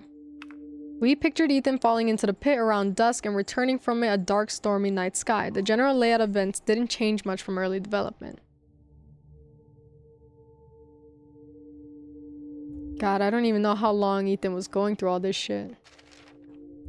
Concept art for the boss fight with Heisenberg. Even early on in the development, this battle was going to commence with the self-propelled artillery. The only difference is that in the final version, Heisenberg is not defeated using falling transmission towers.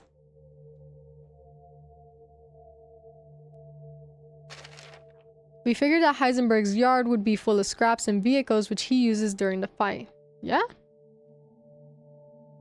It's pretty good. Oh, damn, here he comes. Piece of concept featuring Chris Redfield. It was intended to depict a three-way battle between Chris, the BSA, and Lycans. I would have loved to see what's going on with the BSA there.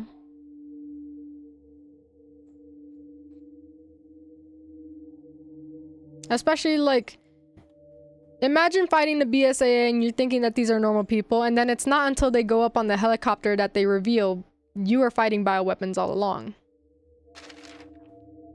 Mold slowly consumed the village under a blood-red moon as the ceremony reaches its climax. As Miranda starts her ceremony, plant-looking tendrils of mold begin to overrun the Lycans and the village is thrown into chaos. I genuinely wonder how exactly have people... Because these people, the people in this village are not infected. I understand and I feel for the villagers in 4 because they were all infected. They didn't want to be a part of all that. But here, they seem to not be infected, and yet they truly believed that Mother Miranda was protecting them and taking care of them, while at the same time, people were missing from the village, though, for these experiments. So how How does that work exactly? Chris finds a giant megamycete in some ruins. It's a giant clump of parasites which have grouped together into a disturbing shape. It is revealed that everything started here, with this being the center of the mold network. It has been spread its roots for hundreds of years before Miranda found it and used its power to make herself a powerful leader. When Chris escapes the ruins, he finds Miranda's laboratory where the real Mia is also being held. This fuck-ass haircut on her. Okay, yeah, so this has been around for hundreds of years before Miranda, before Umbrella. Especially, I think when Spencer was working with her, he knew that she was an immortal.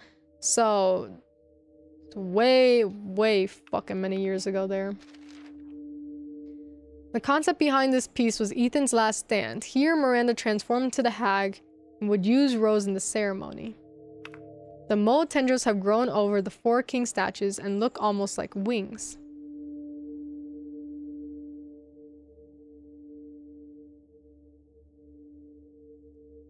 Oh, you got me there.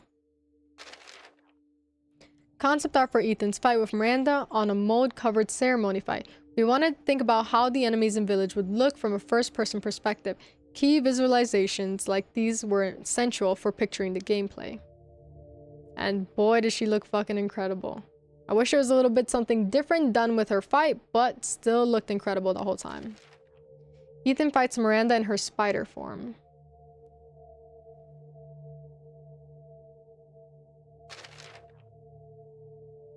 Okay, so this is her spider form, her flying form.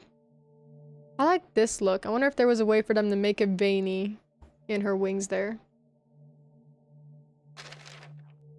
Concept for Ethan's finale, where he and Chris escape the village. However, Miranda, now absorbed into the giant parasite, goes berserk to stop Rose from escaping. She looks like the village symbol with the parasite and feathers. Okay. Because I was like, I don't remember this part. Yeah, there we go. It was, oof, blip in an eye, blowing that shit up. I was like, I don't remember that boss battle. It's because it wasn't a boss battle.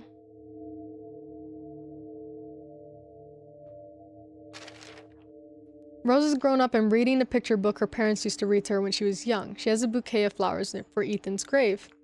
Chris gave her Ethan's jacket along with her father's ring. It's a treasured memento of a man she never knew. She goes to Ethan's grave after watching a mother and child on the bus. As she talks to her dad at his grave, she spots a man who looks like a security guard.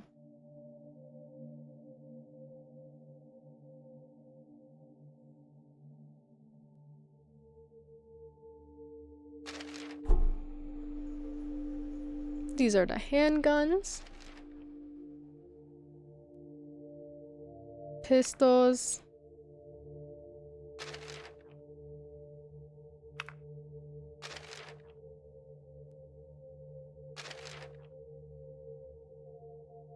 Oh, I got an achievement for viewing all of the concept art. I guess that's all of it.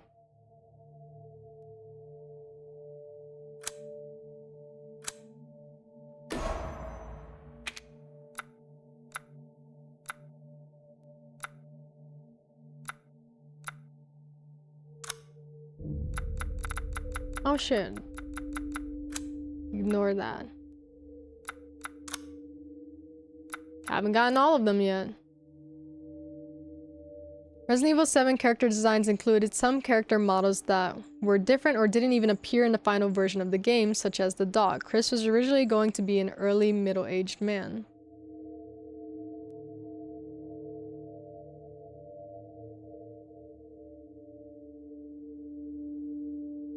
I like this look for Mia. But I understand why she wouldn't wear that outfit, considering that she hasn't really changed clothes since being taken away. The dog. I do wish Evelyn was a little more adorable as a child. Oh, Marguerite was gonna be in a wheelchair. Oh my god. Damn, bitch. Damn. That's early middle age to you? Do they know what middle age means? Jesus Christ.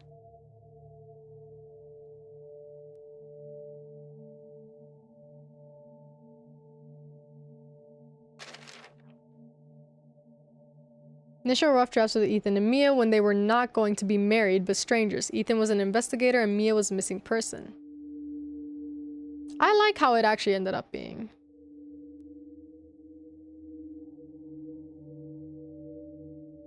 I just realized they realized their mistake and put the concept art here. What do you mean? Was this not supposed to happen? Oh, they realized their mistake in not having concept art in 7, so they brought the 7 concept art here. I got what you mean now. I got it. I will say, I am what should have been in RE7 bonuses, yeah. Yeah, I will say I'm still disappointed that we are not doing fuck all anything. We are treating Mia as if she is a random victim in all this, and we are still not doing anything with her background and the connections. Even when she's freaking out and she's telling Chris, like, don't tell him, don't tell Ethan. Don't tell him about my past. And then we don't do anything with that. They clearly remember that she was a part of the connections. Because she's freaking out, wanting to keep her past a secret from Ethan. And yet, we still don't do fuck all with that. We have a connections person's right here in front of us. The connections has been this ominous, competitor company for ages. And we're not doing anything. Nothing. Family photo of the Bakers. When this picture was planned, the old woman and young girl were separate characters. Aye. Initial rough draft of the Baker family included a wide range of bizarre characters. They included a violent father, mother made of bugs, trapper brother, Mia was practically an invisible sister, twin young brothers, and a crazy grandma. Oh my god, the grandma. With her own little butler.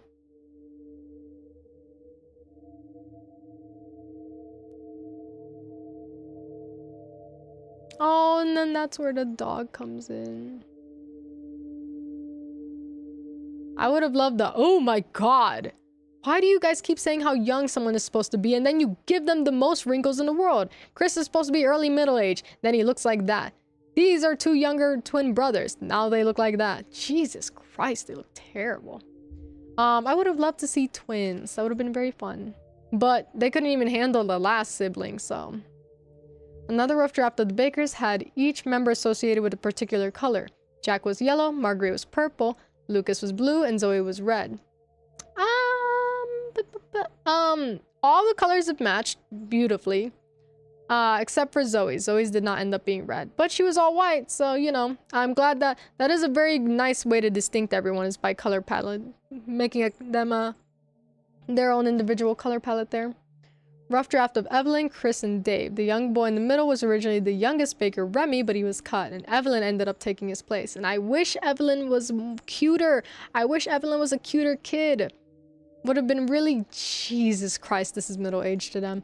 It would have been so nice if Evelyn was an adorable kid. Like, look at that face. You know, who could say no to that face? And instead, it was the ugliest fucking face in the world.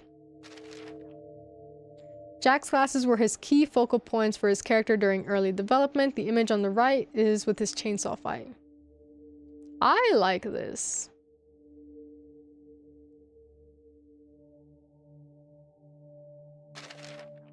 The left shows an early design for a mutated Jack where he looked more like himself, but this was later changed so the player could easily identify his weak points.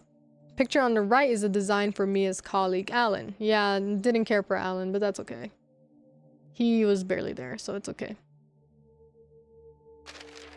One idea for Marguerite's mutated form, we originally thought up a design similar to earlier Resident Evil games with lots of body parts coming out of her, but we ended up going for a new and refreshing design. They're not wrong, it was new and refreshing. I would have been fucking horrified if I saw her give birth, but I did not. But it was new. Oh, that is coming out of somewhere.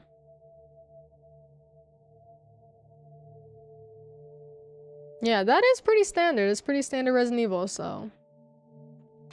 Very nice to see where they went with her. I don't know if that disappointed anyone, but... It was really nice to see where they went with her. Design for Evelyn's final form, enlarged by mold. When we were designing her, we had to show each department of every part of her fit together with the head in the center.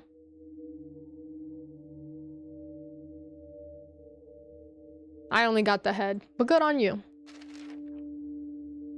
These are rough drafts of Evelyn's final form. Her old woman form transforms into a giant monster that absorbed her body.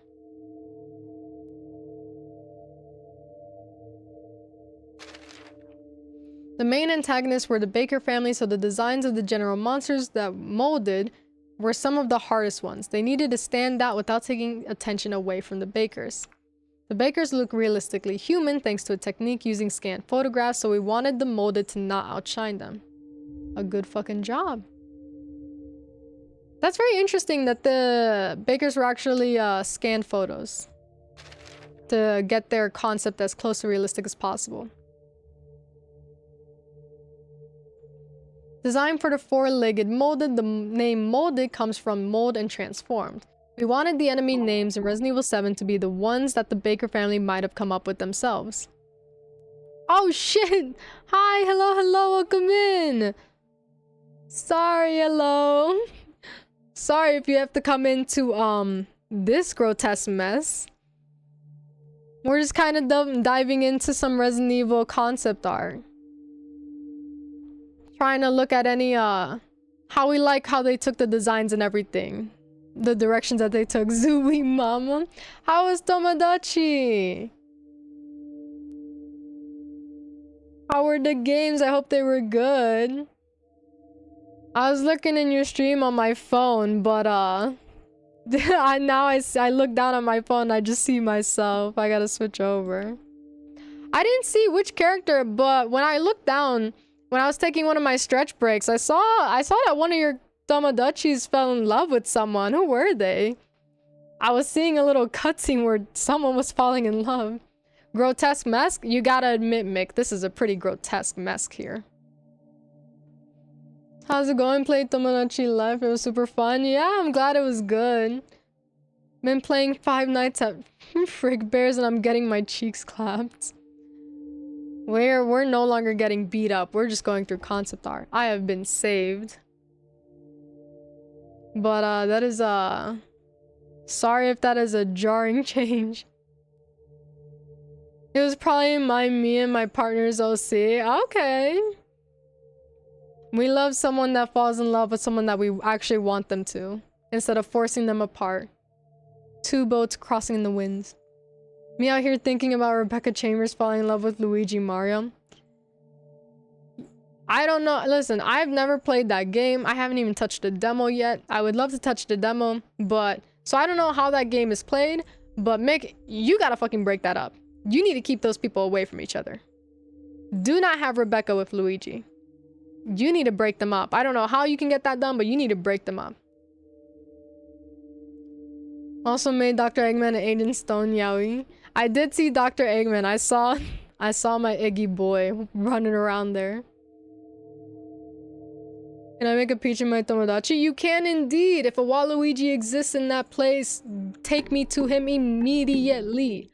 I love Waluigi. We are a Waluigi household here. If you have a Waluigi, put me in their vicinity quickly. If he is not in there, I will go where the wind takes me. Luigi is a good though. Do I really need to keep him away? Yes, Rebecca needs to be a single woman alone. Alone. You're a Waluigi lover? I will keep that in mind. We love Waluigi here, yes. Listen, now that I played Luigi's Mansion, I have an appreciation for Luigi, you know? I never had anything against Luigi. Mario, I don't know why you punched the back of Yoshi's head, but all the more bad luck sent your way, Mr. Man. Not big on him, and I'm not a big Mario person, but Luigi, you know, I didn't really care for him. I didn't have anything against him. I didn't have anything for him. You know, I'm all for the Mario World girlies there, but you know, Waluigi's always had a special place in my heart. Wario is nice even. You know, I like Wario more than I do Mario. Very obviously. They're siblings, you know. When you marry, you know how they say like when you marry someone, you marry their family, you know, when you marry Waluigi, you have to marry the brother as well. So, you know, I have to appreciate Wario, you know, I married into the family. You do with what you will. You keep peace in the family that way. But I was mainly like for the girls here, but Waluigi's always had a place in my heart. That is my man, that is my boy. punch the back of Yoshi's head that took me out right now. Mario in the old games would punch Yoshi's head to get his tongue out. Just yanked him out. The main antagonist in Five Nights at Freddy's is literally Wario. Cancel Mario. The animal abuse is astounding. And the fact that Yoshi has a real consciousness, now it's just superior being abuse at that point. Oh, I also did play Wario World, I think is the Wario house. I played a Wario game, so I have an appreciation for Wario. I love Wario. He's a good boy. You know, you marry into the family, you marry everyone. But if you don't have a Waluigi, I don't mind going where the wind takes me. But if it happens to be Ada or anyone I hate, absolutely pull me the fuck away. Do not let me fall in love with anyone that I despise. Ada is not a spy. He's not an animal, but he's invincible until 4. I mean, I would say that no matter how invincible Yoshi is, I would say that punching Yoshi in the head is pretty big on animal abuse right there. I would say that's the craziest thing to do. Even if it doesn't hurt him, that's a crazy abuse to do. Just to get him to stick his tongue out is crazy. Can only do so much there. Designed for fat molded. In the bottom right, you can see how the molded are made. Victims are kept in cages, covered with mold, and then left for 2 or 3 days to turn. So they've even jotted down like how long it takes. Oh, they would be caged in it. That is actually crazy. I did not know that. So it's like it leaves their skin behind but also makes a new skin. Very interesting concept there. Mario out here beating Wario's ass and stealing his castle. Oh, I haven't seen how Mario interacts with Wario. I've just seen him punch Yoshi. I got some work people playing Tomodachi and they loving it. We definitely gotta purchase it based on what I've heard since everything you've loved. Listen, Tomodachi sounds incredible, but I don't mind, like, you know, holding out for a little longer and just playing the demo. Especially, you know, I'm wrapped up in my Pokopia, so, you know, I've got a lot of volcanic ash to clean up. I've got a lot ahead of me. I got big plans. Big plans with this plot of lands. Tomodachi is really a vibe. I think Peach should play it. I'm gonna lurk because I'm Eevee, but happy to see you and hang out for a bit. Of course, thank you so much for stopping by. I hope you have a good sleep. Lord knows that it is also, I also have to sleep in a few hours as well. But we've been grinding. We can have both. Listen, we can have both, but I can't play both at the same time, technically. You know, there's only so many hours in the day. Look at how many hours I put into this game. Look at it. Look at the timer. Look at the timer above me and tell me what does that timer say. Or below me. Wherever the timer is that you can find it. Look at how many hours I put into this game. And then after this game, then what? Then it's this game and that game and then I got a lot of games, you know? I got a lot of games. A lot of people are like, "Oh, there are no more games to play in the world." Listen, I've got so many games to cover a lifetime. I don't even have enough life in me to cover all the games that I got in this world. And every day I play an old game, a new game comes out. And then every day I play a new game comes out. You know, they're always coming out with games. I'm always gonna have games. I have a whole lifetime. If you're in Pokopia, finish that first. What the fuck is molded generation? In the second slot? Oh, this is how they're made. So this is like their generation basically. Let me, how do I get rid of the display? Right there. So this is how they're made. First, unfortunately, the victim is trapped in the tub. They are then merged with mold and they're left soaking for 2 to 3 days until they are turned. And that is when they take the fully molded form. I can plan Tomodachi, watch me. Peach out here min-maxing. I really want to see your plan. I had a Laura out here fucking around with Zeno. Fuck him and Whisker. I got a plan, Arthur. Just one more game and we'll be set on our way to Tomodachi. I was also supposed to play Red Dead. Not as like a serious thing, but as a cozy. If I ever want to pick some flowers and farm, that was the game that it was going to be. That was supposed to be my farming sim. And then Bokapia came in and said, hey, I need veggies and burgers. Can you cook? And I'm like, fuck yeah, I can cook. And now here we are, you know. I've got a lot on my plate. It's a fat plate. It's a fat plate of food, but it's good food.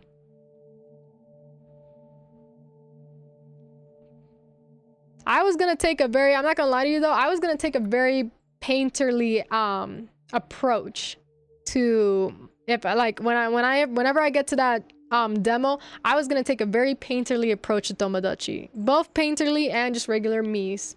I was gonna do both. Mix of both. Put my painting to the test, my art skills. You got the cozy console problem solved. Red Dead if you need a renegade cowboy. I'll fuck people up while you do whatever. I love shooting people. Mick, you have no idea. There was one time, literally one time I was on Red Dead Online. I was literally not even like, I know people make the joke of like, oh, people are fucking with me while I pick flowers. I was literally picking flowers in the field, minding my business. Someone came up on a horse. I turn around. They shot me dead in the face. I come back to life. I don't remember where I spawned, but I run off somewhere and I continue picking flowers. They come back and they hog tie me. And every time I get out of the rope, they tie me up again. And they were just bothering me. I'm literally just picking flowers. I'm out here fucking people up all the time. I was gone at work and I couldn't be their bodyguard. I will fuck people up. If you want to mind your business, I will fuck them up. I literally like, and here's the thing. I don't have a lot of experience with online games. So yeah, okay. Sorry, I got TISM. I'm autistic. Sorry. I got overstimulated to the point where, because I really just wanted to pick my flowers and I was getting upset. And so I got overstimulated and I literally like logged off the game and cried because I was so overwhelmed trying to do one fucking thing. I feel like that's such a baby thing to admit, like, oh, and this guy was mean to me in the game, so I left and cried. But when I get overstimulated, I get very overwhelmed with emotions. Like, I can't really control how I am when I'm overstimulated. My bad. But it feels like such a baby thing to admit. But I literally, like, I logged off the game and I just cried. I just cried for a few minutes and I never got on again because I was like, this is how I get treated every fucking game. Literally when I play GTA Online, listen, I have a fun time in GTA Online, but only reason I have a fun time is because I have people to protect me. That's the only reason I have fun. So I've never touched a game online if I'm alone ever again. I've never gotten on since. It was that upsetting to me. It was that serious. I'm autistic. What can I say? Think you just need Mick around, Ace? Let's kill all the people messing with Pitch and we can both kill everybody. I get it. Don't know I fuck up randoms. Be a baby and I won't fuck them up and you can just be you. I will protect you. Peach can only play with me and it's absurd. Yeah, I can only... The only way that I can play GTA Online is if I have people to protect me. I have the craziest loadout in GTA. I will literally do a whole car show tour right now. No, I won't actually because I don't... Actually... I will not because that is a whole game to load up. But I have a crazy fucking loadout in GTA. I have fucking everything in GTA Online. And still, I'm not really out here fighting anyone. You know, that shit was beaten out of me. I was very aggressive in my early days of online on fighting back people, but I don't do that anymore. You know, I've mellowed out. I've reached my soft girl phase or whatever the fucking people are saying, whatever they call it. I reached my soft era, alright? So I don't really do shit like that anymore. But I cannot play online games unless there's someone there to protect me because I'm literally just trying to mind my business. Even if I did use my whole loadout to blow people up, I don't want to do that anyway. I just wanted to pick flowers and mind my business. I just wanted to pick flowers. That is literally it. So, it's one of those things where also like Red Dead I think was a hyperfixation for me for a bit. So when that happened, I think it killed it and it just kind of slumped me out of it. So I was never even motivated to try, which is very unfortunate because it seems like something that I would have loved to do, but it literally just slumped me out of the whole game. I had a whole ass vibe with my homies, no softness, they did things like fuck everyone up. I just want to shoot people and be a cowboy or ride my motorcycle. I literally just wanted to... I just wanted to take care of my little village. I just wanted to take care of my home. Be a whole thing. Okay, so this is when all the molded are born. I had no idea that they made them like this, where they basically trap people in tubs. Let me see if I can get Red Dead for a lowdown and we can all play together. Me and Ace bodyguarding. Ace is way too fucking busy, but you could bodyguard for sure. Because genuinely, like, that shit was fucking crazy. I don't know who allowed that to happen. But I just wanted to pick flowers. Because I think that's one of the things that I really like in Red Dead. Is just picking any plant. It doesn't even have to be flowers, but they let you pick herbs. And it's such a cute little, silly little time.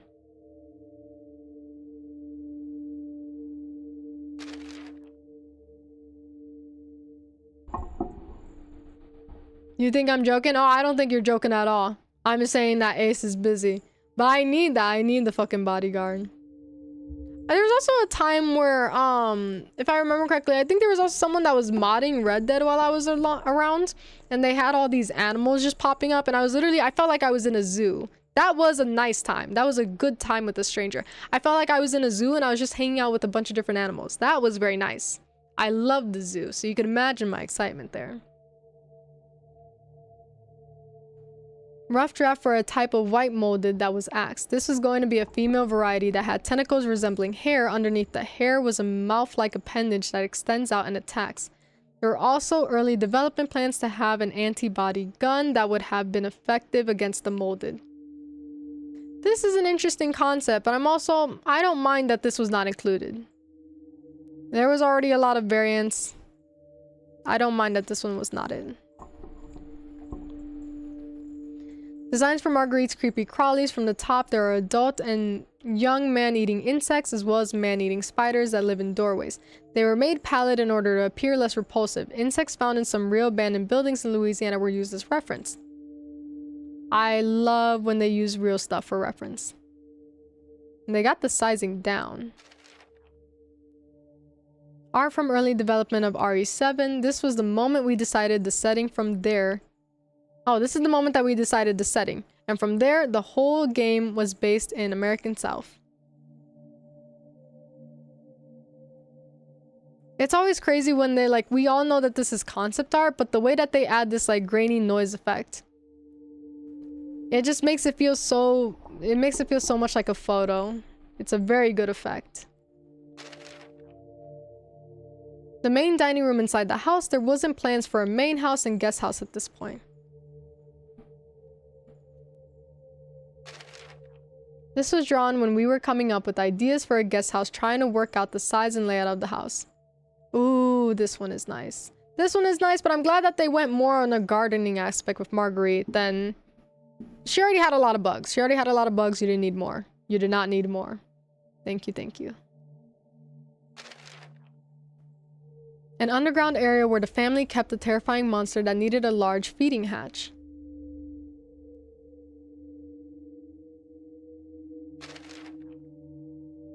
Early concept art of the guest house. This size is close to the final version, but the light coming in made it less scary. The final version was a lot darker. Oh, but it's so beautiful. I understand the less scary thing, but it's so beautiful. I love a good lighting. I'm sure it probably was scary with lighting, but also darker does not always mean scarier. It just means I'm blind as shit. Concept art for the guest house living room. This became the room where the VCR was found in the release version of the game.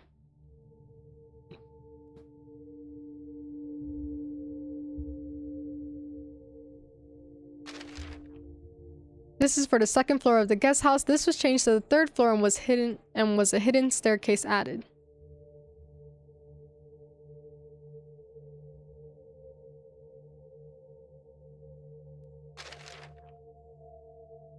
This is art showing Andre's corpse in the guest room house basement. One initial idea was to have a player take the flashlight from Andre's body. Ooh. That would have had to been very, very in the beginning though, because I can't imagine going long without a flashlight in this game. They had to have, in order for this to have worked, they had to have had Andre's body in the very, very beginning. Concept art for the scene in the guest house where Mia crawls up the stairs and towards Ethan. That's a good one. I miss crawling up the steps. I miss a good crawling up the stairs moment. Very nice. Final design of the main house was based on on-site research of Louisiana. The outside of the Baker's home is based on plantation houses that date back to the American Civil War and the era of slavery in the U.S.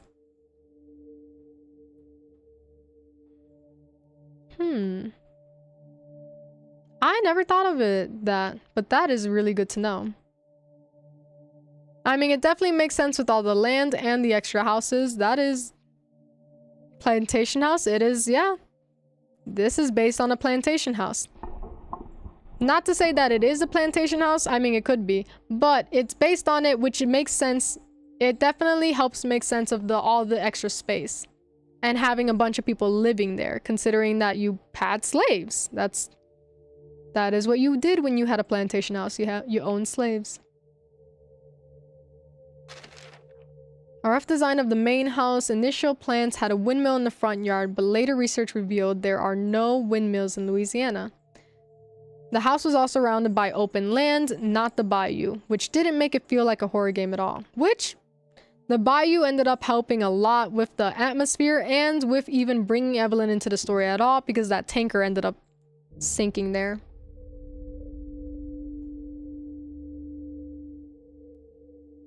Imagine if Jordan Peele wrote RE7, he'd get mileage with that detail. Oh my god, gorgeous. I wish Jordan Peele could make a game, or at least write the narrative of one. You know, just because he makes good movies doesn't guarantee you make a good game, because the whole point, like, the whole reason why games and movies are different is because of that the interactiveness of it all.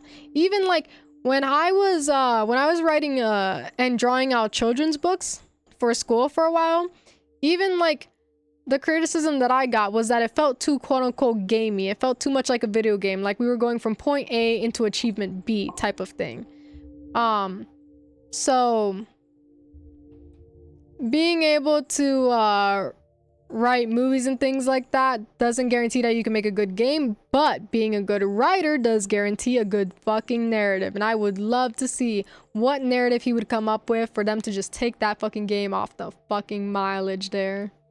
If he was a creative narrative director for whatever game, it would absolutely be engaging. It would be fucking engaging narratively. I would love to see a narrative of his come to life with interactiveness. Especially like, that is the most horror he can get. That is a very good fucking way to reach that fucking fine line in horror, is going past horror movies and going into horror games. That engages the viewer much more because they have to actually interact with the art. They're no longer like a passive watcher and a bystander in the world. They're in the world. It makes it active. Instead of being passive, we're active. A very good fucking engaging way. Wondering if Jordan Peele had any thoughts on Sinners. I want to know what your thoughts were on Sinners. I can tell you about my thoughts on Sinners, but I would love to know Jordan Peele's thoughts on Sinners as well. That would be fucking incredible. My wife partner hated Sinners. You got the worst bitches in the world around you, Mick. I'm gonna be so honest with you. You got the worst fucking bitches in the world. Worst bitches around you. Jordan Peele is collaborating with game creator Hideo Kojima on a horror video game titled OD. Writing that down immediately. Writing that down immediately. Writing that down immediately. Writing that down immediately.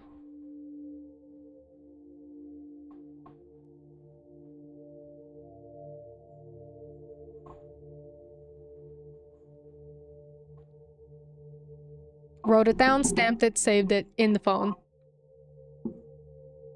It's in. Yeah, fuck her for sure. Also curious, not sure how to feel. Is Hideo Kojima like the oh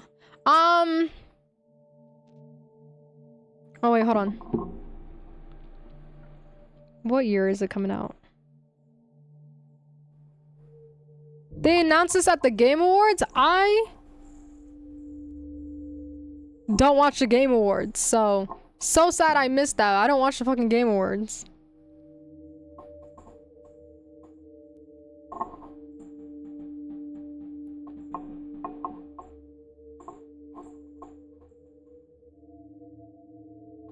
Fucking crazy. But yeah, yeah, Hideo Kojima made Metal Gear Solid and Death Stranding, things like that. I don't know, where's your Renaissance person of our era? Like Langston Hughes? I don't know what Langston Hughes is. I'm gonna be so honest with you. But he is very renowned for Metal Gear Solid, from what I'm seeing of people's reception of it. Fake gamers over here. I don't watch the Game Awards. Should we do that, y'all? Should we do that every year we watch the Game Awards together? No, I don't know. I'll probably scream. I don't know how I would react. Hideo Kojima might soon-to-be go with doing Metal Gear this year and Death Stranding eventually. Eventually. But don't worry, I wrote it down on my phone. Langston Hughes was a big person in Black Renaissance. Oh, okay. Yeah, the Renaissance era was very short-lived in my studies. So don't know shit. I'm gonna be so honest. Specifically the Brooklyn Renaissance. Oh, okay. You know what? If I looked that up, I probably have read about that a bit. God knows that my memory don't serve me well. I wouldn't be surprised if I never read it either, though. You never know. Yeah, I'm so all over the place. It could hit or miss with me, really. It really is a hit or miss with my brain.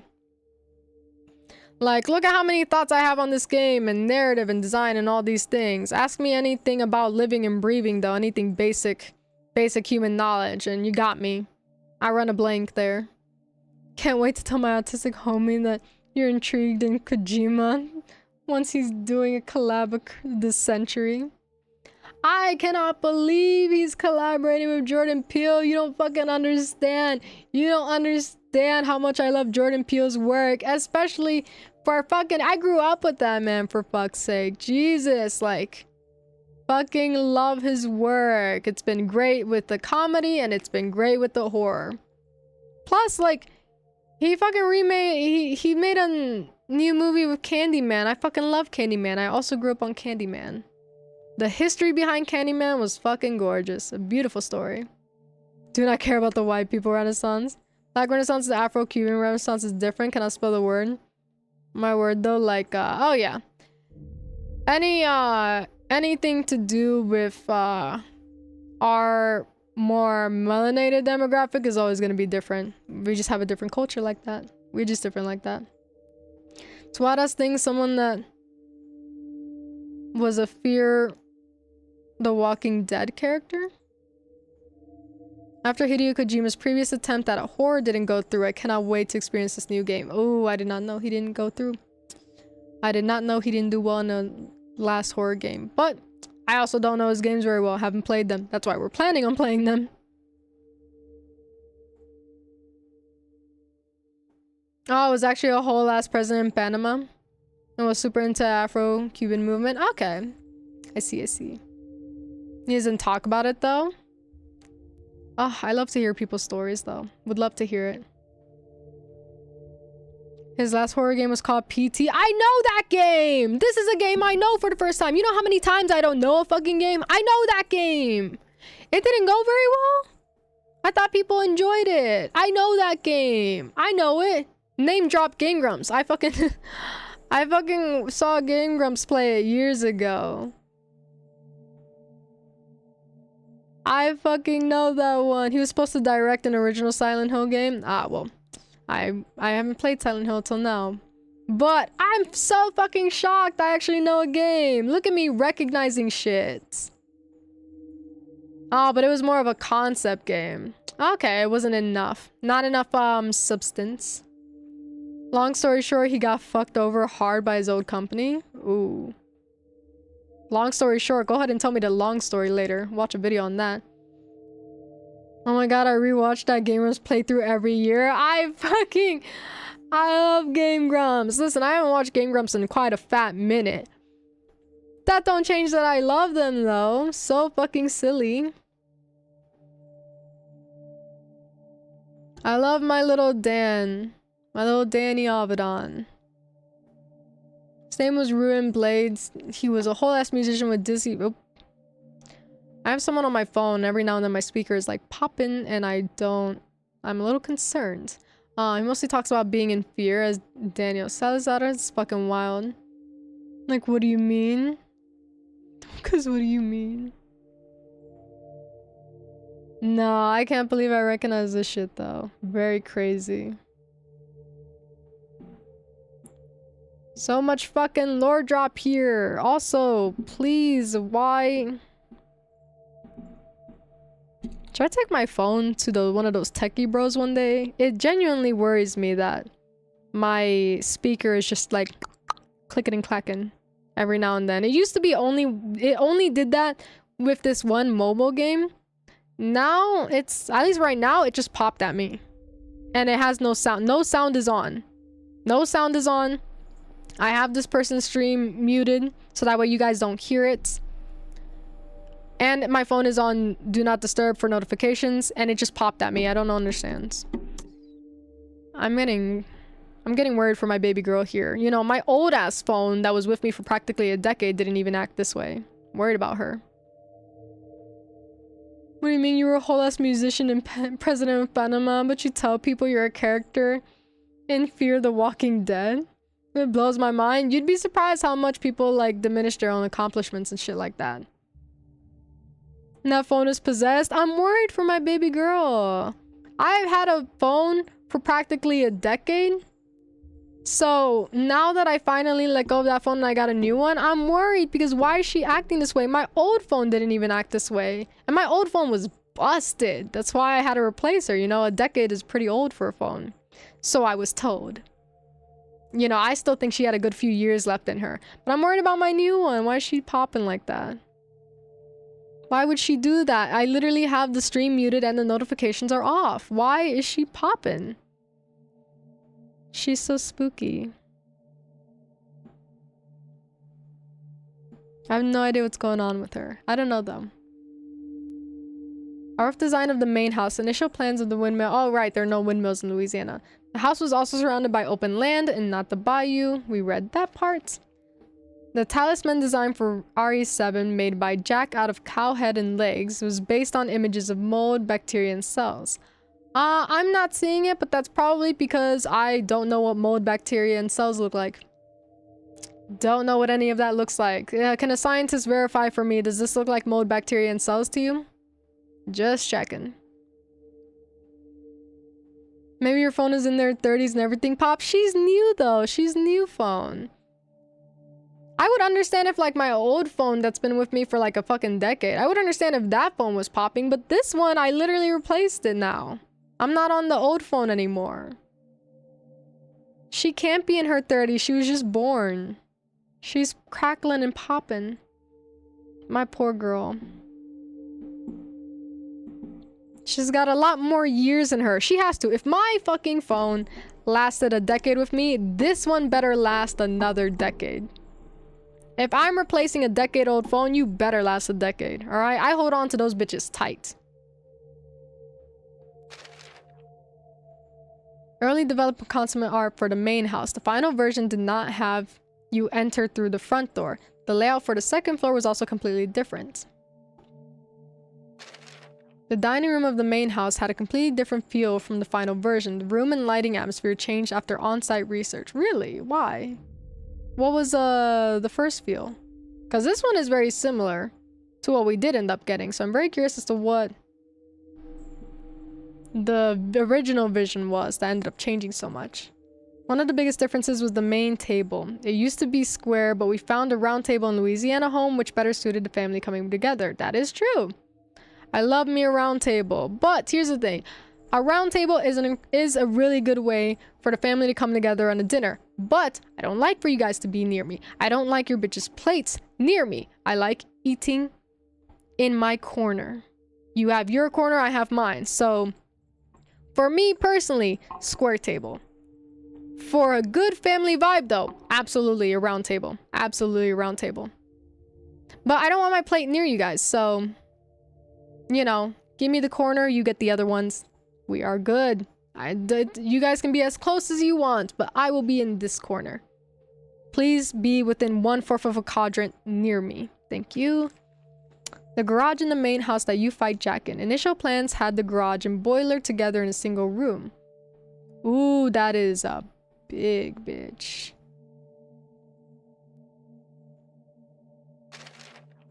The sunlit entrance hall in the main house. This is very different from the final version with the grandfather clock in the center of the curved stairs. Until the final version, early concept art included a large open yard. I mean, it was still large and open. It just had Zoe's trailer dead center of it. Oop. My cat has awoken. This concept art for the entrance hall is much closer to the final version. The room is full of furniture and several taxidermied animals, giving it a lived-in feel. My poor boy, they made him so skinny here. Oh, hello cat. Leave your sister alone. She is so passed out sleeping. She is in her little food coma days. Leave your sister alone. Concept art for one of the shadow puzzles in the main house. These rooms needed to be used for fights and puzzles, so we tried to make them as discerning as possible. Disconcerting. Whichever that word means. Shadow puzzle in the old house. I love the shadow puzzles so much. The one in Lucas's room. And the crow key, scorpion key, snake key, and their doors. On the right is the design of the three-headed dog relief. Put this away real quick.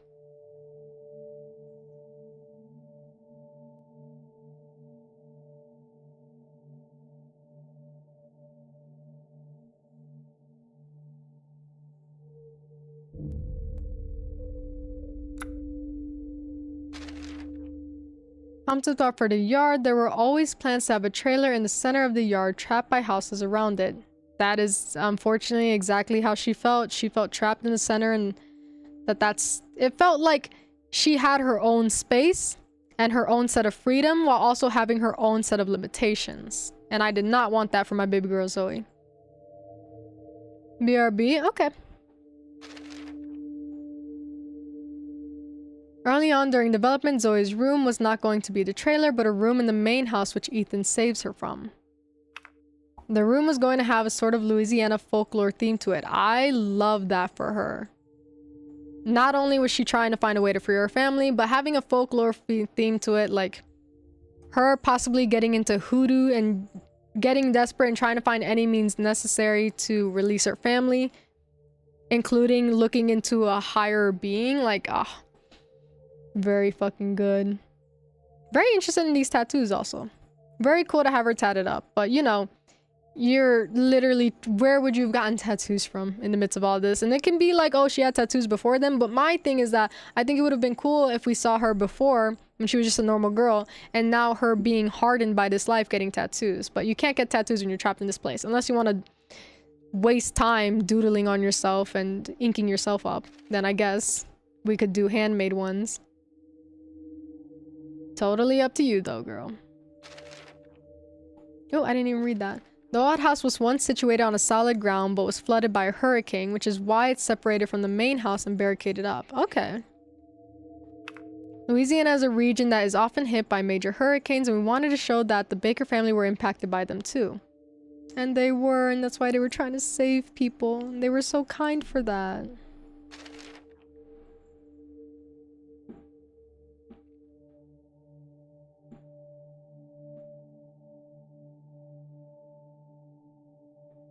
You can see dolls in this concept art for the old house. We left objects associated with children all over the house because that was where Evelyn's room was.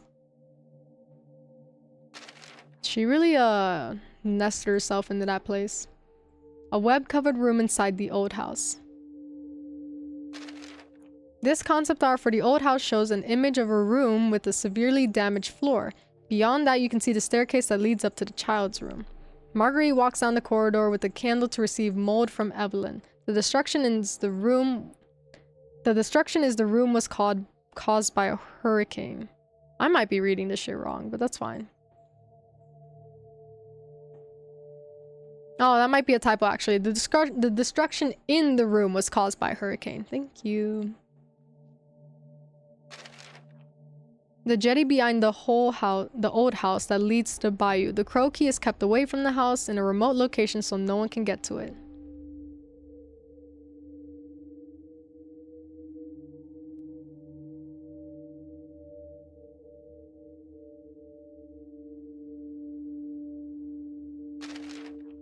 Concept for an overgrown greenhouse where Marguerite used to grow her plants. I knew she was a gardener. I love that about her. It was once a beautiful greenhouse but turned to ruin when Evelyn arrived, and this is the location for the boss fight with Marguerite. My beautiful woman. My girl. Why are you hopping so much? Concept art for mutated Marguerite. Her arms and legs are warped in a very terrifying way as she relentlessly pursues. It works very well. It's enough uncanniness to set the player off.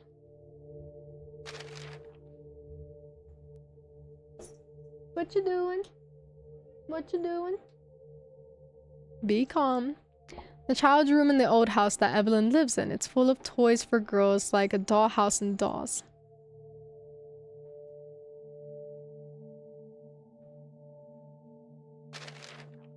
These dolls are unlike the ones in the entrance to the old house and are based on the molded. Evelyn grows her family even larger with the mold.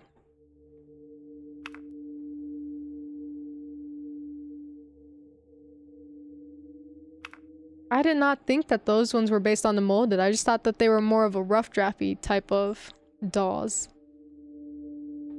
I wonder if she even sees the molded as her family. She seems to like the most human looking forms the most, which makes sense, but does she see the molded as her family at all? A temporary design for the room behind the child's room where a life-size doll is seated instead of Evelyn. It's got a very Exorcist feel to its face. Oh, they all do. Lovely. Final design for the room behind the child's room where you can find the body of the D series. The ceiling was made to be low to give it a claustrophobic feeling. Yeah, that is... Concept art for Lucas's section of the game. When you enter the room were the black lights which make it feel almost like a nightclub. It did. I loved it. He felt like such a party and he felt so lively. I hate that he wasn't really much there. This was to give the players a new, different sense of fear from the rest of the family. Blue and white were the key colors for Lucas. Let's Play written on the entrance to Lucas's section of the game. He's so playful! Can I wait until we play Opera? I want to see what you think. I know, I'm excited to see what's going on there. Especially since, like, why are we bringing Alyssa Ashcroft back if we're not going to bring back more? We gotta see the rest of them.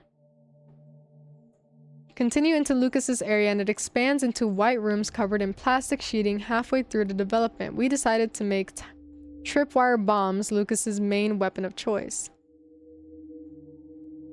His weapon of choice is very hands-off, like, your own hands, your own fault. Kind of like a way to wipe his hands clean, and he's like, you did that one, not me. It's very much like a, if you were smarter, you wouldn't get hurt type of vibe to him. Which fits him very well. We wanted to make the design for Lucas's area different from a traditional haunted house. His avant-garde interests really stand out. It was difficult to get the right balance between crazy and comical. And you did so well. Like, you made me love him so much, and yet you ruined him. You made the balance so well. He's such a silly, silly boy. Concept art for when the four-legged molded first appear in Lucas's section. More concept art for Lucas's area. A strange puzzle in Lucas's section where various items are laid out but the rooms painted white. This created a very unique space of Gabe. And he was unique. He could have been such a funny, silly little villain. His stupid little Joker gimmick. God damn it. He could have been something, and yet he was nothing. He was like the fucking joke version of Wesker. In the sense of like, he could have been Ethan's Wesker. The way that Wesker is to Chris, he is to Ethan. Ah! My stomach is churning with loss. I'm mourning. Still really want to feel like what the balance is between him and Zoe.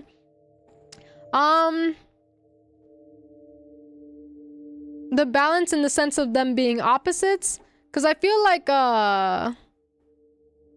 for him, he was very comical, but I didn't really see like much I don't know if they referenced them trying to balance those two out, but I didn't see him and Zoe trying to be the balance of each other. I saw it more as like weirdly enough, Zoe was like the black sheep of the family in the sense that she hated them, right, obviously, and was looking for a cure, but Lucas was the black sheep overall. I noticed that Evelyn didn't quite like Lucas, even though he was fully happy, quote unquote. He acted like he was happy being a part of her family. He was very compliant, and yet she didn't seem to like him at all. She didn't seem to consider him a brother. She seemed more interested in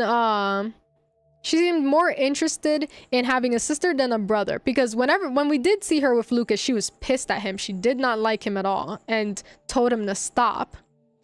And then when it came to his normal family, both mutated or not, like when his family was normal and human, he was still the black sheep because no one understood his interest, and he was, you know, crazy and killing people secretly. And then when it came to his molded family, he was still the black sheep because they didn't like how he acted, even like both in life and in death, if we were to speak in terms like that. He was hated. He was not liked by his family. He was too much for them. His comical ways, both in life and in molded, nobody liked him. He was the black sheep all around. Where Zoe could find love in her old family, he could not. They didn't, as much as they tried their best to try and help and understand him and his interests, there wasn't really much of a love there for him. He was the most disliked out of the whole family. Both when they were normal, when they were molded, and even Evelyn herself, nobody really liked him, which is very unfortunate. He was loved by no one, really. And so he kind of hides the whole depressing side of it. If he can even feel the depressing side, he seems not to really acknowledge human emotion much, but if he can feel the depressing side at all, he seems to mask it very well by being comical and having this attitude of like, if no one cares about me, then I don't care about anyone. I am just kind of a raffer on this world with no direction type of hate. Don't mourn. There wasn't much with those two. I wish there was more. Like, I would have loved to see banter with Lucas and Zoe. I would have loved to see the banter between them, but it really seemed like they were separated since they were young kids, because we see in their room when in the DLC, when they tell Jack to put Evelyn in Lucas's room, he whines and complains, and they tell him that he's long outlived that room. When we go to give Evelyn new fresh clothing in the DLC, we find out that Lucas's room is not Lucas's room. I don't know why he loves that room still and why he's still so connected to it, but the room is literally cut in half for both Lucas and Zoe to share. That was their joint room until they grew out of it. So the fact that they called it Lucas's room means that he still has a connection and probably still stays there. But given the fact that the room was cut in half, shows that since day one, since they were young kids, Zoe and Lucas have always been separated. They've always had this kind of literal metaphorical wall between them. And then we see diaries of Lucas yelling about Zoe, how he doesn't like her, how he thinks that she's dumb, how everyone is dumber than him, and he gets upset and says that he just tried to peek in at Zoe and that she called him a pervert. So there's a sort of inappropriate barrier that's being hit there. Not to say that Lucas was like touching on her or anything or even wanted her in that way, but because Lucas doesn't understand boundaries, human emotion, or any sense of the word, he seems to cross it and not understand what he's doing. He seems to understand it at the same time while not. He seems to not, he knows what he does is wrong, but he doesn't understand societal norms. And so he seems to cross those boundaries without even knowing what those boundaries mean. He just wanted to peek in at Zoe for what reason, I don't know. He wanted to spy on her, but he doesn't realize or understand the implications of why that would be creepy and why he would be called a pervert. But it seems like him and Zoe have been at odds and have been basically keeping each other's distance since they were children, since they were born probably, considering the fact that they literally had to split their room in half to even stand each other.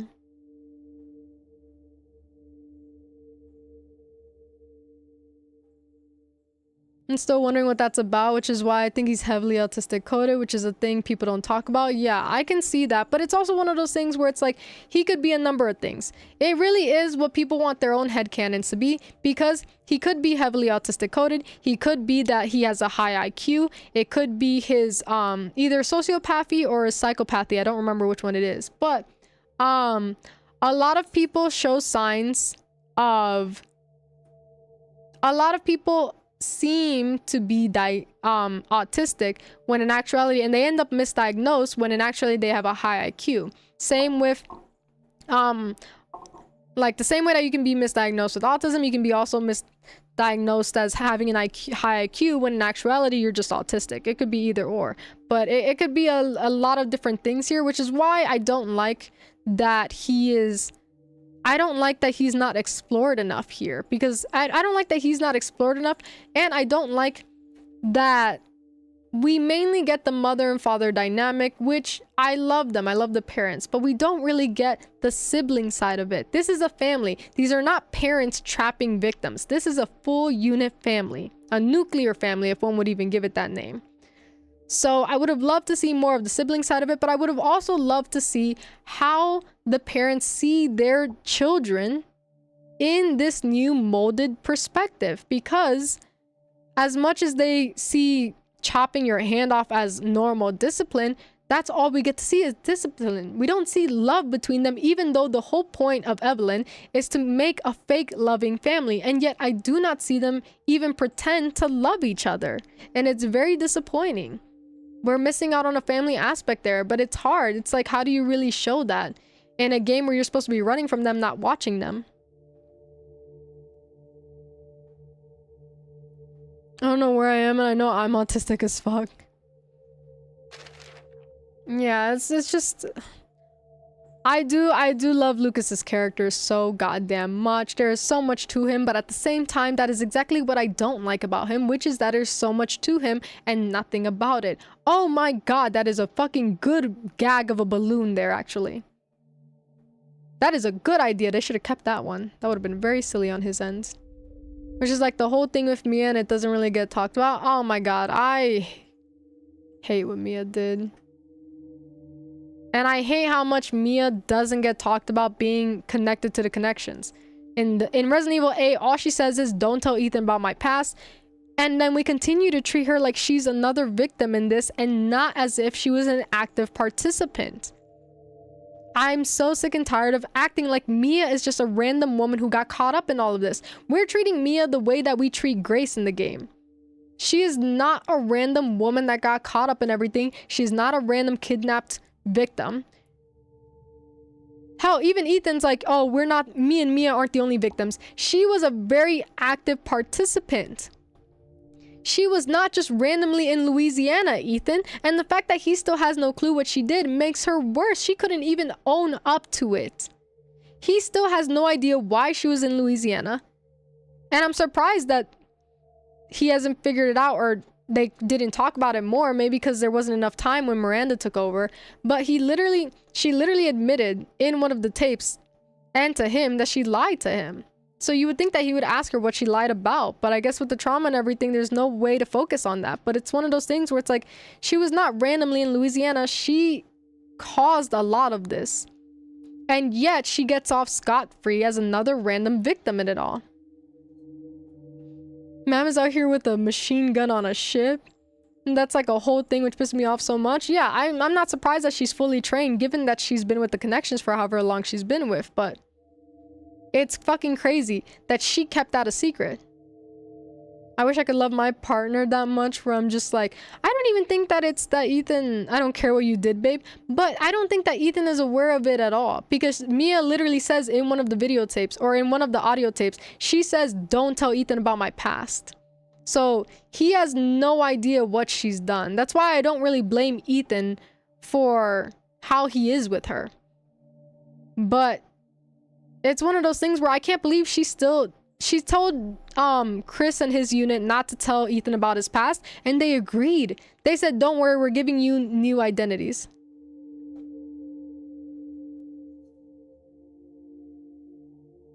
With the PP Bison. they talk about it before the ship section, like he gets the info. As far as I remember, he doesn't fully get the info because she keeps saying like, I'll explain everything later. Hell, actually, when they get into the ship, when they get onto the little boat to get on to escape before they get to the ship section, he says, you need to explain everything to me. You need to tell me what's going on. And then the boat rocks and he goes underwater. And then that's when Mia is pulled away. And that's when Ethan gets kidnapped and they're pulled underwater. And I do not care that she gets blitzed, because what the fuck? Does he not know? As far as I know, because they still say that Ethan does know. Before they get to the boat section, the shipwreck, they get on a boat together after injecting Mia with the cure. And he says, Mia, you need to start telling me. You need to tell me what the fuck is happening here. And then Evelyn pulls Ethan underwater, covers him up. Mia comes save him. Mia gets trapped. Ethan blows up Evelyn, and then they get on a helicopter. I'm a merc and an asshole. No, he didn't tell her anything. It may seem like he got the information because we learn about her in the videotapes and stuff like that, and it feels like a flashback, but she didn't tell him anything. Okay, so the part where you see her perspective on the boat, Ethan doesn't see any of that. That's not Ethan, that's not her telling Ethan the story or anything. That's her. She says that she doesn't remember anything and she lost her memory. So, Evelyn tells Mia, watch this videotape so you can remember everything. And we watch her. He doesn't see it. No, he wasn't even there. He wasn't around at all. We played as Mia. That's why it can get confusing. But Evelyn says, you've lost your memory. Here's how you get it back. And then she has Mia watch a videotape that is basically her running through that whole boat section and how she got there in the first place. And then when the tape stops, she says, I remember now, and we are never going to be a fucking family. And she's like, no, that's not what you promised. If you're not going to be my mommy, then I'm going to kill him. And she runs off to Ethan. Ethan wasn't there at all. Ethan was down in the basement covered in mold. He was nowhere near it. So then we have to do the entire section to save Ethan. Like, that whole boat section is finding and saving Ethan. So he has no idea what Mia is and is practically tricked into fucking being with someone that he probably would have never trusted. It's very unfortunate. I don't know how he would have reacted, but I don't know if he would have had a kid with someone who caused all of that. Because to this day, he's still, you know, before he died, he was still terrified that Rose may be sick. Imagine having a baby with someone who you're afraid is going to be sick with the mold. And the mother of your child is the biggest creator of your fears. That would be terrible to find out. I would have loved to see how he reacted to that. But then they killed him. Why is 7 so fucking complicated? I still think Mia is straight, but oh no, we don't like Mia here. We fuck Mia. But it's like 7 is so complicated because it has no neat bows. They leave all these loose threads everywhere. They don't tie any of those knots. It's very fucking difficult to tie the knots. Even if you were to like, even with the breakdowns and the discussions that we have when we sit down and read it and everything and we analyze it, like even with as much analysis as we can do, they still left loose ends. We could break down the game day and night and they still left so many loose ends, which is why it is such a problem in that game at times. It's very difficult there. It's a whole fucking thing with them. You can see a number of strange puzzles scattered about Lucas's section in this piece. They're based not just on Lucas's twisted interests, but on the concepts of family, life, and death. Such as a birthday cake being the symbol of life, while a picture of a hanging corpse and grave are connected to death. The goddess's stomach symbolized life, but it is also accompanied by pain. The mold infection does not have a strong grip on Lucas. As a result, he is filled with the most happiness, hopelessness, joy, and desire for destruction. See, even here, they're writing that the mold doesn't have a strong grip on Lucas, and yet he is technically supposed to be cured of it because the connections gave him something. So he's been pretending this entire time to be under their control. So is it that the mold doesn't have a strong grip on him, or is it that he's cured? Which is it? As my favorite character from The Walking Dead says, loose ends make my ass itch. They make my ass itch, bro.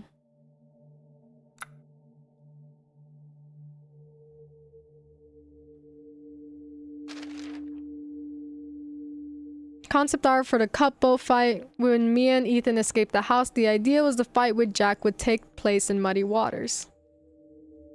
And boy, did it. Concept art for the shipwreck, a destroyed tanker which Evelyn split in two with her powers. Louisiana used to have a thriving gas industry with a large number of tankers. Mia and her colleague Alan get passage on the tanker from Europe to the US, pretending to be Evelyn's parents. That's crazy then. How long was she on this quote-unquote babysitting job to Ethan if she was able to go from Europe to the US? Because that's the main lie that she's been feeding Ethan, is that she was on a babysitting job. The aim of the shipwreck at the end of the game, at endgame, was to give the player a renowned sense of fear, a change of pace from excitement of the fights and puzzles in the Baker house. Concept art for Ethan being trapped in mold by Evelyn in the shipwreck. So this is basically where he was. My hiccups. The entire time that we went through that whole section finding out about Mia's past, this is where Ethan was. She was like 3 floors above us and Ethan was underground, covered in mold. And he couldn't even hear or see anything. Even if she was right next to us, he can't hear or see anything. Because he was covered in the mold. The only thing that was showing was his nose and mouth so he could breathe. But that's the only thing that was sticking out of that mold. Concept art for the mine just in front of Lucas's research lab. It's a salt mine, which is why the cave walls were white. Concept art for Evelyn creating mutamycete. This whole incident with the Baker family was caused by a single girl wanting to create a network of mold across the world in order to have a family of her own. Concept design for Ethan from early on in Village's development. He had a backpack for his inventory instead of a suitcase. Aw, that would have been nice. They always have this suitcase on. Concept art of Mia reading a picture book. In our early draft, she was still recovering from the incidents during 7 and was in a wheelchair.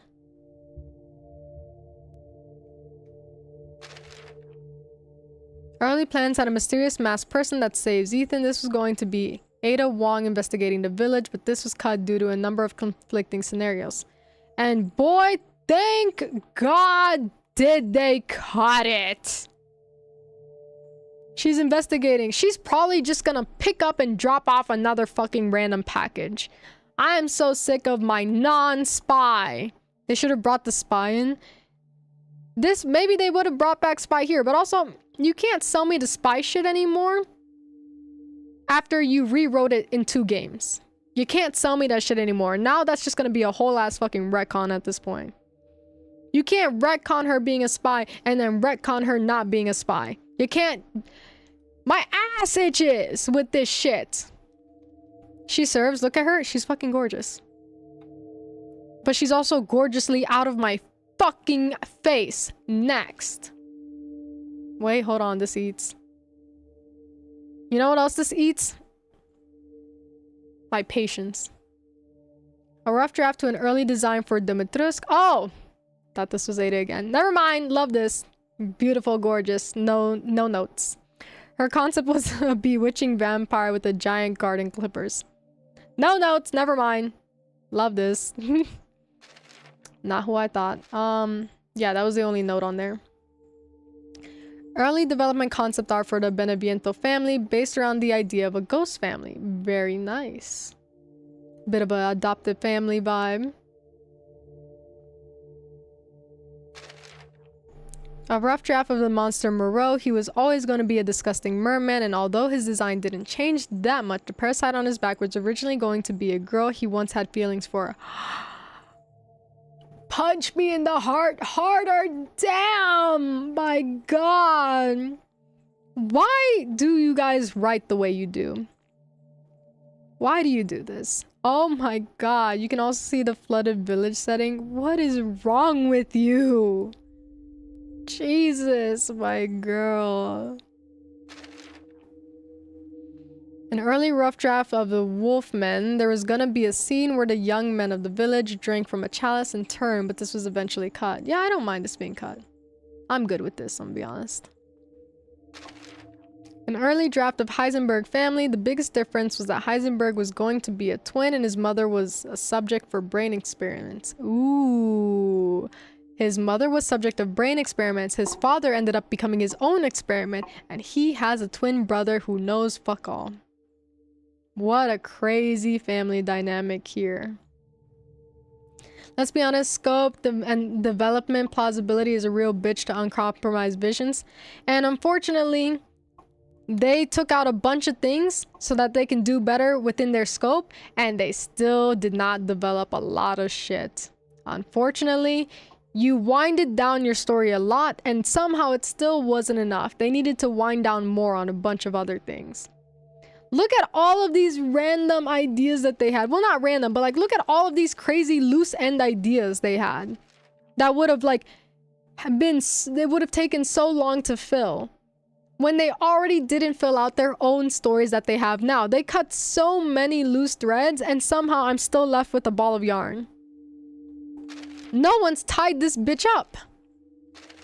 There's no bows. I'm starting to buy bows at the dollar store at this point. Heisenberg's father was going to be the leader of the village, and the boss fight with the mechanical mutation was originally going to be him. Now look, now here's another father idea. Another father idea. When are you guys gonna end this father story? And fucking tie up all those loose ends? Early development rough draft of the leader of the village's religion. Before we came up with Miranda, he was going to transform into a dragon-like monster, but this idea was later used for Dimitru's boss fight. Good. This man looks like, Uncle Phil? From Addams Family? Don't remember. Early development of Duke for the merchant. From the very beginning to the final game, he was always going to be a large character. The Duke is a merchant and a foodie and was going to be the 5th Lord in early drafts. Oh. He still gives off Lord vibes anyway. In 7, we utilized a photo scanning technique for the character designs, but in Village, we decided to be more creative and tried character designs that didn't look like regular humans. And I love the directions y'all went. Love the direction y'all went. Wish you changed direction for the narrative. The merchant's carriage, Duke travels with his horse and carriage all over the village. It's his home, business, and means of transport.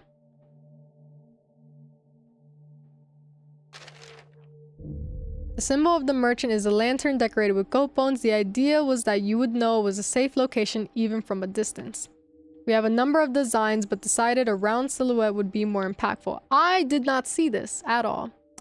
So sorry I missed that. The idea is that this is a safe space for you. I literally was just stumbling into Duke's carriage. I could never see that way from him. I could never figure out where he was from a mile away.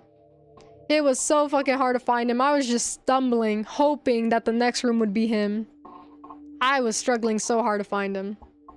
Wish I'd noticed this.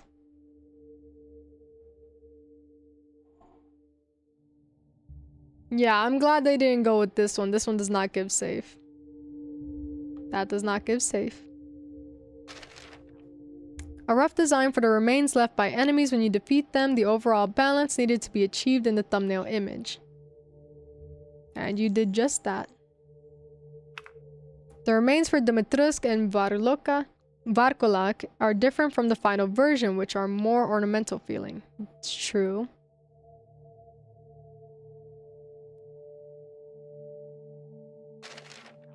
The typewriter for Village was designed to be distinguishable from previous games like 2 and 3. It's really pretty. I'll give them that. It is different. The costumes and objects are based on 1960s design, including the typewriter. Okay.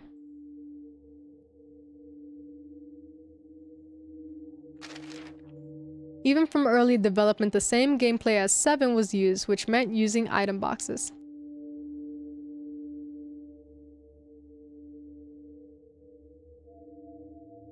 What? There was an item box in this game? Oh, however, as development went on, we decided to change the game to be more like RE4 and remove the item boxes. Never mind. Never mind.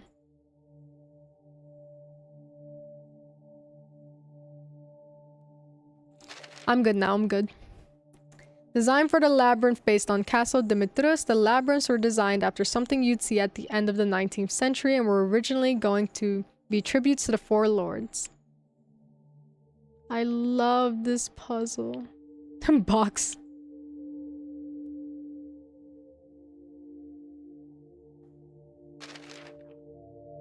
Oh my god, this is gorgeous!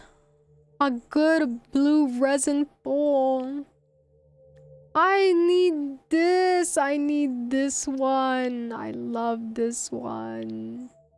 I need this in my house. Who can build this? Who can build this in my house? A nice blue resin table. Five Nights at Frickbear's kind of whooped my ass. I'm not good at those games. The labyrinth on the left is Benevientos and was based on Donna's area. The path passes through the graveyard over a waterfall via suspensions and bridges. And the labyrinth on the right is based on Moreau's Reservoir with the windmills in the center. There was also a design of the fishing village with boats when it wasn't flooded. I need this one at my house. This at my house! Heisenberg's labyrinth is based on his factory. It uses train tracks between a house and the factory, moving into coal mines. Early development concept art initial ideas had the story switching between village and modern day in the past set in medieval times. That would have been an interesting but overwhelming thing given again, you guys barely tied the knots on your own story. And now I'm hearing that you were not only gonna do already a bunch of story with Heisenberg's family and this person's family, and they were gonna have this and that, and now you're telling me that outside of the bunch of random shit that you were adding onto the enemies, you were also gonna add an entire other game section, an entire other movie to watch, a whole other timeline. It wasn't enough that you didn't tie in any loose ends in this timeline. Now you want to show me a whole other timeline to tie nothing. I know we didn't finish this one, but what if we go back in time and show you this one real quick? What if I do this one? You know how they didn't tie any loose ends there? Watch me do it here. Please calm down. Please understand your scope. 2 early designs for altars in the church that displays the castle gate reliefs. Ooh, gorgeous.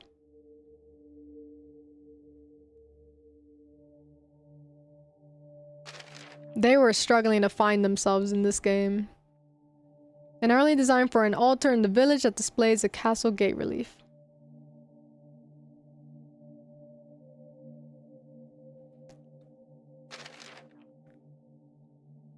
Early design for the safe rooms had a camera as the save point instead of a typewriter. Very silly. Could you imagine the photos Ethan would have taken? That's very funny that for the safe room they were gonna have a camera instead of the typewriter, when the whole gag these past 2 games is that Ethan will not show his face. Imagine all the blank photos I would have had there. Storyboard for the Lycans' first impression. We wanted them to have a wild and animalistic image, unlike the zombies and ganados of previous games.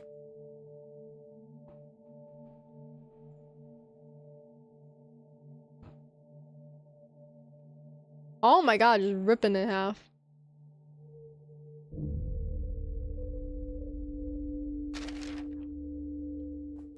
Storyboard for Ethan's trial with all the lords. At this point in development, it was still the hag followed by 4 lords. Very silly. Would have been very funny for her there.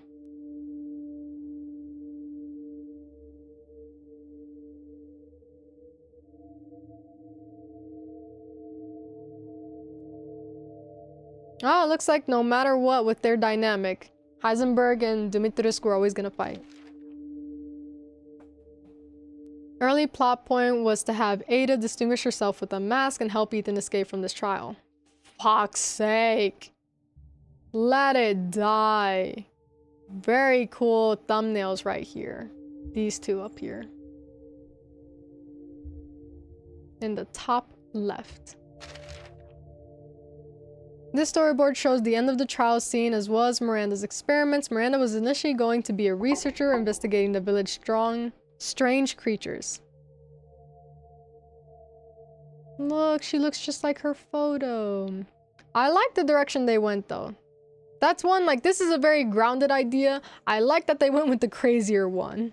This is the one time where I'm like, you know what? I love that they went with the crazy side. Having her be a researcher is a very grounded idea. Don't do that. Do the other one. Turned out great. Do fix the other shit though. Do fix the other shit. But this is the one time where your not grounded idea worked out. Concept art for an event that happened in the village before Ethan arrived. The surviving villagers had locked the gate because of the number of people killed by the Lycans, sealing it with a winged key. Oh, my children, my children. Getting my ass beat by Girls Night Row. You're... Mick, at some point you gotta call it a night. You're getting your ass beat by everyone. At some point you gotta call it. You gotta call it a day.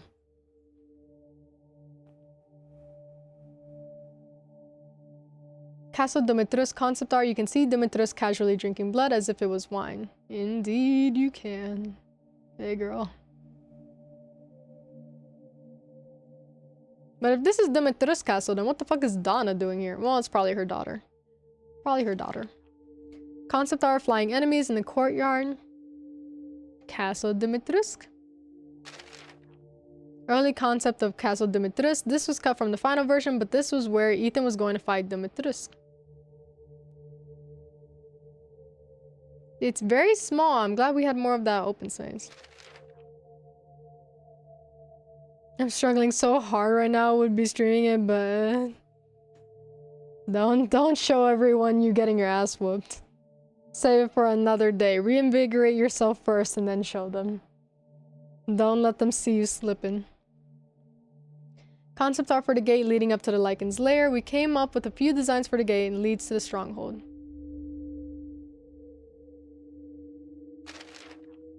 Early concept art for the birth of Lycans. A victim is slowly encased in mold and then emerges transformed. I'm glad that they didn't show this because in a bunch of the diaries that they were reading, or that I was reading,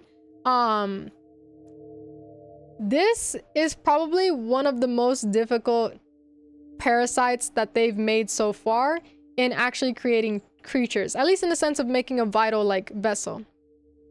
We have seen so many of Demetrius' experiments fail, so many of Heisenberg's, Moreau's, Donna's, like everyone's experiments have been failing so much, which is why Miranda is so angry at everyone.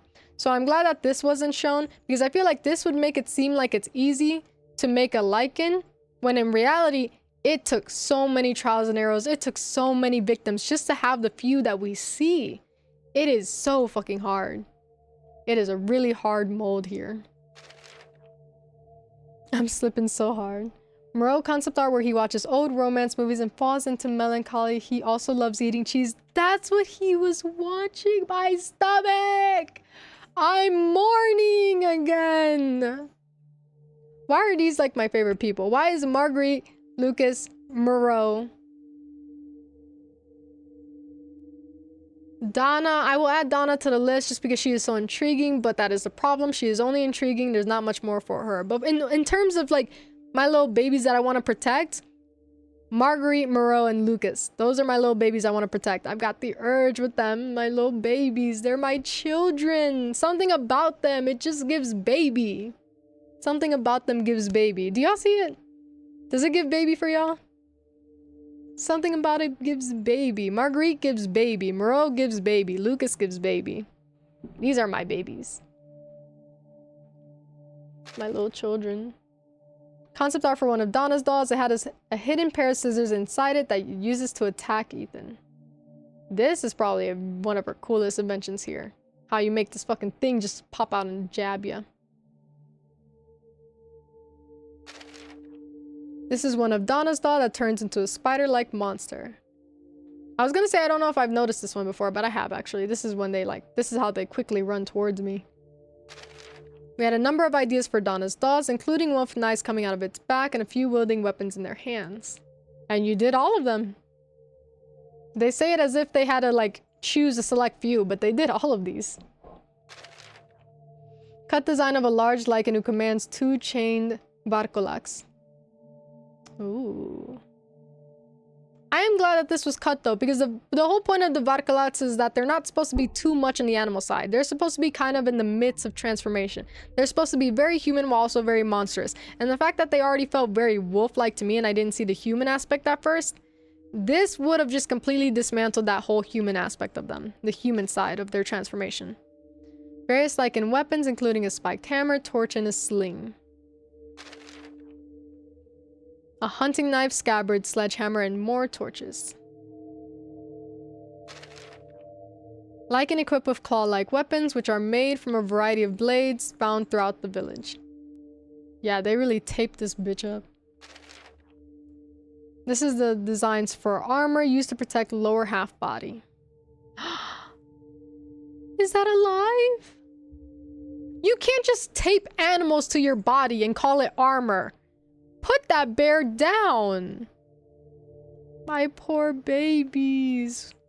Who does that? That is not a plushie. That is a real baby bear. Put him down. He looks alive too. His eyes are open. Concept art for a temple close to Heisenberg's factory. This was initially going to be the spot where Miranda sat on her throne and conducted the ceremony. Miranda's throne, there was going to be a scene where Miranda sat there holding Rose during the ceremony. Oh, that would probably drove him crazy though. I'm glad they didn't put that in. That would have driven him crazy and there was going to be no stopping him at that point. We would barely be able to actually see. It would end up, Ethan would end up flipping out so hard that it would distract us from getting to see the dynamics between everyone. We wouldn't get to see like Heisenberg and Demetrius arguing or anything like that because Ethan would have been too busy thrashing around and screaming. So I'm glad that that was cut. Concept art for Heisenberg's factory where Ethan is chased by Soldat series. If the reactors in the chest are destroyed, then the parasite inside will attempt to escape. I like that. Glad they didn't do that. I was already freaking out enough, but I like that. Designs for various Soldat reactors, but the final design was a grotesque mechanical heart. Been thinking about taking a small grippy sock vacation sometimes next week. Like, actually?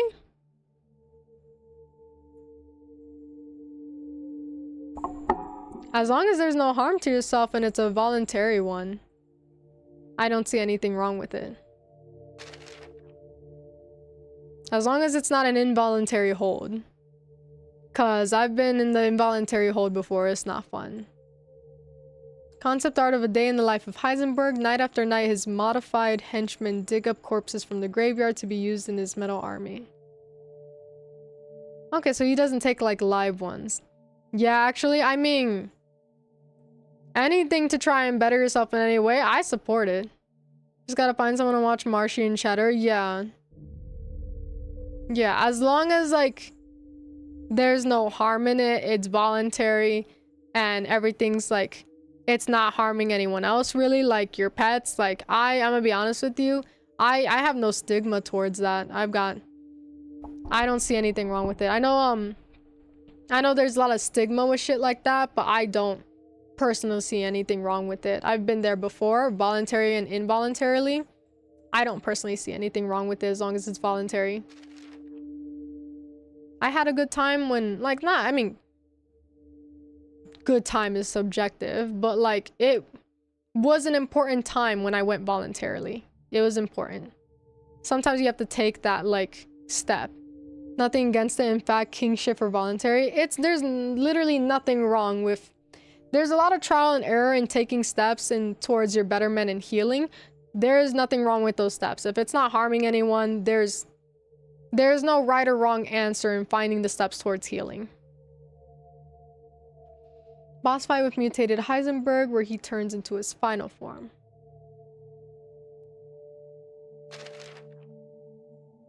Concept art for Chris is part of the game. Although we were unable to explore these characters in depth, the details behind Chris's team, the Hound Wolf Squad, have been pinned down. For sure, also sorry for dropping that on you. No, I don't mind. Was not cash money of me. I don't mind it. It's one of those things where it's like, we have a lot of different varying conversations here. I don't shy away from, so far I haven't shied away from any type of conversations. Like, I don't really mind it. It's a part of real life that I feel like never gets acknowledged, and the whole point of what we've done really with this channel is acknowledging that shit happens, acknowledging the unacknowledged.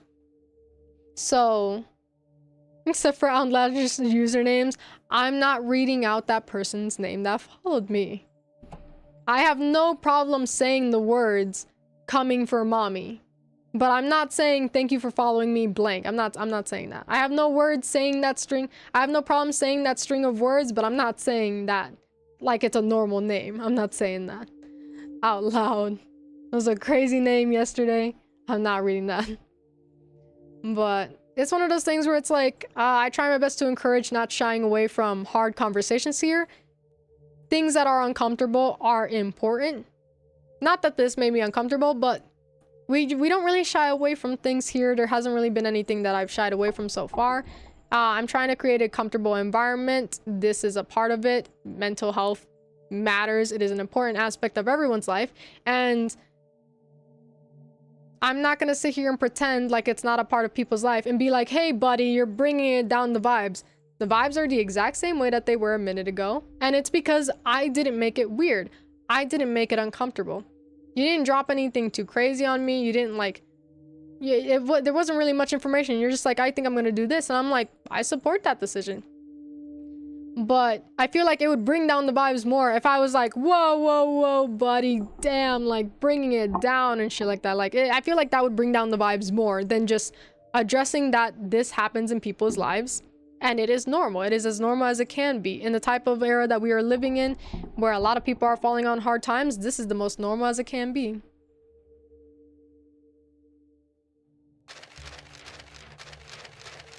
Just making sure. Who's the melanated baddie on the left? I cannot read that name. If anyone can read that writing, that would be incredible. Cannot read that name though. Motherfucker on the bottom left got the ball rug cut. He has an interesting cut. I don't like that slit at the top there. It's an interesting cut. A little something for the bottom right, but I gotta stop jumping on white homies. Why would you immediately jump on her?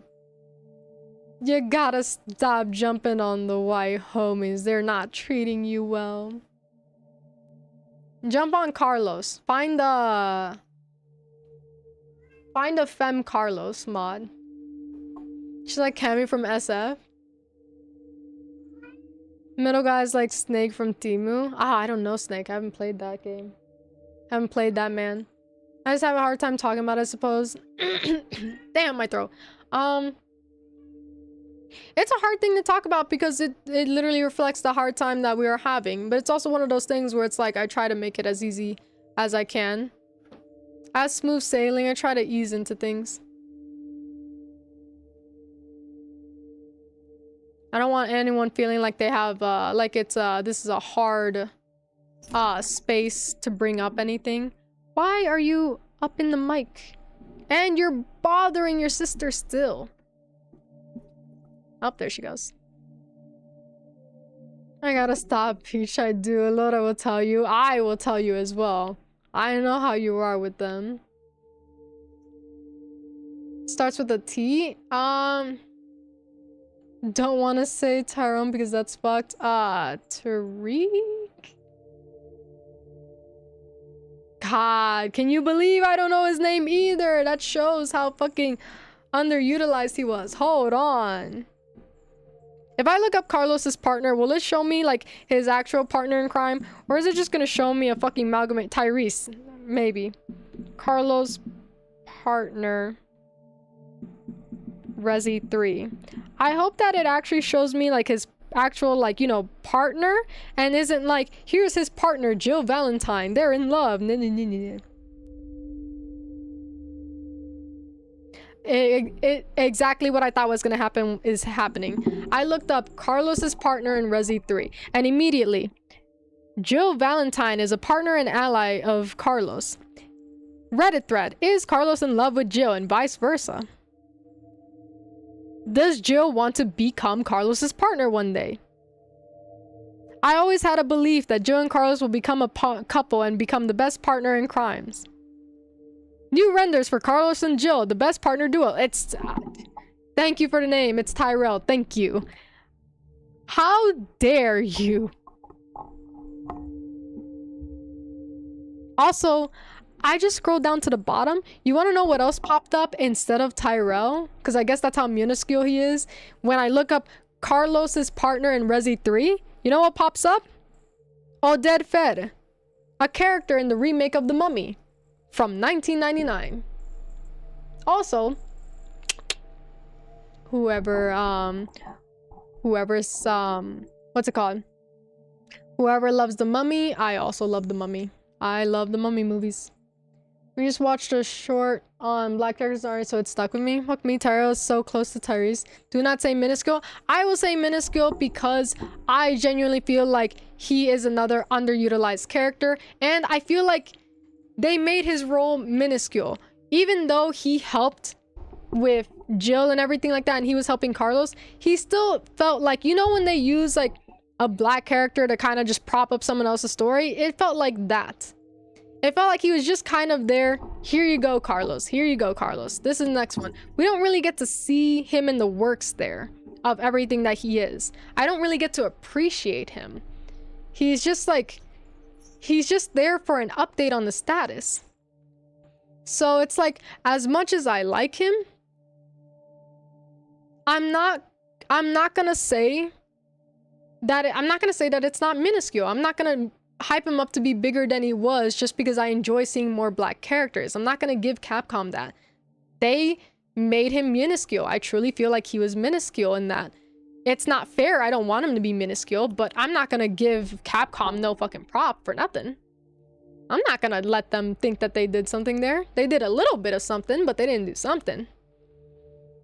Alright, though, so much. He's such a good character too, but it's fucked. Yeah, like he was so nice, like, especially as someone who's like working super close with Carlos, like I would have loved to see.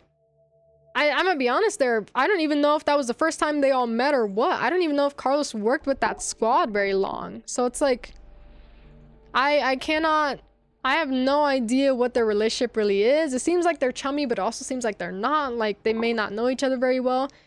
I'm not getting enough there. I'm not getting quite enough. He was very sweet with Jill, but like,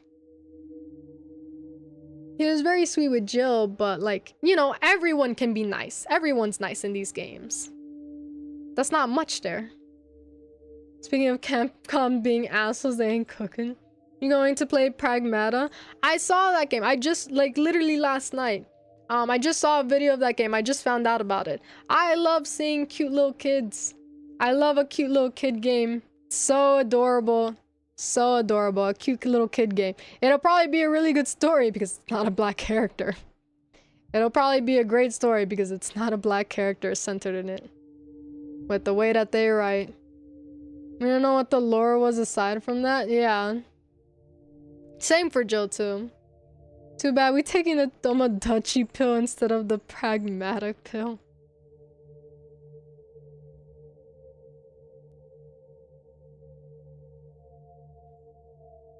Tyrell is dead, so no syndrome for him.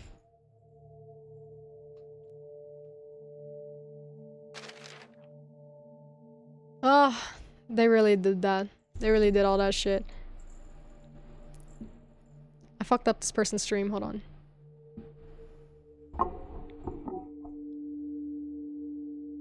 I hope I get to raid them. I've been here for so long, but I hope I end up being able to raid them. I love their character model. We've been here for so long though. I may end up being here longer than they are. The amount of people that I see get off stream while I'm still on here, I'm like, fuck, is this my out? But then I'm also like, I could wait a little longer for food. I don't mind. What big meal is waiting for me out there? Actually, quite a bit. Quite a bit. I love my snacks. I love my snacks. But whenever I see someone hop off, I'm like, damn, maybe I should also go and eat. I don't know. For whatever reason, People don't think black characters can be fathers. Oops. Oh yeah. I mean, I know why people think that. It's the common stereotype of a deadbeat father. I know why people think that. It's not right though. Watching the concept art longer than people stream. Watching it longer than people stream. Listen. Yeah. Yeah. I have so many. I've like changed to 3 different streams on my phone because they're gone. Oh my god, I'm awful. Or I guess not awful. It depends how you look at it. This may be insufferable with how long I be here, or it may be exactly what people were looking for. I don't know. Depends how you see it. I like to joke and call myself insufferable though. I was gonna raid you first stream, but I did not. No, yeah, that's understandable. You probably would have made it too. You could have started like hours after me, and you probably still would have been able to raid me with how long I've been here, cause why am I like this? Free stream tomorrow though, eyes. Oh yeah, we know. Fucking curious if Ace is a ninja. I think they are. I get ninja vibes from them. Oh, they are not. They are not indeed that. But define ninja cause my melanin homies call it that. See, he would know if he really was one, he would know what the fuck that is. He doesn't know. But he is not one. He is just very, very melanated. He is very melanated. And also, I think that maybe he probably just gets a lot of... He says that he takes in my autism. I think he's taking a little something else, actually. Because I think he takes my mannerisms a lot. So... I think that's why he may seem like that. That and also his coworkers as well.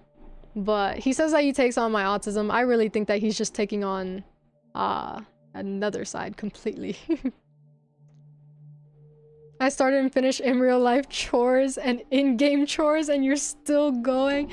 Lurky, I don't know how to stop. I don't know how to stop. We're almost there. Like, I also tell my brain a lot, oh, we're almost done. We're almost done. We're at the end. We're at the end. I can't go. We're at the end. We're at the end. I only have like 5 minutes left. We're at the end. We're at the end.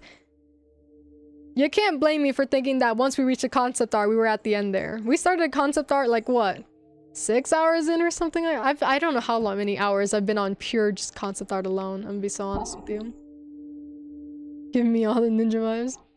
Pure Mexican. I've inherited your behaviors. I used to be introverted. It's out here slurping. It's just slurping. I get it. Honorary ninja. Are we at the end of Peach? I feel like we're not. We're on concept art 50. Oh, all we have is 55 left.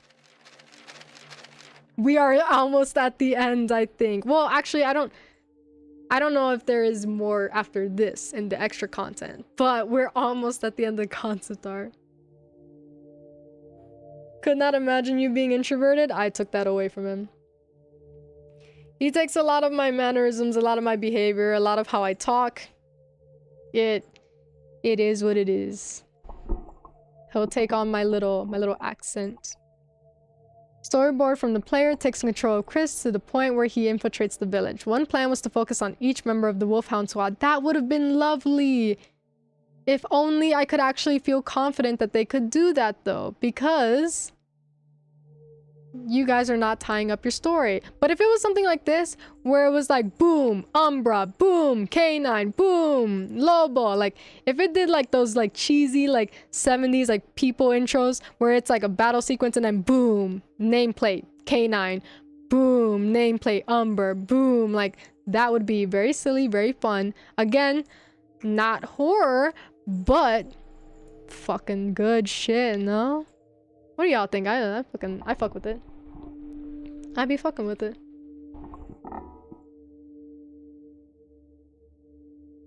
You're the person that would be, I've got agoraphobia, and I'd be like, bitch, please. You don't know shit. Look, yeah, boom, nameplate, boom. Like, that would have been very nice. Would it give horror? Probably not. Would it give fun? Yes. Tundra. So it looks like Tundra and K9 are both women? Love that, love that. It's just out here acing everything. Storyboard of Chris fighting alongside the Hound, Wolf Squad. That would have been good. I love a good nameplate moment. Ah! I dropped something. Storyboard of the BSA arriving at the village as well as saving Mia. Very funny that she was very like fight first. I have no idea how many times she's gotten her ass beat because I'm pretty sure this was probably not the first time that she's tried to fight. She probably got her ass beat repeatedly while in that jail. Who is Tundra? They're just one of the wolf squads. Look at her though, she's gorgeous. I like her. It's like a Final Fantasy character. I wouldn't be surprised if she was like that. I haven't played the games though. I got a fuck ton of plot armor, so that's real. We all have plot armor. We all should have died many times ago, but we just so happen to luckily live. Hola, hola, gracias. Gracias por seguirme. ¿Qué tal? ¿Cómo está tu día? Thank you for follows. I feel it though, you probably got a lot of plot armor and spades. Also, my friend I was hanging out with today. I hope it's not the one that spits in people's faces. Rough design for mutated Miranda where she was going to transform into a mold creature. The final design looks more like Miranda, which worked better for the plot. Nice.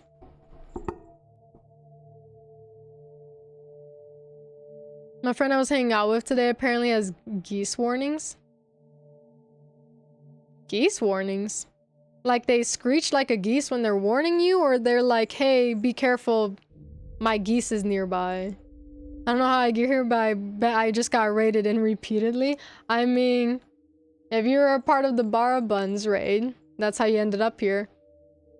If you were, if that name does not sound familiar to you, oh yeah, you got thrown in raid after raid. I appreciate the surfers though, at least that's what I call them. I don't know what they're actually called, but I appreciate people riding the waves of raid after raid.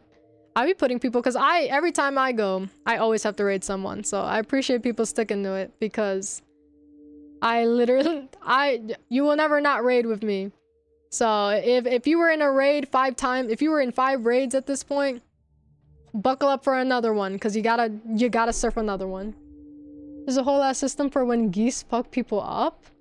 I had no idea. Geese attack people? Well, actually, I'm not surprised by that. Geese are very, very aggressive creatures, but you know, it's a love-hate. It's a love-hate. Ride the wave. I was asleep, so I have no idea. You found your way awake, though. Who knows when you fell asleep? Apparently, I've been here for 10 hours. They like jump them like gang members and it's normal. Oh yeah, they do it in a like, they do it in like a pack. They're like wolves. Yeah, they're like a pack of wolves. They'll jump. No love from me, just hate. I don't know. I love all animals. It's hard for me to really hate them. But sometimes, like from personal experience, like turkeys, specifically turkeys from Guatemala. Hate relationship right there. We have a beef since I was like 3 years old, okay? Since I was able to walk, we've had beef. Not very fond. Not very happy with that memory. Hey, you're finally awake. I got a genuine question. I swear this isn't a shitpost. Oh, you're good, Drake. What's the question?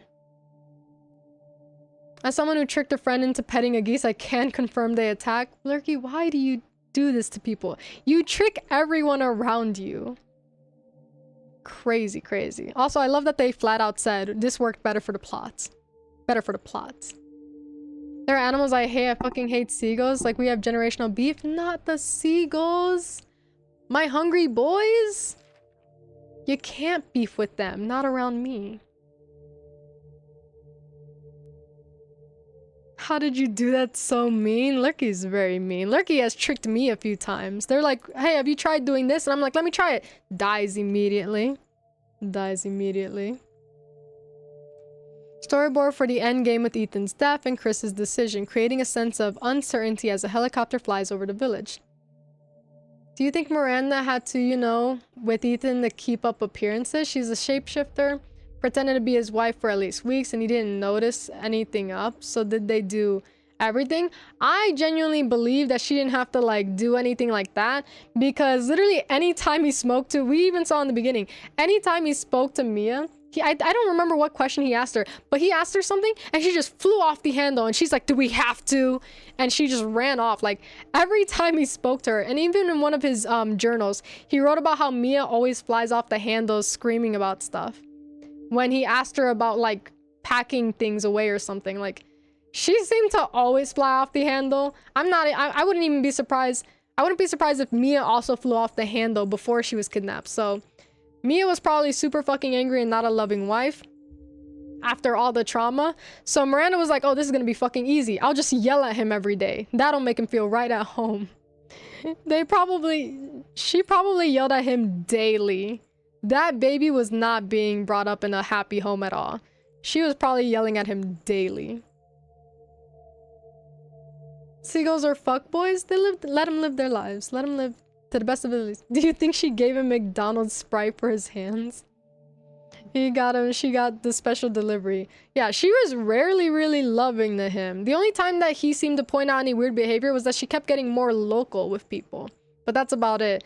I wouldn't be surprised if the way to seem normal, like a normal wife, is to just yell at him every day. She probably yelled at that man every fucking day, which makes me laugh. Makes me happy. I'm gonna put these away because these are very small thumbnails. And I love Baby Rose, so I want to see it.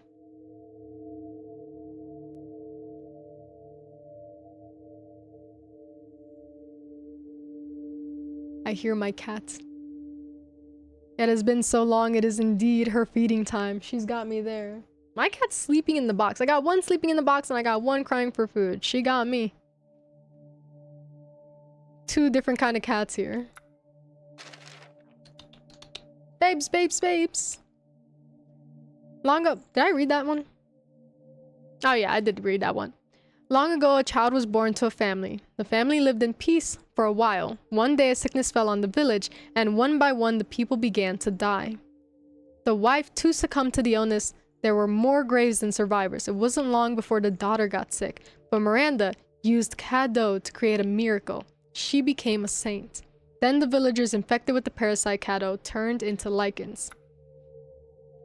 I was wondering how people genuinely believed that Miranda was protecting and saving them, because it sounded like people were constantly missing. So it looks like that's one way to get in real good with the village people. Make it seem like you saved them and then secretly they turn into lichens and she keeps pretending to save them from lichens, a problem that she created, and a cycle goes on. They end up blaming it for the monsters and not anything else. Told friend that geese would not attack if you approach them with food in hand. Wish Marshy was sleeping, but she's licking me up. The cat mlemlems. Genuinely, I don't know why you would convince them to pet them with food in their hand, but I'm also surprised that the geese didn't accept it. But at the same time, they are so damn aggressive. Very aggressive creatures.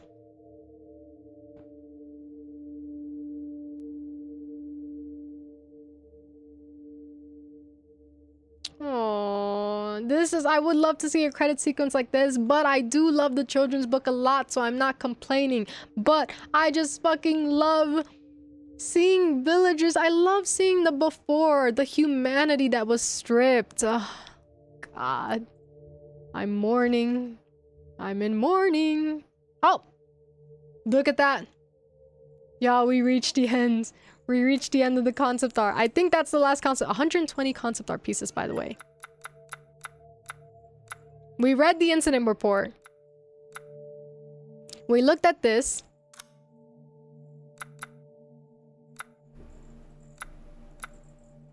An introduction to the level design? Oh. Oh.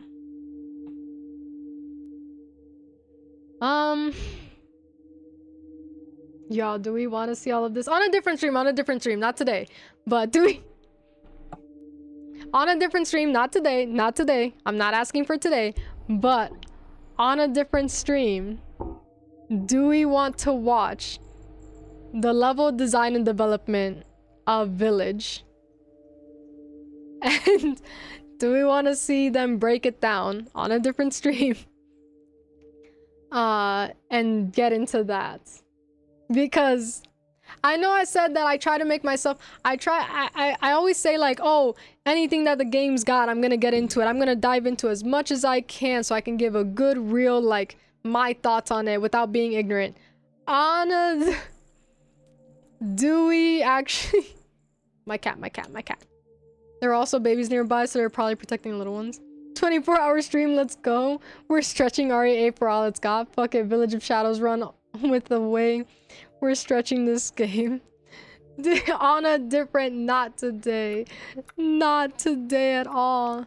Wait, an introduction to the creation of the book? Wait. Shit, we might have to get into this. I really want to see that. Fuck. Cause it's either I watch this with y'all or I watch it alone, but I'm gonna watch it. We got time, Arthur. What did I miss? Mick, we finished the concept art and you won't believe what I found. So I'm like, we did this, we did that. Cool, perfect. We did everything so far. And then I was like, what's in movies? They have a whole fucking breakdown of the design, the development, the production, the creation of the book. Oh my... Do we want... I got a goddamn plan, Orthor. On a different stream, do we wanna fucking get on this shit? Who was that? Me in a silly voice. Random white guy. Oh, who is that random white guy? It is one of the characters from the village there. Let's do it now. We got time. No, I'm fucking hungry and I'm tired now. Who's gonna make me the food that I need? Who gonna be making me that? I gotta go make a whole meal and I gotta sleep.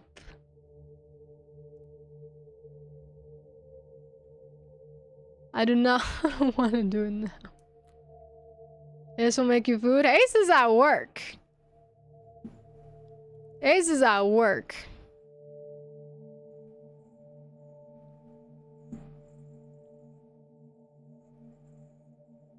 Girl, what the hell?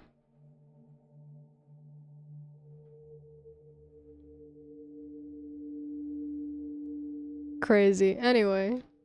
You gotta come home so you can feed Peach. Shit, we have this. What else is there? We did Shadows of Rose. We already did the run. Please. What? Oh, fuck. I forgot all about mercenaries, bro. Okay. No, this is a different day for sure. Jesus. I was supposed to deliver coffee this morning. Yeah, you were. Yeah, you were.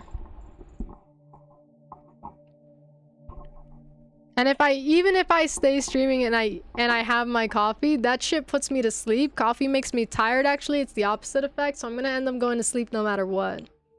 So why does that man not have lips? Oh, he's in there somewhere. Listen, they're a starving village. I'll forgive him there. I'll forgive him. He's being starved. He doesn't have enough fatty tissue to make lips. But yeah, no, oh my god. I don't think I could. They got me. They got me.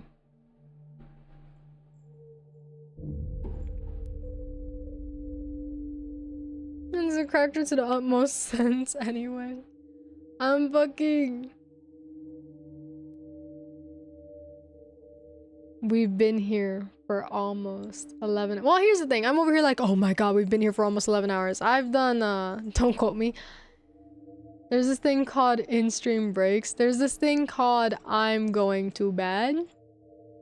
I'm going to bed. I don't even know if I'm gonna have the energy for Pokopia. Because I'm gonna be laying in bed. I know you're just turning on the Switch too. I don't actually know if I'm gonna, because I want to rest my eyes. I don't even know if I've got the energy for Pokopia. Can you believe it? Can you believe that shit? No energy for Pokopia, I call bullshit. I don't think.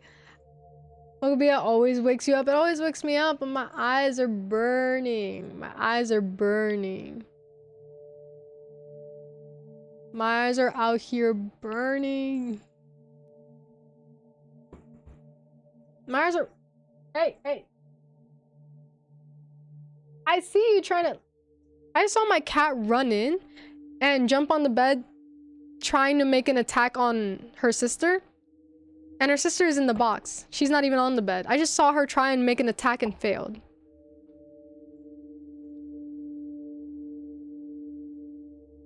I want to see you play Pokopia. I think Ditto would do some things for you positive. Movement breaks every hour help. I am not doing anymore. That is an orange cat move. She's an orange and white cat. She is. I literally saw her like do her little crouch, shake her tail, and then pounce on the bed, and then looked around confused. She's fucking looking for her right now. I don't believe this girl. But anyway. Oh, you gotta do a movement break. Pokopia will wake you up. I'm hungry. And I wanna close my eyes. I'm hungry and I wanna close my eyes. Where are you in Pokopia? I'm exactly where we left off last stream. I'm exactly where we left off. Because after that stream, I went to sleep. I woke up. I got on here. And you guys have been with me the whole day. You guys have been with me the whole day. So where am I in Pokopia? Exactly where I was last time. I haven't even touched it yet. I haven't even been on there.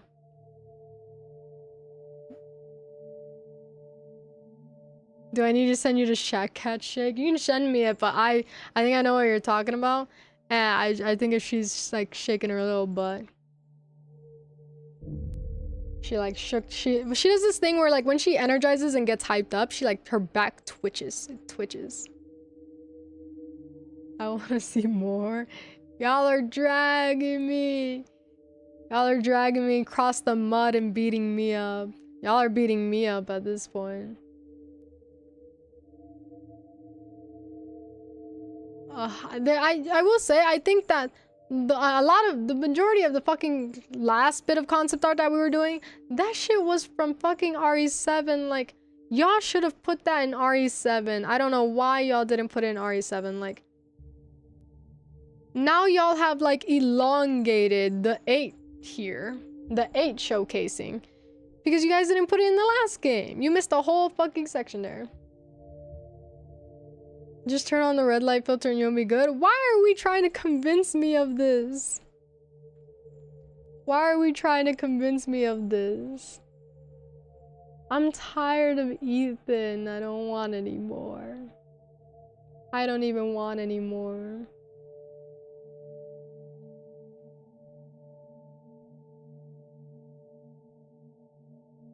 I don't even want any more.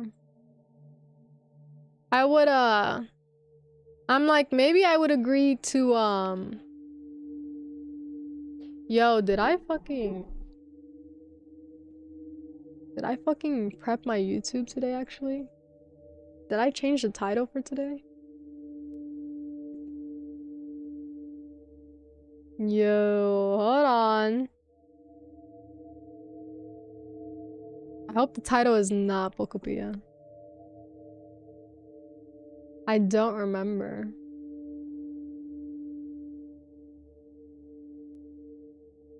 Oh, cool. I did it. I did do it. I did it. The faceless man that saved Capcom, apparently.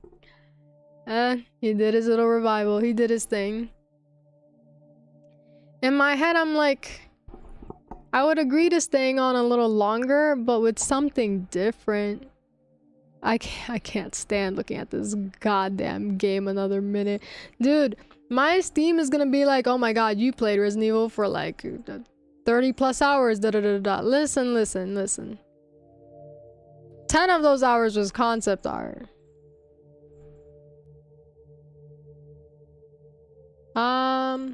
6 or 7. 6 or so of those hours was concept art.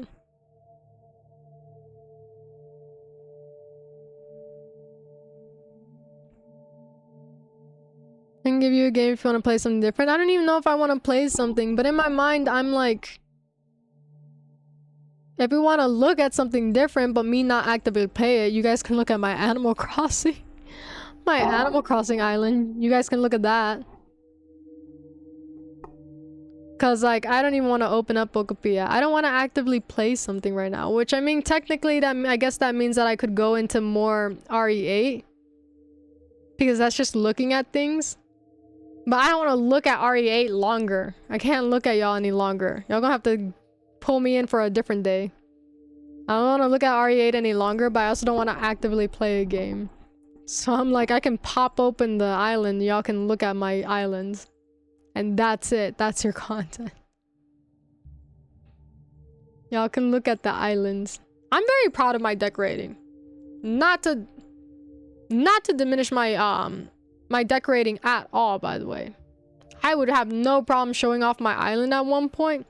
I have no problem showing off my island at some point.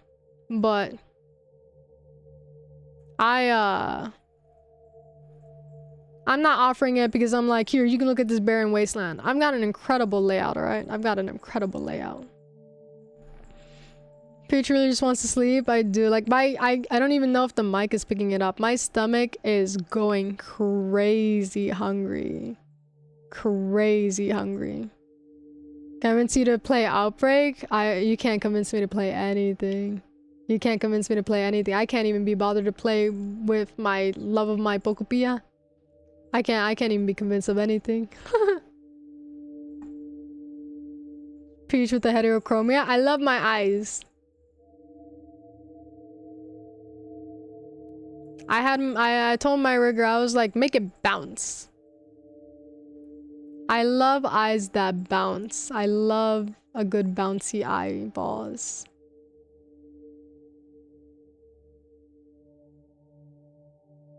In case anyone was curious. I do love a bouncy eyeball. To play Pokemon Sleep? I can play Sleep without the Pokemon. Peaches tell me it's beatboxing out here. Pokemon Sleep is a game category on Twitch. Pokemon Sleep is a game category on Twitch? That's fucking crazy. Let me see. That's crazy. Let me see.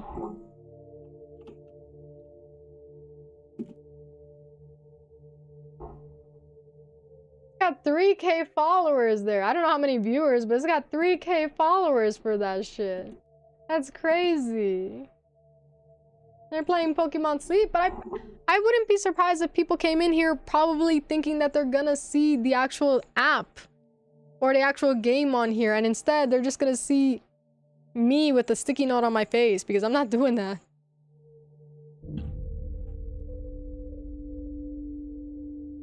Very good for amount of who out here sleeping with Pokemon. I do wonder what my sleep typer is. I know for very well. I don't make any noise, and I don't move in my sleep. I am a fucking rock. I'm rock solid, so I know what I am. I know how I sleep.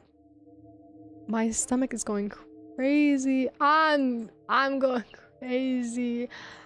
I'm becoming lucid.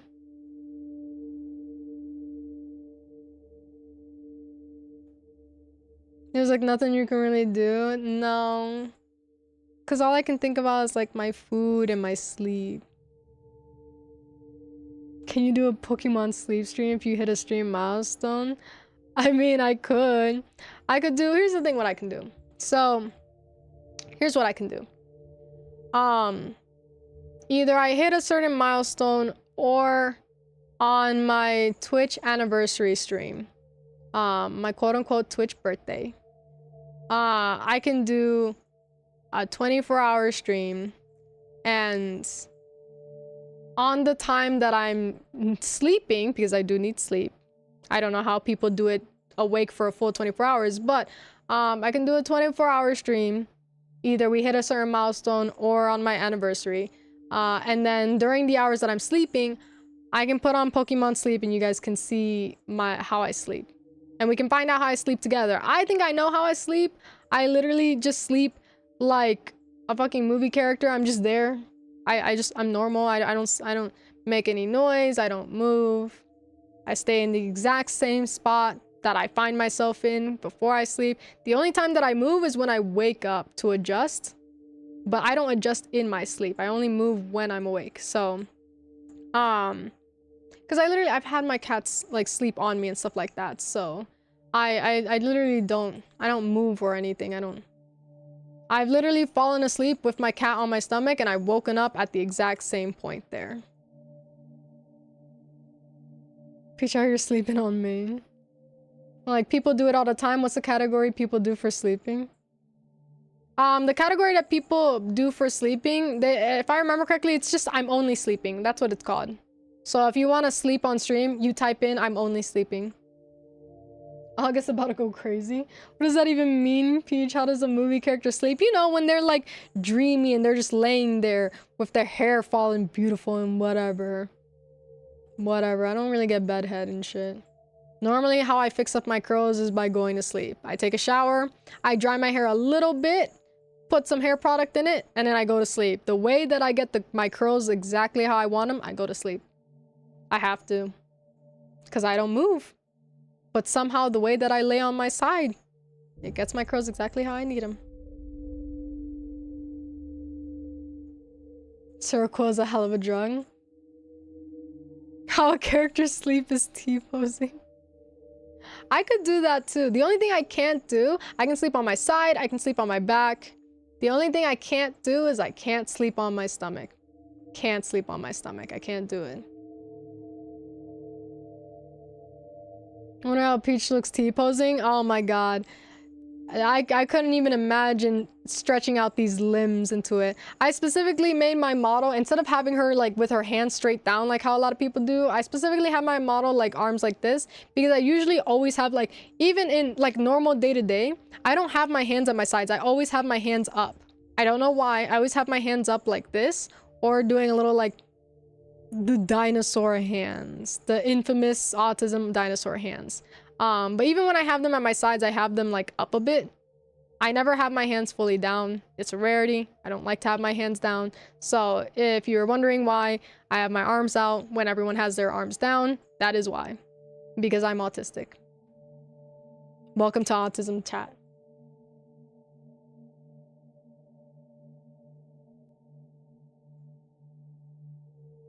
I cannot back sleep at all. I feel like we get T-posing Peach and then they'd Falcon punch us. I can back sleep. I learned how to. I can teach myself things about my sleep. I taught myself how to wake up on command, which works great on nightmares. I've told you all this before. I taught myself how to sleep on my back because I was always a side sleeper. I can probably teach myself other things. I don't know what I'd teach myself. The only reason I haven't learned anything else is because I can't think of anything else. But I've taught myself a lot of things with my sleep. I've also taught myself how to do things while sleeping in my dreams. I've taught myself that. You know, there's a lot you can learn out here. Yeah, you got a whirlwind of knowledge out in the world. It's very, I could teach myself quite a bit. It cannot be me, Peach, out here teaching a class. I could not teach a class, but, I will write that in my notes. If y'all are interested, I will write that in my notes then. Either we hit a certain milestone or on my anniversary stream, I can do a 24-hour stream. I will say, most likely, it is gonna be the anniversary stream. That is probably what's gonna come first. I can't think of any like milestone. I don't know what milestone people celebrate. I kind of like, the second that people even say hello to me, that's a celebration in and of itself. Like, hello, thank you, thank you. Thank you for being here. Hello, hello. That's a big thing for me in and of itself. I don't know any specific milestones that people celebrate, but that's all I know. But it would probably be the anniversary. My anniversary stream is probably what would come closer. And that is probably where we would do it then. So I feel like people celebrate 100 and then 1K. I don't know if people celebrate anything in between. Or I think people do. I know people do subathons. I'm not. I think I would do a donathon before I did a subathon. But even then, I'm like, I don't have anything to ask of y'all. Y'all are good. Y'all helped me enough. I was very surprised when I got a Twitch payout. I never thought I'd get one of those, so y'all do enough already. I got feelers, but I will get them subside. Say hello to you all the time because I like you. I love everyone. I love seeing everyone. I like getting hellos. Makes me feel good. I like being around people. Even if I don't get a hello, you know, like the second that it says one person watching, I'm like, hi, in my head. I don't want to call out nobody because I know some lurkers want to just be hidden in there, and that's fine. But just having one is pretty good. I don't mind. Every stream is a celebration. Everyone, it's a miracle I've even gotten out of bed. Let me tell you, with all the time that I've spent like chronically ill and bed rotting and shit like that, it's even a miracle I even got out of bed. So every stream is a celebration. You guys out here Croa Gungan. We do things differently here. Wondering what Pokemon Ace is out here acing Pokopia. I've been hyping up Tinkaton. I love Tinkaton so much. She's so sweet. Ace's favorite Pokemons are the psychic ones. He freaked out for Alakazam. He loves Alakazam. Didn't even know that. I didn't know. I've been bed rotting hella hard. It's understandable though. I don't think that there's anything wrong with bed rotting either. Like, if I were to judge someone on bed rotting, then that means that I would have to hate my own bed rotting. You know, I bed rotted for a bit, but I needed it. If I didn't bed rot, I don't know where I would be right now, to be honest with you. Some people are like, I wish I didn't bed rot. I wish I got up sooner, then I could have done this, and this done. But it's like, if I never bed rotted and I continued to push myself and work, would I have burnt out by now? Would I even be... like, where would I be emotionally? You know, sometimes bed rotting could just be a healing era. I feel like I needed that.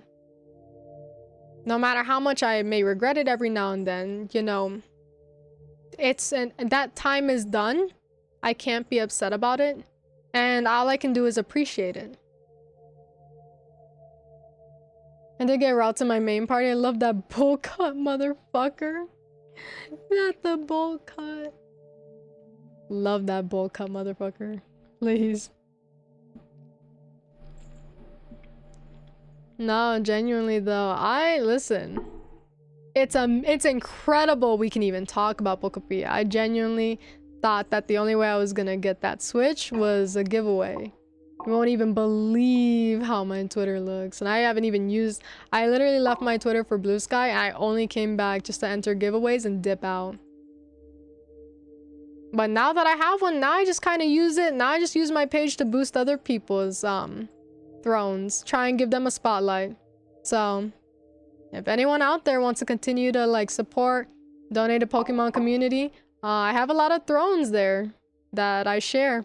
I have a lot of people that I try and share and try and like boost their posts and stuff like that because they've been very nice to me. They've been very, very sweet to me. It's a very sweet community. I appreciate them a lot. I don't regret it per se because it's given me time to kind of just be. I love Pokopia so much. How are you feeling about that Solar Punk game? Lofty, I think. I have heard of Lofty. I've not actually seen it. I've not seen or watched any gameplays. I think I did raid into someone that was playing it. But I haven't actually, you know, that was when I did my usual turn off the PC, run to bed, and throw myself on. So I didn't even see, I haven't seen what that game looks like. But I have heard of it. Sounds like people like it. Sounds like a good cozy game. I haven't personally seen much about it. Even from 2-hour streams once a week to a 12-hour run, 6 average days a week. 6 to 5 average. You know, I take my day offs where I can take them, you know. Who knows? Who knows? Maybe I should be better on taking days off. I don't know. I'm very curious about it. Yeah, I didn't even know it was a steampunk game. I just knew that it was or a solar punk or steampunk game. I don't know. But I didn't even know about that. I just thought I only knew that it was a cozy game. There it is. Words. I only knew that it was a cozy game. That's the only thing that I knew about it, and that, if I remember correctly, the person on the cover is a person of melanin. So I appreciate wherever there's more. Solarpunk is a new genre to me. Yeah, I've never heard of that. I didn't even know that that was a genre, so I'm very... That's a new thing for me, I will say. That is also new for me. I've never heard that one. It's a sim game with melanin? Yeah!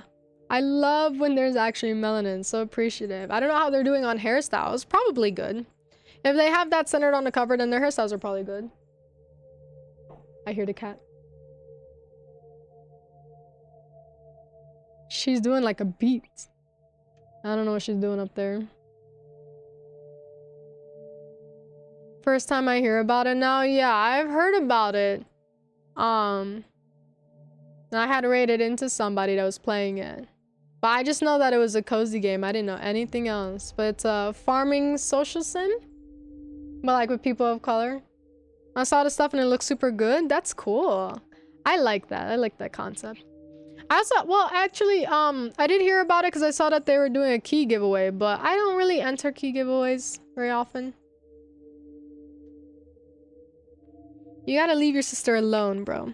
Yeah, I don't enter key giveaways often. I just assume that I'm either never gonna play or a discount. If I really want to play, a discount will hit. And I'll get it for pocket change. It's better than Palia, Disney Dreamlight. Yeah. I know about Palia. Palia is a very pretty game. I haven't played it myself, but I know quite a bit. As much as one can know without playing, but still being on the sidelines, I know quite a bit.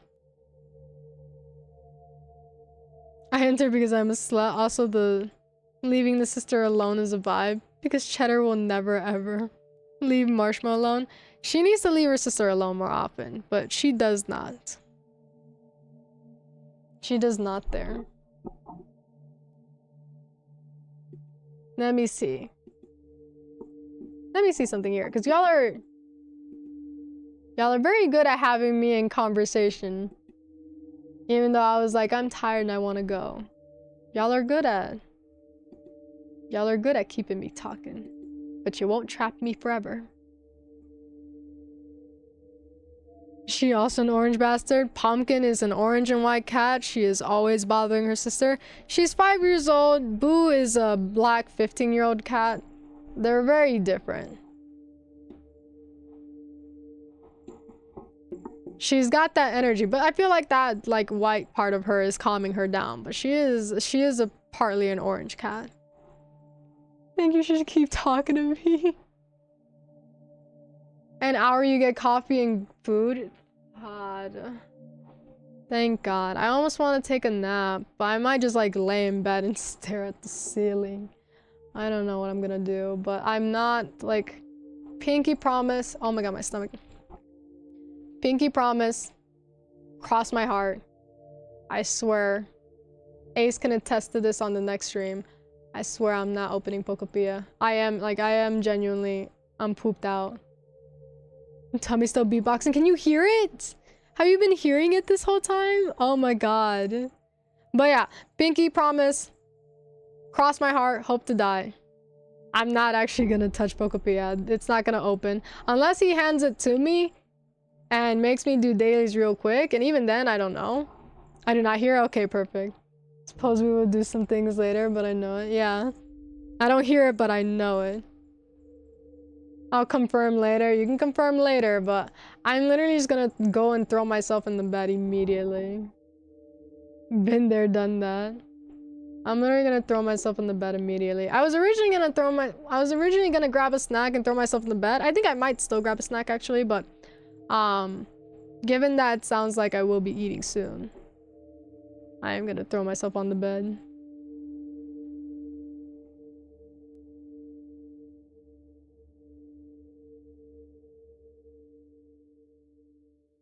I wish you could play Outlast with us. It's gonna be a whole ass thing, not a vibe. I know. I mean, if you're fine with waiting on those, well, actually, I think it would have to be set up on, I don't even know if that would be possible. But I'm like, I can check if it's possible on days off, but if you're fine with waiting, like, 1 day a week. But, other than that, like, that's he's gotta work. I'm for him for whatever, whenever, yeah. I can check because I don't even know if we can have it on 2 different consoles there, or 2 different PCs, or I don't even know where this game is. I don't even know where this game is from. Hey, dude, don't bug your sister right now. She is so old. I literally just heard her bone crack. That's how shocked she was to see you. She lifted her head up so fast, I heard her bone crack.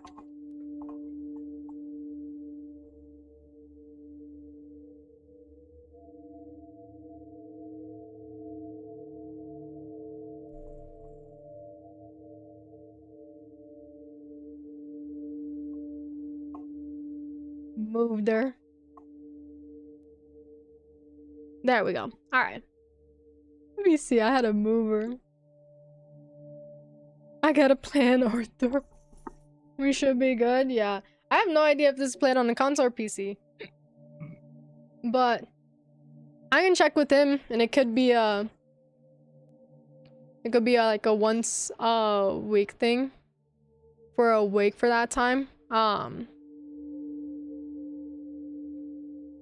Which, I mean, kind of works. It kind of works with the idea of, like, Silent Hill and 4 on the side. Jesus. The mass amalgamation that is Resident Evil. Can't believe it. I can't believe that this is not only how long it took. I mean, also surprised it was gonna take. I'm surprised that it didn't take longer. I'm surprised it didn't take longer, and I'm surprised it took this long. A bit of both, really. It's a lot. Yeah, hello, cat. I'm gonna feed you. Hopefully I can feed myself.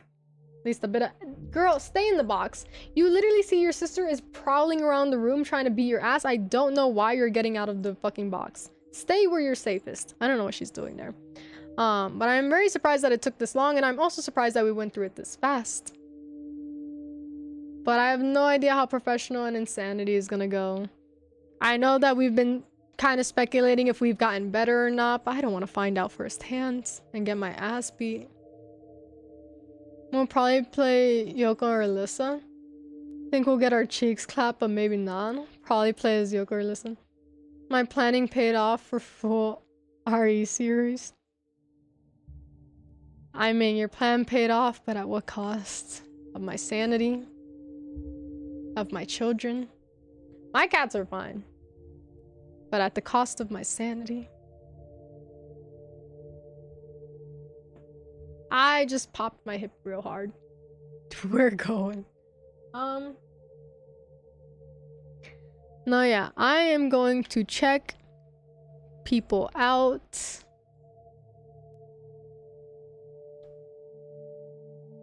Because we have Aura. We have Aura in here.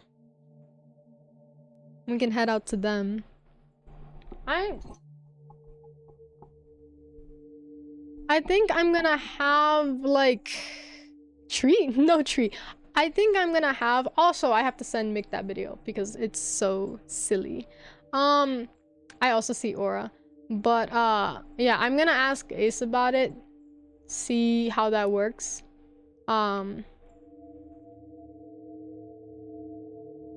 And then I will let you know from there. I will text you back. I have not seen what you sent me. I saw that you did send me stuff. But I haven't looked at them yet because I've been here. But I will look at it after. So I will text you back and I will send you what I wanted to show you. I will also show you what I wanted to show you. But where was I at?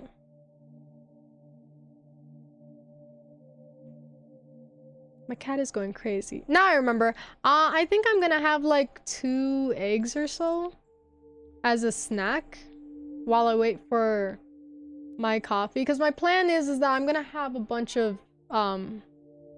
I'm gonna have a bunch of bread with my coffee. And that's gonna make me sleep so fucking good. You don't even understand. That shit is gonna be so fucking good. I'm very, very excited. So I will try to do a girls' night. A girls' night. And get my cheeks clapped. Mig, please. You can't get beat up all day, all night. Eventually, you gotta take a break. Can you guys not look at them? They keep trying to fight. This is also why I gotta go, because I'm the only thing that's keeping these people together. I'm the only thing that's making them relax and keeping them calm. But I'm not gonna lie, I'm a little bit excited for my coffee and bread. And I'm actually surprisingly excited to have some eggs. I never really care for eggs because it never fills me up, but seeing it as a snack instead of a full meal makes me feel better. So I actually am happy to have eggs today.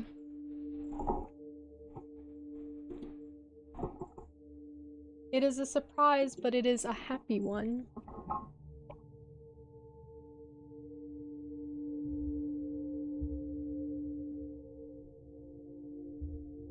I will go ahead and I will start that raid. But I will say, hand to God, we will get through the rest of 8. However grueling it may be, we will get through it. We are gonna get through the extra shit. And we will touch on mercenaries, but I'm not doing as big of a dive as I normally do because I am so tired, 8. You've dragged me out and down the mud for so long. Maybe I'll feel different on a different day, but it'll be a light RE8 day, not a very big one. So thank you everyone for being here. I appreciate everyone so much for being able to vibe and hang out. It has been a good time. It's been a good time and it's been a good time and a long time. I have lived a long and good life. People say I'm here for a good time, not a long time. I have been here for both. So I appreciate everyone that has stuck around for so long and for all the conversations and discussions. Thank you guys again. And I will see you on the next one. So thank you and goodbye.